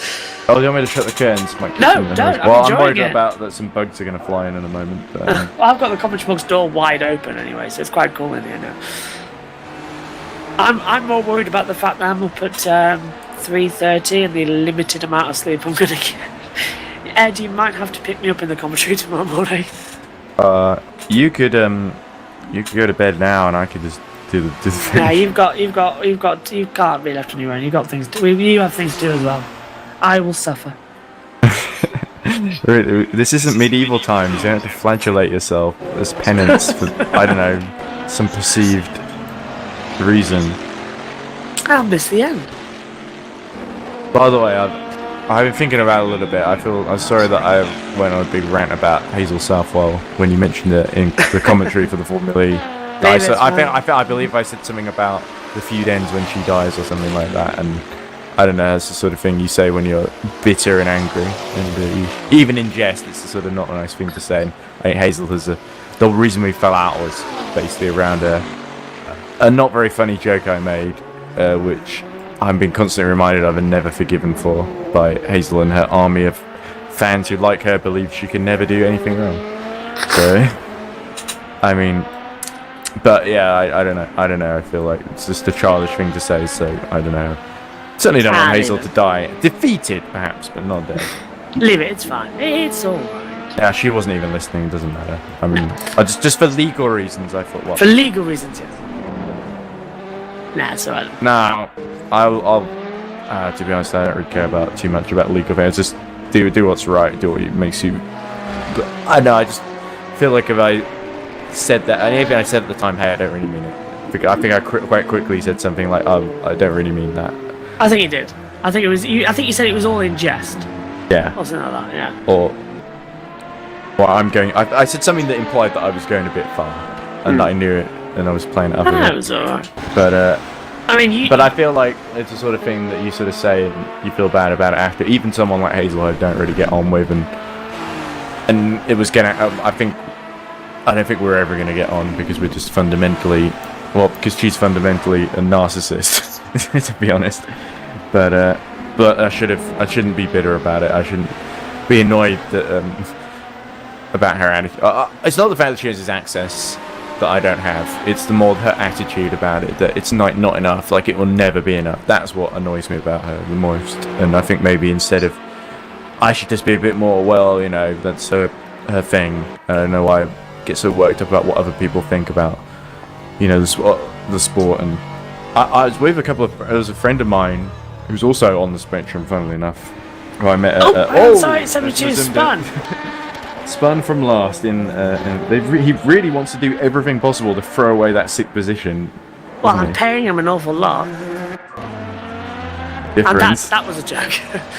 You've no, lost. I'll pay him. Oh, that's the Bentley that was doing so well and is struggling to get going again. Nick Well, that's certainly Coleman's going. paying him. Yeah, that's Peter Schumann is going to breathe a sigh of relief when Nick tells him that the Bentley is spun. So Nick's paid him. I'm paying the 72. Just so that Tom gets back in the box, to be fair. Where does all this money come from, Josh? It's disposable income. I won poker. I don't know.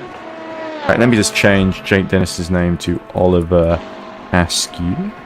Why was Jake Dennis done? No, because For that promotion. No, it's not Jake Dennis anymore. I put the video of Oliver Askew in, I see. and I have to change the caption so it's the right driver. Do I have to explain all the context of editing? Because that makes it so frustrating. Because it takes longer to explain than it does to do, even with this laggy computer. You should get a computer software to do that for you. All the editing Snaz is good. enjoy. Snaz is good. It does it for you. Why did I spend all that money into uni for 4 years if I'm not going to do any editing? That's it's what something I thought. enjoy as well. But more to the point, that's the other reason why I went to uni to do it. I want to get a job doing editing, which I enjoy. Instead, I got a volunteer role with no money doing this, which I guess shows that my life is really going down the toilet. Well, I mean, not as much as working at a post office, but you know what I mean. Right. Well, maybe you don't. Who cares? We're really going off topics now. I know. We are not a whole lot knackered. going on with about 52 minutes left to go, Josh. Chris, can you red flag the race, please? Nick, you too. Yeah, let's just get these interviews out of the way, man. Let's interview people while they're still driving. Sod it. Let's see what happens. Yeah, it's Dario up in the box. And we'll leave the microphone on like he did. They used to be able to do it. They did it. I remember once in London in Battersea, they interviewed DaCosta during a safety car period, and he was like, kind of, I'm in the middle of a race here, go away, or something. He was a little bit short with Dario, basically. He was quite polite about it, but sort of there was quite terse responses, like, "You must have been annoyed about what happened earlier in the race." Yes. I'm going to do the race again. Please be quiet, Dario. I think that type of system's only good if it's a red flag. Like today, we should have had conversations with the drivers. Well, no, but the problem is the red flag, there's so many conversations with the teams as well. And it's Yes, even the case on the cool down, like the teams always have to sort of give them a chance to speak to the winning driver. Today, I think Scott Elkin got a little bit confused because he told the drivers, please do an extra lap. And then he told the driver, what happened was they missed the entry. Oh, they missed it, yeah. They missed it because they'd already gone round. And I think part of it was the situation with Sims's crash. Other part of it is it was such a tight gap that if you basically don't start the turn in early enough, and they even had to have a marshal to help get the turning circle in. So it was just one of those things, wasn't it, where they sort of, especially hopefully now that they've done it, the winners have done it once, they'll sort of know what to look out for in the procedure next time. So I don't entirely blame Scott. I think that's the way the track and the podium thing's been designed. because obviously they need that curbing there for the race. But the hole it's effectively a one of the run-up areas in case someone retires on the inside near where the attack mode entry is. So I've just had a text message from Tom saying, "Do you want an interview whilst I'm in the car? Seriously?" ? I said, "No, I want you to replace me so I can sleep." And he said, "Oh, sorry, I'm getting into the car in 10 minutes. Ryan won't stop bleeping and he wants to get out." yeah, you can tell by the way he's driving. That's a man who's looking for an excuse, looking for the eject button. I don't think you even need to pay him. Tom is saying he just wants out of that car now. He would pay you. He'd pay anybody to take over from him right now. Just to save, not just to save him the embarrassment, of course, but you know. All right. So no sign of any change in the weather. It looks like it's going to be dry through to the end. I've asked him how much for you to put it in the wall. I want it back in the box. So Oliver Askew got about 30 minutes to go, and then I think it's just John Eric Byrne to go. So I imagine it's quite funny. Interviews with Askew and Tipton, he basically pick us up. Well, it was a short race for you, so tell me about the very short bit of the. What was obviously a short race. Well, he makes some kind of. It's a little, you know, you can tell he doesn't mean it in a bad way, but it's just kind of commiserations because that race was sort of over before it got started, really. For you. Did he do it the sort of Nicky Shields style? Oh no, he's not quite as bad as Nicky. In fact, him and Jack Giordano have regularly. Maybe I shouldn't say this, but there are certain questions Nicky Shields asked where they've both told me, "Oh come on, that's not something that's a good journalist would ask." That sort of, not that Nikki's a bad journalist, but they sort of make her look like a bad journalist sometimes. I think she gets told what to ask, doesn't she, sometimes? Exactly, yeah, there's a bit of kind of someone in it. But occasionally also she asks just the most obvious questions as well, where the answer's sort of cut and dry. And like Mitch Evans is one, like all of his questions were so obviously unhappy, or obviously I want to do it again tomorrow. So Tom's just said, "I'm not ruling anything out." Well. Oh dear. Oh, it's Singapore 2008 all over again. Just shut the curtains. So I will keep the headphones on and briefly go so I can hear you ramble on. I just want to make it clear that if Tom somehow does manage to bin it, I'm no way involved. Just so that we don't get a race fixing thing from the stewards. I'm no way involved. To be honest, I think it gets to the point where someone's been in so long that changing the drivers is the least risky option. In terms of, because there comes a point, and it's different for certain drivers, where you just fatigue and you can't help it.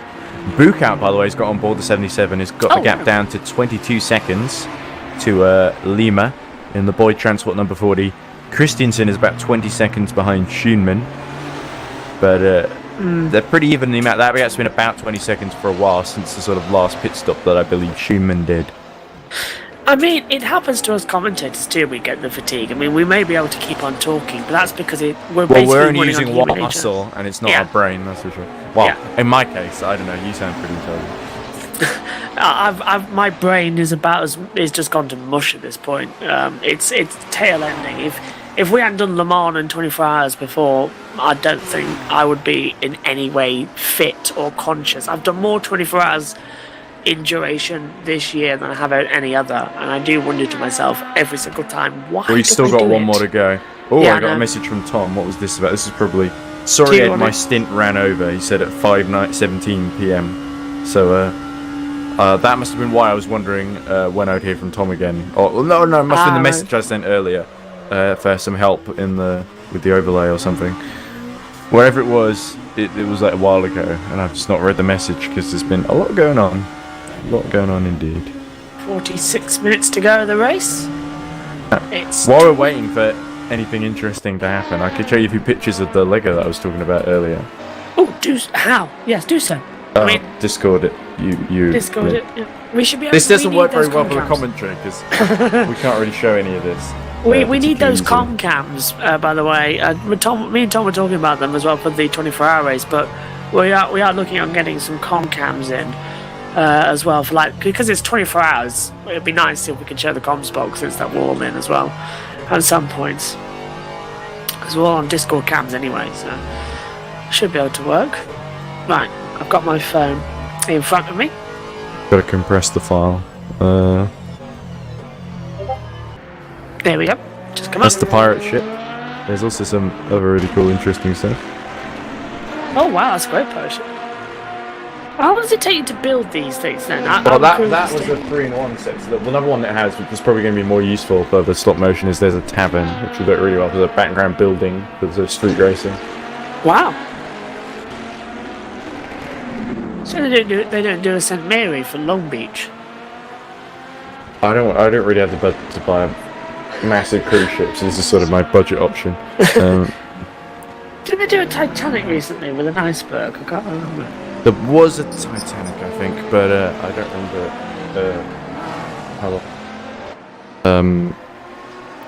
They recently did like an Atari 2600, Did they? Oh, which is probably a bit overpriced because someone said I'd get a real Atari for like £50 and the games actually work. Here's another one that's really cool. They did the reason I got it was because there was a Forestman re-release, but you had to spend £150, which is why I bought the pirate ship because it was most of that, along with the Aston Martins as well, including the Advantage, which is very similar to the one that Toff is about to take to victory in about 40 minutes to his teammate, indeed, if there's a driver change between then and now. Bukout, the gap down to 19 seconds to Lima, so really impressive pace by the 77 crew. It's just a shame that so many setbacks have kept them back, but the number 40 Boyd Transport team could still hold on here. I think victory's just out of reach because they're not on the lead lap anymore. That one looks like Endor. Does a little bit. There's sort of a kind of tree. It also bends, you can sort of make it just the one tree. But it's based on an old Forestman hideout set, and they sort of did a re-release, well, not re-release, a remake essentially of it. Problem is you couldn't buy it separately, you had to spend £150 and it's basically a gift for purchase. I love the shields as well on it with the little... The shields are awesome, yeah. They work really well as just some normal shields.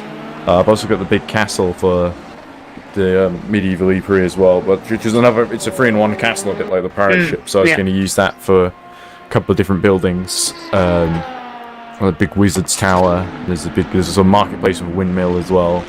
Wizard's Tower? Oh, I remember King Arthur's, that little thing on Nickelodeon. I don't really remember too well most of the Nickelodeon shows. Oh, I only remember it because of Megan. Megan used to watch that one. It was King Arthur, and he was animated, and he was a little tiny bloke. And then Merlin was this big weird wizard who couldn't actually do correct magic. It was King Arthur's Little Kingdom, I think, on Nickelodeon or something. Or then Megan used to watch it. The main Arthurian thing I remember is the Merlin BBC show that they did. Amazing. That would be sort of in between Street and Nazi. Yeah. It was the first 3 seasons or so really good. I think the last ones that you could tell some they of the tied off, yeah. Well, a little bit. Well, also there's the sort of, because I think it was very good when it was episodic. Yes. Episodic.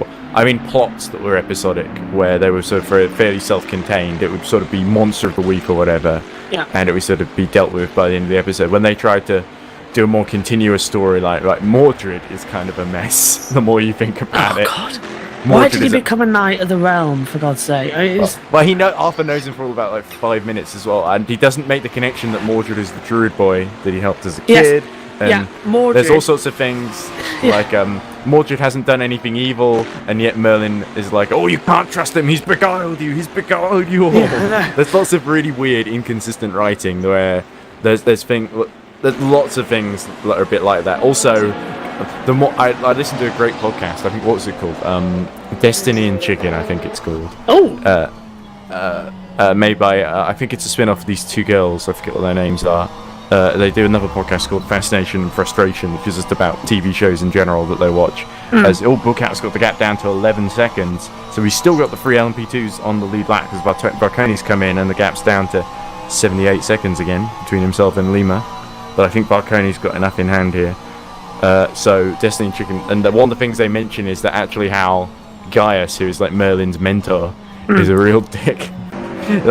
He's supposed to be really comforting, but all the time he's constantly scolding and chiding Merlin and not giving helpful advice, or maybe you should just listen to your inner voice. The Gaius doesn't do anything. Our Gaius will sort of instead of giving helpful advice, he'll say, "I don't know, just ask the dragon." And the That dragon is bloody John Hurt dragon. is great as well, because again, vague prophecy that can easily be interpreted either way. To be fair, And, the entirety of Merlin, thinking about it, was literally like, Yeah, the way prophecy works in Merlin is is essentially like this. Hey, there's this druid boy, and Dragon will say, "This druid boy will be the death of Arthur. You must kill him." And Merlin's like, "No, sold prophecy. I'm not gonna kill a child boy." And it's like, "I warned you, Merlin." And then the child boy kills.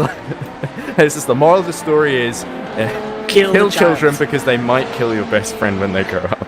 It's would you shoot baby Hitlers all over again? as Well, sort of, except that Mordred is not really baby Hitler. In fact, the other thing the show Merlin does is they explicitly draw a parallel with the persecution of magic users and make it kind of like the Holocaust, essentially.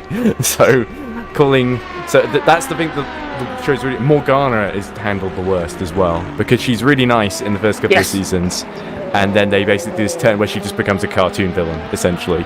And it's just too sudden. It happens in like one episode, basically. And I don't like also, it. there's And this Morgana kind of is weird actually thing where his daughter. as well. Oh yeah, as well. And Auntie Head's really good as well as Ufa, and as unfortunately Ufa He came straight from Buffy, didn't he? He went from Buffy to He Doctor did, Who, yeah. then I to think the thing, because Merlin was sort of being it was sort of marketed because Doctor Who had done well, and it was the marketed of kind of medieval sort of buddy relationship kind of driven thing, essentially. But sort of, and they sort of mainly it was weird because they sort of ignore the Arthurian legends, and then the last couple of seasons is no, let's do all the Arthurian legend stuff because that's what people expect. Is that a Baskel in trouble? Yeah. And facing the wrong way for the 15th time at least. 38 minutes remaining. Is Oliver Askew 3 minutes to go? Oliver Askew's probably going to get finished before the race ends, and I might be able to get squeezed Jeb in as well before I have to do the interviews. Let's go to the YouTube track quickly. Tom says, "Now I'm getting into the very last stint, which is about in a minute or so." Oh, look, there is actually the 72 spinning and almost hitting the wall. Damn, I was so close. Ryan is really a glutton for punishment, isn't he? At this point. Tom said, "Josh, I promise you an interview after this race if you stop doing the juju, presumably the Bad the cursing." juju. Yeah. He's talking about exactly. Commentator's curse. Who's that just came out of the pits? It was somebody. Salzburg's Regia. Fourth. Amazingly, Team Imperium still running fourth.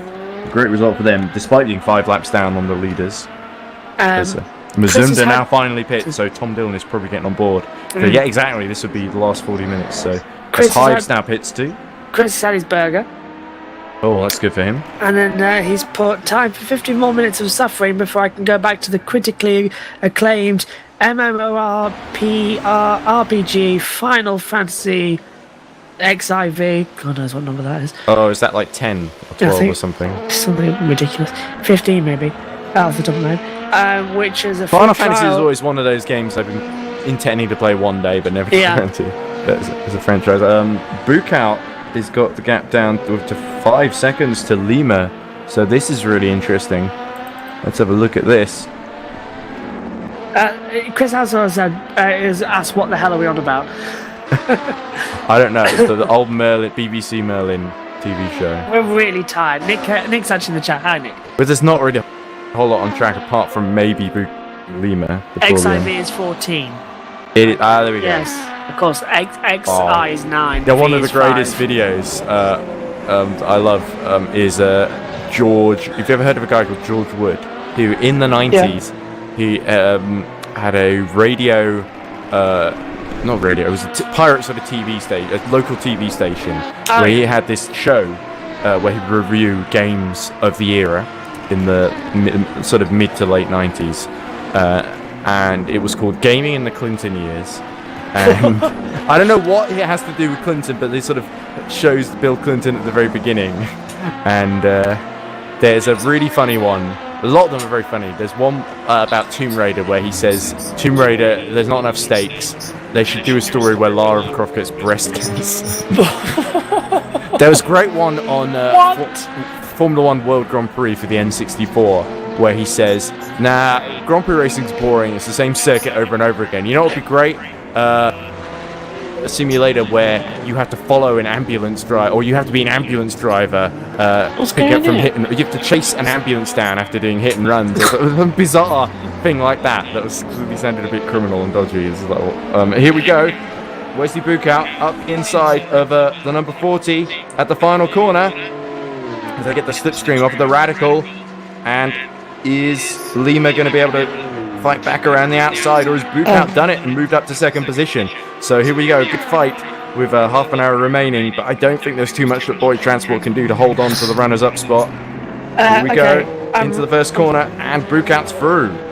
Sorry about that. But anyway, I was talking about George Wood. He did a video on, so it was Final Fantasy 7 or Final Fantasy 8 that was out at the time for PlayStation.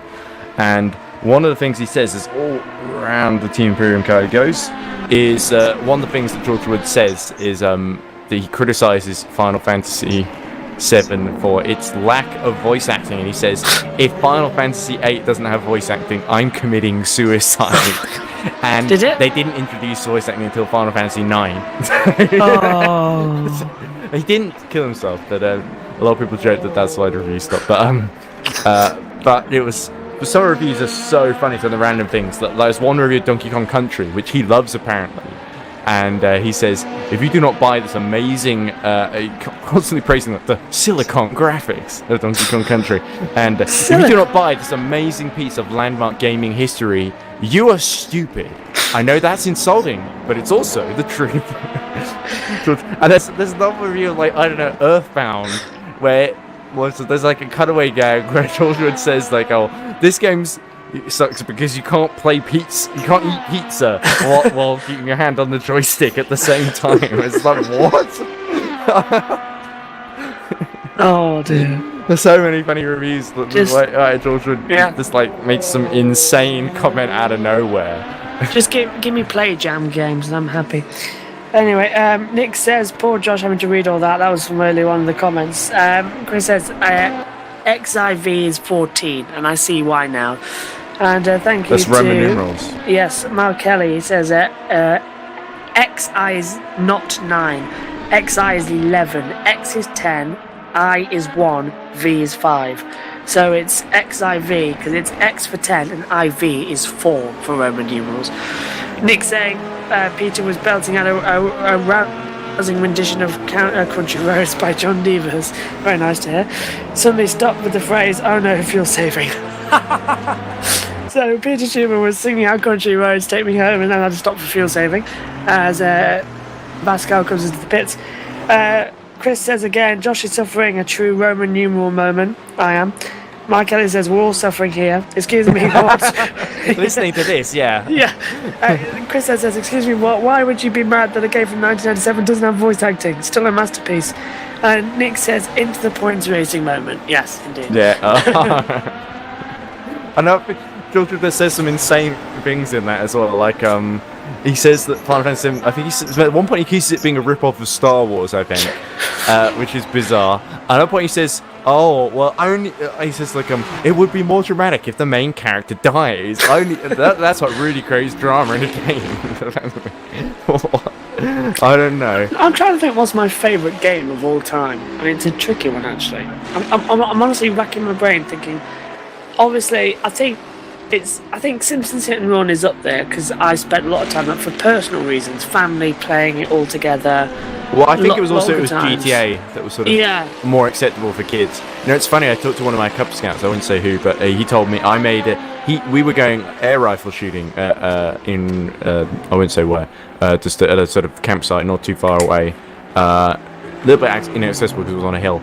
But one of the things that happened was he was talking about, has a baby ever fired a gun? He said to me, and I said, well, not unless you count Maggie Simpson. And he's like, who's Maggie? And he's like, my parents don't let me watch The Simpsons because they say it's too much adult humor. And it's just like, well, my parents are like all for it. The other leaders laughed at that because they'd all seen it, obviously. But obviously, it's interesting. Different kids today, there's a sort of different kind of. Even though the humor, I think The Simpsons, modern Simpsons, is probably a bit more kid friendly. Yes, I think it's very fashionable to defecate over modern Simpsons basically. I agree it's not quite as funny or charming or clever or good as a lot of the overall as a lot of the old episode here and there that's good.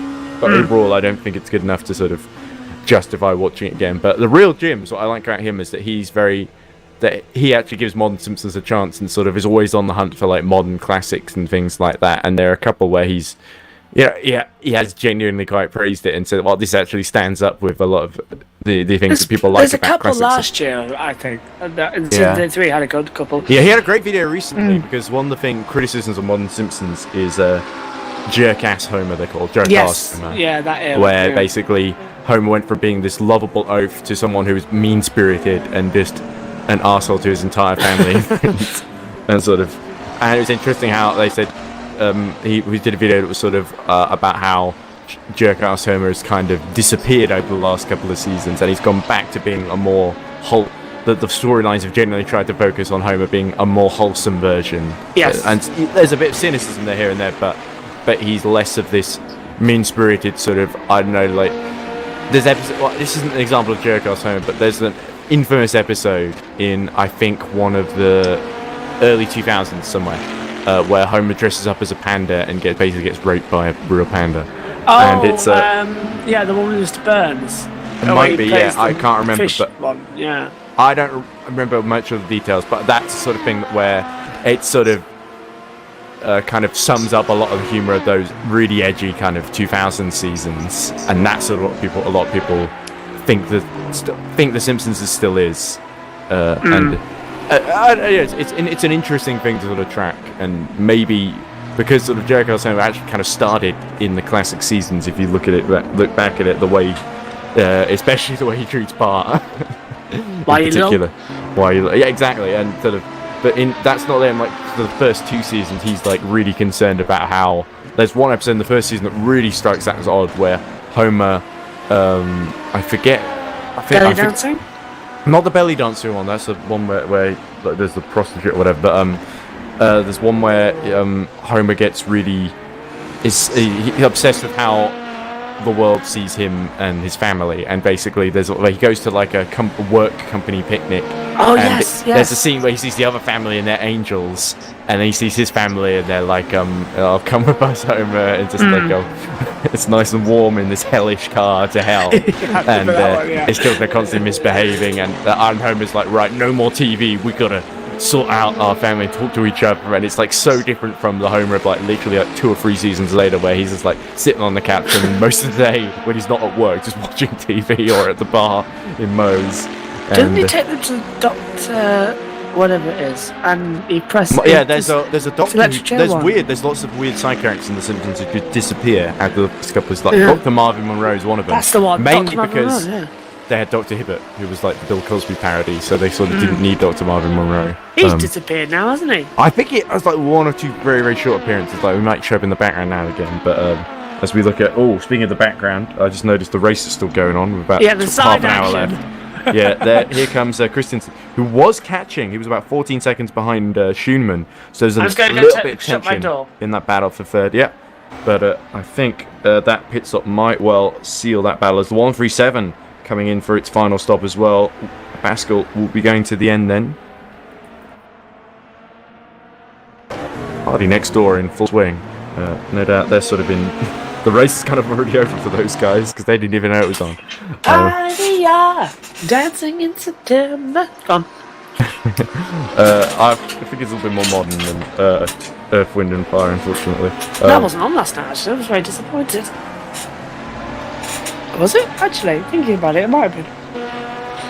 I don't know, last night's a bit of a blur. When I say last night, I can't. It is this morning. This morning. Early this morning. I don't sleep. Right. So, I believe Oliver Askew is just about to go. Oh, what's this? That's the leader Toff, just coming through to start another lap, I think. Mark Kelly There's says leader in LMPT. Oh, go on. Mark Kelly says you two need to start a Simpsons podcast. That'd be quite fun, actually. I already do a podcast that's all about Douglas Adams and Dirt Gently. I don't know if you ever listened to it. Yeah. But I did. Did I tell you about the Kim Fuller thing, where he had written this TV pilot for Dirt Gently for Douglas Adams in the.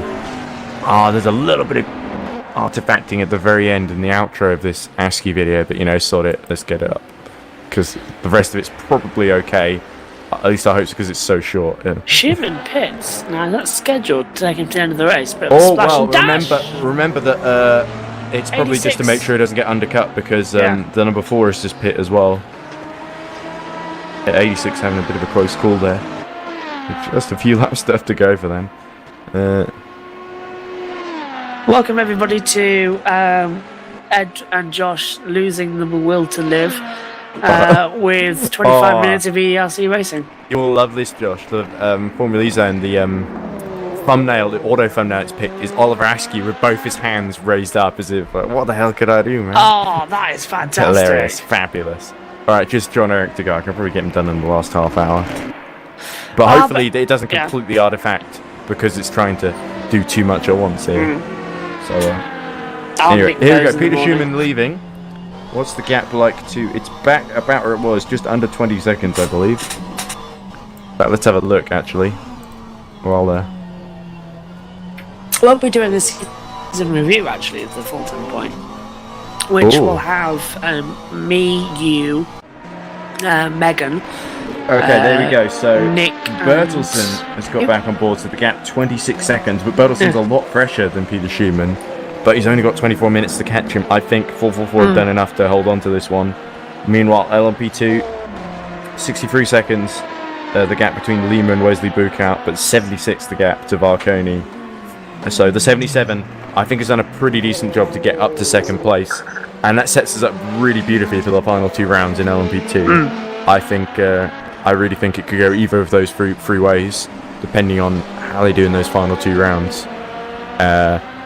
LMP1, I think if the 23 can just keep finishing races, and if they can win that sort of, because essentially it's going to be almost double points, the 24 hours of Bahrain. Yeah, it is So double points. I think if Binz can win that, then I think he's won the champion. I think they can, Binz and the rest of the team, including Arthur Fucci, of course.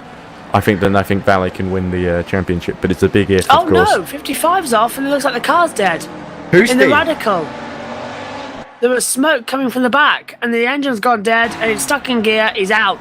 Oh dear, that's bitter cool. We see. Let's disconnect and reach back in to see if we can get better view over what's got. That is the 4th place driver, I think. That's or was it? Were they 4th? No, they were behind. They were 5th. Actually. Fifth. They might have actually covered enough distance to hold on. Well, Bierhoff is probably going to catch him only a lap down, but I think Kargatai in the 87 is too far down. 5 laps. Yeah, that shows just how much the 87's lost with its various issues in this race. That's really going to hurt their title challenge. They won't even get up to 6th in the end. But yeah, there we go. That is the Radical. The Radical had a radical run, but couldn't quite do the last 20 minutes. So radical. Oh, isn't that the beginning of Simpsons Hit Round? Yeah. Radical Entertainment, the little stinger it does. Yeah, do you know, because my computer's got like 20 gig of RAM, I downloaded the Simpsons on a PC mod of it, the actual game, but for PC a couple of months ago, or weeks ago actually. Because the RAM is so fast, I don't see any of those because it just loads straight into the main menu. Well, it looks like that's Tom Dillon going off at the chicane. So Reading Game struggling to hold it together. I have not paid him. But they didn't go anywhere near anything that would have destroyed his car, so...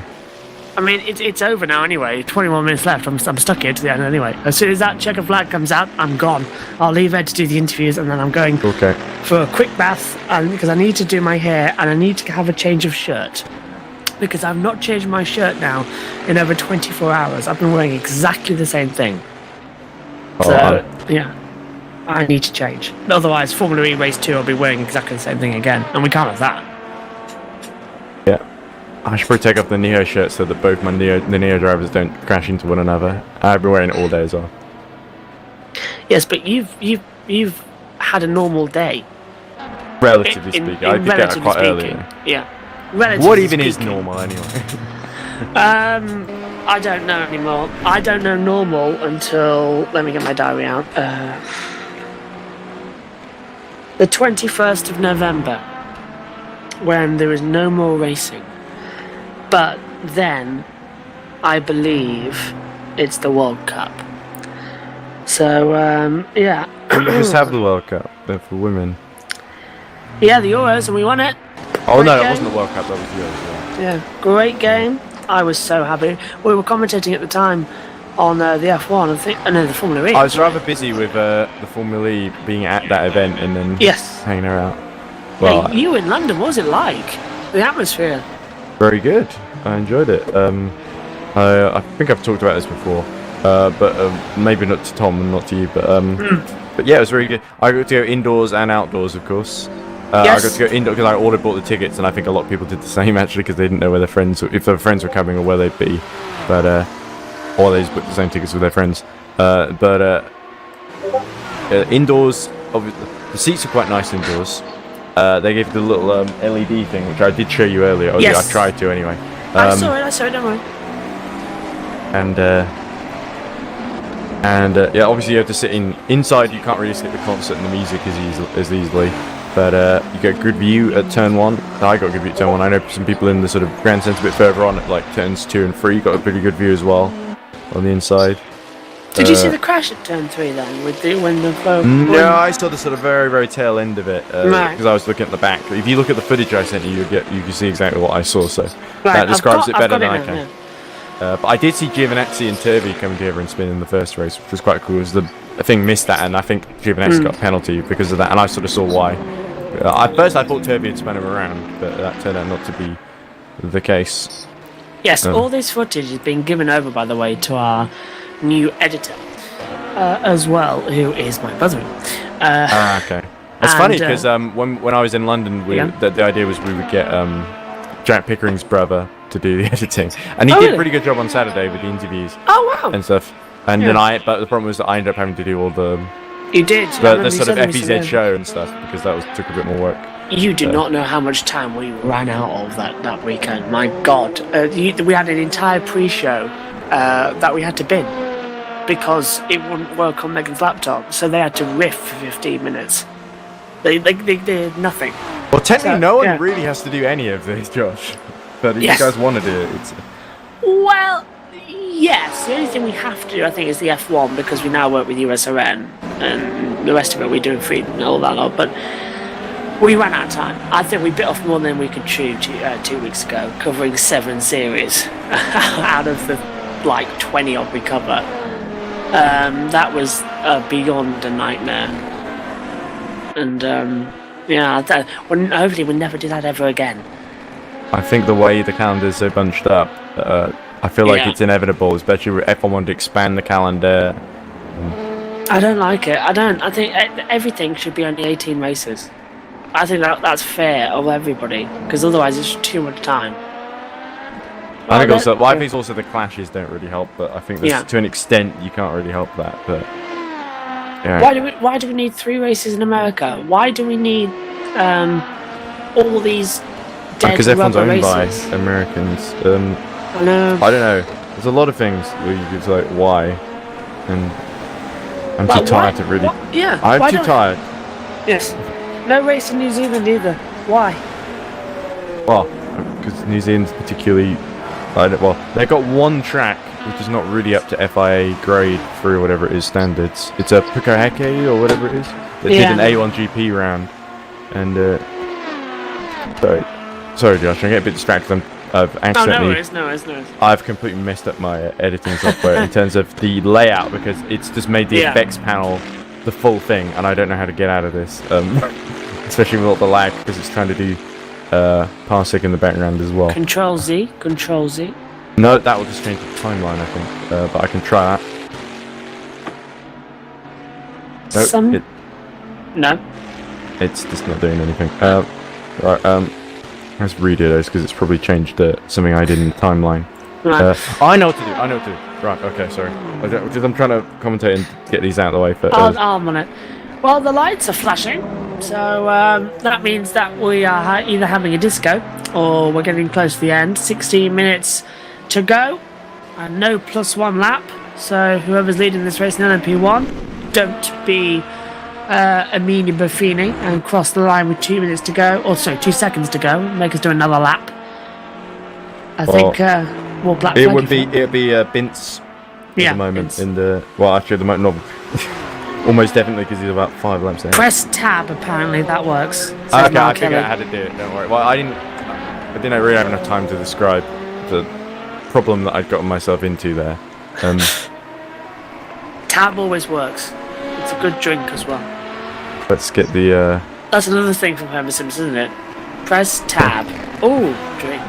Oh, look at those sparks flying from the back of the Finnerbons. God, The these cars are Baskel. good. They are. Ugh. And there's Peter Schumann. Pretty good gap to... I think he's extended the gap to the car behind us. Oh, who's that who's just set a new lap record? It's 21, is it? Yeah, one... I can't tell. Hang on, give me a second now. I will be Yeah, able the to problem tell is, you. this is the problem with trying to look at the tiny screen on my phone. The problem is I'm trying to edit at the same time, so I can't always be It's looking in past it. Piastro with a 136 648 in the GT3 category. Oh, the Giuseppe Pastor. Right. Oh, no, Nicky Pastor. Is it? Remember which one it Chris is. is not happy with his car. Apparently, it has broken down and he can't get it working because there's something wrong with the no electronics or something or other. Yeah. Chris needs to actually explain what is wrong with his car. Because it's a BMW. Oh, well, there we go then. Is it a BMW, Chris? Oh, was that the... Not the 80, you said the 771, the one that retired a while back, wasn't it? Oh, the 55 Oh, no, retired. his actual car. Oh, his actual car. His Well, actual car. don't bloody confuse the world by talking about real cars. Let's make it real. Yeah, his actual real car. How the hell is there a footprint on the ceiling? What? I've just noticed there's a footprint on the ceiling. You don't care, Josh. It's not really anything to do with me. It's a spider picking me up something. There's a proper great big footprint on the ceiling. How the hell did that get there? I've never noticed that before. Anyway. Alright, Marge. Yeah, honestly, I'm going to say... Why are we making all these random Simpsons episodes? I guess our brains just tend to mush at this point. Yeah, we're running on autopilot. 13 minutes to go. Until Alright, sleep. can I get this thing edited out in 13 minutes? I'm not Hopefully. sure. Here I haven't is- missed anything too important, have I? No, in not terms at of... all. Here is Jason Bins. I didn't think so. Jansen bin. Jansen Bins. It looks like But Johnson. you wouldn't call... Yeah, exactly. It's sort of Jensen and Button Jason Bourne. I think we made that joke. Pascal gets a little bit of a slide and just keeps out of the barrier. Oh, come on, Pascal. Take it home now. It's an easy podium. The sort of podium we didn't get the chance to have, so you better bloody finish, because otherwise it won't mean anything. Ah, I've got the dish from Chris. It's the DSC pressure sensor that's gone.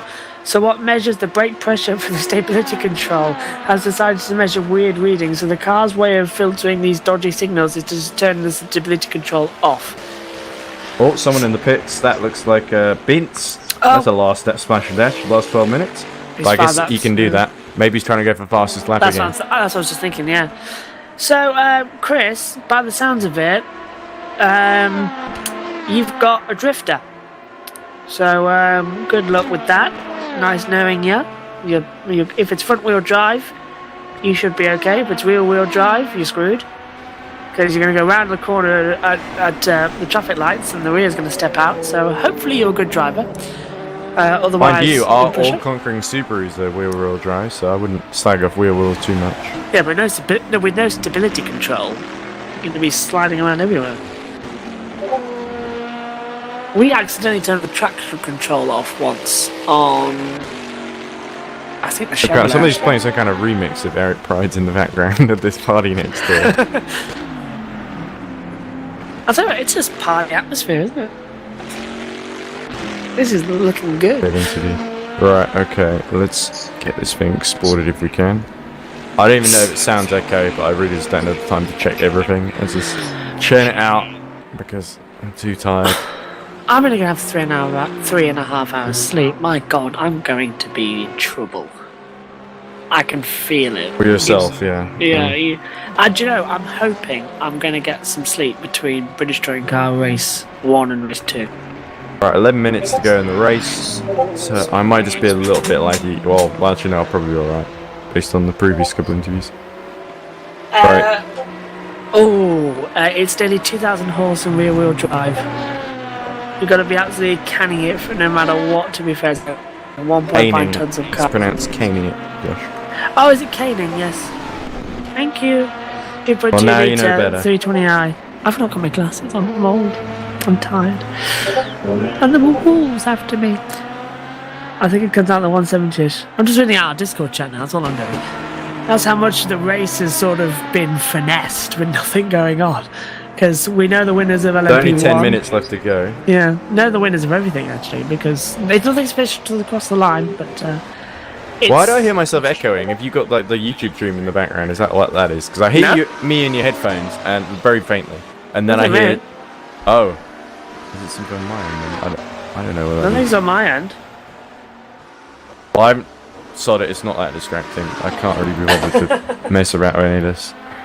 Right, it's probably might be something in the but I muted the audio here, so I don't know why. Okay, it's probably something on your end that only I can hear, but you can't. Okay. That's really bizarre. Okay, well, you've got a very complicated setup, so it's probably something to do with that. Say again, sorry? I said you've got a complicated... Bloody hell, fuck it, never mind. It's on the baby bus mix at the moment. Can we just finish the race? Yeah. Can we red flag now, guys? We need some sleep. As I sit up in my chair. There's Valkyrie leading the way in LMP2. There's a long way to go. You know what, this Formula E qualifying better be worth it. That's all I'm saying. It's a pretty entertaining format. Especially at a circuit like Seal, where it's quite difficult to overtake. The qualifying's a bit more important. And I'll go straight from doing the show to editing the pre-show and all that, getting all the interviews in. Yeah, let me know if you want me to retransfer you some of the interviews if I can. It's it's on YouTube. I can download them so you get to bed. Yeah, I can download them so you can get to bed. Because one of us have got to be at least partly refreshed for the race, because otherwise we're going to be now. And I want everybody watching to keep your fingers crossed that there won't be a red flag in the Formula E race tomorrow, or a washout, or anything that would mean that me and Andy have to do more work.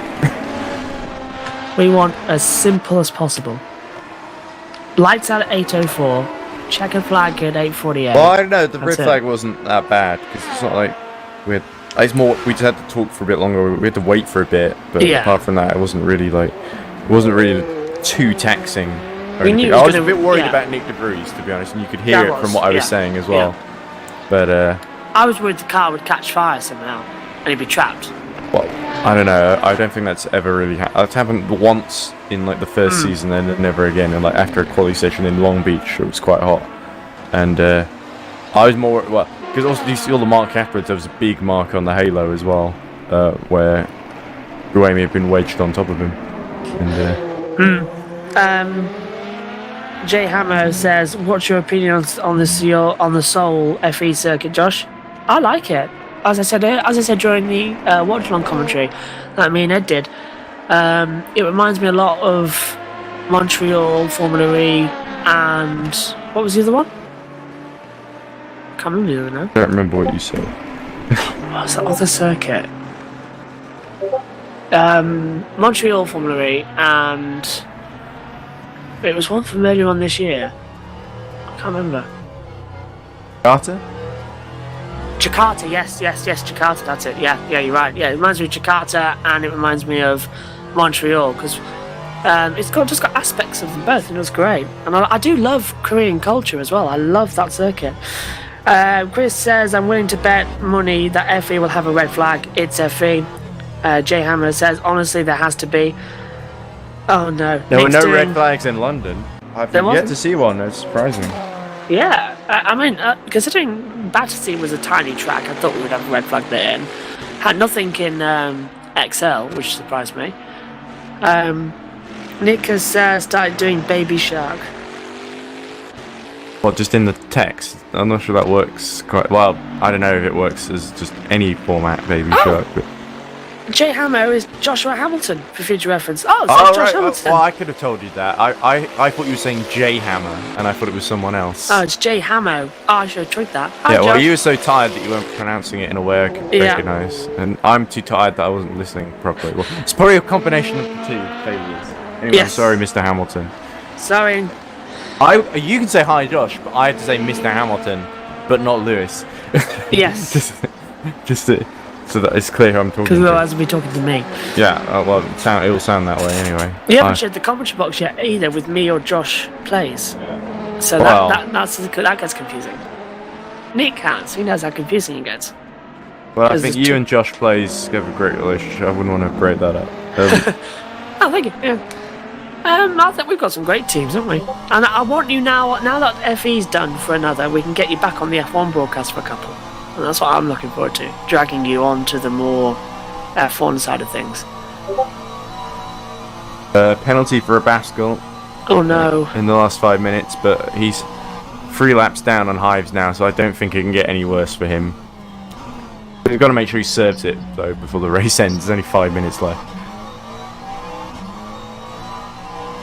Friedman, this man, on course for a pretty popular podium. 47 seconds ahead of Bertelsen. Properly.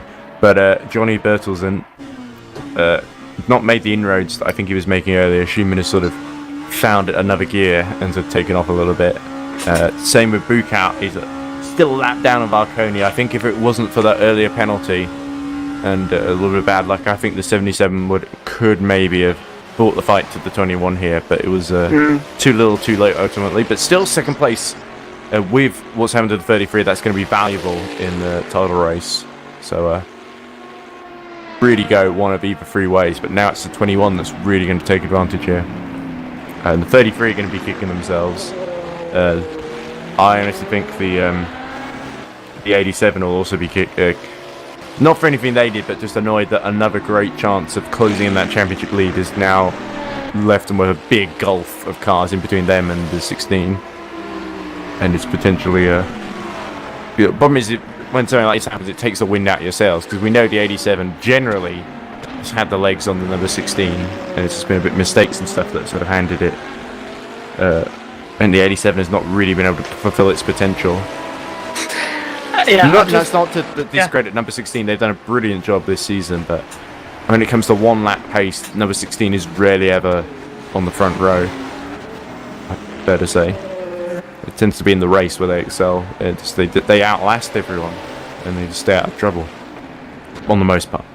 They didn't last time, but this time they did. Yeah. The chat want to send me some energy drink. Lahoven Oh up the no. inside, doing a bit of grass cutting. Well, it's Eduardo Freitas said, please mow my grass. The chat want now to send me some energy drinks to wake me up a bit. And of course, the premium British energy drink of Rich Energy is the top answer. I actually have 3 cans of that on my bookshelf as well. I'm amazed you got them. There was someone selling them on eBay. Yeah, I got gifted them. By a Mr. William Story. No, it was this big build. Deadpool's now on the television. I've just noticed down on the second telly. The intro to Deadpool's on. I love that song, Angel in the Morning, and all that lot. Anyway, back to the point. Yeah, I got gifted them actually by a colleague that I worked with at my university, and they gifted me them. So that was 3 cans of Rich Energy that I have never opened and never drank for the one very good reason. One, I don't like cat urine, and 2.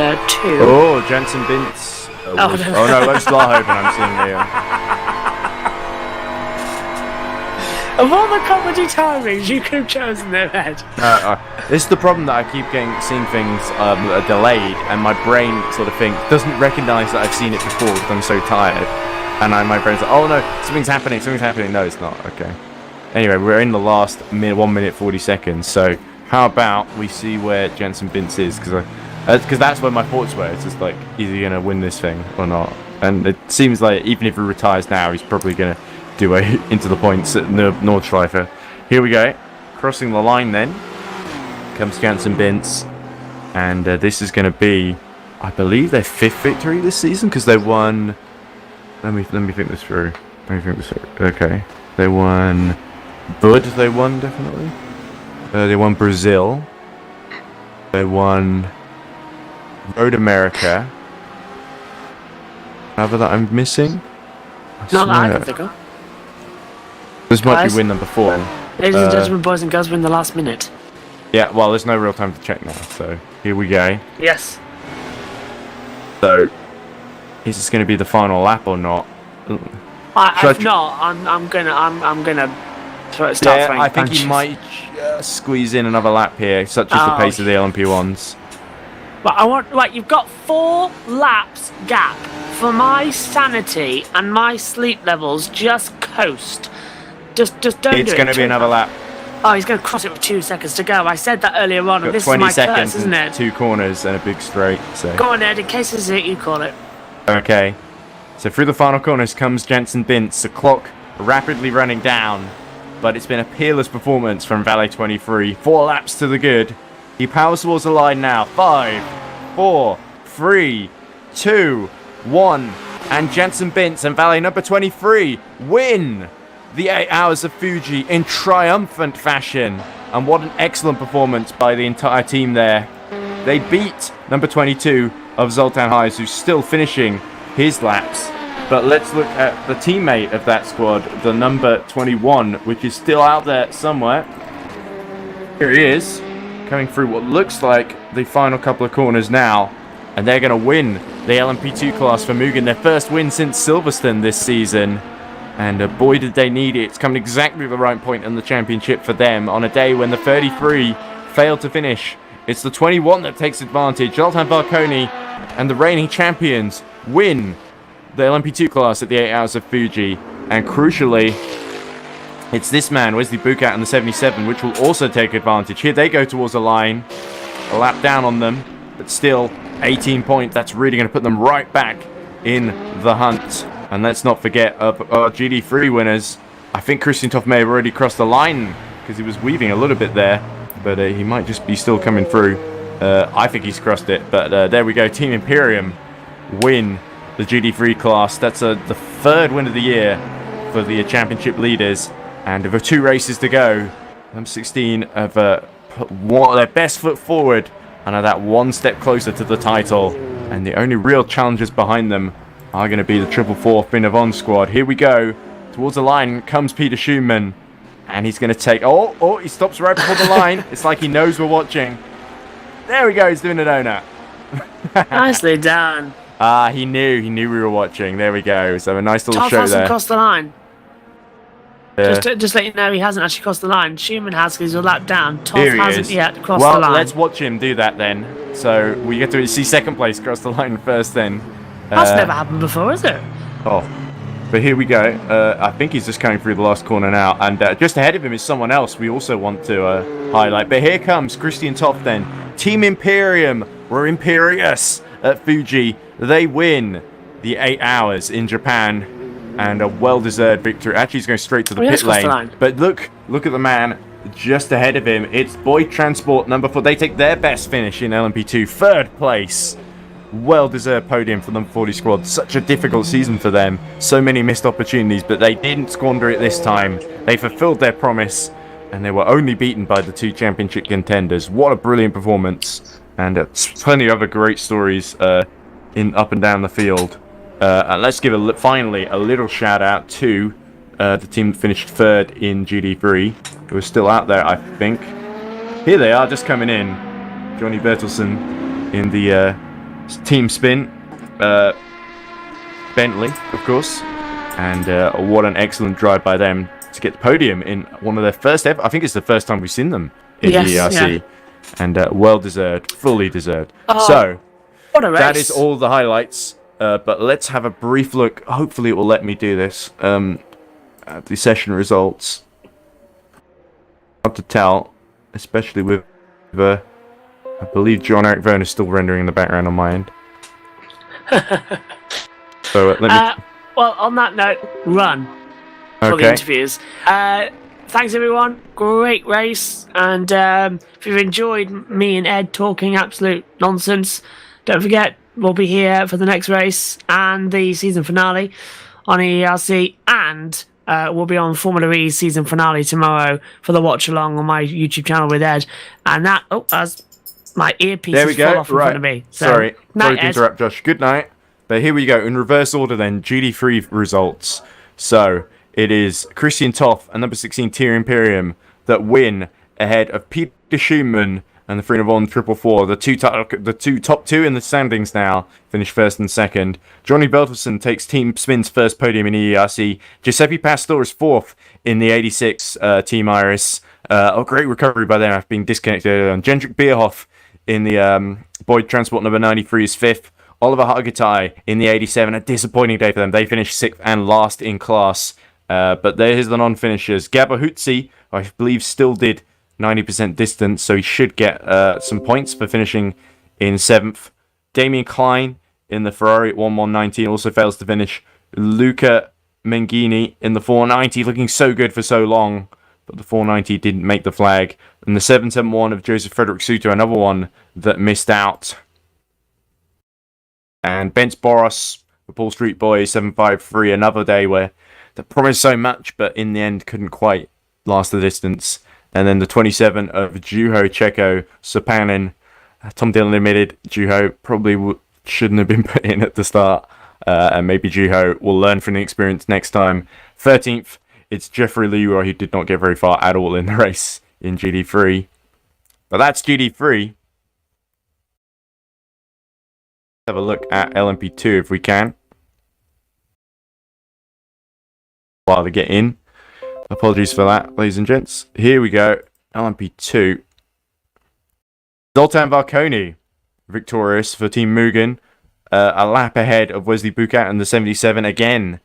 That's going to be your 2 of your 3 title contenders in the top 2 here.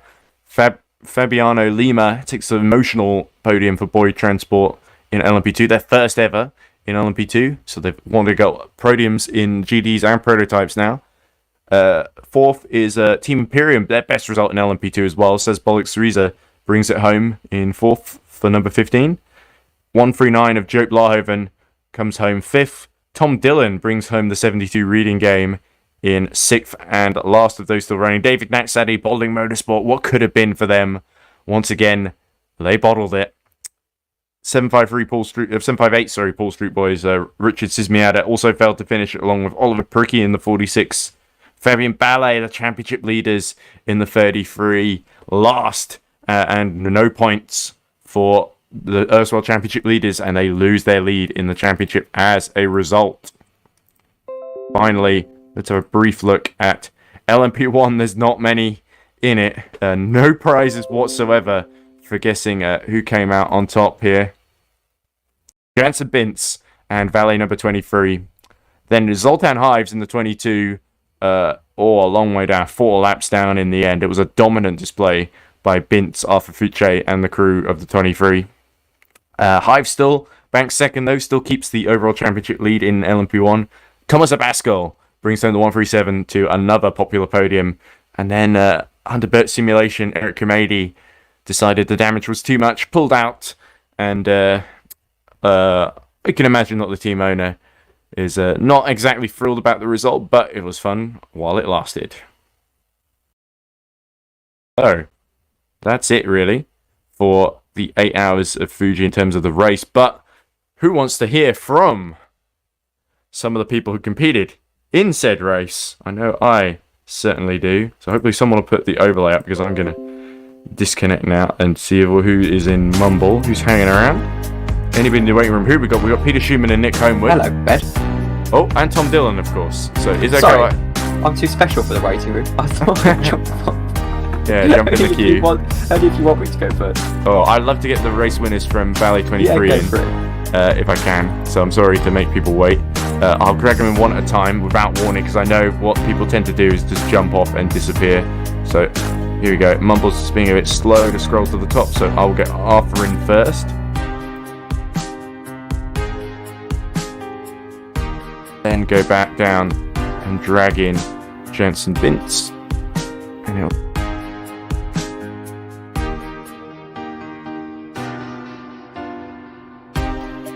Baby, here we go. Sounds very wrong in this commentary. Right, there we go. Jensen Bintz is in. Okay, let me just unmute him. Don't ban him. Oh, did I press the right one? Okay. Hello, right. Arthur Jansen, are you with us? Sorry to drag you in at such short notice, but I just wanted to congratulate both of you on another amazing performance. I believe, is that your 4th or 5th win of the year? I've lost count at this point. But another superb performance. Early on, looked very close with the 22. There were some great battles. Jensen, there was that brilliant move where the 22, I think it was Hives, who got the run on you, and then you sold the dummy on him at turn 1. It was superb to watch. I really enjoyed that battle. And then, really from the last 2/3 of the race onwards, you guys controlled it and just built the lead, and barely a foot wrong between the two of you. So congratulations, I have to say. Thank you very much. Yeah, it's only my 3rd victory of the season, but I think Jensen has won about 10 or 15 races. Yeah. It feels that way at this point. Yeah, it does. It's my 4th. 4, there we go. Yeah. So That's yeah, impressive. I did think it was 4, but part of me is, have I missed the win somewhere? I think We'll add an extra win next time, I'm sure. yeah, We'll get it to of 5. course. But anyway, and it's one step closer to the 22. It was a big fight on track in the early phase of the race, certainly. And do you feel like they've really pulled out the stops in the last couple of rounds to beat you guys, or to try and beat you guys, or do you think that they've been driving the same as always and you guys are just faster? Because it feels like they've bought an extra gear in these last couple of rounds. To be fair to them, I think Mugen had a little bit of bad luck in the middle of the race, because at one point they were right behind us and then they were 3 laps down. I don't know what happened, but they had the pace for sure. Indeed. But in the end, they couldn't beat you to 2nd place, 4 laps down in the end, so it was a big margin. So I don't really have too many more questions, but unless Tom has any, but I was about to interview him about his own race, but I guess Imola next and then Bahrain. You guys been confident about the San Marino Grand Prix circuit? Because it's pretty narrow in places, Imola, I'm thinking. Yeah, this Fuji is very wide, and there were already a bit of some hairy moments between GTs and MP2s and MP1s. So onto Imola, which is a lot more narrow. I think it's going to be interesting to comment this race. Indeed, I very much look forward to it. And I believe the gap is down to about 20 or 25 points. It's almost below a race win now to the championship leaders. And then, of course, Bahrain will be a lot more points on offer. So that's the one that you guys really need to win in order to get into this title fight, I guess. Well, to win the championship, rather. But it's definitely wide open between the two of you, and it could very much go either way. But congratulations, you guys have been killing it lately, and it's so much fun to watch. So I'll let you enjoy your victory, because you very much earned it. Thank you very much. Thanks, Ron. Anyway, so now that I've praised the crew of Valet number 23, I guess we move on to Mr. Dylan, who's been waiting patiently to talk about his race in LMP2 class, which, so Tom, was certainly interesting. 6th in the end. A couple of incidents. Mazumda looked a bit like he was desperate for you to take over for him for the final 40 minutes or so. And in the end, I saw you go off at the chicane at one point, but otherwise it looked pretty clean from you. So I have to say, well done on bringing it home, because it didn't look particularly easy out there.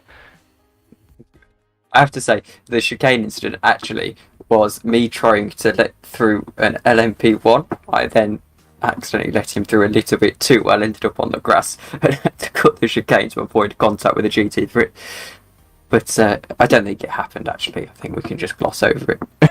But no, we're very glad to get to get points on the board, most importantly, because we were going to DNF, and we thought we might as well keep going for practice reasons anyway.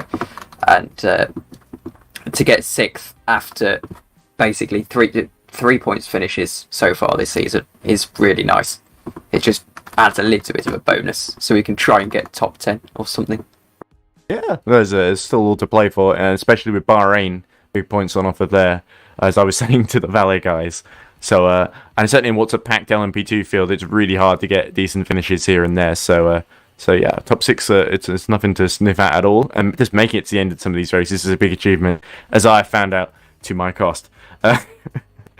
But Anything else now? Because we've interviewed so much in the race, I can't think of any new questions, Tom. And you've done a good I job. know. I've been on co-commentary, haven't I? So Right. it's kind of a little bit. Yeah, exactly. It's pointless, confusing. Yeah, maybe Shall we you should interview me Yes. about my commentary. No. Should we Anyway, I'm drag going to in- drag in. Drag in Nick. Let's get Peter and Nick in. Oh right, yeah. I believe it's Peter. I can help you interview this one rather than talking about me. Yes, exactly. So So we're narcissistic. joined now by Peter Schooneman and Nick Homewood after finishing second in the GD3 class. Unfortunately, I believe Team Imperium have already done a runner, so I can't interview them. But we got that next best thing, so it's not to throw shade at you guys, but you did a superb job and followed up. I think that's the first time this season you've done 2 podiums in a row. So finally, the momentum is building up behind the 444, and on a day where the 87 really struggled in the end, probably I think through no fault of its own, there was some disconnections here and there. You guys were there to take advantage, and it puts you, I believe, for the first time in second in the championship in GD3. That could be true. I don't know. Yeah, I'm pretty sure it is. How many points do you get for 7th? Or... It's good It's It'll the be same about- as F1. Oh, it'd be So- about 5 then. Yeah, so 13 points. Yeah, they go 13-point gain, and you were about 10 behind. So yeah, Yeah. 10 behind. So you're 3 ahead. Nice. There we go. We confirmed that on stream. So, unless there's some penalties, but I know who's in charge of that. But anyway, you both had some interesting story because it didn't start well, the race. At all. not at all. Gonna have to have some words with Mr. Dillon there. Oh, okay. This is awkward. What? Oh, dear. Oh, I feel Oh, like I I've see set now. you up for this one, Tom, unintentionally. Well, not you specifically, but no. Well, my well, let's not go there. Okay, let's not. I do apologise. by the way. After an incident for which was completely unavoidable and no one was to blame, you guys go had a with that real then, job yeah. on your hands, and obviously it was a case of a few disconnections up front, but also there was quite a lot of good battles. There was the number 4, the Team Spin in their Bentley, really put a good challenge, and I really would love to get Team Spin in if any of them are hanging around. I think there's somebody from Team Spin. There's Johnny Bertelstein is still around, so I think I mispronounced his name horribly. But you must have had a good few fights with them and a couple other drivers. Did you feel like, because every time you pit, you get coming out behind that red Bentley, and did it become annoying, or did you relish the challenge? well, it would have been a bit boring if it wasn't there, really, because we were kind of no man's land for most of the race. Yeah, Team Imperium were a bit unreachable. Yeah, we lost 2 laps at the start, and yeah, it's hard to make them back if they kind of match race pace. Like, they were a bit quicker overall, I think, so I think they would have won anyways, but I think P2 is where we, in the end, deserve to be finishing, so it's okay. Oof, I'm out of questions, Tom. You got any more? How are you guys feeling about Imola, I guess? Anyone I'm not comes- racing, so Oh, okay, what about you? I'm Nick? really feeling good. Yeah, it's gonna be. Well, if you're not racing, help me in commentary, Peter. No, I'm away. I'm doing a kart race with Kali, Oh, that's no excuse. but it's 12 hours. No, well, Imola's only 4 hours, so... Yeah. Yeah, but Six. it's in Germany. So, they have laptops in Germany. Yeah, it's not a third world country. Oh yeah, I'll just bring my sim rig over with me. Okay, maybe I'm asking a bit much of you. It's so hard to commentate, you know. So. Oh yeah, commentate. Oh yeah, commentate. I could. Yeah, it could work, but it's Right, only 6 okay. hours, so. Anyway, but congrats on the podium, guys, because Peter, you did a superb job, and I teased you in Bud after you were the only car. Your car was the only one that didn't get on the podium of the Finavon drivers, and I think you very much made up for it today with your performance because you really pulled the gap on the Bentley when you needed to. And I think Nick similarly matched that as well. So I can't really default any of your performances given how the deficit you were up against at the start. I think it was just a really Yeah, well, it was an consistent drive. unfortunate incident. I don't think you could see if that was intentional, it would have been a really nice hit. But like it was just an accident. I think something Yeah, broke on the I don't steering think the wheel, I believe. 72 finished particularly high up the finishes in LMP2 either. So. No, it was the GT3 reading game. Oh right, okay, sorry. Yeah, so and that instantly DNF'd after it. So I actually didn't see the incident, so. boy, I was braking for the chicane when he instantly randomly pulled right, hit a barrier on the right side, and just catapulted into us. Okay. It was such a hard crash, my game froze for a minute. Right. Shall we see? Can you Thank send me the video? I kind of Yeah, want I'll to find see. it. Well, anyway, thanks for coming to talk to us, Nick and Peter. It's great to hear about your race, and congratulations on it. And that championship, it's still open. You guys always play it down, but I think you guys are the dark horses, the Marmite horses. Yeah, we always wait for the end. Otherwise, exactly. it's too easy. Yeah, sandbagging. Yeah. Sandbagging. Sandbagging all season. But as much as I've been impressed by Team Imperium, part of me is going to be cheering you on. So a large Thank part, you. actually, a very vocal part in my mouth. Okay. Thank you. Anyway, we've interviewed Boyd Transport before, and while I think the number 40 getting the podium is lovely, I think, given the time we've got left, I think we've got time for maybe just one interview of Team Spin. We'll see if Johnny is around. Here he is. We're joined now by the driver of Team Spin number 4, Johnny Bertelsen. Johnny, congratulations on your podium in GD3. What a brilliant drive by the crew of the Bentley, the big red Bentley, and like a big red bus. But you made it to the end and you finished very high, so you must be satisfied with that. If indeed you are around and can hear me.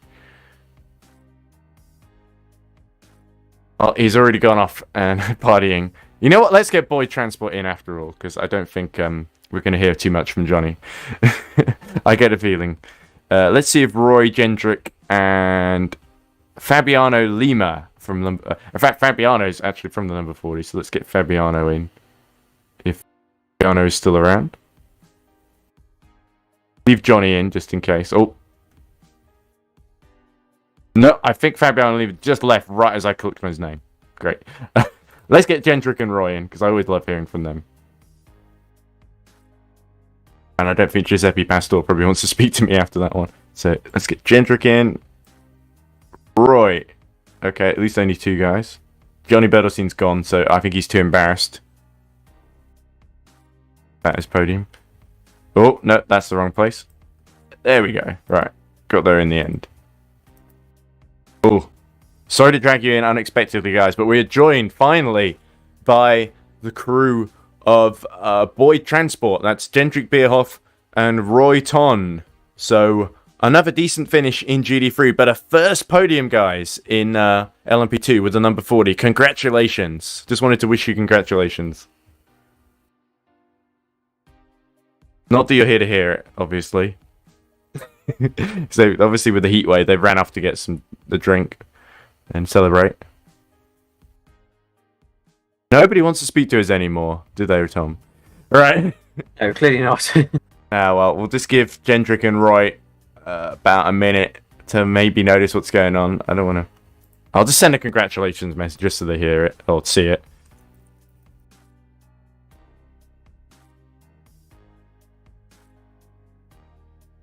But anyway... Josh is happy he ran off. Yeah, well, this isn't going to be very long in the end, after all.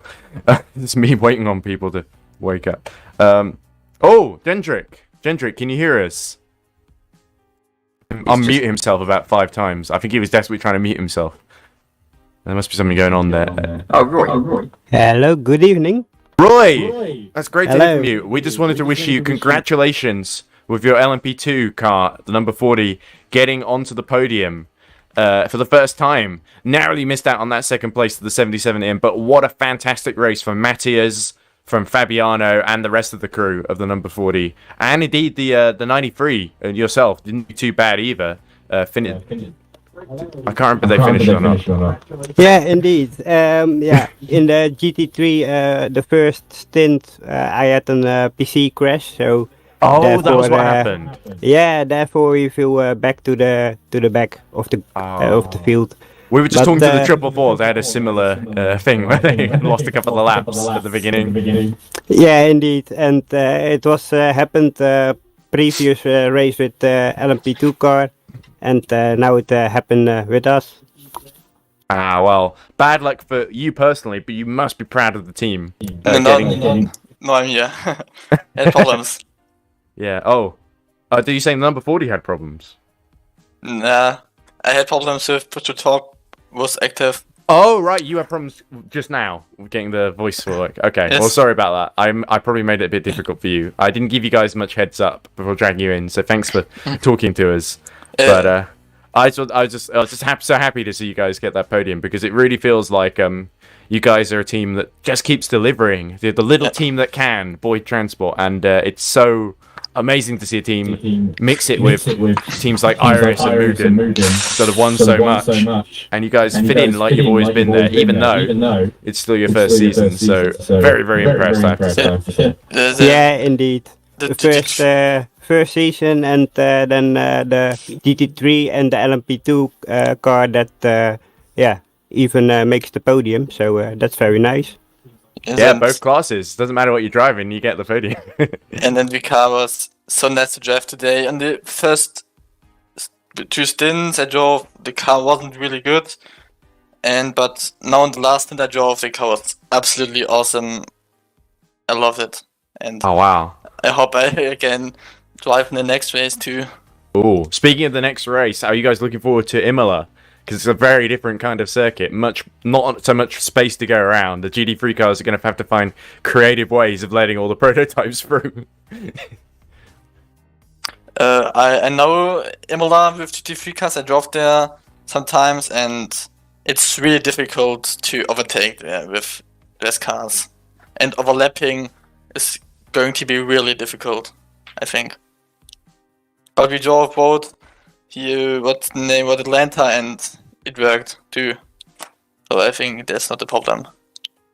Yeah, and of course after that we got Bahrain, the 24-hour race, and I believe it would be you guys' first 24-hour race in that we've seen you compete in at EERC at least. So you guys feeling confident for the end of the season? Do you think you can nab some really big points finishes?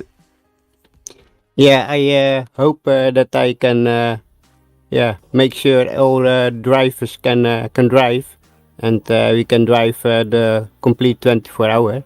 But I'm looking forward to it. Oh, I'm looking forward to it very much as well. Almost as much as you guys are looking forward to driving it. But thanks for joining us, guys. Congrats on the podium and the big points finish in GD3, because it looked like you guys were having a lot of fun out there, and it was so much fun to watch. So congratulations to Boyd Transport, to Royton, Jendrik Beerhoff, and I think that's the last of our interviewees.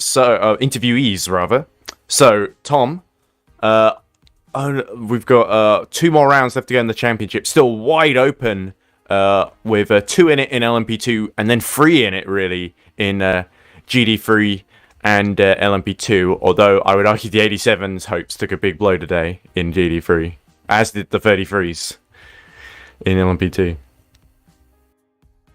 Well, not to put on my pundit hat, I suppose, compared to the driver's hat. I think the actual series is really nicely poised heading into the last 2 rounds of the season. Of course, the 21 taking a lot of points today, and it'll be very interesting to see the battle between Valle and Mugen as we head into that Bahrain race in 2 months' time. And actually, I think that Bahrain race, Ed, could be a very, very dramatic one. It could be an all-time classic, you never know. Especially if these Boyd Transport boys somehow win it. And the way they've been driving, I wouldn't put it past them. So no pressure, guys. But anyway, you got to wait 34 days for your next fix of EERC endurance action. The 8 hours of Imola on the 17th of September. And then our finale, the 24 hours of Bahrain. It's 6 hours of Imola. Sorry, I was misread the calendar. I'm so sleepy, the 6 looks like an 8. It's okay. Anyway, and then finally, the 24 hours of Bahrain on the 15th of October will be our finale. But if you can't wait that long, if that is too much to ask, we have also got more EERC touring car action from the same venues. Imola on the 8th of September, so we'll be back sooner than you think. And of course, Bahrain for the finale between all of the 100 boat simulation drivers of who's going to win that driver's title on the 6th of October later this year. So that's all the dates you need to keep in your diary if you own one. We probably don't if you're listening to this. Statistically, it seems unlikely. But nonetheless, you should make one and put them in so you don't miss them. And that's really all we got time for from Fuji. So it is the Valley number 23 victorious in LMP1 Mugen once again back on the winner's rostrum in LMP2, and Team Imperium, Imperius, in GD3. So, in the shadow of the mountain of Fuji, those are your victors for the day. I've been Edward Hunter with Tom Dillon, Joshua Birch, Ryan Ferris, and everyone else here at EERC. Wish you a very warm goodbye, and we'll see you next time in Imola.